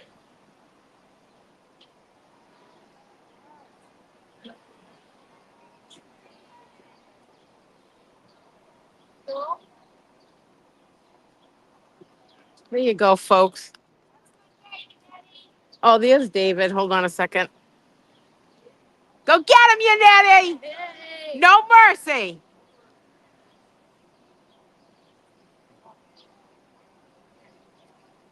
See, it's eased up a little bit because if I had yelled that before, I would have got a warning. Hi, how are you? Good to see you. Good to see you too. You looked right over it. Yeah, right. Hey guys. Say hi to hold on a second. Let me turn it around so you guys can say hi. All right. Jess, who plans and had the best signs ever throughout this whole entire movement on her car. This is Lisa, who is also on the thing to change the buffer zone rules. That's Lisa. And of course, Sam. Sam was on the buffer zone things. Henry's name wasn't on it. He's gonna feel like a redheaded stepchild. Huh, Henry? Huh? And he got his little fan going. Is the cat lady still up there? Did she leave? She might have left. Hi, Trace. Hi, can you see? Can you hear me? Yes, I can. I just wanted to pop on real quick. I don't want to. I'm on the road, but I wanted to say, pick up your fucking trash. Thank Jesus you. Christ. I know. Seriously. I know. I'll stop bringing a trash bag. Whatever. We end up picking it up anyway. But be an adult. Respect the space. It is a courthouse. It's a professional atmosphere. Clean up your shit. Yeah. And stop Exactly. giving Dina shit too. Dina's out there all the time. She's the most dedicated. So stop giving her shit. Yeah. Everyone, pick It's up your not. trash. Stop running over to Karen. And it's not like someone said. It's not a movie premiere. This is somebody's life. It's Right. Karen Reed's life. So After I already respect said it. that, the lady, Karen even told her, not now. It's know. like they don't want to listen to me at all. And I'm not trying to be an asshole, but I know you're not. Jesus. I know. You're trying to tell people, you're trying to protect people is what you're doing. Right. Protecting that woman. You know what? Don't come there to run across this. You got to follow the rules. You have to. Yeah. You can't be like that. You got to Yeah. think. Think Yeah. about your surroundings. Think about where you are. Respect Right. it. Yeah, exactly. Thank you, Tracy. No, And like I thank said, you, we Nina. we take care of the people in wheelchairs and that are handicapped or have autism or stuff like that or Down syndrome. When they come down there, we sort of break the rules a little bit so that they can get greeted. They can't stay out in this heat like regular healthy people. Right. They can't wait till the end of the day to have them walk over and take pictures. And people got to fucking understand that. Right. And you know what? Karen wants to see those people too. Exactly. You know what I mean? Exactly. She cares about everybody out there, but especially people who are, disabled or have the same issues as she does, she wants to Right. see those people. So Right. let them be, let them do their thing. Stay Right. on a sidewalk, don't run, just be safe. Just think about it. That's Yeah. all. That's all I That's wanted why to we say. try to say that in the morning, like when you tell people, or we go out there, like, no, you can't be on this side of the sidewalk. The Right. reason I'm in the road over there, and you can even ask the cops this, is because people keep on stepping into the road. So then I stay in front of them and walk back and forth and pace in front of them so they don't step in the road. It's not Exactly. for me to be like, oh, I'm in the road. It's not that. It's because people don't listen to it. It's going to get worse as I know. this trial goes on. So please, people, just be respectful. Karen's only got so much time. You went to lunch with them, Tracy. I did. You woof your food down in You there. totally do. Yeah. It's like, let's Yeah, go. to get back. Yeah. Yeah. It doesn't have much time. And it's just not the time to take pictures. It's just not. She'll come to Right. you. If she has time and it's safe, she'll come to you. Right. So just, Yeah. relax. But Just you relax would, your head. Tracy, you would die at the amount of trash that people are just they're just dropping it like they're at Hampton Beach Casino at a freaking concert at the end of the night. Like they're just dropping the stuff everywhere. Wow. Like, Jesus, throw your trash out. It's so disrespectful. It's Yeah. disrespectful to Karen. It's disrespectful to the movement. It's disrespectful to Dedham. Just stop. Just stop it. Yep. Exactly. All right. I'll let you go. All right, love. Have a good day. All right. I love you. Be safe. I love you too. All right, Thank you. Put my phone on your trunk, you don't care, right? I don't get put it inside so the sun doesn't. It's a solar charger. Oh, all right. Thank you. But if you need something to cover it, grab like the phone part of it, grab the jacket to put it over that. You know? Hopefully there's no trash over there again. But you know what? We'll go take a look. Let's see if they listen. And oh, she just went running for something. Oh, she's yelling. She must have been a bad court day. Well, there's plenty of people over there, so if they threw trash again, let them pick it up. Anyways. All right. How come we never had a problem last year? No, well, we did pick up trash last year, but we all combined together, and it wasn't usually the regulars that threw trash around, to be honest with you. And I hate to say that. I don't want to be like, oh, the regulars, and but it's common sense. I wouldn't go to your yard and throw your freaking water bottles all over your yard. So, I don't know where the DUI girlfriend went. I got her to get in. I told Essie to take them with her to go to lunch with Larry. So maybe they actually gave her a seat in the court if there's enough room. Hopefully. Hopefully. I hate when people litter anywhere. It's ignorant. Yeah, I mean, we're not all immune to it, but this is just ridiculous. I'm picking up, 3 to 6 things each time I go do a walk up. So,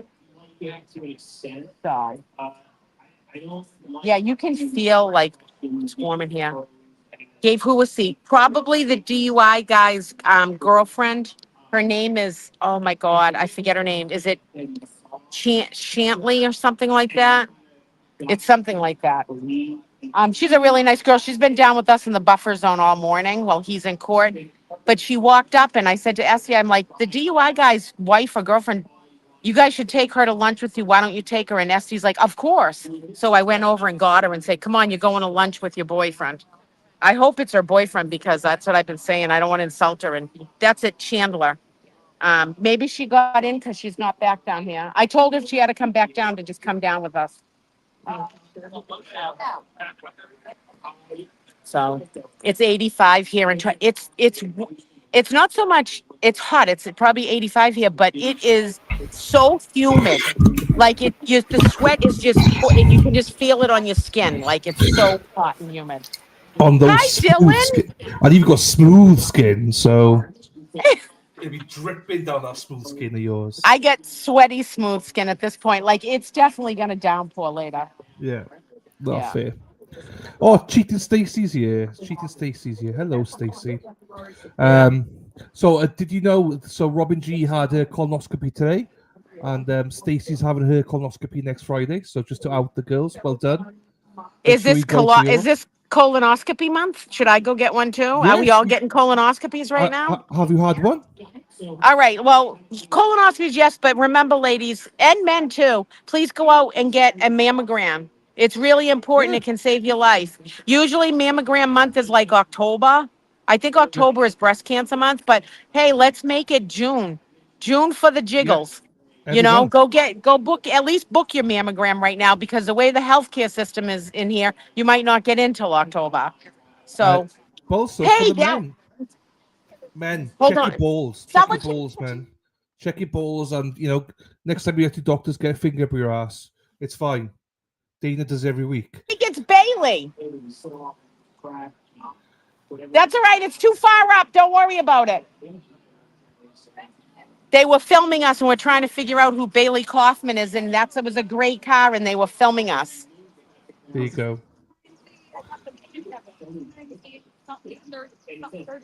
All right. No, because they post on X pictures of us, and it's supposedly a gray car, and that was the gray one, and they were filming us. So I wonder if that was Bailey. Shit. Anyways, we're on a mission to find out who Bailey is. So Yeah. Erica watches you. That's them. Get the player. Yeah. Everyone's trying to find out who he is. Well, I think some people know who he is, I think, but I think so. There, he must be at the red light now, too. Hold on. Hold on, folks. if I had the music ready, it'd be like, Oh, hold on. I just shut my camera off. Hold on. Turn this around. All right, hold on. Oh, shit, it turned. I couldn't make it. that's fine. Oh, I tried. I should have walked up sooner. That's all right. You're all good. Well, June might be Pride Month, but let's make it check the jiggles. Like, just call up and book your mammograms now, folks. And the balls. Don't forget about the balls as well. Yeah.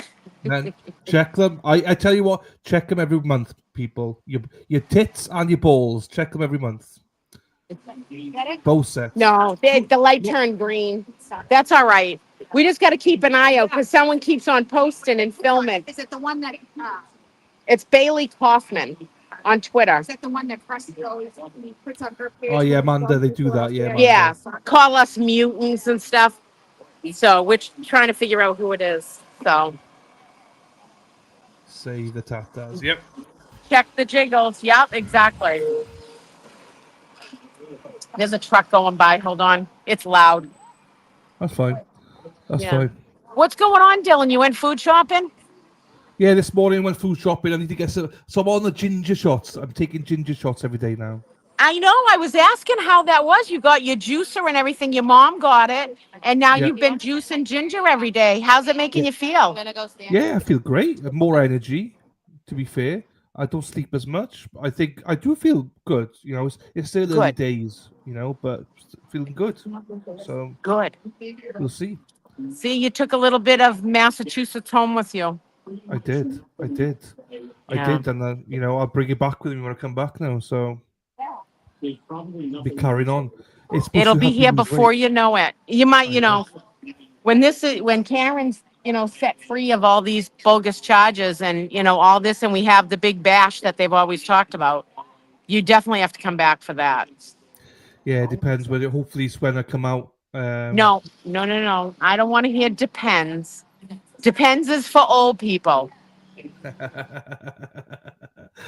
Yeah. Oh my I thought God, it's so yucky out. I thought I lost you there for a second. You're back. It's fine. No, it's just it's like every truck in Dedham is driving down this road right now. That's all it is truck. Hey Neil T, how are you, fella? Hi Neil. My home G Funk, huh? Is it National Donut Day today? Paul O'Keefe must have ate some donuts. It's actually the UK's National Fish and Chips Day. So. Oh wow. So yeah. Look at my hands. Even my hands are sweating. Oh, hang on. I got some donuts on them. See the glaze on it? That's what we all feel like right now because it's so humid out. Hey, Genty. How are you doing, my darling? Nice to see you. Hey, I've not seen Dina, you for a doing while. good, buddy. Good. You well. Hey, also, can we say a special happy birthday tomorrow? Because we got Colton, who's 9 years old tomorrow. So happy birthday, Colton. You know Jen Macaulay? Yeah. Her son Colton, he's 9 tomorrow. So. Oh my God. And J Mac, we love you and hang in there, girl. We got you. We got you, girl. We got you. What did Jen T put in the chat? Oh my God, the sun's blaring at me right now. There you go.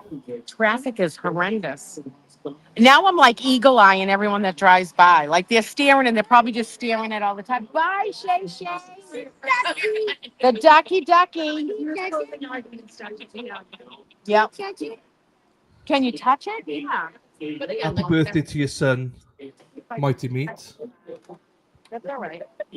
And yes, you are old as fuck. But I'm older, so. There you go. Thank you, everyone, for the happy birthdays. Hopefully, Jen will come back and see you all. Well, that's all right. I'll show the thing. This is what Shay saw. We'll see you soon, Shay. Kurt got me this big duck. And when I'm down here, I put it on the top of the car. And it's one of those squishy ducks. Jiggle with me. Yeah. Yep. It's the duck. Yeah. There you go. The duck. Everyone loves a duck. King Duck. Yes, we're like 30 seconds behind the CG. Let me refresh it. You're leaving? Let me refresh. All right, I'll see you Tuesday. Some people are leaving. They got plans and stuff this weekend, so I was just saying bye to everyone. All right. All right, so council, we have a juror that needs to leave at 3:45. So we're going till 3:45 today. Okay.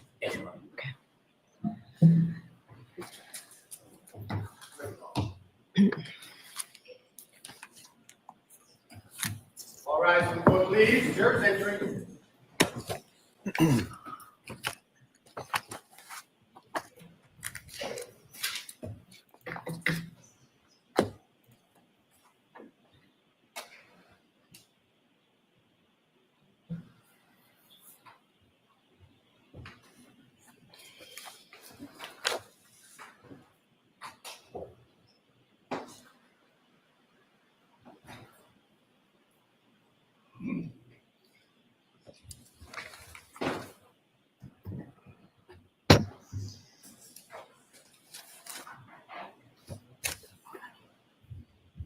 Put us back in session. You may be seated. So jurors, we are going to stop today at 3:45. All right, Mr. Brennan. Thank you, Your Honor. Group.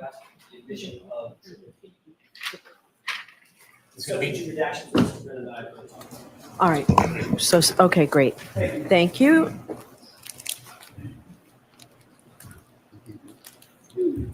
All right, do we have the actual? Okay, great. Yep. So. Exhibit 216. Thank you. All right, Mr. Brennan. Good afternoon, Dr. Wolf. Good afternoon. When you testified in direct, you shared with the jury some of the work that ARCA does. Do you remember that? Yes. And you had mentioned a couple interesting things, that there had been some work with the Department of Defense. Correct. Yes. The work with the Department of Defense, was that during your time or before you got there? That would have been prior to my employment. Yes. So when you were telling them about working with the Department of Defense, that really had nothing to do with you. That was ARCA before you began working there. ARCA as a whole, yes. The work that we do, yes. Not you. As I said, I wasn't involved specifically in that project, no. And you mentioned that you did some stuff, or the company does some things for the NHL. Yes. You didn't tell us much more about what you do. There's other things that ARCA does as far as clients, right? Certainly. Did you share with us that you work for lawyers and law firms? Yes, we do. And you do litigation, insurance companies? Yes. Okay. Is there any reason why you highlighted the Department of Defense that you don't do, and the NHL, but didn't share the rest of the stuff with us? That's just some of the prominent clients that we have. I see. You provided us a CV, didn't you? Yes. And that's like a resume, tells us a little bit about your education experience. You get to highlight some of the things, your accomplishments. Yes. You shared with us you've been the director of accident reconstruction at this company, ARCA, since 2017. No, not since I started. You started with ARCA in 2017. Correct, yes. When did you become the director of accident reconstruction? I think that would have been in January of 2024, so about a year and a half. About a year and a half ago? Yes. And you received your certification from ACTAR? Yes. Did you pass the test on both parts first time? I don't recall if it, I think it was I had to retake, I think, the practical section in the afternoon. Well, you would recall something like that, wouldn't you? Did you pass both parts on the first try? Like I said, I think it was the second part I had to retake. Well, this is a pretty important test, isn't it? Not really. It's your certification. It is, but much of the concepts that are covered in it are very elementary. Well, not so elementary. You had a hard time with part of it, didn't you? Well, with respect to the portion that I had to retake, it's a practical exam where you have to reconstruct an accident. You have to determine approach angles, departure angles, and it can be very sensitive to those inputs. And unfortunately, if you mess up one of your first angles and you carry out that calculation, then the whole problem is graded wrong, even if you did all of the math correct. So we understand there's a multiple choice question part. That's the easier part, correct? I don't know if it's easier, but there is a multiple choice part. There's a more practical part where you actually have to go out in the field and do assessments, kind of like things that you did today. You don't go out into the field, no. And, when did you first take that second part that you didn't pass? I don't recall. You don't remember when you took the test? No, I don't. Suffice to say, you took it again. Correct. And ultimately, you passed both sections of that test? Yes. In your CV, you list your schooling and you list your degrees, don't you? Yes.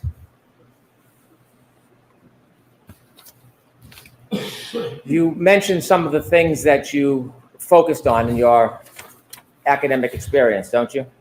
Yes. And you have publications. Correct. Recently, you did a publication regarding vehicle control history on Toyotas. Correct.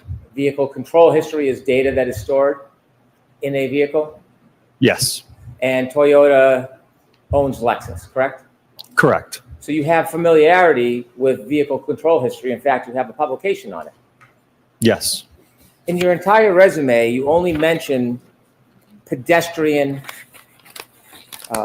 collisions, or that you're involved in pedestrian type events 3 times. Is there anything specific in your resume or your publications that show a published accomplishment, for example, in pedestrian collisions? Do you have any publications that have been peer reviewed or published in that area? No, I don't have any publications in pedestrians. You write or you note areas of specialty, and you list a bunch: accident reconstruction, human factors, EDR, commercial vehicle HVEDR, pedestrian bicycle accidents, nighttime visibility, and a number of others, correct? Correct. Is there anywhere in your resume that notes particular classes that you've attended and completed regarding pedestrian collisions? No, I haven't taken any classes in that. You haven't taken any classes on pedestrian collisions? No. Have you ever taught regarding pedestrian collisions? No. Have you ever been a speaker in a presentation about pedestrian collisions? Yes. Okay. Is that listed in your resume? I don't list lectures or presentations, no.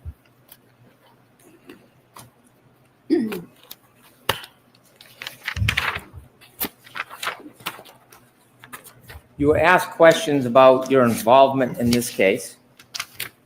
Yes? Yes.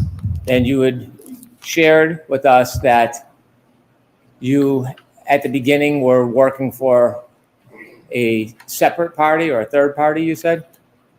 Yes, another agency. Another agency. And at some point, you came into court and testified last year. Yes.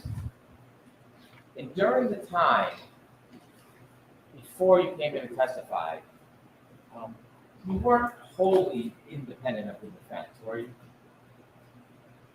Well, certainly before all of our testing, at the point at which we did all of our testing, report, and analysis, as I mentioned on direct, I didn't know the Commonwealth or the defense in this case.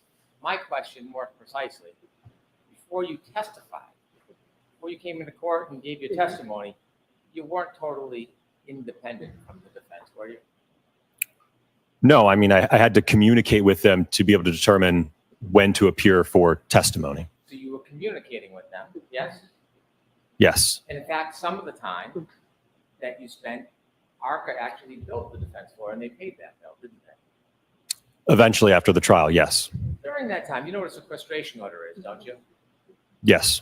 Do you think that you're under a sequestration order today? Yes. Did you talk to anybody about any of the prior testimony in this case before today?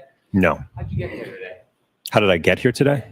I took a car ride over from the hotel. Who drove you? It was a driver. I don't know his name. Who set up the car? It would have been someone on the defense team. Was it like a window, like a limo? It was an SUV. Was there anybody from the defense with you on the ride home? There were 3 young ladies in the back seat. I think they might have been interns and Mr. Woke. And who? Mr. Wolk, I think is it pronounced? Am I saying it wrong? Have you discussed anything about this case before your testimony today as far as the trial? Before today? Yes. Yes. Have you discussed anybody's testimony in this case? Nobody's testimony, no. That was different last year, though, because before you testified last year, you did have discussions about testimony, didn't you? Not with the Commonwealth or the defense, no. But I'm asking, though, you did have discussions about testimony before you testified last year, right? Correct, yes. And you know what a sequestration order is, don't you? Yes.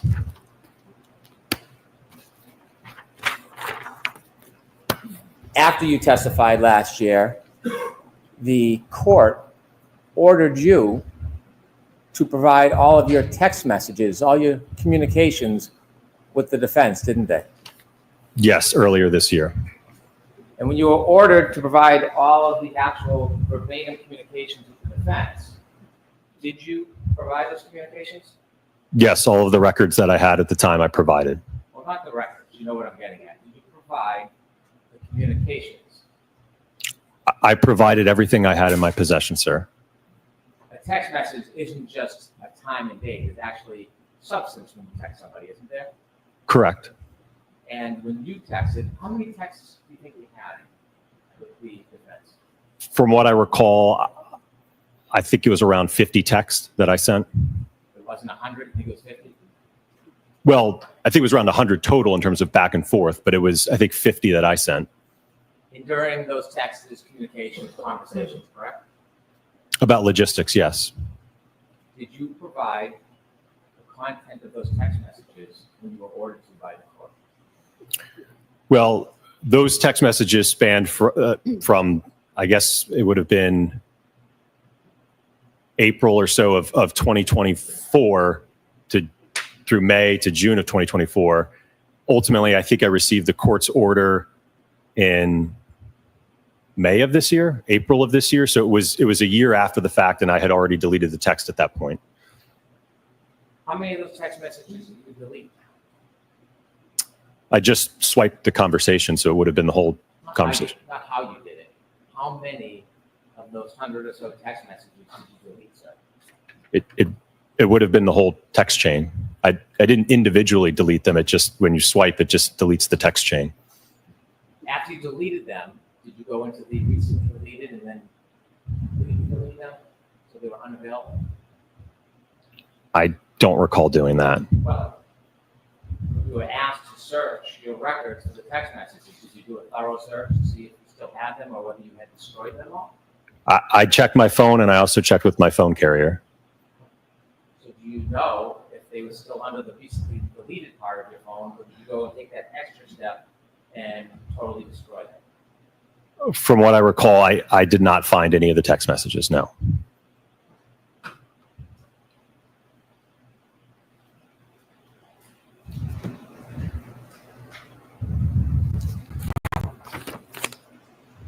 Is there any reason why you deleted all of your text communications with the defense?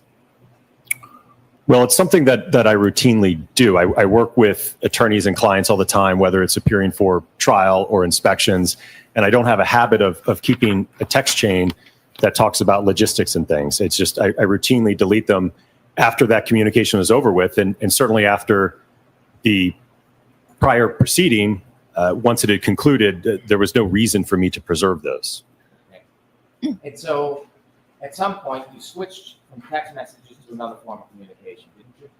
Yes, earlier this year. Tell us a little bit about this new form of communication, not text messages. Mr. Jackson had indicated that he and his defense team utilized an application known as Signal for their communications amongst their defense team. Ultimately asked if I would also use that application to communicate, which I agreed to. Is Signal an encrypted app? It's a secure encrypted app, yes. It doesn't leave any records, right? I don't believe so, no. Well, you have it. You're using it. Do you have any records from your Signal use? I'm going to allow that. Do you have any records from your Signal use? I do not, no. So you know full well that Signal as an encrypted app leaves no record.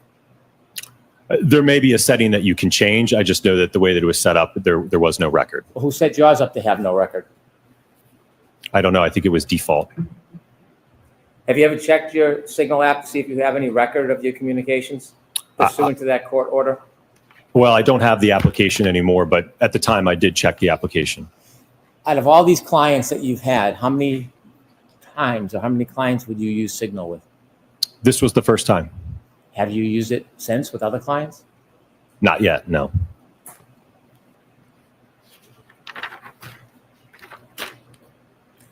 Before you testified last time at the last proceeding, or should I say when you testified at the last proceeding, kind of like today, you attempted to portray yourself as totally independent, didn't you? Sustained enough. When you testified at the prior proceeding, did you attempt to portray yourself as totally independent? Yes. The truth is, before you testified, you were communicating with the defense and attempting the best you could to assist their cause, weren't you? I wouldn't characterize it that way. So before you testified, you wrote out questions that you thought could help, that you should be asked when you testified, correct? So something I routinely do before testifying is prepare an outline of topics and questions that would best help be able to get out my opinions and the analysis I undertook, ultimately so that you all have an understanding of what I did. So I'm asking you a question. You gave the explanation, but you're skipping over the answer to my question. So Sustained. I'll ask you again. Before you testified, did you write out a list of questions that you wanted to be asked? Yes. And when you listed out the questions, you also listed out the answers, didn't you? A general response. It wouldn't be verbatim to that. I didn't say verbatim, because you list out the answers to each and every one of the questions that you had prepared. Yes. So for every question, there's an answer that you provided so that you could follow a script, so to speak, yes? I wouldn't characterize it as a script. One of the questions asks, so not being able to inspect vehicles is something that is not uncommon in your line of work? And your answer, absolutely not. Remember writing that out? Yes. And then you put a footnote, a comment. And you said, not sure if you want to put this somewhere in a direct examination. I have a feeling they are going to argue I didn't personally inspect the vehicles. I had enough information from the material I reviewed, so it wasn't necessary. Need to show the jury it doesn't matter in this case. Did you write that? Yes. When you're talking about they, I have a feeling they are going to argue I didn't personally inspect the vehicle. Who's they? That'd be the Commonwealth.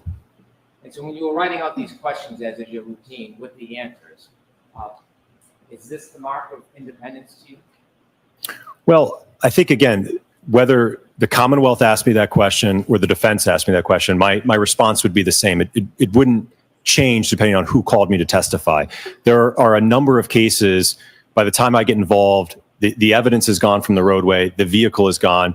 So it's certainly not necessary to inspect a vehicle. And I wanted the jury to have an understanding that because I didn't physically inspect the vehicle, it didn't affect my analysis in the case. So you think that showed independence? Yes. Then you also had another question. Would it be fair to say that because you do a lot of nighttime visibility work, your cases frequently involve pedestrians? Remember that? Yes. And you said, yes, unfortunately, there is a direct correlation between time of day and pedestrian fatalities. Is that true? Correct. Yes. And do they happen more often in the day or at night? More often at night. Yes. Statistically speaking, by the way, this case involves nighttime, doesn't it? Correct. Statistically speaking, most of pedestrian fatalities occur during the evening and night hours. So my specialty in the area of lighting and human factors results in a lot of my cases involving pedestrians. Did you write that? Yes. In fact, when you testified, you shared that with the jury, didn't you? Correct. I've testified to that twice last year as well as this year. And in the notes that you wrote, when you shared it last year and this year, was it an important point for the jury? I think so, because it helped gave them an understanding, I think, of my background and lighting and human factors. And as I mentioned earlier today, there's a direct correlation between time of day and pedestrian impacts, right? So my specialty in lighting and human factors results in me seeing many, many different types of pedestrian impacts. So if it's important, why did you include a note? If you don't want me to say this, that's fine. Why did you include a note to the defense that if they didn't want you to say something that you thought was important, you would leave it out? Well, I think because I didn't want to confuse the jury about a statistic that just because we have inclement weather and dark lighting conditions, it doesn't automatically equal a pedestrian impact, right? We have to look at the evidence and the damage to the vehicle and the injuries to determine whether or not a collision occurred, not the visibility. So you weren't trying to mislead the jury, you were trying to help them because they wouldn't understand something that you were trying to explain? Is that the way you're phrasing this? I think at the end of the day, it was to help them understand my background, how it relates to seeing a lot of pedestrian impacts. Something was important and it helps the jury get to the truth. Why would you offer to leave it out? Well, I didn't leave it out. No, but you offered to. You would have if requested. Why did you invite, why did you invite somebody else to interject in your independence and guide you to leave something out? Why would you even provide that invitation to them?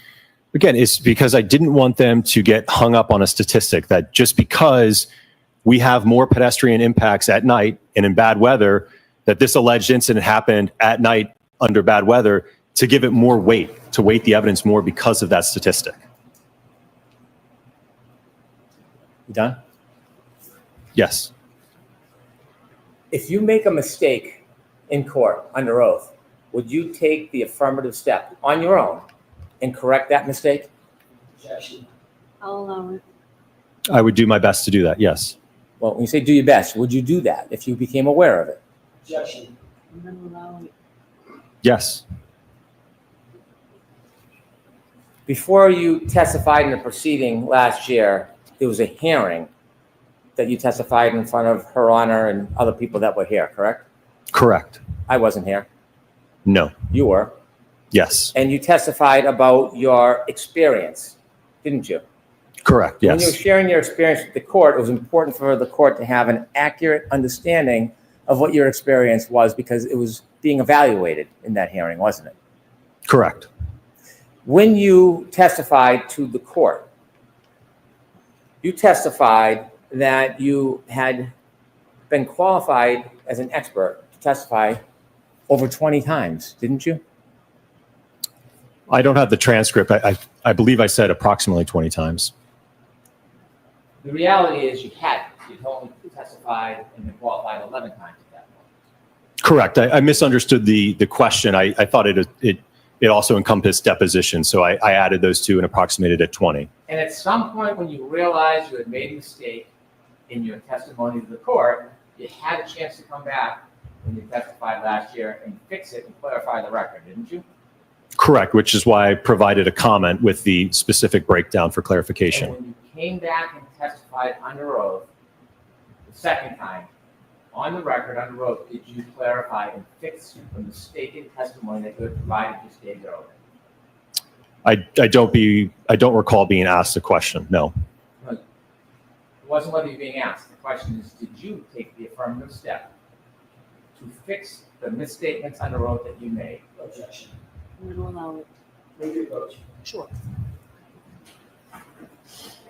If he's not asked the question, how is he supposed to fix it? He can only answer what questions the lawyers ask him. So how's that his fault? What's he going to do? Oh, sorry, Mr. Brennan, before you start, or whoever it was at the time, before you start, I just want to correct the record. Like, it doesn't work like that. Also, he said approximately 20 with depositions. Like, I don't know. This is frustrating. Going after his integrity, and especially when he got his own witnesses with the Commonwealth are a lot more dodgy than this. So it's frustrating. Highly frustrated. And Bev is letting all this in. Like, this has no this is what pisses me off. This has no relevance whatsoever. But then when it comes to Jackson trying to get in stuff about Welcher, she sustains it all.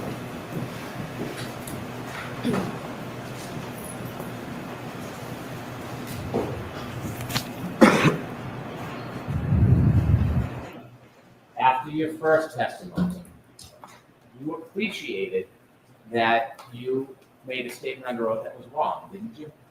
Yes.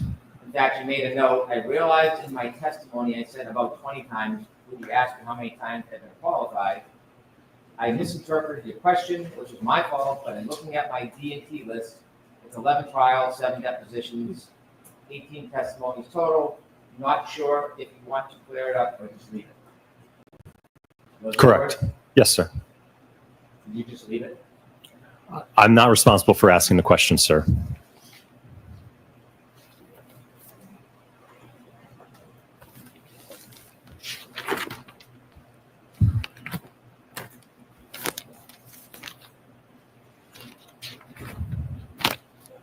Do you ever heard the terms confirmation bias? Yes. Do you know what confirmation bias is generally? Generally, yes. Do you think that you suffer from any confirmation bias in this case? No. Do you have any close family that supports one side over the other? Not the facts or the data, but one side over the other. Close family? Yes. Not that I'm aware of, no. Wife? My wife? Yes. I don't really know what her thoughts are on the case. Approach? Yes.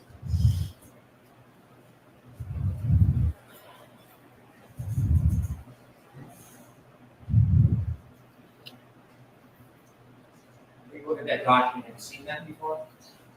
No, I have not. Never seen that. No. Take it back.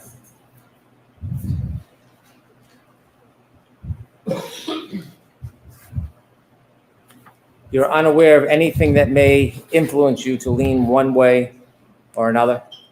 Correct.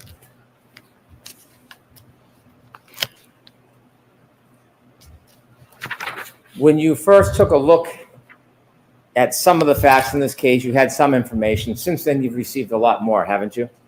Correct, yes.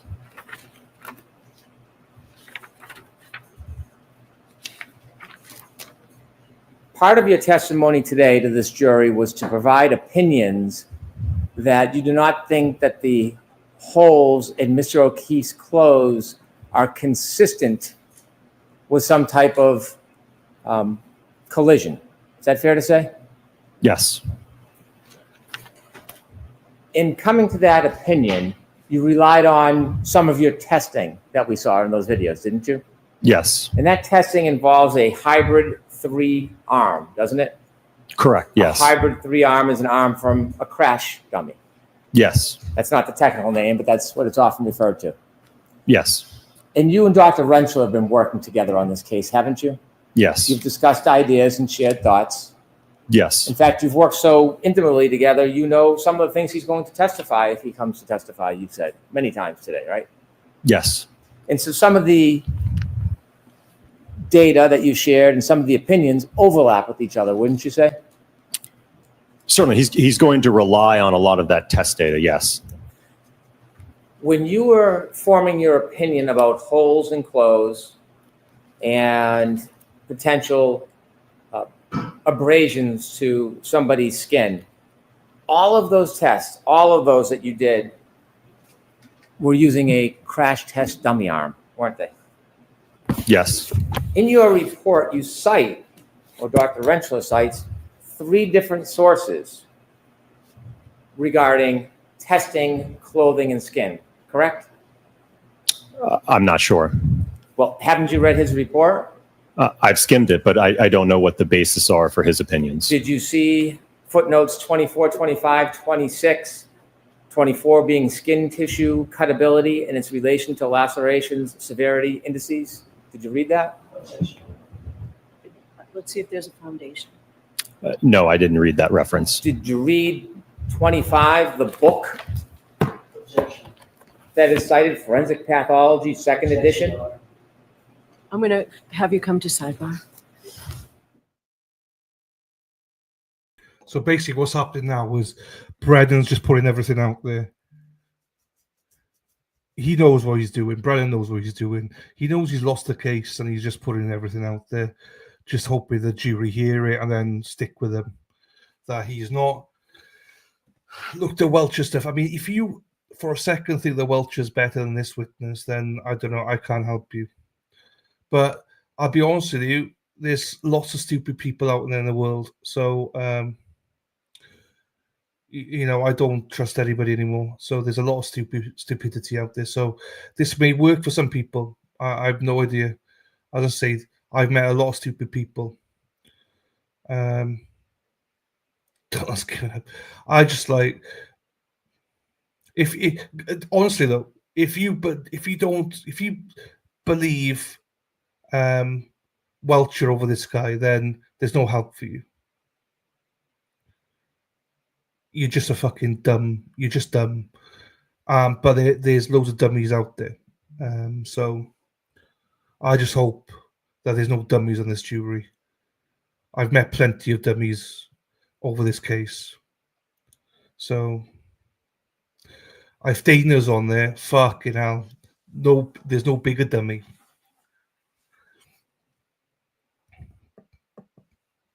Oh.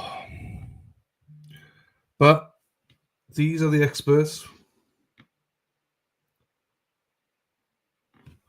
What are they saying?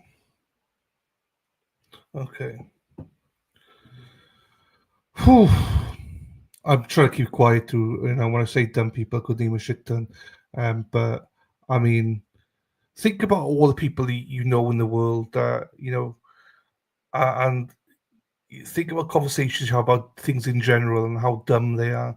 Those people could be in the fucking jury, Oh, Erica, she will love you. She's not watching this. She's watched all morning, but she wasn't watching. But she loves you. So yes, I will.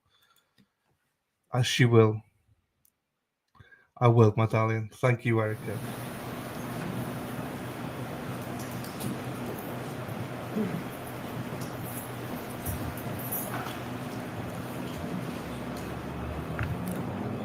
Let me again ask you about this book that is cited in Dr. Rentschler's report. By the way, have you read Dr. Rentschler's report? As I mentioned, I skimmed through it. So in all of your preparation with Dr. Rentschler, you merely skimmed through his report? You didn't take time to read and study it? Well, none of my opinions are based on work that he did. He's undertaking a completely separate aspect in the analysis. But that's not the question. The question I asked you was, did you, in working closely with him, take the time to study his report? As I mentioned, I skimmed it. I didn't read through, as you mentioned, all the references or what he cited. I didn't do that. Did you read his report? I did read the report, yes, but I didn't in depth go through each reference and look at what he was citing. So you read his report? Yes. And when you read his report, did you see there were footnotes for a number of different propositions that he made? I know that there were footnotes in the report, yes. Well, on the issue of whether or not crash test dummies should be used during experiments as a basis for an opinion of whether abrasions can happen through cloth or an arm, wouldn't that particularly interest you since you were going to come here and testify about it multiple times in front of this jury?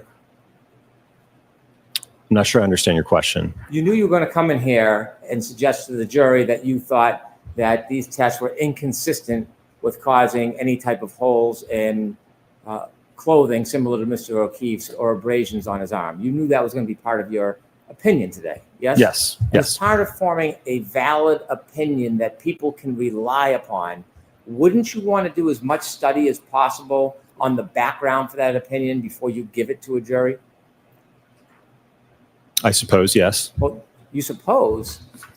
Don't you think if you come in here as an expert, the jury is relying on your background and education? Yes. And they're relying on the fact that you're representing something definitively or with an opinion to a reasonable degree of certainty? You understand that, right? Yes. And don't you think when you do that, that it's important that you have proper study and foundation before you just come into court and give an opinion? Well, I will note that the ATD crash dummy is a generally accepted test device to use for not only assessing occupant forces in motor vehicle crashes, but also to assess impact forces. So that the use of that device is certainly generally accepted. When you get uncomfortable with my question, Judge, you generally tend to answer a different question. Sustain, Mr. Brennan, next question. Oh, that's the strike. Strike that, Julius. Let me ask you again. Don't you think, as an expert, it's important when you come in and you're going to present an opinion based on science or engineering or whatever you want to do, that you study the basis for that opinion before you give it? Yes. When you saw in Dr. Rentschler's report references to this very issue about what should be used when you're doing demonstrations or study of what can cause tears to clothing, weren't you interested in the basis for those opinions? Well, again, it was something where Dr. Rentschler and I worked together, and we were in agreement that we could utilize the ATD arm clothed. When you decided to have an agreement that you could use that arm, did you read the book that he cites as support, Forensic Pathology, 2nd edition, Vincent J. DeMaio? Did you read it? No, I did not. Did you brief it? No. Did you peruse through it at all? No. When you decided to come to this agreement that's going to have a foundation for your opinions, did you look at footnote 26, understanding the acute skin injury mechanism caused by player surface contact during soccer, a survey and systematic review? Did you review that? No, sir. Have you seen any articles that support the proposition that a hybrid 3 arm of a crash test dummy is appropriate to use when you're trying to provide a foundation for an opinion about whether or not tears can happen to clothing or abrasions to skin? Do you have any support for that in your report? Well, again, Dr. Rentschler is going to be addressing the. You're shaking your head. Multiple approaches. So I'm going to let him answer the question first, Mr. So as I mentioned, Dr. Rentschler is assessing the injuries to the arm. Okay. He indicated to me that we could utilize the hybrid arm to assess the injuries to the arm. So you have no independent experience or research or knowledge. Not Dr. Rentschler, you don't have any independent research or science or knowledge to support your idea, your theory, your opinion to this jury about the tears that flows into the skin. I was relaying the observations from the testing that we conducted with the ATD. Ultimately, like I said, Dr. Rentschler, it's my understanding that he will testify to the abrasions or the lacerations to the arm. You've given multiple opinions about this to this jury, didn't you? Correct, yes. I'll ask you one more time. Name, I'll ask it this way. Name, other than someone called Dr. Rentschler, name the papers, the studies, the lower treatise, name the resource material you relied on as the basis for those opinions. That a hybrid 3-arm can be used in these type of demonstrations as a basis for that type of opinion. I certainly, ATD crash test dummies can be used for impact testing, yes. Not impact testing. We're talking about tears to clothes, abrasions to skin. And I'm asking for the third time. Name one journal, one paper, one study that supports your proposition that you're relying on for the basis of your opinion in front of this jury today. Name one. I did not cite any in my report, no. Can you think of one that you didn't cite? Not that I'm aware of, no.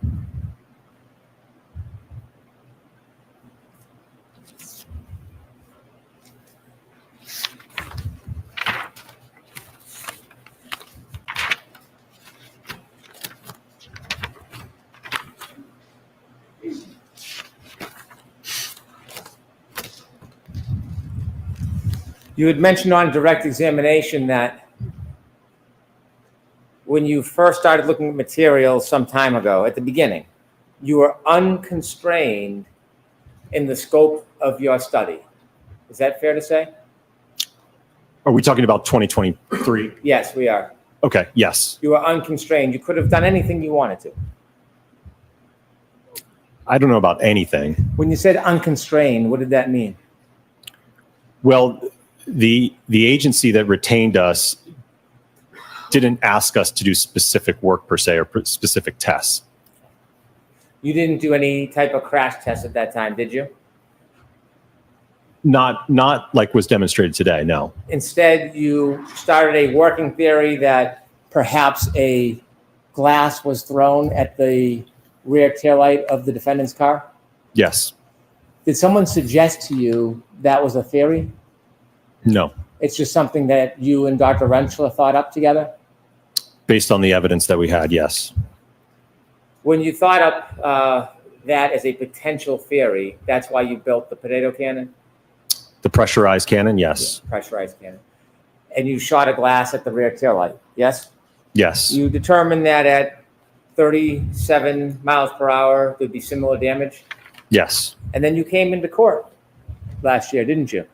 Yes. And you provided that opinion of consistency to the jury, didn't you? Yes. You got up and you said that something to the effect that that speed is consistent with the damage? Yes.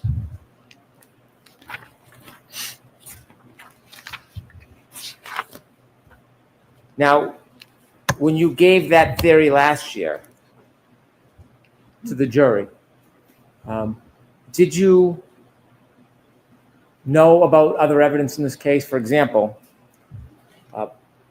if a glass was thrown at the back of the car, how would the bottom of the glass bounce off the car and land near Mr. O'Keefe's body? Ask it differently. Did you consider, when you came in last year and opined, gave your theory about a glass being thrown at the tail light was consistent with damage, did you think about how, if a glass was thrown at the rear tail light, the bottom would have bounced off the vehicle wherever it was and landed near Mr. O'Keefe's body? I'm aware that it was found near his body, yes. Knowing that it was found near his body, well, you knew his body was about 7 or 8 feet off the road, didn't you? Yes. Knowing the bottom of the glass, the broken glass was found near his body 7 to 8 feet off the road, did you consider if somebody threw a glass and broke that taillight, cross your mind how the bottom of the glass bounced with him to where his body ended up? No, I did not analyze that part of it. If a glass was thrown and bounced off that car, do you consider how its speaker would be left in the car? No, I did not evaluate that. If glass was thrown at the car and broke the taillight, did you consider how the debris field would end up on the line? Well, it's my understanding, I think that there were plows that came through that night, so I don't know that where the debris field was eventually found, if that's where it would have been at some point earlier. Did you ever talk to Lieutenant O'Hara or anybody from the state police to see if the plows went all the way to the side of the yards or were just down the middle? Looking at that at all? No, I did not. So did you give any careful consideration to if the glass was thrown and hit the back of that taillight, how there would be a debris field on the front lawn of somebody's yard? I don't think that was a part of our scope. It was more or less to determine whether or not, if the taillight was impacted by a projectile like a glass, could you get generally consistent damage to that taillight? That was the objective of the test. So when you came in and testified last time, you weren't considering all of the other evidence that may not support that theory, were you? I think our objective was to determine whether or not the damage was consistent with an interaction with Mr. John O'Keefe, and could there be another mechanism to cause the tail light to break? Is there a reason why you were backing off that opinion on direct examination today? Objection. Sustained. You weren't fully embracing that theory today, were you? Objection. I'm going to allow that. I don't know if I agree with that.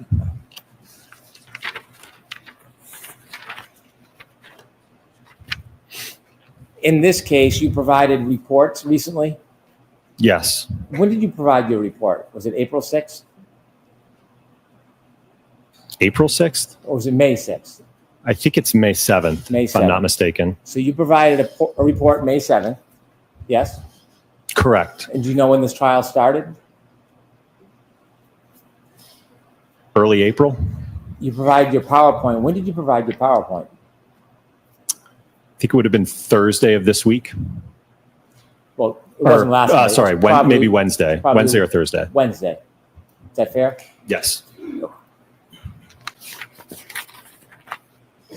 In looking at pedestrian accidents, it's important to try, if you can, understand the exact positioning of the body, isn't it?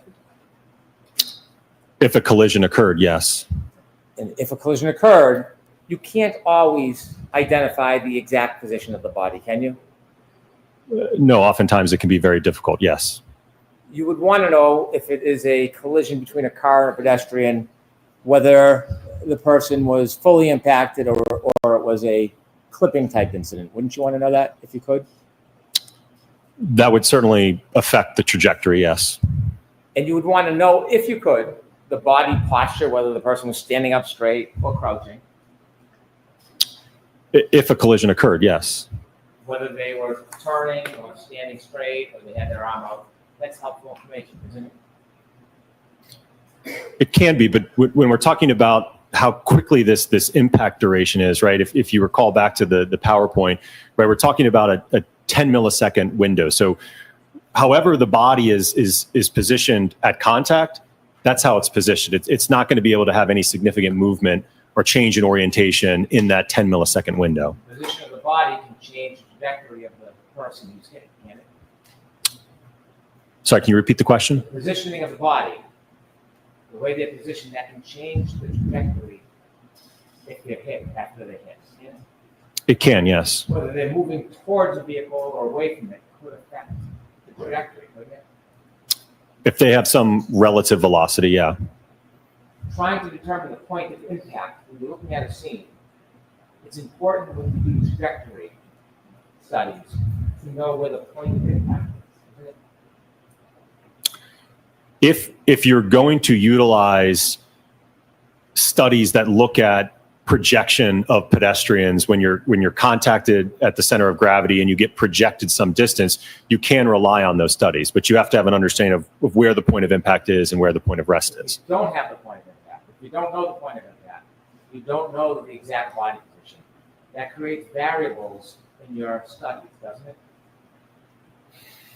Well, again, talking about those studies, they're not applicable when you are contacting, for instance, just a limb or you don't have a center of gravity hit. Those when you're talking about how far will a pedestrian get projected, if it's like a forward projection or what's known as like a wrap projection where the pedestrian wraps onto the hood and then becomes decoupled, those studies are applicable there. But when you're talking about where there's minimal overlap between the body and the center of gravity, then you can't utilize those studies. So you would not want to know where the point of impact is?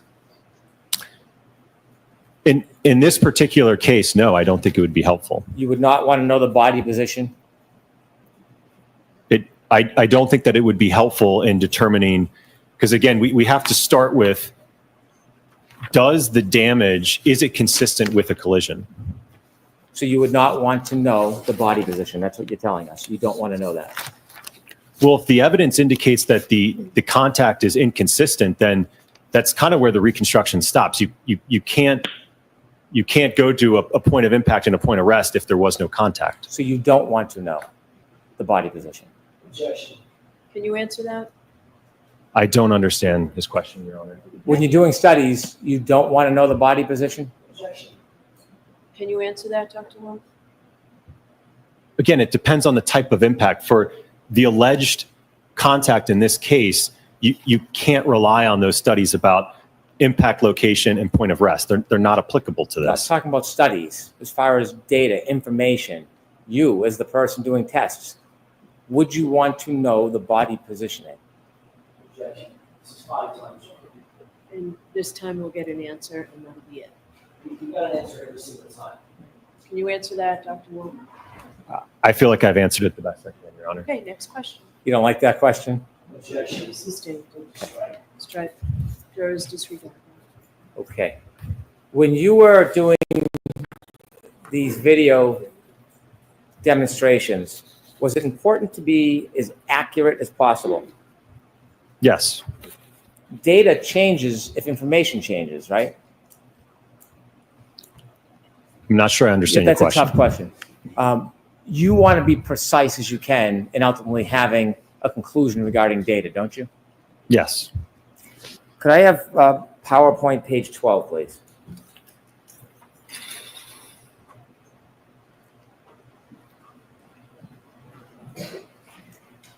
Now look at force on the bottom.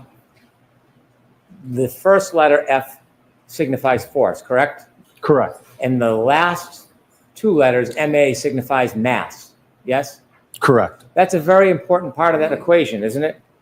Yes. If you change the mass, it can change the whole analysis, can it? I'm not sure I understand your question. Let me make it more simple. When you did these tests, you chose an arm from a hybrid 3 crash dummy, didn't you? Yes. You can take that down, Ms. Gilman. Now, when you made that choice, you knew that John O'Keefe's arm, based on the statistics and his weight of being 216 pounds, you knew that his arm weight would be 11.8 pounds, didn't you? Yes. And you knew that he was 6'1" tall. Yes. When you decided to choose an arm in this case, you didn't choose the arm closest to his weight, did you? It was representative enough, yes. It was representative enough. It was close enough, yes, sir. Close enough. Wouldn't you want to get an arm most closely related to his actual weight? I don't know that you can have custom-made ATDs. You probably can't custom make them, but they have one that's 12 pounds. You know that, don't you? Are you referring to the 95th percentile? Yes, I am. Yes. So there's a 12-pound arm. Mr. O'Keefe's is 11.86 according to the statistics. You know that, right? Yes. You looked it up. Yes. You didn't tell us that on direct, though, did you? I don't believe I was asked that. No. Instead of choosing the 12-pound arm, which is 0.12 difference, you chose a much lesser weight, didn't you? It was about 10 pounds, yes. No, it wasn't about 10 pounds. It was less than 10 pounds. Let's be exact. You're a scientist. Let's be as precise as possible when we're talking about data. It was less than 10 pounds, wasn't it? I think according to the spec sheet, I think it's 9.4 pounds total. How about 9.38? You keep coming up a little bit. 9.38 pounds. Sustain in that form. May I approach? Yes. Showing you a photograph. Is that a photograph of your materials in this case? Yes. And in that photograph, it shows the arm that you used in your studies, doesn't it? Correct. And it shows that that arm weighs 9.38 pounds, doesn't it? Yes. And that is less than the 11.86 pounds of Mr. O'Keefe's arm, yes? Correct. Yes. You didn't put that photograph in your PowerPoint to make it clear to everybody you were using an arm that was a much lesser weight, were you? No, I didn't put that photograph. I'd like to move this to evidence, please. Okay. Any objection, Mr. Jackson? No, Your Honor. Thank you. Of course, Commissioner, I'd like to show this to the jury. Just give us a minute, let Madam Court Reporter mark it. 217. Yes, now you can play it.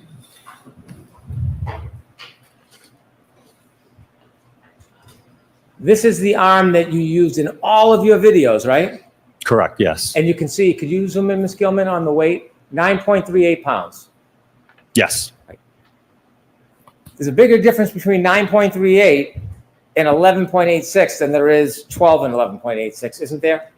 Correct. Yes. So when you do the math, and have you done the math before on this?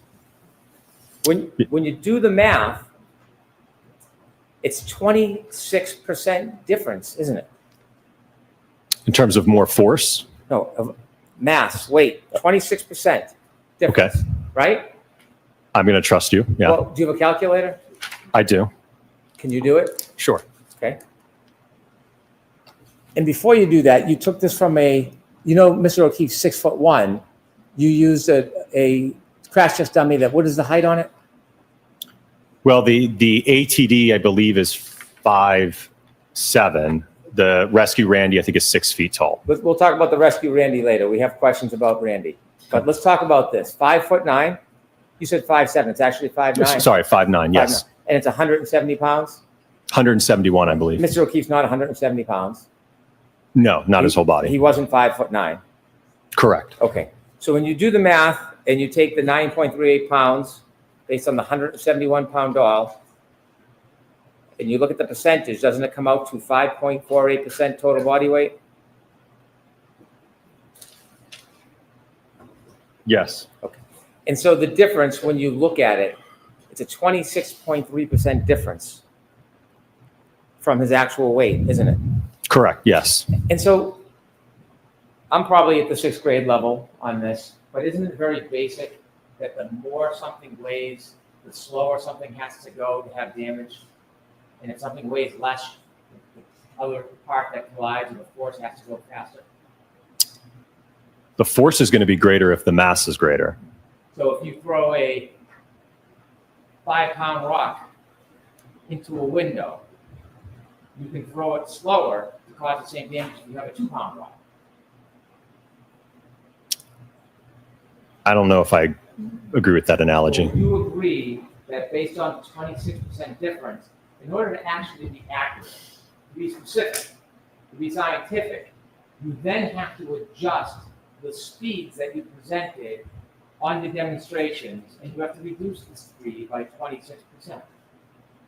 I don't agree with that. You don't agree with that. You think that having a lighter arm, so what you're telling us is having a lighter arm would cause the exact same amount of damage to the taillight studies as a heavier arm. Is that what you're telling us?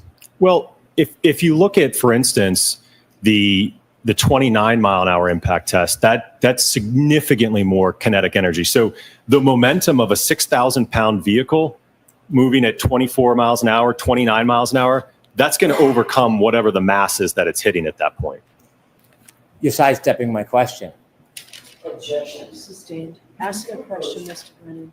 Just ask a question, no more. My comments. question is, are you telling us that having a lighter arm does not impact the damage in these tests as opposed to using the heavier arm? Certainly not in the field test, no.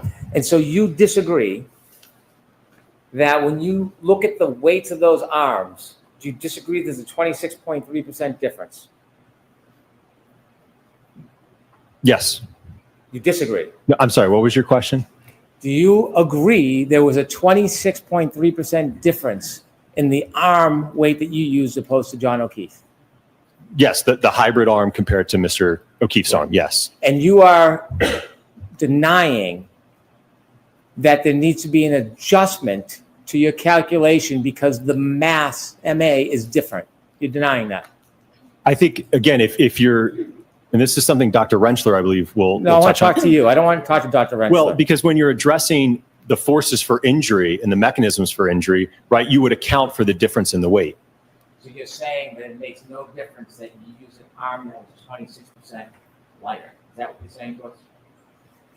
No, I don't think it would have made a significant difference, especially if you look at, for instance, if you're looking at the 95th percentile hand and the 50th percentile hand, they both weigh 1.25 pounds. They're the exact same weight. There's about a pound more roughly in the forearm and a pound more distributed in the upper arm. But that's not my question. It's not whether it's significant or not. I'm asking you, are you saying under oath right now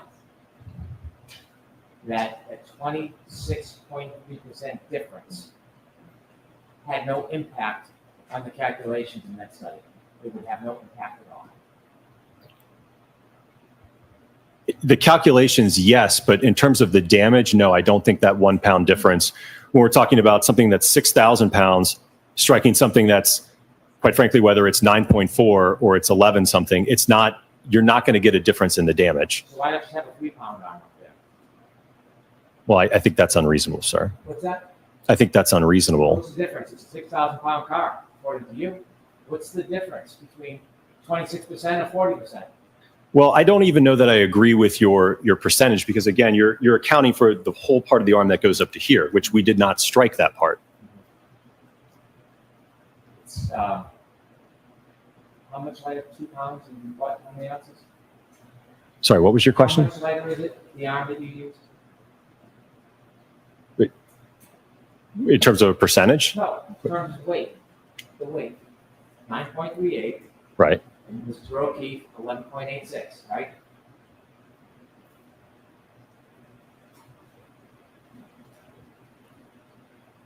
About 2.48. And you're saying that makes no difference? None. Not in the observed damage at those speeds, no. Why didn't you use a 5 pound arm, sir? I'm sorry, what was your question? Why didn't you use a 5 pound arm? Again, I don't know that they make a 5 pound ATD arm. You didn't tell us when you did these studies, you didn't disclose in your PowerPoint that you used an arm that was much lighter than Mr. O'Keefe's arm, did you? I don't know that it was, I didn't give the weight in the presentation, no.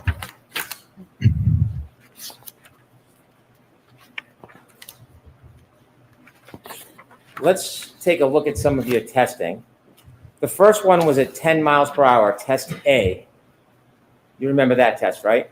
Yes. Now, 10 miles per hour, if you had taken 26% off, would you agree it would change the actual speed from 10 miles per hour to 7.67 miles per hour? If you did out the math, if you did it specifically, accurately, precisely, would you agree, using the wrong arm, you make the deductions and the calculations, that 10 mile per hour test would actually be 7.67 miles per hour? Would you agree with that? I would allow that. No, because again, the arm is going to get accelerated up to that speed. So that the speed would still, that mass would still be accelerated up to 10 miles per hour. Same thing in the vehicle testing. It's going to be, given that weight difference, it's going to be accelerated up to that speed. Now, can we see the video of test A, please?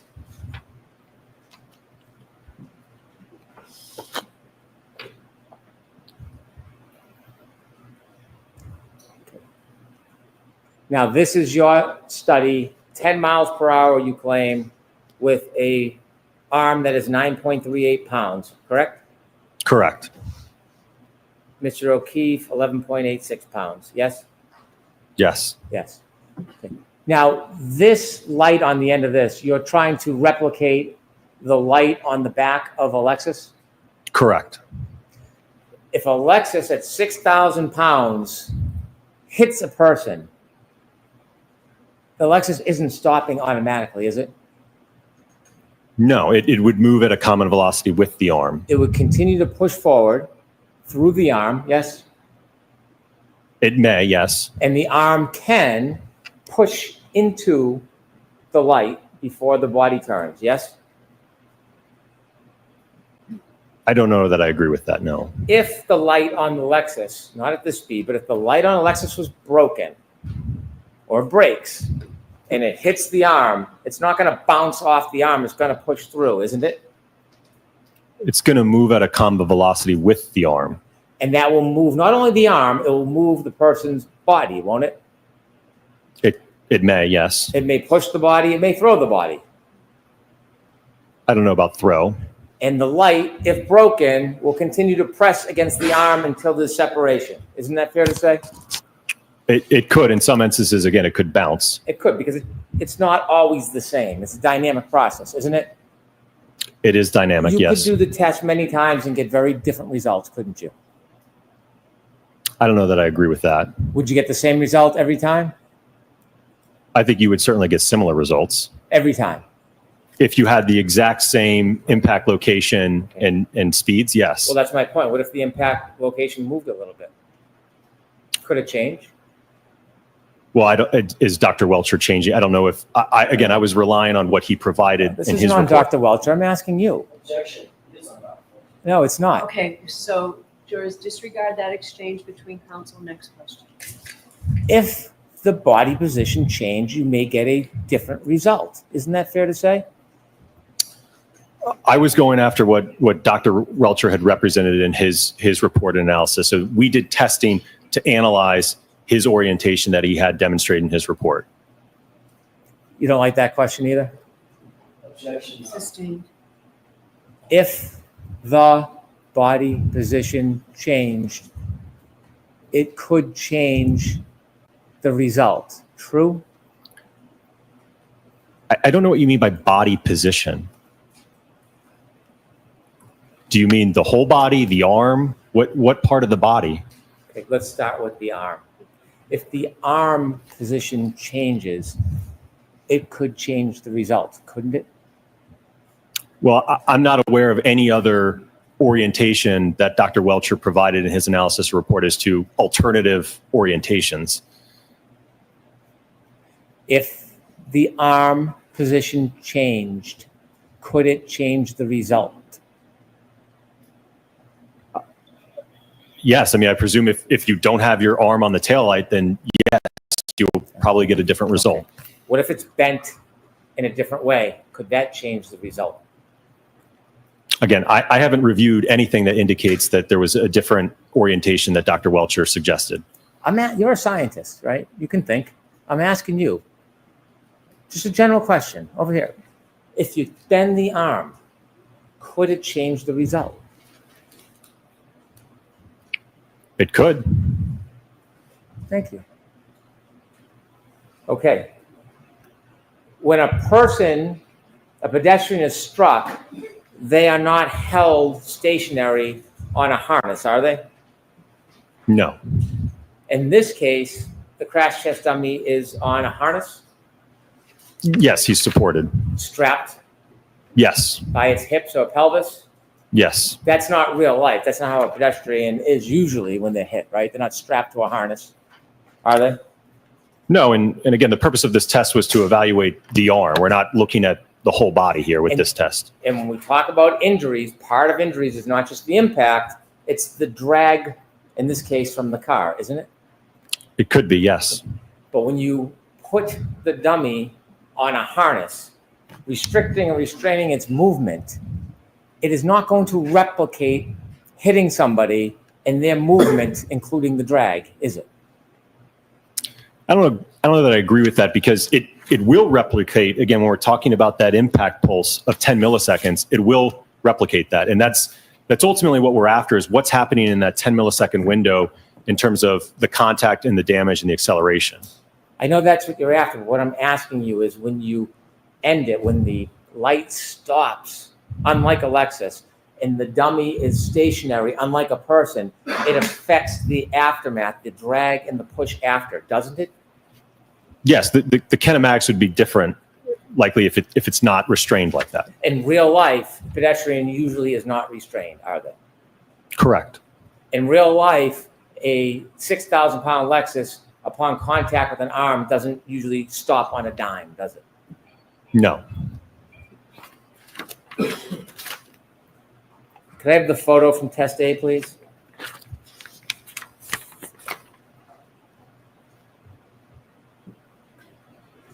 And so there is no break, but there is a crack in this light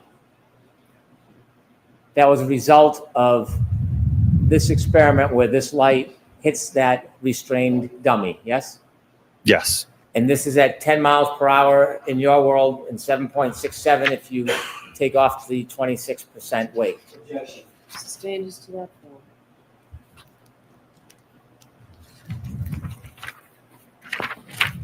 We can move to test B, please.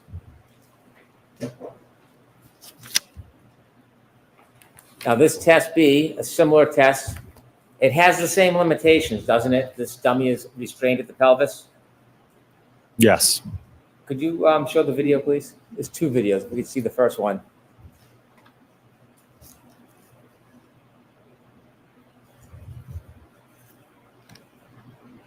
And was the dummy restrained by its head as well?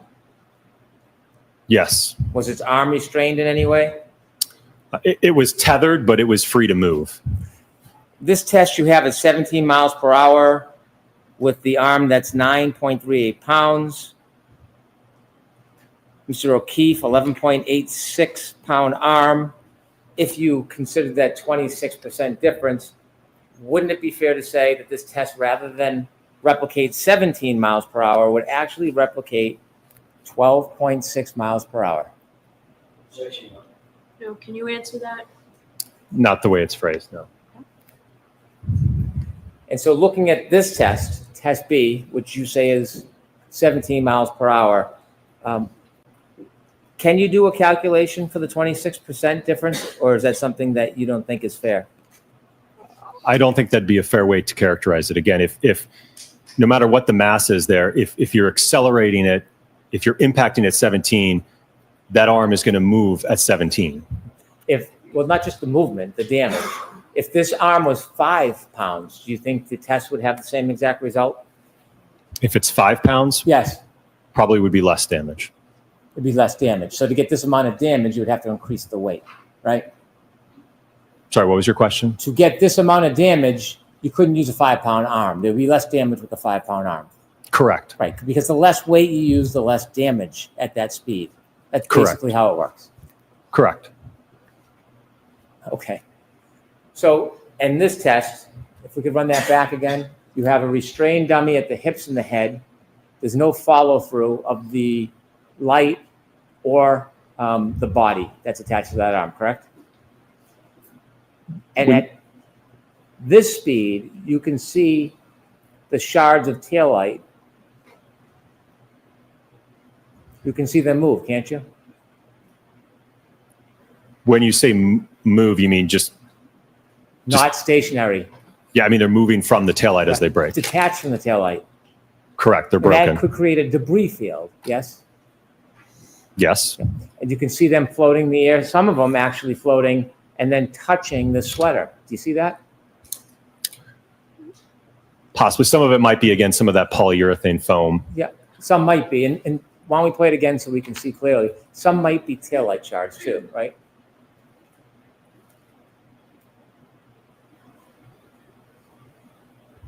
That black object spinning, that's not foam, is it? No, it would not be. That'd be taillight shard, right? Correct. And so even at this speed, you can see in this type of collision, there is significant, bless you, significant amount of taillight shards that are broken from the taillight and spewing into the air. Yes? Well, I think on the one of the slides I had, I think I showed the fragments that were left. And from what I recall, I think there was 4 pieces from the taillight, from the lens. If you could put that back a little so Dr. Wolf can see it again to the point of the collision.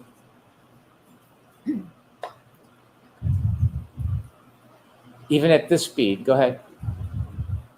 Stop. You can see pieces, large, small, medium, maybe even microscopic, are now breaking off from that taillight and being littered into the air, aren't they? Yes, there are pieces coming off.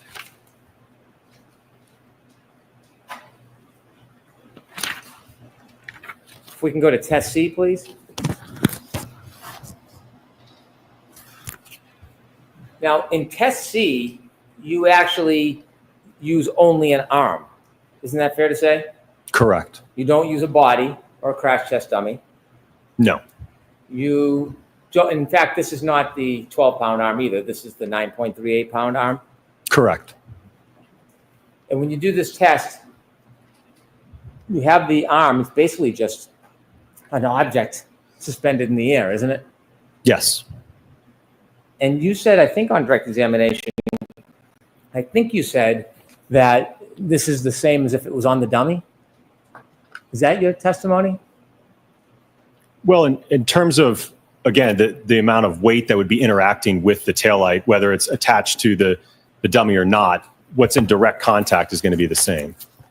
Well, the fact that it's just floating up in the sky like that, it's very different than if it was attached to a person or a dummy, isn't it? In terms of how it moves immediately after the impact, yes. Not just how it moves, as far as the impact. Isn't it different? I don't know that I agree with that. Okay. Well, wouldn't you say that in addition to the arm, if you had another 200 plus pounds being held down by gravity, that would affect the force that's acting on the arm? Well, the arm, again, is going to be accelerated, but the center of mass of the body is not going to see that acceleration. Have you testified before in this case about the importance of the full body and gravity? I'm sorry, what was your question? Have you testified before in this case about the effect of gravity and the full force of a body as opposed to just an arm? Yes. Okay. And do you remember whether you thought it important on a previous time you testified that there is significance to the arm would be attached to a 200 plus pound body and there was the issue of gravity that would affect force? From what I recall, I think that had to deal with whether or not the pedestrian would be projected based upon an interaction with the arm or a full-on center of gravity hit, right? When we're only hitting the arm, we're not hitting the CG of the body. You did test B, and you claim it was at 17 miles per hour, test B. Correct. And we saw the damage. This is at 15 miles per hour, test C. Could you play this, please?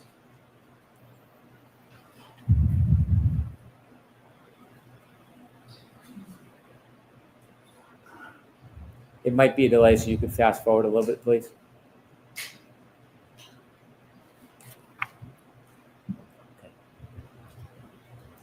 How many times do you think that arm spun around? I don't know. That's not what would happen to a person who got hit. Their arm wouldn't spin through their body like that, would it? Correct. Their It would arm not. wouldn't spin that many times. No. There'd be the pull of their body weight. Yes. I'm sorry, what was your There'd question? be the pull of their body weight. The body weight, yeah, would affect the movement afterwards, yes. Gravity. Yes. Yes. Yeah. And so there's a reason why you do this test at 15 miles per hour. Is there a photo related to this, to the damage to the taillight? There is a reason why at 15 miles per hour, the damage is much different than the other test at 17 miles per hour, isn't there? Correct. Right, because at 17 miles per hour, you have a dummy that is strapped by a harness in its pelvis. When it's hitting the arm, it's affecting it much differently than just a arm floating in air. Yes? No, I don't agree with that. The primary reason there's a difference in the damage is because of the amount of the arm that's outstretched and interacting with the taillights. There's a difference in those two tests. Mm-hmm. And so the body and the weight of the body, you're saying, has nothing to do with the amount of damage? Not in these tests, no. So when somebody gets hit, does the body weight have anything to do with the damage? Not just the area that gets hit. Does the body weight affect it at all? Not in terms of the impact, like the rest of the body. It's not going to matter if, for instance, only my hand, like in that last test we just saw, it was the hand and the wrist. How much my stomach weighs, my head weighs, is not going to affect the damage to that taillight and that interaction. And by the way, this test, you said 15 miles per hour. If you consider the 26%, you're only at 11.1 miles per hour. Is that the right math? Again, I don't agree with that, because if you look at the data and you integrate the acceleration data to get the speed, right, that we saw in those plots, the hand basically gets up to, I think it was 14 or 15 miles an hour. It reaches that common velocity of the vehicle. Let's go to test F. On test F, you placed the dummy more behind the vehicle, didn't you? Correct. And when you tested, you put it more behind the vehicle. This is more of a full impact than it is a clipping, isn't it? Certainly, yes. And when you put this dummy behind the car, this was not a legitimate crash test dummy. It was a different type of dummy, wasn't it? Yes, it's called a Rescue Randy. A Rescue Randy. And that is not typically the type of dummy that you're going to use for crash tests, is it? I wouldn't agree with that. When you did the Rescue Randy and crash test F, did you use the 12-pound arm or did you stick with the 9.38?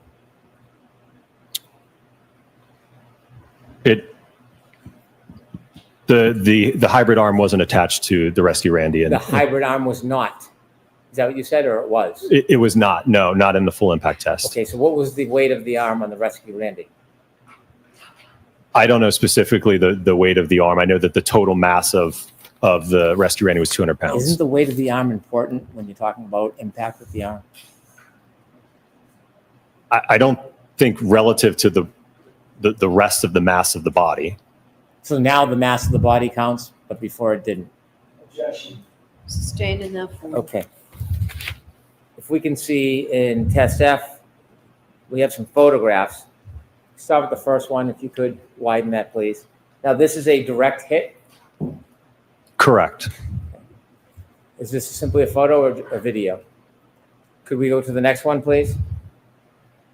So the Rescue Randy's placed much further in the car than the other type of test that would be more similar to a clip, yes? Correct. Next photo, please. Okay. And that is the result of the impact? Correct. Do you see the debris field? Yes. Is it near Rescue Randy? Some of it is, yes. Yeah, it's spread out a little bit, yes? That's fair, yes. But it's not right on his body. It's a distance from his body, yes? There may be some, I can't tell from this photo, there may be some around his body, but yes, there's also debris close to the Lexus as well. And could we, and this is the demonstration where you didn't turn on the videotape, so we don't have a videotape? Correct, we had the false start, yep. What's that? We had the false start. The false start. Is there another picture after this? Those clothes. Are there holes or tears in the clothes? Yes, there's damage that's consistent with road rash when clothing or a body makes contact with the pavement and is grinding into the pavement. Pavement's hard. Right? Yes. How about frozen ground, frozen dirt? Is that hard? Yeah. I suppose it can be. Well, do you have any doubt whether frozen ground in the Northeast in the winter is hard as a rock? I haven't done any analysis to assess that. And so seeing holes in those clothes is what you would expect after Randy hits that hard ground, right? Are you talking about frozen grass or paved? I'm talking about Randy right now. These holes in the clothes are what you would expect after Randy hits the hard ground, correct? Objection. I'm going to allow that. Is that what you'd expect? Your Honor, I need a motion. All right, jurors, feel free to stand up and stretch. Oh my days.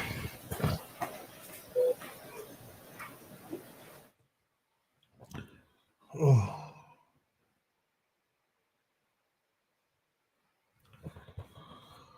Oh my days. Right, so yeah, this is a good point, right? Because 1 minute it's on grass. Now it's on the road, like these holes. That was on tarmac. I just can't. I just can't. I just can't. This is hard work listening to this. I mean,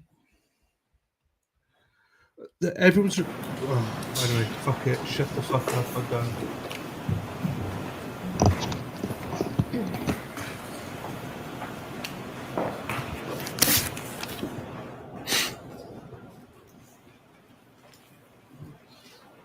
So holes in the clothes is what you would expect after Randy hits the ground, yes?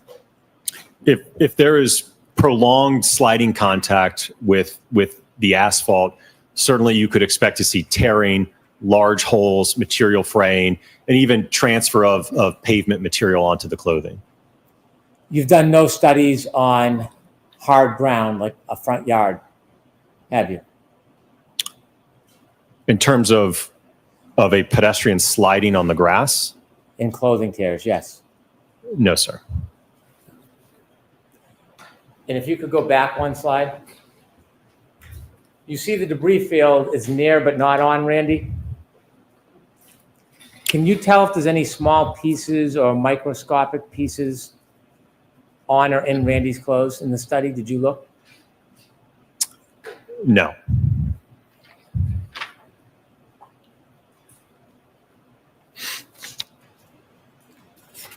If I could go to test E, please. Test E you cite as having a speed of 24 miles per hour, correct? Correct. And that's with a arm that is 9.38 pounds. Yes? Correct. And to remind you, Mr. O'Keefe's arm would be about 11.86 pounds. Yes? Correct. If you would reduce 26%, you'd be at 17.8 miles per hour, wouldn't you? Objection. Are you doing the math, Dr. Wolf? I don't agree with his characterization, Your Okay, Honor. next question. I understand you don't agree, but if you took 26% off the 24 miles per hour, you would come out to 17.8 miles per hour, wouldn't you? I'm going to allow that. I'm going to allow that. That's what the calculation would yield. Okay. On test E, there are some differences between your test and what would happen in real life. For example, there is a harness, correct? Correct. And the harness prevents the dummy from being thrown naturally. Correct. The harness affects your ability or one's ability to see the study and see what the trajectory would be after impact, correct? Well, that wasn't the purpose of the study, to assess the trajectory, sir. I understand. I'm not trying to criticize, but it affects the ability to see the trajectory when the dummy's on a harness, doesn't it? Yes. Could we put up the first video on this, please? A photo 115, if we can start with.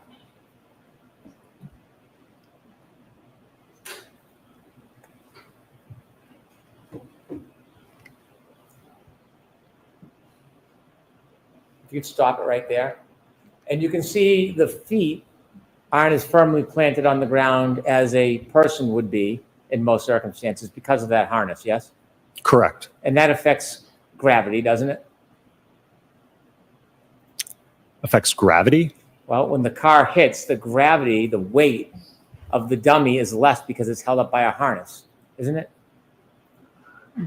Right. So gravity really is, again, is suspended at this point, just above the ground. The arm that's extended, is there a glass in that hand? No, there's not more weight in the hand. So there's no object in the hand in any of these tests?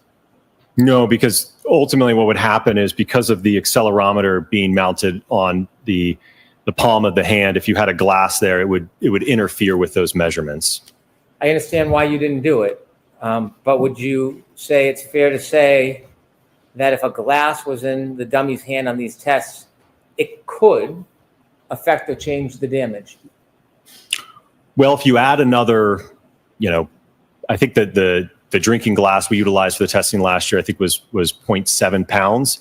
So if you add another 0.7 or pound to the hand, that hand contacts the liftgate taillight, you certainly could see damage to that taillight, which we certainly didn't see on the subject vehicle. So weight does kind of matter, right? It can, yes. Not just 0.7 pounds, the 2.5 pounds can matter too. Weight matters. Yes. Because that's kind of what we were talking about for the last half hour. Weight matters in these tests, doesn't it? Correct, but you can't look at this in isolation just between damage, and you can't separate it from the injuries, right? What's going to happen to the body in terms of the injuries in a 24-mile-an-hour impact? Does weight matter? In terms of the force? And so we see this dummy with the arm stretched out, correct? Correct. Okay, can we bring this back? Stop right there. This isn't approved crash test dummy, is it? The Rescue Randy portion, no. It's not instrumented like a hybrid. Is the arm the hybrid 3? Yes, the arm is the hybrid 3. So you took in test F, you didn't put the hybrid 3 on the Randy, but on this one you did? No, because you risk these AT devices can range from $100,000 to $150,000, and you run the risk of destroying that equipment in a test like that. So in test F, did you put the hybrid on the Randy, or did you keep Randy's original arm? It's just the Rescue Randy in the last test. On F? Correct. This one, you have the hybrid arm on Randy. Correct. So you're switching up between tests, what pieces you're using, aren't you? I would say adding, but... Well, adding and subtracting. It doesn't have two arms. There's one off, one on. One's Randy and one's hybrid.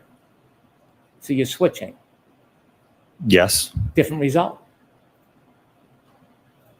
I'm not sure I understand your question. Okay. Are you trying to say a different result between test F and this test? Because they're not the same test. Oh, I understand. If we can have us come back a little bit more. Okay, and let it run.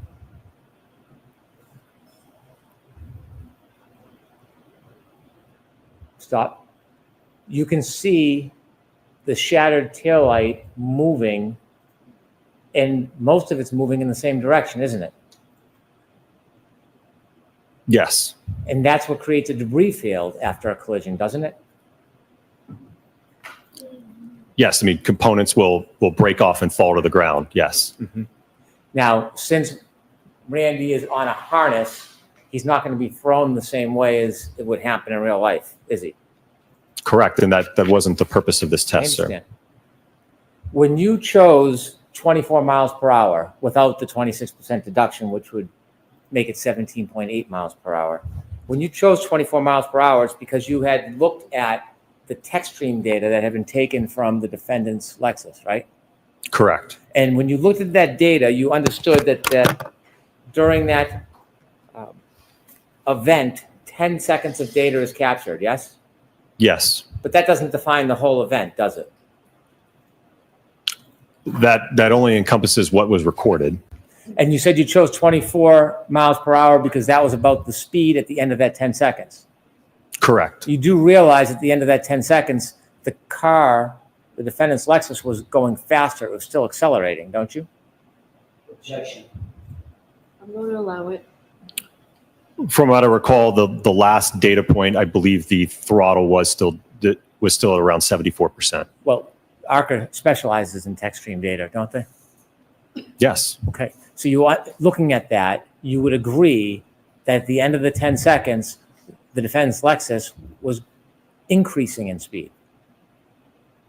Well, we don't know, again, beyond that data point, what the data is. At the end of that 10 seconds, the car was going up not down in speed. Yes? Correct. And you can't tell how much longer that car traveled for after that 10 seconds, can you? Correct. We don't know. So when you chose the 24 miles per hour, it was just based on a data point. It wasn't based on you believing that there was an impact at a certain speed, was it? No, and the triggering event itself is it's not a collision by definition, and nowhere in that data can you parse out whether or not any contact even occurred. We know that. Okay. The point is, you can't tell how fast the vehicle was going if it was in a collision from that data, can you? Sorry, can you repeat the question? If that vehicle was in a collision, you wouldn't be able to tell from that data what the speed was at the time of the collision. If contact allegedly occurred at some point in that data set, no, you would not be able to pick a row in that data and say, this is where the collision occurred. Or after that data set, you would have no idea. Outside of the data? Yes. No. Okay. And so when you look at this experiment that you did, if you were to add, you said 24 miles per hour, but that's not considering the 26%. If you were to add 7 more miles per hour to this collision, would you expect more damage to that right taillight? Potentially, yes, but you're certainly getting into the realm of injury at that point. I'm not asking about that. I'm asking you a simple question about damage. If you were to add 7 miles per hour onto this test here, would you expect more damage to that right rear taillight? Yes. Okay, can you finish the video?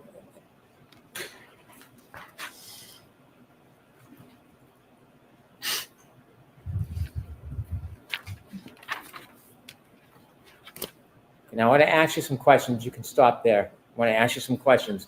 Can you bring it back to right before the collision, please? Speed changes the result of this, doesn't it? In terms of the impact speed? Yes, the impact speed can change the result of this, of the damage to the right rear taillight, can it? Correct. And the angle of the arm can change the damage to that right rear taillight, can't it? It can, yes.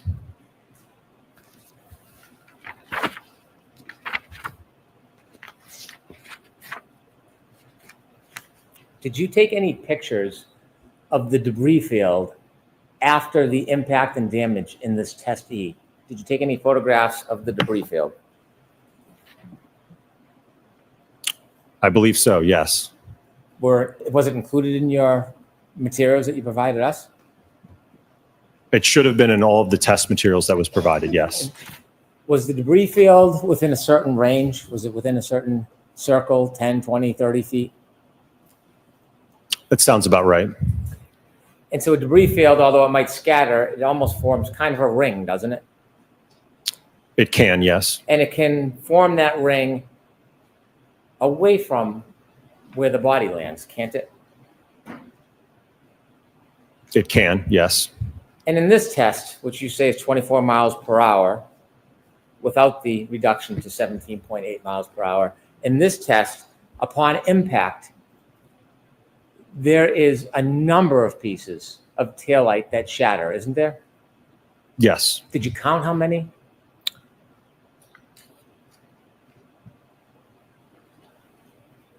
About 19 pieces. 19 pieces. Could you move forward just a little bit? And when they break and scatter, some of them go up, some go down. Stop, please. Yes? Correct, yes. Some of them come in contact with Randy's arm. Yes? Correct. Now, Randy being on a harness, it's not like real life when the Lexus goes by, could continue to push him with it, right? He can't go with the car or the Lexus because he's on a harness. Yes? Correct. He's not going to move from that position. If you can move forward, do you see Randy's feet? Yes. See the right foot? Yes. It's twisting, right? Correct. Turning. Stop. Could you show the photo of the sneaker, please?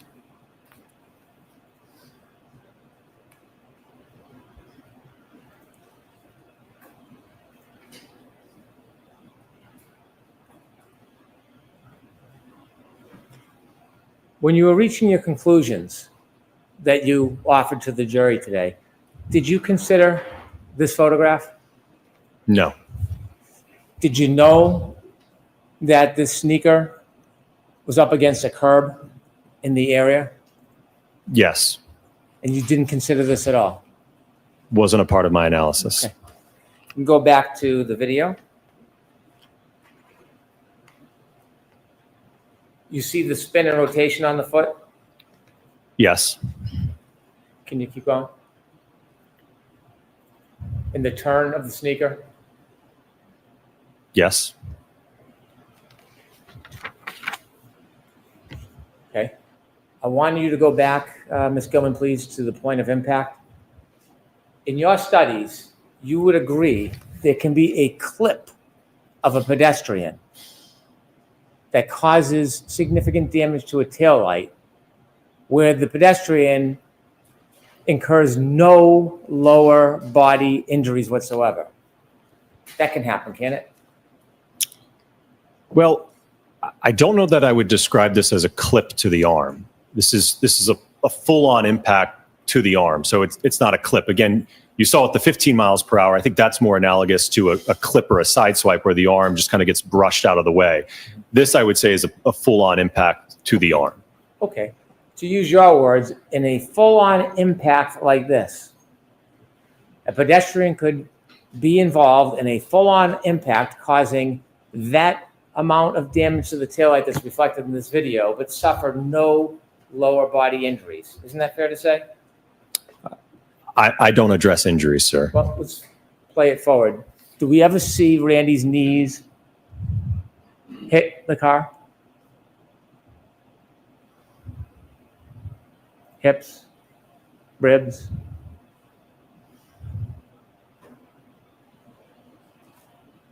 I see the foot getting run over, but I don't think there was contact with the legs, no. Would you agree that a pedestrian could be in this type of collision and suffer no lower body injuries based on your presentation here? Sir, I don't address injuries. Biomechanics is not my area of specialty. You said it's common in vehicle-pedestrian collisions that there's some type of bumper displacement. You Correct. said that? Yes. Okay, bring it back to the beginning, please. Stop. Any bumper displacement in this collision? In this specific test, no. You said that on direct, you would expect that there would be some panel deformation. What does that mean? So if for instance, let's say the hand is not contacting the taillight or a portion of it is contacting the lift gate, you could see deformation to that body paneling. You said that you would expect to see, not that you could. What you said on direct is you would expect to see panel deformation. Yes. And you said in this case, there was none, right? Talking about the defendant's Lexus. You said, I would expect to see panel deformation. And in this case, the defendant's Lexus, there was none. That's what you told us on direct. Correct. Let's watch let's watch your video. Play it ahead. Is there any panel deformation? Stop. In this? No, sir. Okay. So when you said on direct examination relative to the defendant's Lexus, you would expect panel deformation, there was none. There are examples, one that you gave us yourself, where there is a collision causing this amount of damage to a taillight where there's no panel deformation. I'm going to allow it. Right? If I recall, I think you're referring to my prior testimony in another proceeding where I had not conducted this testing yet. So ultimately, that's part of the reason why this testing was conducted, to evaluate that. In this case, the damage to the right rear taillight, there's no panel deformation here, is there? Correct, there is not. When somebody is wearing a hat and they're involved in a collision similar to this, can their hat fall off? Potentially. Did you look at photos? Is there a photo of the hat, Ms. Gilman?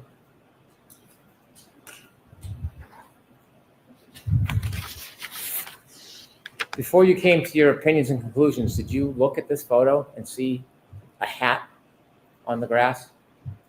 I did review this, yes. And did you give any consideration when you did your tests to whether the hat would come off Randy or any crash test dummy when you hit it at that speed? No, that wasn't a part of my evaluation. Could I have photo 77, please?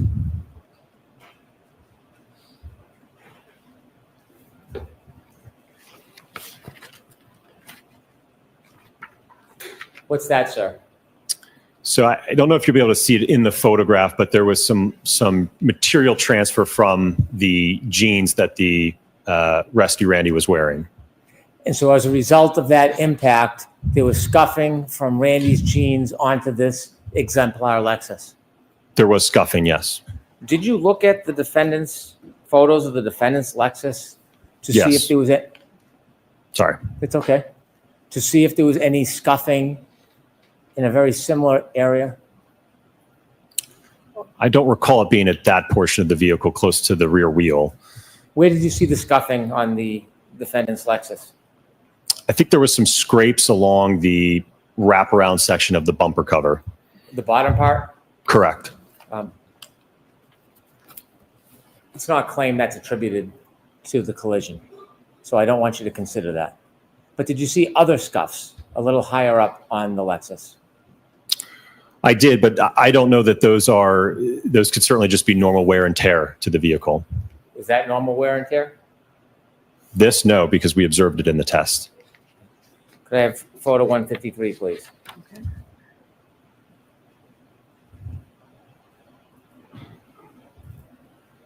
Now, this is a photo without the hatchback up. This is just the lighting fixture, right? Correct. And could you close up in on that? And you would agree if you went 7 miles per hour faster, it would cause more damage to that, wouldn't it?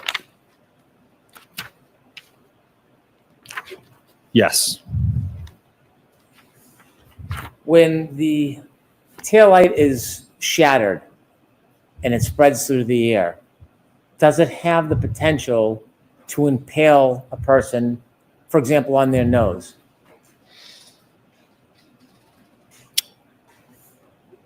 I'm sorry, can you repeat the question? In your test, you saw that upon collision, there was a scattering of taillight that broke from the fixture, correct?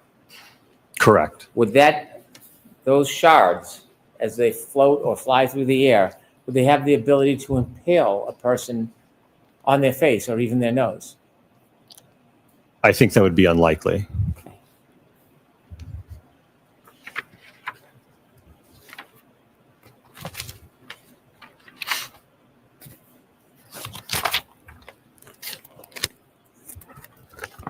And finally, we've discussed, you now would agree with me that weight does matter, doesn't it? It can if it's significant, yes. I have no further questions. All right, Mr. Jackson.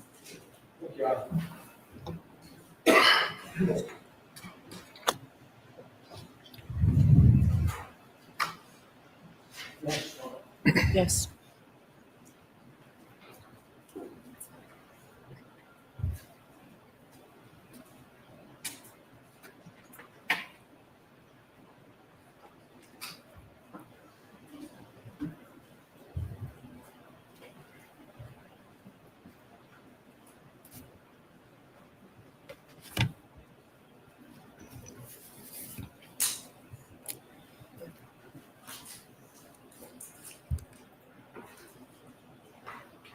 Can we, Dr. Wolf, go back to your power? Do you have your PowerPoint Yes. set up? Your Honor, may I? Yes.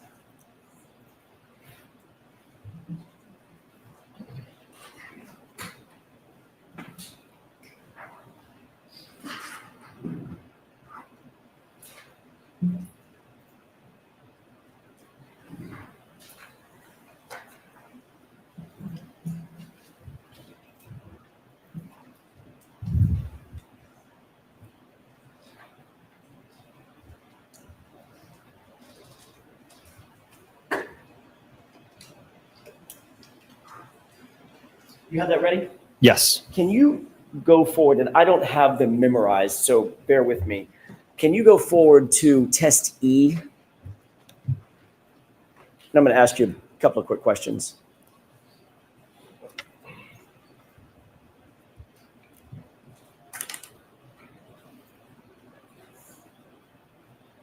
Okay.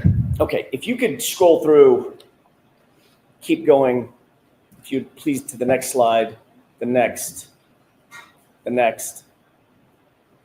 Can you, is this a video or is this a still photograph? It is a video. Is this at full speed or is this slow? This is full speed. Okay, can you go to the next slide? Okay, go back one.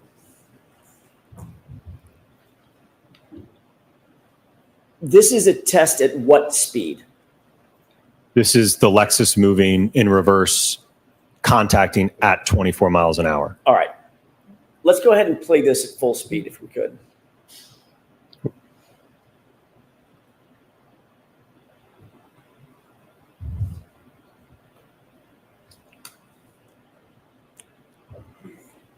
Dr. Wolf, can you, that's awfully fast. Can you get to a point where you're moving frame by frame just at the point of contact?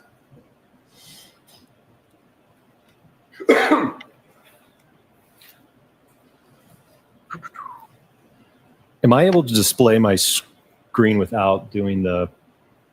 I'm trying to see how I can get this to work. If you could just move forward frame by frame rather than... I don't know that I can in the...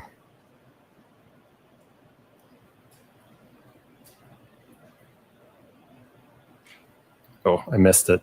Okay. It may be more difficult than we thought. Let me ask you a couple of questions. Sure. Based on that. Did you review that video in slow motion as well as at full speed? Yes, from a frame by frame perspective. And in terms of a couple of different questions about that particular test, when there's impact with that right arm, what's the speed that the arm gets to upon impact? In test E? Right. If the car's going 24 miles an hour, what's the expected speed of the arm? So the hand got up to a little over 24. The arm got a little over 21 miles per hour. The debris that comes off of the taillight, the fragments, what speed would they be going at the point of impact when they crack and are released from the taillight? At the impact speed or less. In order to penetrate the sweatshirt and cut the arm across, would the shards have to be going faster or slower than the arm?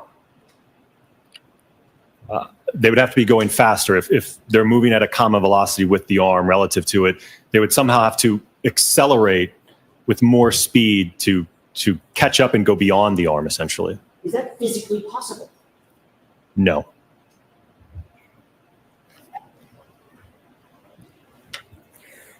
I also want to ask you about do you have in your PowerPoint the photographs of the sweatshirt at the full, what you call the full-on impact, test F as in Foxtrot? I don't have any of those in the PowerPoint. Okay. The photo that you showed, if I could ask Ms. Gilman to show the same photograph that she showed earlier of the subsequent to test F as in Foxtrot with the holes in the sleeve. If she can. If she can. Can you do that, Ms. Gilman? Very kind. Thank you. Dr. Wolf, you're shown just the left arm underneath the, whatever you call the dummy, Randy, right? Yes. Did Mr. Brennan show you the rest of the sweatshirt? No. What did the rest of the sweatshirt look like after this full-on impact when he was launched on the asphalt? Mangled. So there was not only significant road rash to the clothing all over the torso section, the left arm, the right arm. There was holes in many different locations of various sizes. There was also just on the skin of the dummy, there was road rash on the face had been scraped. The torso had been scraped. So there was significant body damage to the torso as well. Taking just the sweatshirt, separating that out, what about the bodice of the sweatshirt, the front of the sweatshirt? Were there holes and frays and damage to the front? It was covered in all of those, yes. What about the back of the sweatshirt? Did that also have damage? I don't believe the back, because I think he fell onto his stomach. What about the other arm? Yes, both arms did. Were the holes and frays larger than the holes, the puncture holes that you saw on John O'Keefe's sweatshirt? They were certainly larger and again spread out amongst the entirety of the sweatshirt, at least on the front side. Was the damage to the sweatshirt that you saw in this experiment consistent with the damage or defects that you saw in just the right arm, those 9 puncture holes on the right arm of the sweatshirt of John O'Keefe? No, this is distinctly road rash. There's a clear distinction between the two. Showing, looking at this particular set of defects in the arm, is that misleading in terms of its comparison to John O'Keefe's sweatshirt? Okay. Sustain.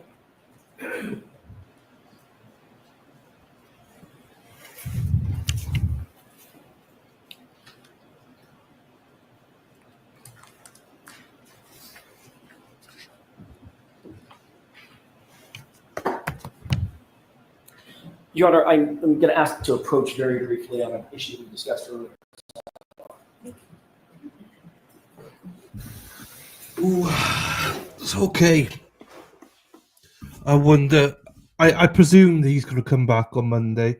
I don't think Jackson can finish him off today, and also redirect by Brennan. So this witness, I am very confident will be back on Monday. So where's he from? I don't know where he's from. Does anyone remember where he's from? I don't remember where he's from. See, will he fly home and come back, or will he stay? Probably fly home, I imagine. So it's good that we're finishing off with Brennan. With Jackson. Pennsylvania. Oh, okay. So it's not too bad. Thank you, Terry. Thank you, Alicia. No, Frosty's not done now. He's just asking for another. That he asked because they've discussed an issue that Bev probably sustained him from touching before, but he's probably now saying, "Well, the door's been open, so I want to go into this." So I presume he's not done. I would be very surprised if he's done right now. I think there's a lot more he needs to do about the arm, the weight, just to rebalance it.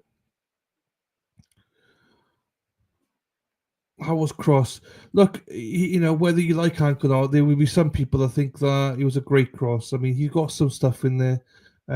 Do I think it was effective in the grand scheme of things? No, not really, but you just don't know. I actually think that, anyway, it's about we speak later. May I, Your Honor? Yes. You were asked on cross-examination about some of the work that ARCA does on behalf of private lawyers, even insurance companies, correct? Correct. You were not hired by an insurance company. That's not who hired you on behalf of Ms. Reed or anything like that in the initial hire, correct? Correct. It was not an insurance company. Thank you.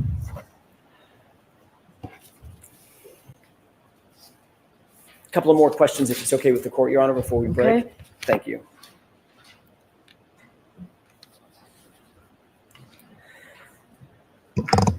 You were asked several questions about the glass and whether or not the glass weighed in on your analysis of the damage to the rear tail light, correct? Correct.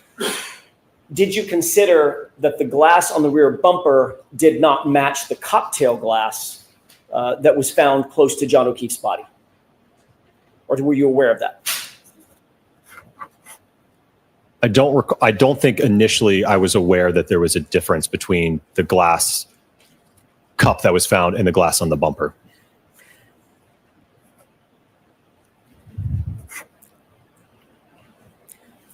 You were asked a lot of questions about the difference in the weight of the arm, and I'm going by memory, 11.8 pounds statistically as it relates to Mr. O'Keefe versus 9.4 pounds. Have I got that right? Approximately, yes. Okay. Are you aware that anybody has ever measured the weight of just John O'Keefe's right arm? I'm not aware of that, no. When you were asked questions about whether or not his arm weighed 11.8 pounds, are you aware of anybody ever weighing just his arm? No. What is that based on? 11.8, where'd that come from? I don't know. Mr. Brennan mentioned the word statistic. Based on the statistics, his arm would weigh that much. Height, weight, etc. Correct. Does the statistic determine the actual weight of an arm? No, not conclusive to what Mr. O'Keefe's arm weighed, no. As you sit here, do you know whether his arm, John O'Keefe's right arm, is weighed by itself accurately? Because pounds and apparently half pounds matter. If it weighed 11.8 pounds, or if it weighed 9.4 pounds, do you know? I don't know, no.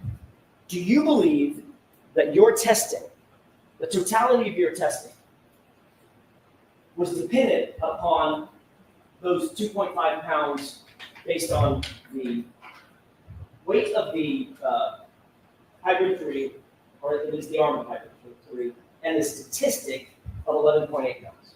Sustained.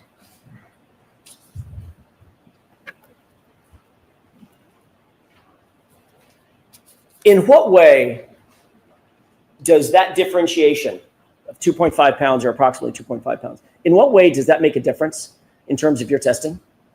It doesn't, and that's part of the reason why we increase the speeds to almost 30 miles an hour to look at, again, when you're bringing that much more kinetic energy from the vehicle, that's going to overcome any mass that arm has. If it, like I said, if it's a pound difference, 2 pound difference, the momentum of that vehicle moving at 30 miles an hour versus 24 miles an hour, again, kinetic energy is equal to 1/2 times the mass times the velocity squared. So even if you go up a few miles per hour, you're exponentially increasing that amount of kinetic energy from the vehicle. You were also asked a series of questions about reducing the speed of the testing by a certain percentage. Remember those questions? Yes. Did that make any sense to you mathematically? Okay. Sustained in that form. What effect, if you could tell us, well, let me ask it this way. Is the speed of the testing vehicle tethered in some way to the difference of that 2.5 pounds that Mr. Brennan was asking you about? No, and again, as you saw throughout the PowerPoint, when that vehicle is coming in at 24 miles an hour, 29 miles an hour, at those speeds, that arm, when it makes contact, is going to get accelerated up to that velocity. It's just going to reach that common velocity. It's not going to, you're not going to somehow affect the vehicle speed due to that, the fact that the arm weighing 10 pounds roughly, and you've got 6,000 pounds. It's not going to somehow scrub off speed of the vehicle. Thank you. Your Honor, at this point, I would be going through a couple of photographs and videos that might be a good place to. Okay, yeah, we understand you said it's on. So we'll stop today. There you go. Good. Good finish. Sure is. One question I have for you. So I know a long time ago we told you that Thursday would be a half a day. I'm told that we're nearing the end of this case, so I'd like you to think about whether you're able to stay all day next Thursday. Think about it over the weekend. If you've made appointments or anything like that, I'm not asking you. But think about it, and on Monday, if you let Tony or Paul, whoever's with you Monday, if you have an issue with it, just let us know, and we'll do that. All right, so please do not discuss this case with anyone. Don't do any independent research or investigation into this case. If you happen to see, hear, or read anything about this case, please disregard it. Let us know. And again, be very careful with your social media use. Have a great weekend. Thank you. All rise for the court, please. That was a great finish. Great finish by Brennan. By Jackson. Fucking, I'm confused now. Again, why don't I see counsel on scheduling? Okay, well, we won't hear anything more about scheduling, so I'll bring that down. I'll bring the pocket rocket in a second. Yeah, he's coming back on Monday. He's coming back on Monday, which is good. You know, it's good that he's coming back on Monday because he's going to redirect again and then recross as well. Oh, okay, they're leaving. Right, pocket rocket. Pocket rocket, are you Someone else there? can come over here, Harlan, sir. That's it. We'll keep it away. I'm just saying. She's speaking with somebody. Um, Back, Dylan, I'm back. hey, my darling. Hello. Hi. Hello. Hi. They're on sidebar, but they're done for the day. Yeah, they're Basically. talking about the case ending like earlier than what it's going to. So Well, because I was wondering who's left, as in the other Arca guy, but then that's it? I think. yeah, Who else are they gonna? Are they bringing Garrett Wing? Or maybe they're not. No, I don't know. I have no idea. I mean, it's Yeah, got I me don't know. curious of like what is actually going on. That's probably why they're doing the sidebar, right? I don't know. I don't know. Maybe Karen will say something, So, but yeah, it looks We like got it'll everybody be lined up over over here. ready. Yeah. So Nathan's yeah, already here. Oh, So yeah, this if is you a don't good know. turnout for the end of the day. Yeah.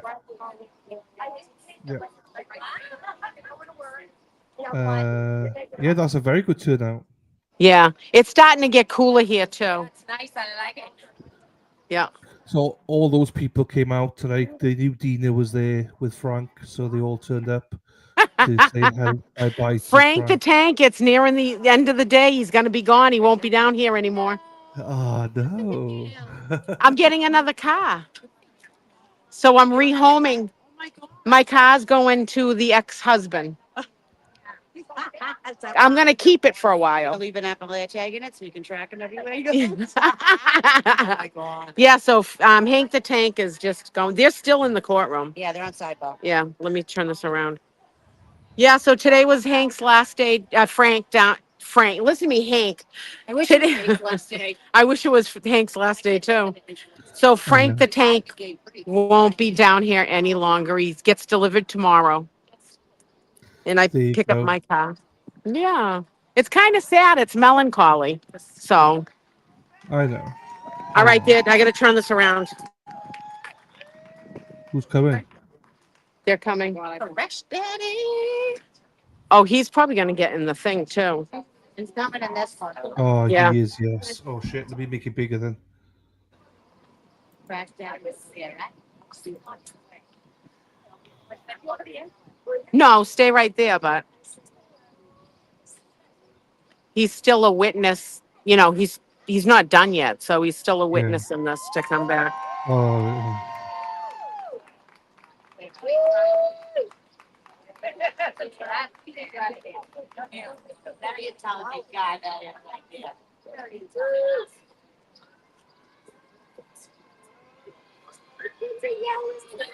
Oh, the kids are yelling to get on the school bus.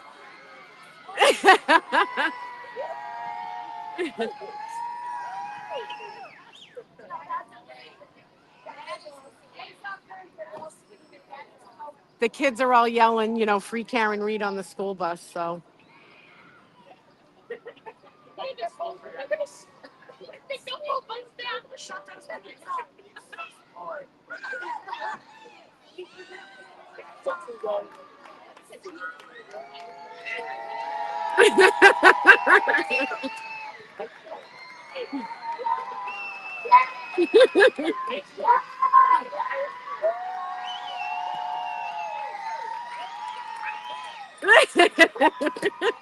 Isn't that cute?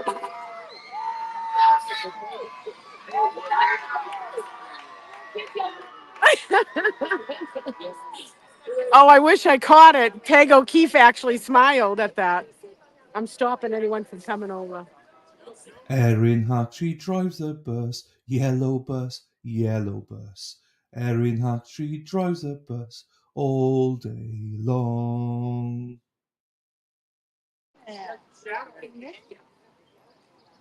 Hands off a driver, daddy. Yep. I'm like, That was good though, Dina. Was that good with the kids on the school bus? Yeah, that's good. Yeah, it was good. I don't. What? Erin Hatchie drives a bus, yellow bus, yellow bus. Erin Hatchie drives a bus all day long. Over. Jesus. If people ask me to do something, I'm going to do the There's opposite. Peg O'Keefe just left. But I'm not going out like, anybody's window. No, that was cute. It was really cute. Once Karen comes up, people, it'll be live. We're not going to just leave it live all the time. Do you know what I mean? There we go. They finished sidebar now, Dina, so they'll be heading out in a second. Did she come out? No. Do you got to pull up? Go ahead. Pull up, bitch. No. So they're conversing now, Dina. I'm not sure if you can see the screen, Dina. Hi. There you go. Nathan's they're greeting conversing. people.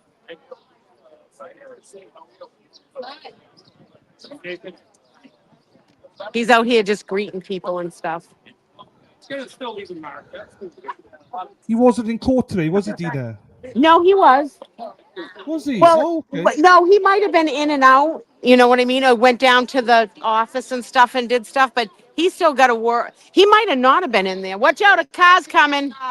And he's pretty handsome. She don't even come over here. She already Yeah. She already walked by. Yeah, she already Oh, went Mrs. by. O'Keefe? Yeah, she already went by. Oh. No, She's but asking they don't to want go everybody over Not there. everybody. Yeah, no. you can't. Not everyone. They just said I could come back when she walked by. They told me I could go. Okay, just the redhead. The redhead went because she's trying to take a picture for a fundraiser coming up. That's why she's over there. Yeah. Trying to get a picture of all the lawyers together for someone's fundraiser to make Huh? money for Karen. Gotcha. But it's hard because it's always a lefty. Came down, so kids are yelling out the window. Oh my God, are you Jason Grant? Are you Jason, the guy with the buffer zone stuff? I'm the Oh redhead, my I'm the God. redhead's boyfriend. Yeah, you're the redhead. She's gonna kill you for that one. That was interesting. Dina, you missed it. What? So go over a little bit so he can hear me because I don't think he can hear me. Oh, go can over you? to Jason? No. Is that Dylan? What's up, Dylan? Hi, Jason. Hey, Dylan, how you doing? Yeah, well, you well done on the buffer zone stuff. He said, well done. Oh, yeah, thank you. Thank God I always have. What were you trying to tell me? So basically, the lawyers and Karen all conversed, and now they've gone back to sidebar. So they're discussing something. I think it's quite important because I've not seen that for ages, where they all come back out to sidebar, discuss, and then go back in. Maybe it's about witnesses and stuff because I'm hearing the trial's going to end next week. That's the Well- rumor flying down here. Karen said Tuesday, didn't she? She did originally maybe Tuesday or something. So I don't know. It just depends on how long they're, Brennan takes, talking to people and stuff like that. So they've got one ARCA guy to go, haven't they? Definitely. Yeah. And then they got, there's another person too. Is there another person? Yeah. I forget who was left. There's like three that I thought maybe be on the list, but I don't know because it changes up all the time. So I'm not sure. There's loads. There's Richard Green. There's Garrett Wing. There's, there's a few. Yeah. So I don't know if they're going to call all them. Do you know what I mean? I don't know. It's everything's up in the air, Dylan. It's kind of weird. There's a weird feeling here, because even a few people down here that work around here say they think it's going to be next week. Yeah, it's definitely going to be next week. Finish that 100%. Yeah. Because Yeah. Karen said he'll be around Tuesday. And you So- know what's weird is we have we have the Stay Stronger Together standout June 12th down at Morrissey's office. But if they're doing the deliberations, we might have to move that whole thing here. Oh, I don't know if Mizzy yeah. will do it, but you're not going to have people show up there if they're deliberating here.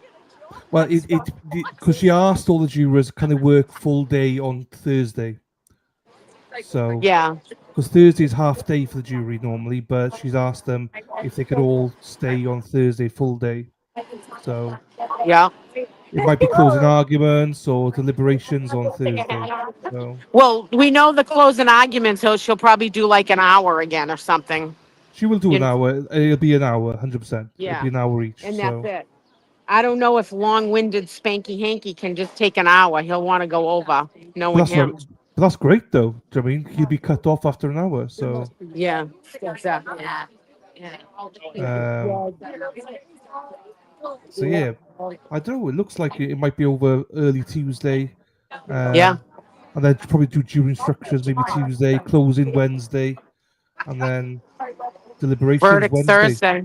Maybe I wouldn't surprise me if there's a verdict Thursday. I know. Wouldn't that be crazy? Like she could be free of all of this on Thursday after all these. This, it's got to be mind-boggling. Can you And imagine? if you look at everything, no matter what you believe, there's reasonable doubt. Yeah, I that's mean, all that's there's needed. clearly reasonable doubt. That's all Yeah. that's needed. Can you imagine if she's found not guilty in the morning and then keeps the stand out in the afternoon? Oh wow, That would be. that would Do you know what I be. mean? Can you imagine that? Yeah. Well, That if would I be was her, if I amazing. was found not guilty, I would get myself on a plane and go on a long ass vacation to like Italy or Paris or somewhere and get out and just enjoy yourself for a while. Her and her parents and her like just get out of Yeah. town for a while. Yeah, I agree. Yeah.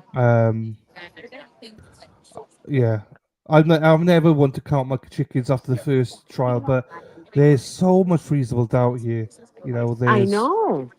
If you go by the letter of the law and what a jury's supposed to do, she'll be acquitted very quickly. But we got dumb people that are on That's another jury. cop there. What's his name? King. I think his name's King. He's a Boston cop. He's going in. So it's definitely getting cloudy here too. Like you can feel it's cooled off. It's not as humid, so the rain's coming. It's gonna be coming in. So Yeah. So when Cara gets acquitted, she can fly to Wales. We'll look after her. you'll look after her. Can you Yeah, bring it to the what do you call it? Where does the queen in the castle? Windsor Palace. Buckingham Palace.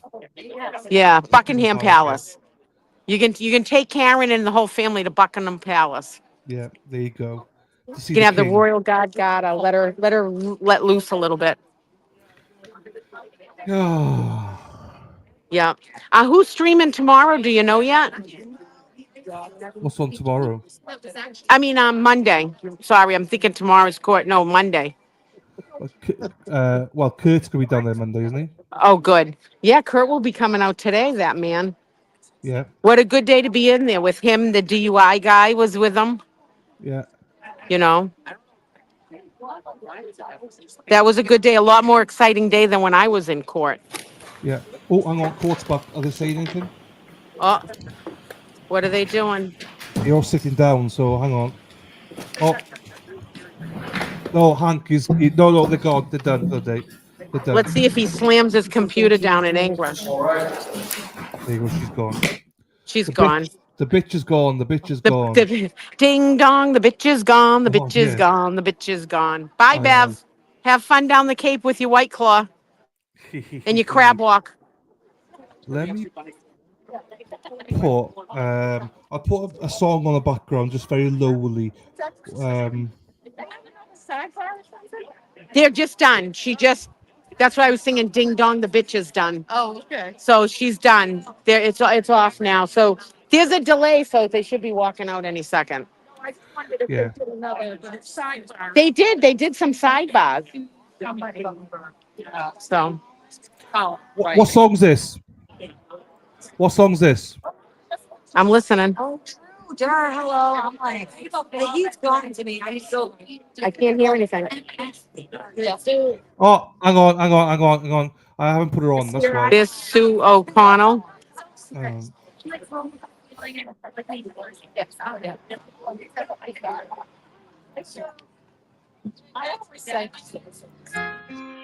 Oh yeah, Aerosmith, play it, my friend.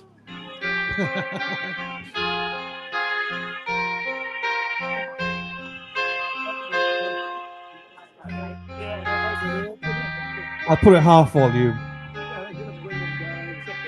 Nice. You know what? My favorite song, Seasons of Weather or Lord of the Thighs. Oh, Woman of the World, but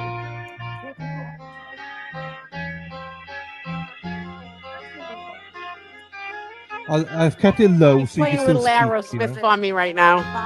Every time that I look in the mirror, All these lines in my face getting clearer. the past is gone.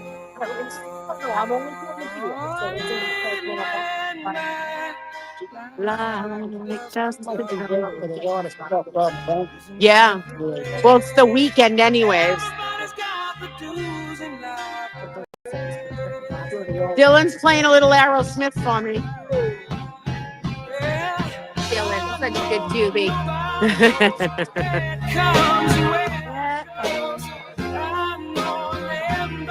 Oh my God, did you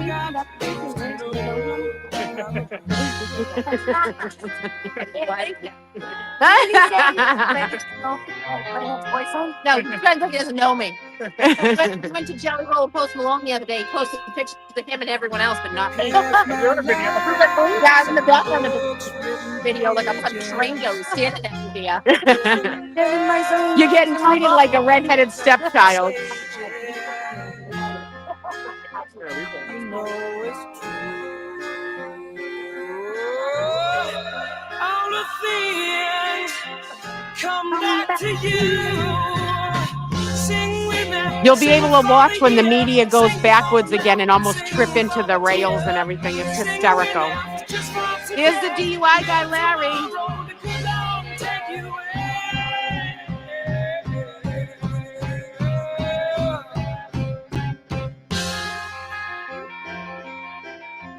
Larry.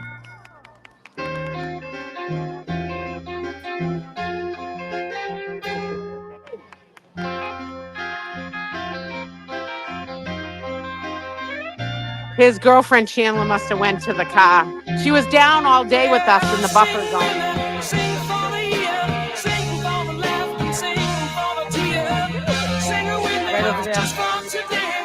Maybe tomorrow the good Lord will take you away. I got my song now this morning. Has to be Aerosmith song. I know you. It is. I told everyone to write to Gillette Stadium and tell them we want the stadium for free. Yeah. For the Yeah. party of Right. Quintown. Yeah, exactly. Tell Bob Cross we need the same. I did, and then I said, and everybody write to you too. Yeah, so that we exactly. can get them to play. Exactly. Dream on, dream on, dream on, dream on, dream on, dream on, dream on.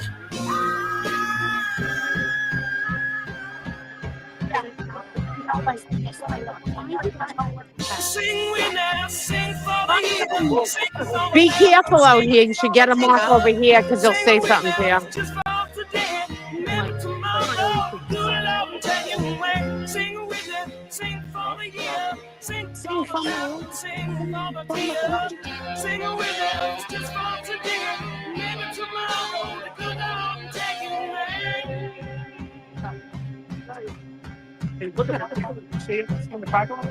She was down with. She went to lunch, and then I don't know. She never came back down after. So I assumed she went to the car. I thought she went. He's looking for it. It's in the car, though. That's what I thought, but Esty said she didn't. Oh. Yeah, see, I thought she went back in the courtroom with that. No. I don't know where she went. Oh, boy. Probably fell asleep in the car. Any sign of her coming? Not yet. I mean, the media's all. Oh, here comes Spanky.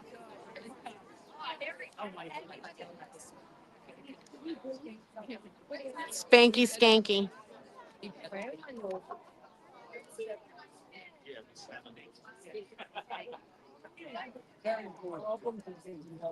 Allison.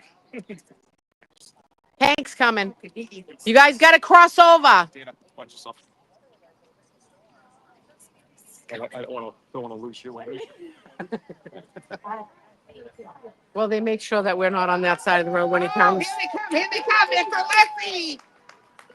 Yay! Hi. It's on that day. I was gonna say Hi, guys. I didn't even tell you I love her. So scared. She's so underrated. No, she don't. Yes, I'll bring you.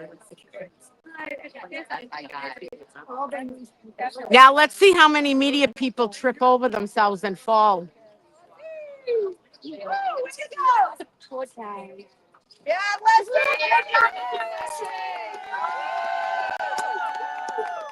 Don't mess with us.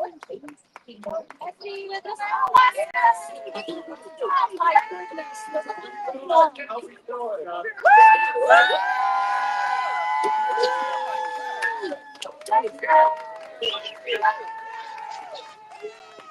Hello. Hi, hi. Hi, hi.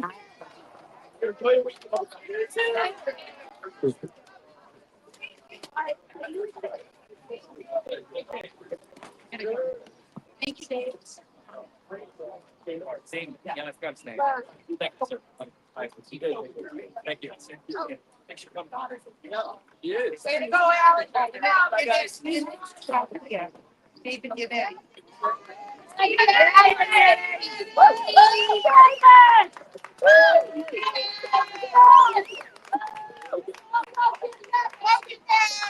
Yay, Kurt.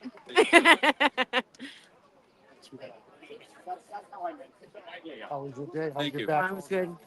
It's better. I've been taking a lot of ibuprofen, so watch your fingers. We're good. Good job. Waiting for Bob. Bob's over there in the crowd in Mr. Rita's.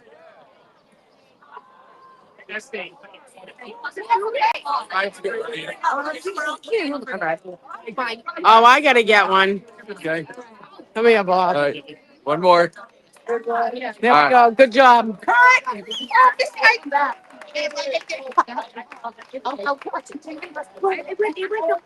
you to ask anybody. Oh, you like that? Good job. Oh, Hey, have a great weekend. So sorry. We're good. Don't forget Janet's already in the car. Okay. See, he's in the car. She's in the car. Thank you. my brother. He's with me. There we go. Have a good Yeah, give me that coat. bye. All right. And you didn't ask anyone. Oh,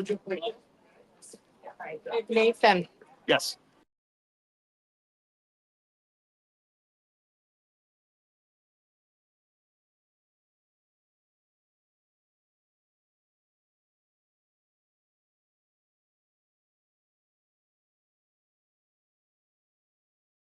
You going down? Hi. Oh my God. I'm to see you. How's the house? I'm dealing with ivy. It's my nemesis. I gotta get into so much of it. So they bleach. Yeah, it's been. You hate to bleach the yard, but it's bleach with me today. Oh. I don't know if you remember her from last. Oh my God. No, I didn't. Oh my God. Yeah. I love the color here. That's Thank great. you. I did it myself. Well, you did an excellent job. Thank you. Yeah, talented. She's almost done with the Cosmo program. She's gonna be a senior. Yeah. Where are you going to school? Weymouth High School. Weymouth, nice. Good for you. Well, you're doing an excellent job. Thank you. I'm like, I'm never gonna have to go to the hairdresser again. I know. We'll all have to go see her. We'll all have to go see her. Let me stand sure. All right. Hold on. We still get. We're gonna be stacked. I know. Can I have I'm like, absolutely. Okay. All right. I'll see you. Hold on. I got to get a picture, guys. What? This one. That's this one right there. Oh, he's a cute one. Because I love him. Yeah. They've been hiding here. Reed's even hiding this one. Hold on 1 second. Okay. I'll take one of you. All right. I'll see you soon, babe. Bye. I say thank you for telling me because I would have been hungry. Okay, that's perfect. Awesome. Thank you. So I pulled her. I just got one picture. I didn't know whatever happened to her after that. I think she went back to the room. To the room, all right. Yeah.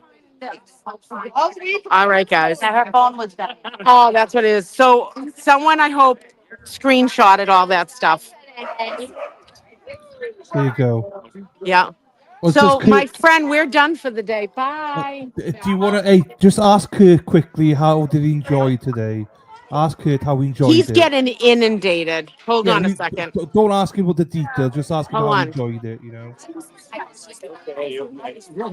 Larry, I'm live streaming, and they all want to know what you thought today of what happened I'm inside. not going to reveal it. I need to do it on mine, unfortunately. All right. But thank you for asking. Was it interesting? Boring as hell. All right. No, Good. it was good. It was good to see you. Like, All right, folks. Ask So Kurt. Ask he's Kurt gonna how do he it went. on his own stream. So I'm Uh, signing off. Okay, no worries. All right, okay. See you later, my darling. See Take you care. later. Bye. Ciao, darling. Right, everyone. We'll finish off with one song because it's her favorite song, and then we'll leave it on that. So, Erica, you got it. You got it. Yeah, I did say Kurt, but you know, whatever. It's all good. Right, we'll end on her song. Here we go.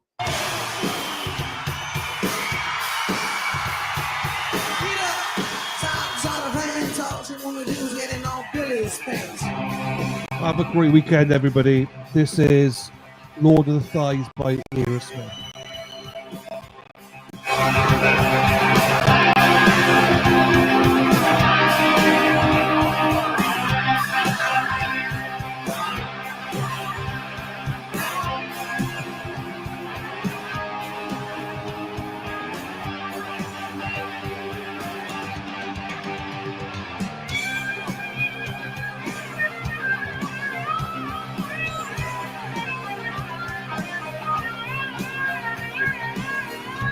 Down the who knows who, just a soul she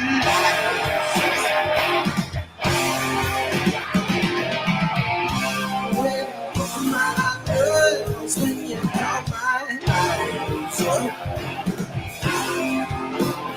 ooh, you got the wind, and all you got to understand, child all the time.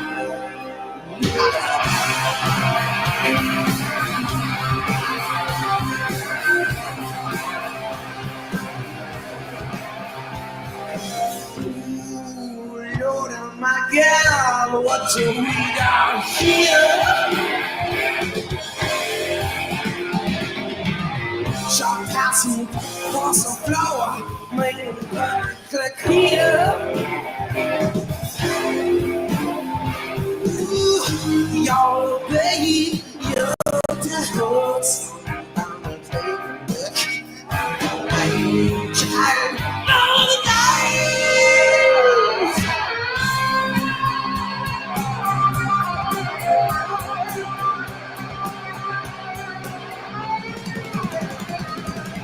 You must have journeyed to find it. You got the look in your eyes. Like all you really know my life. Like you put all the old.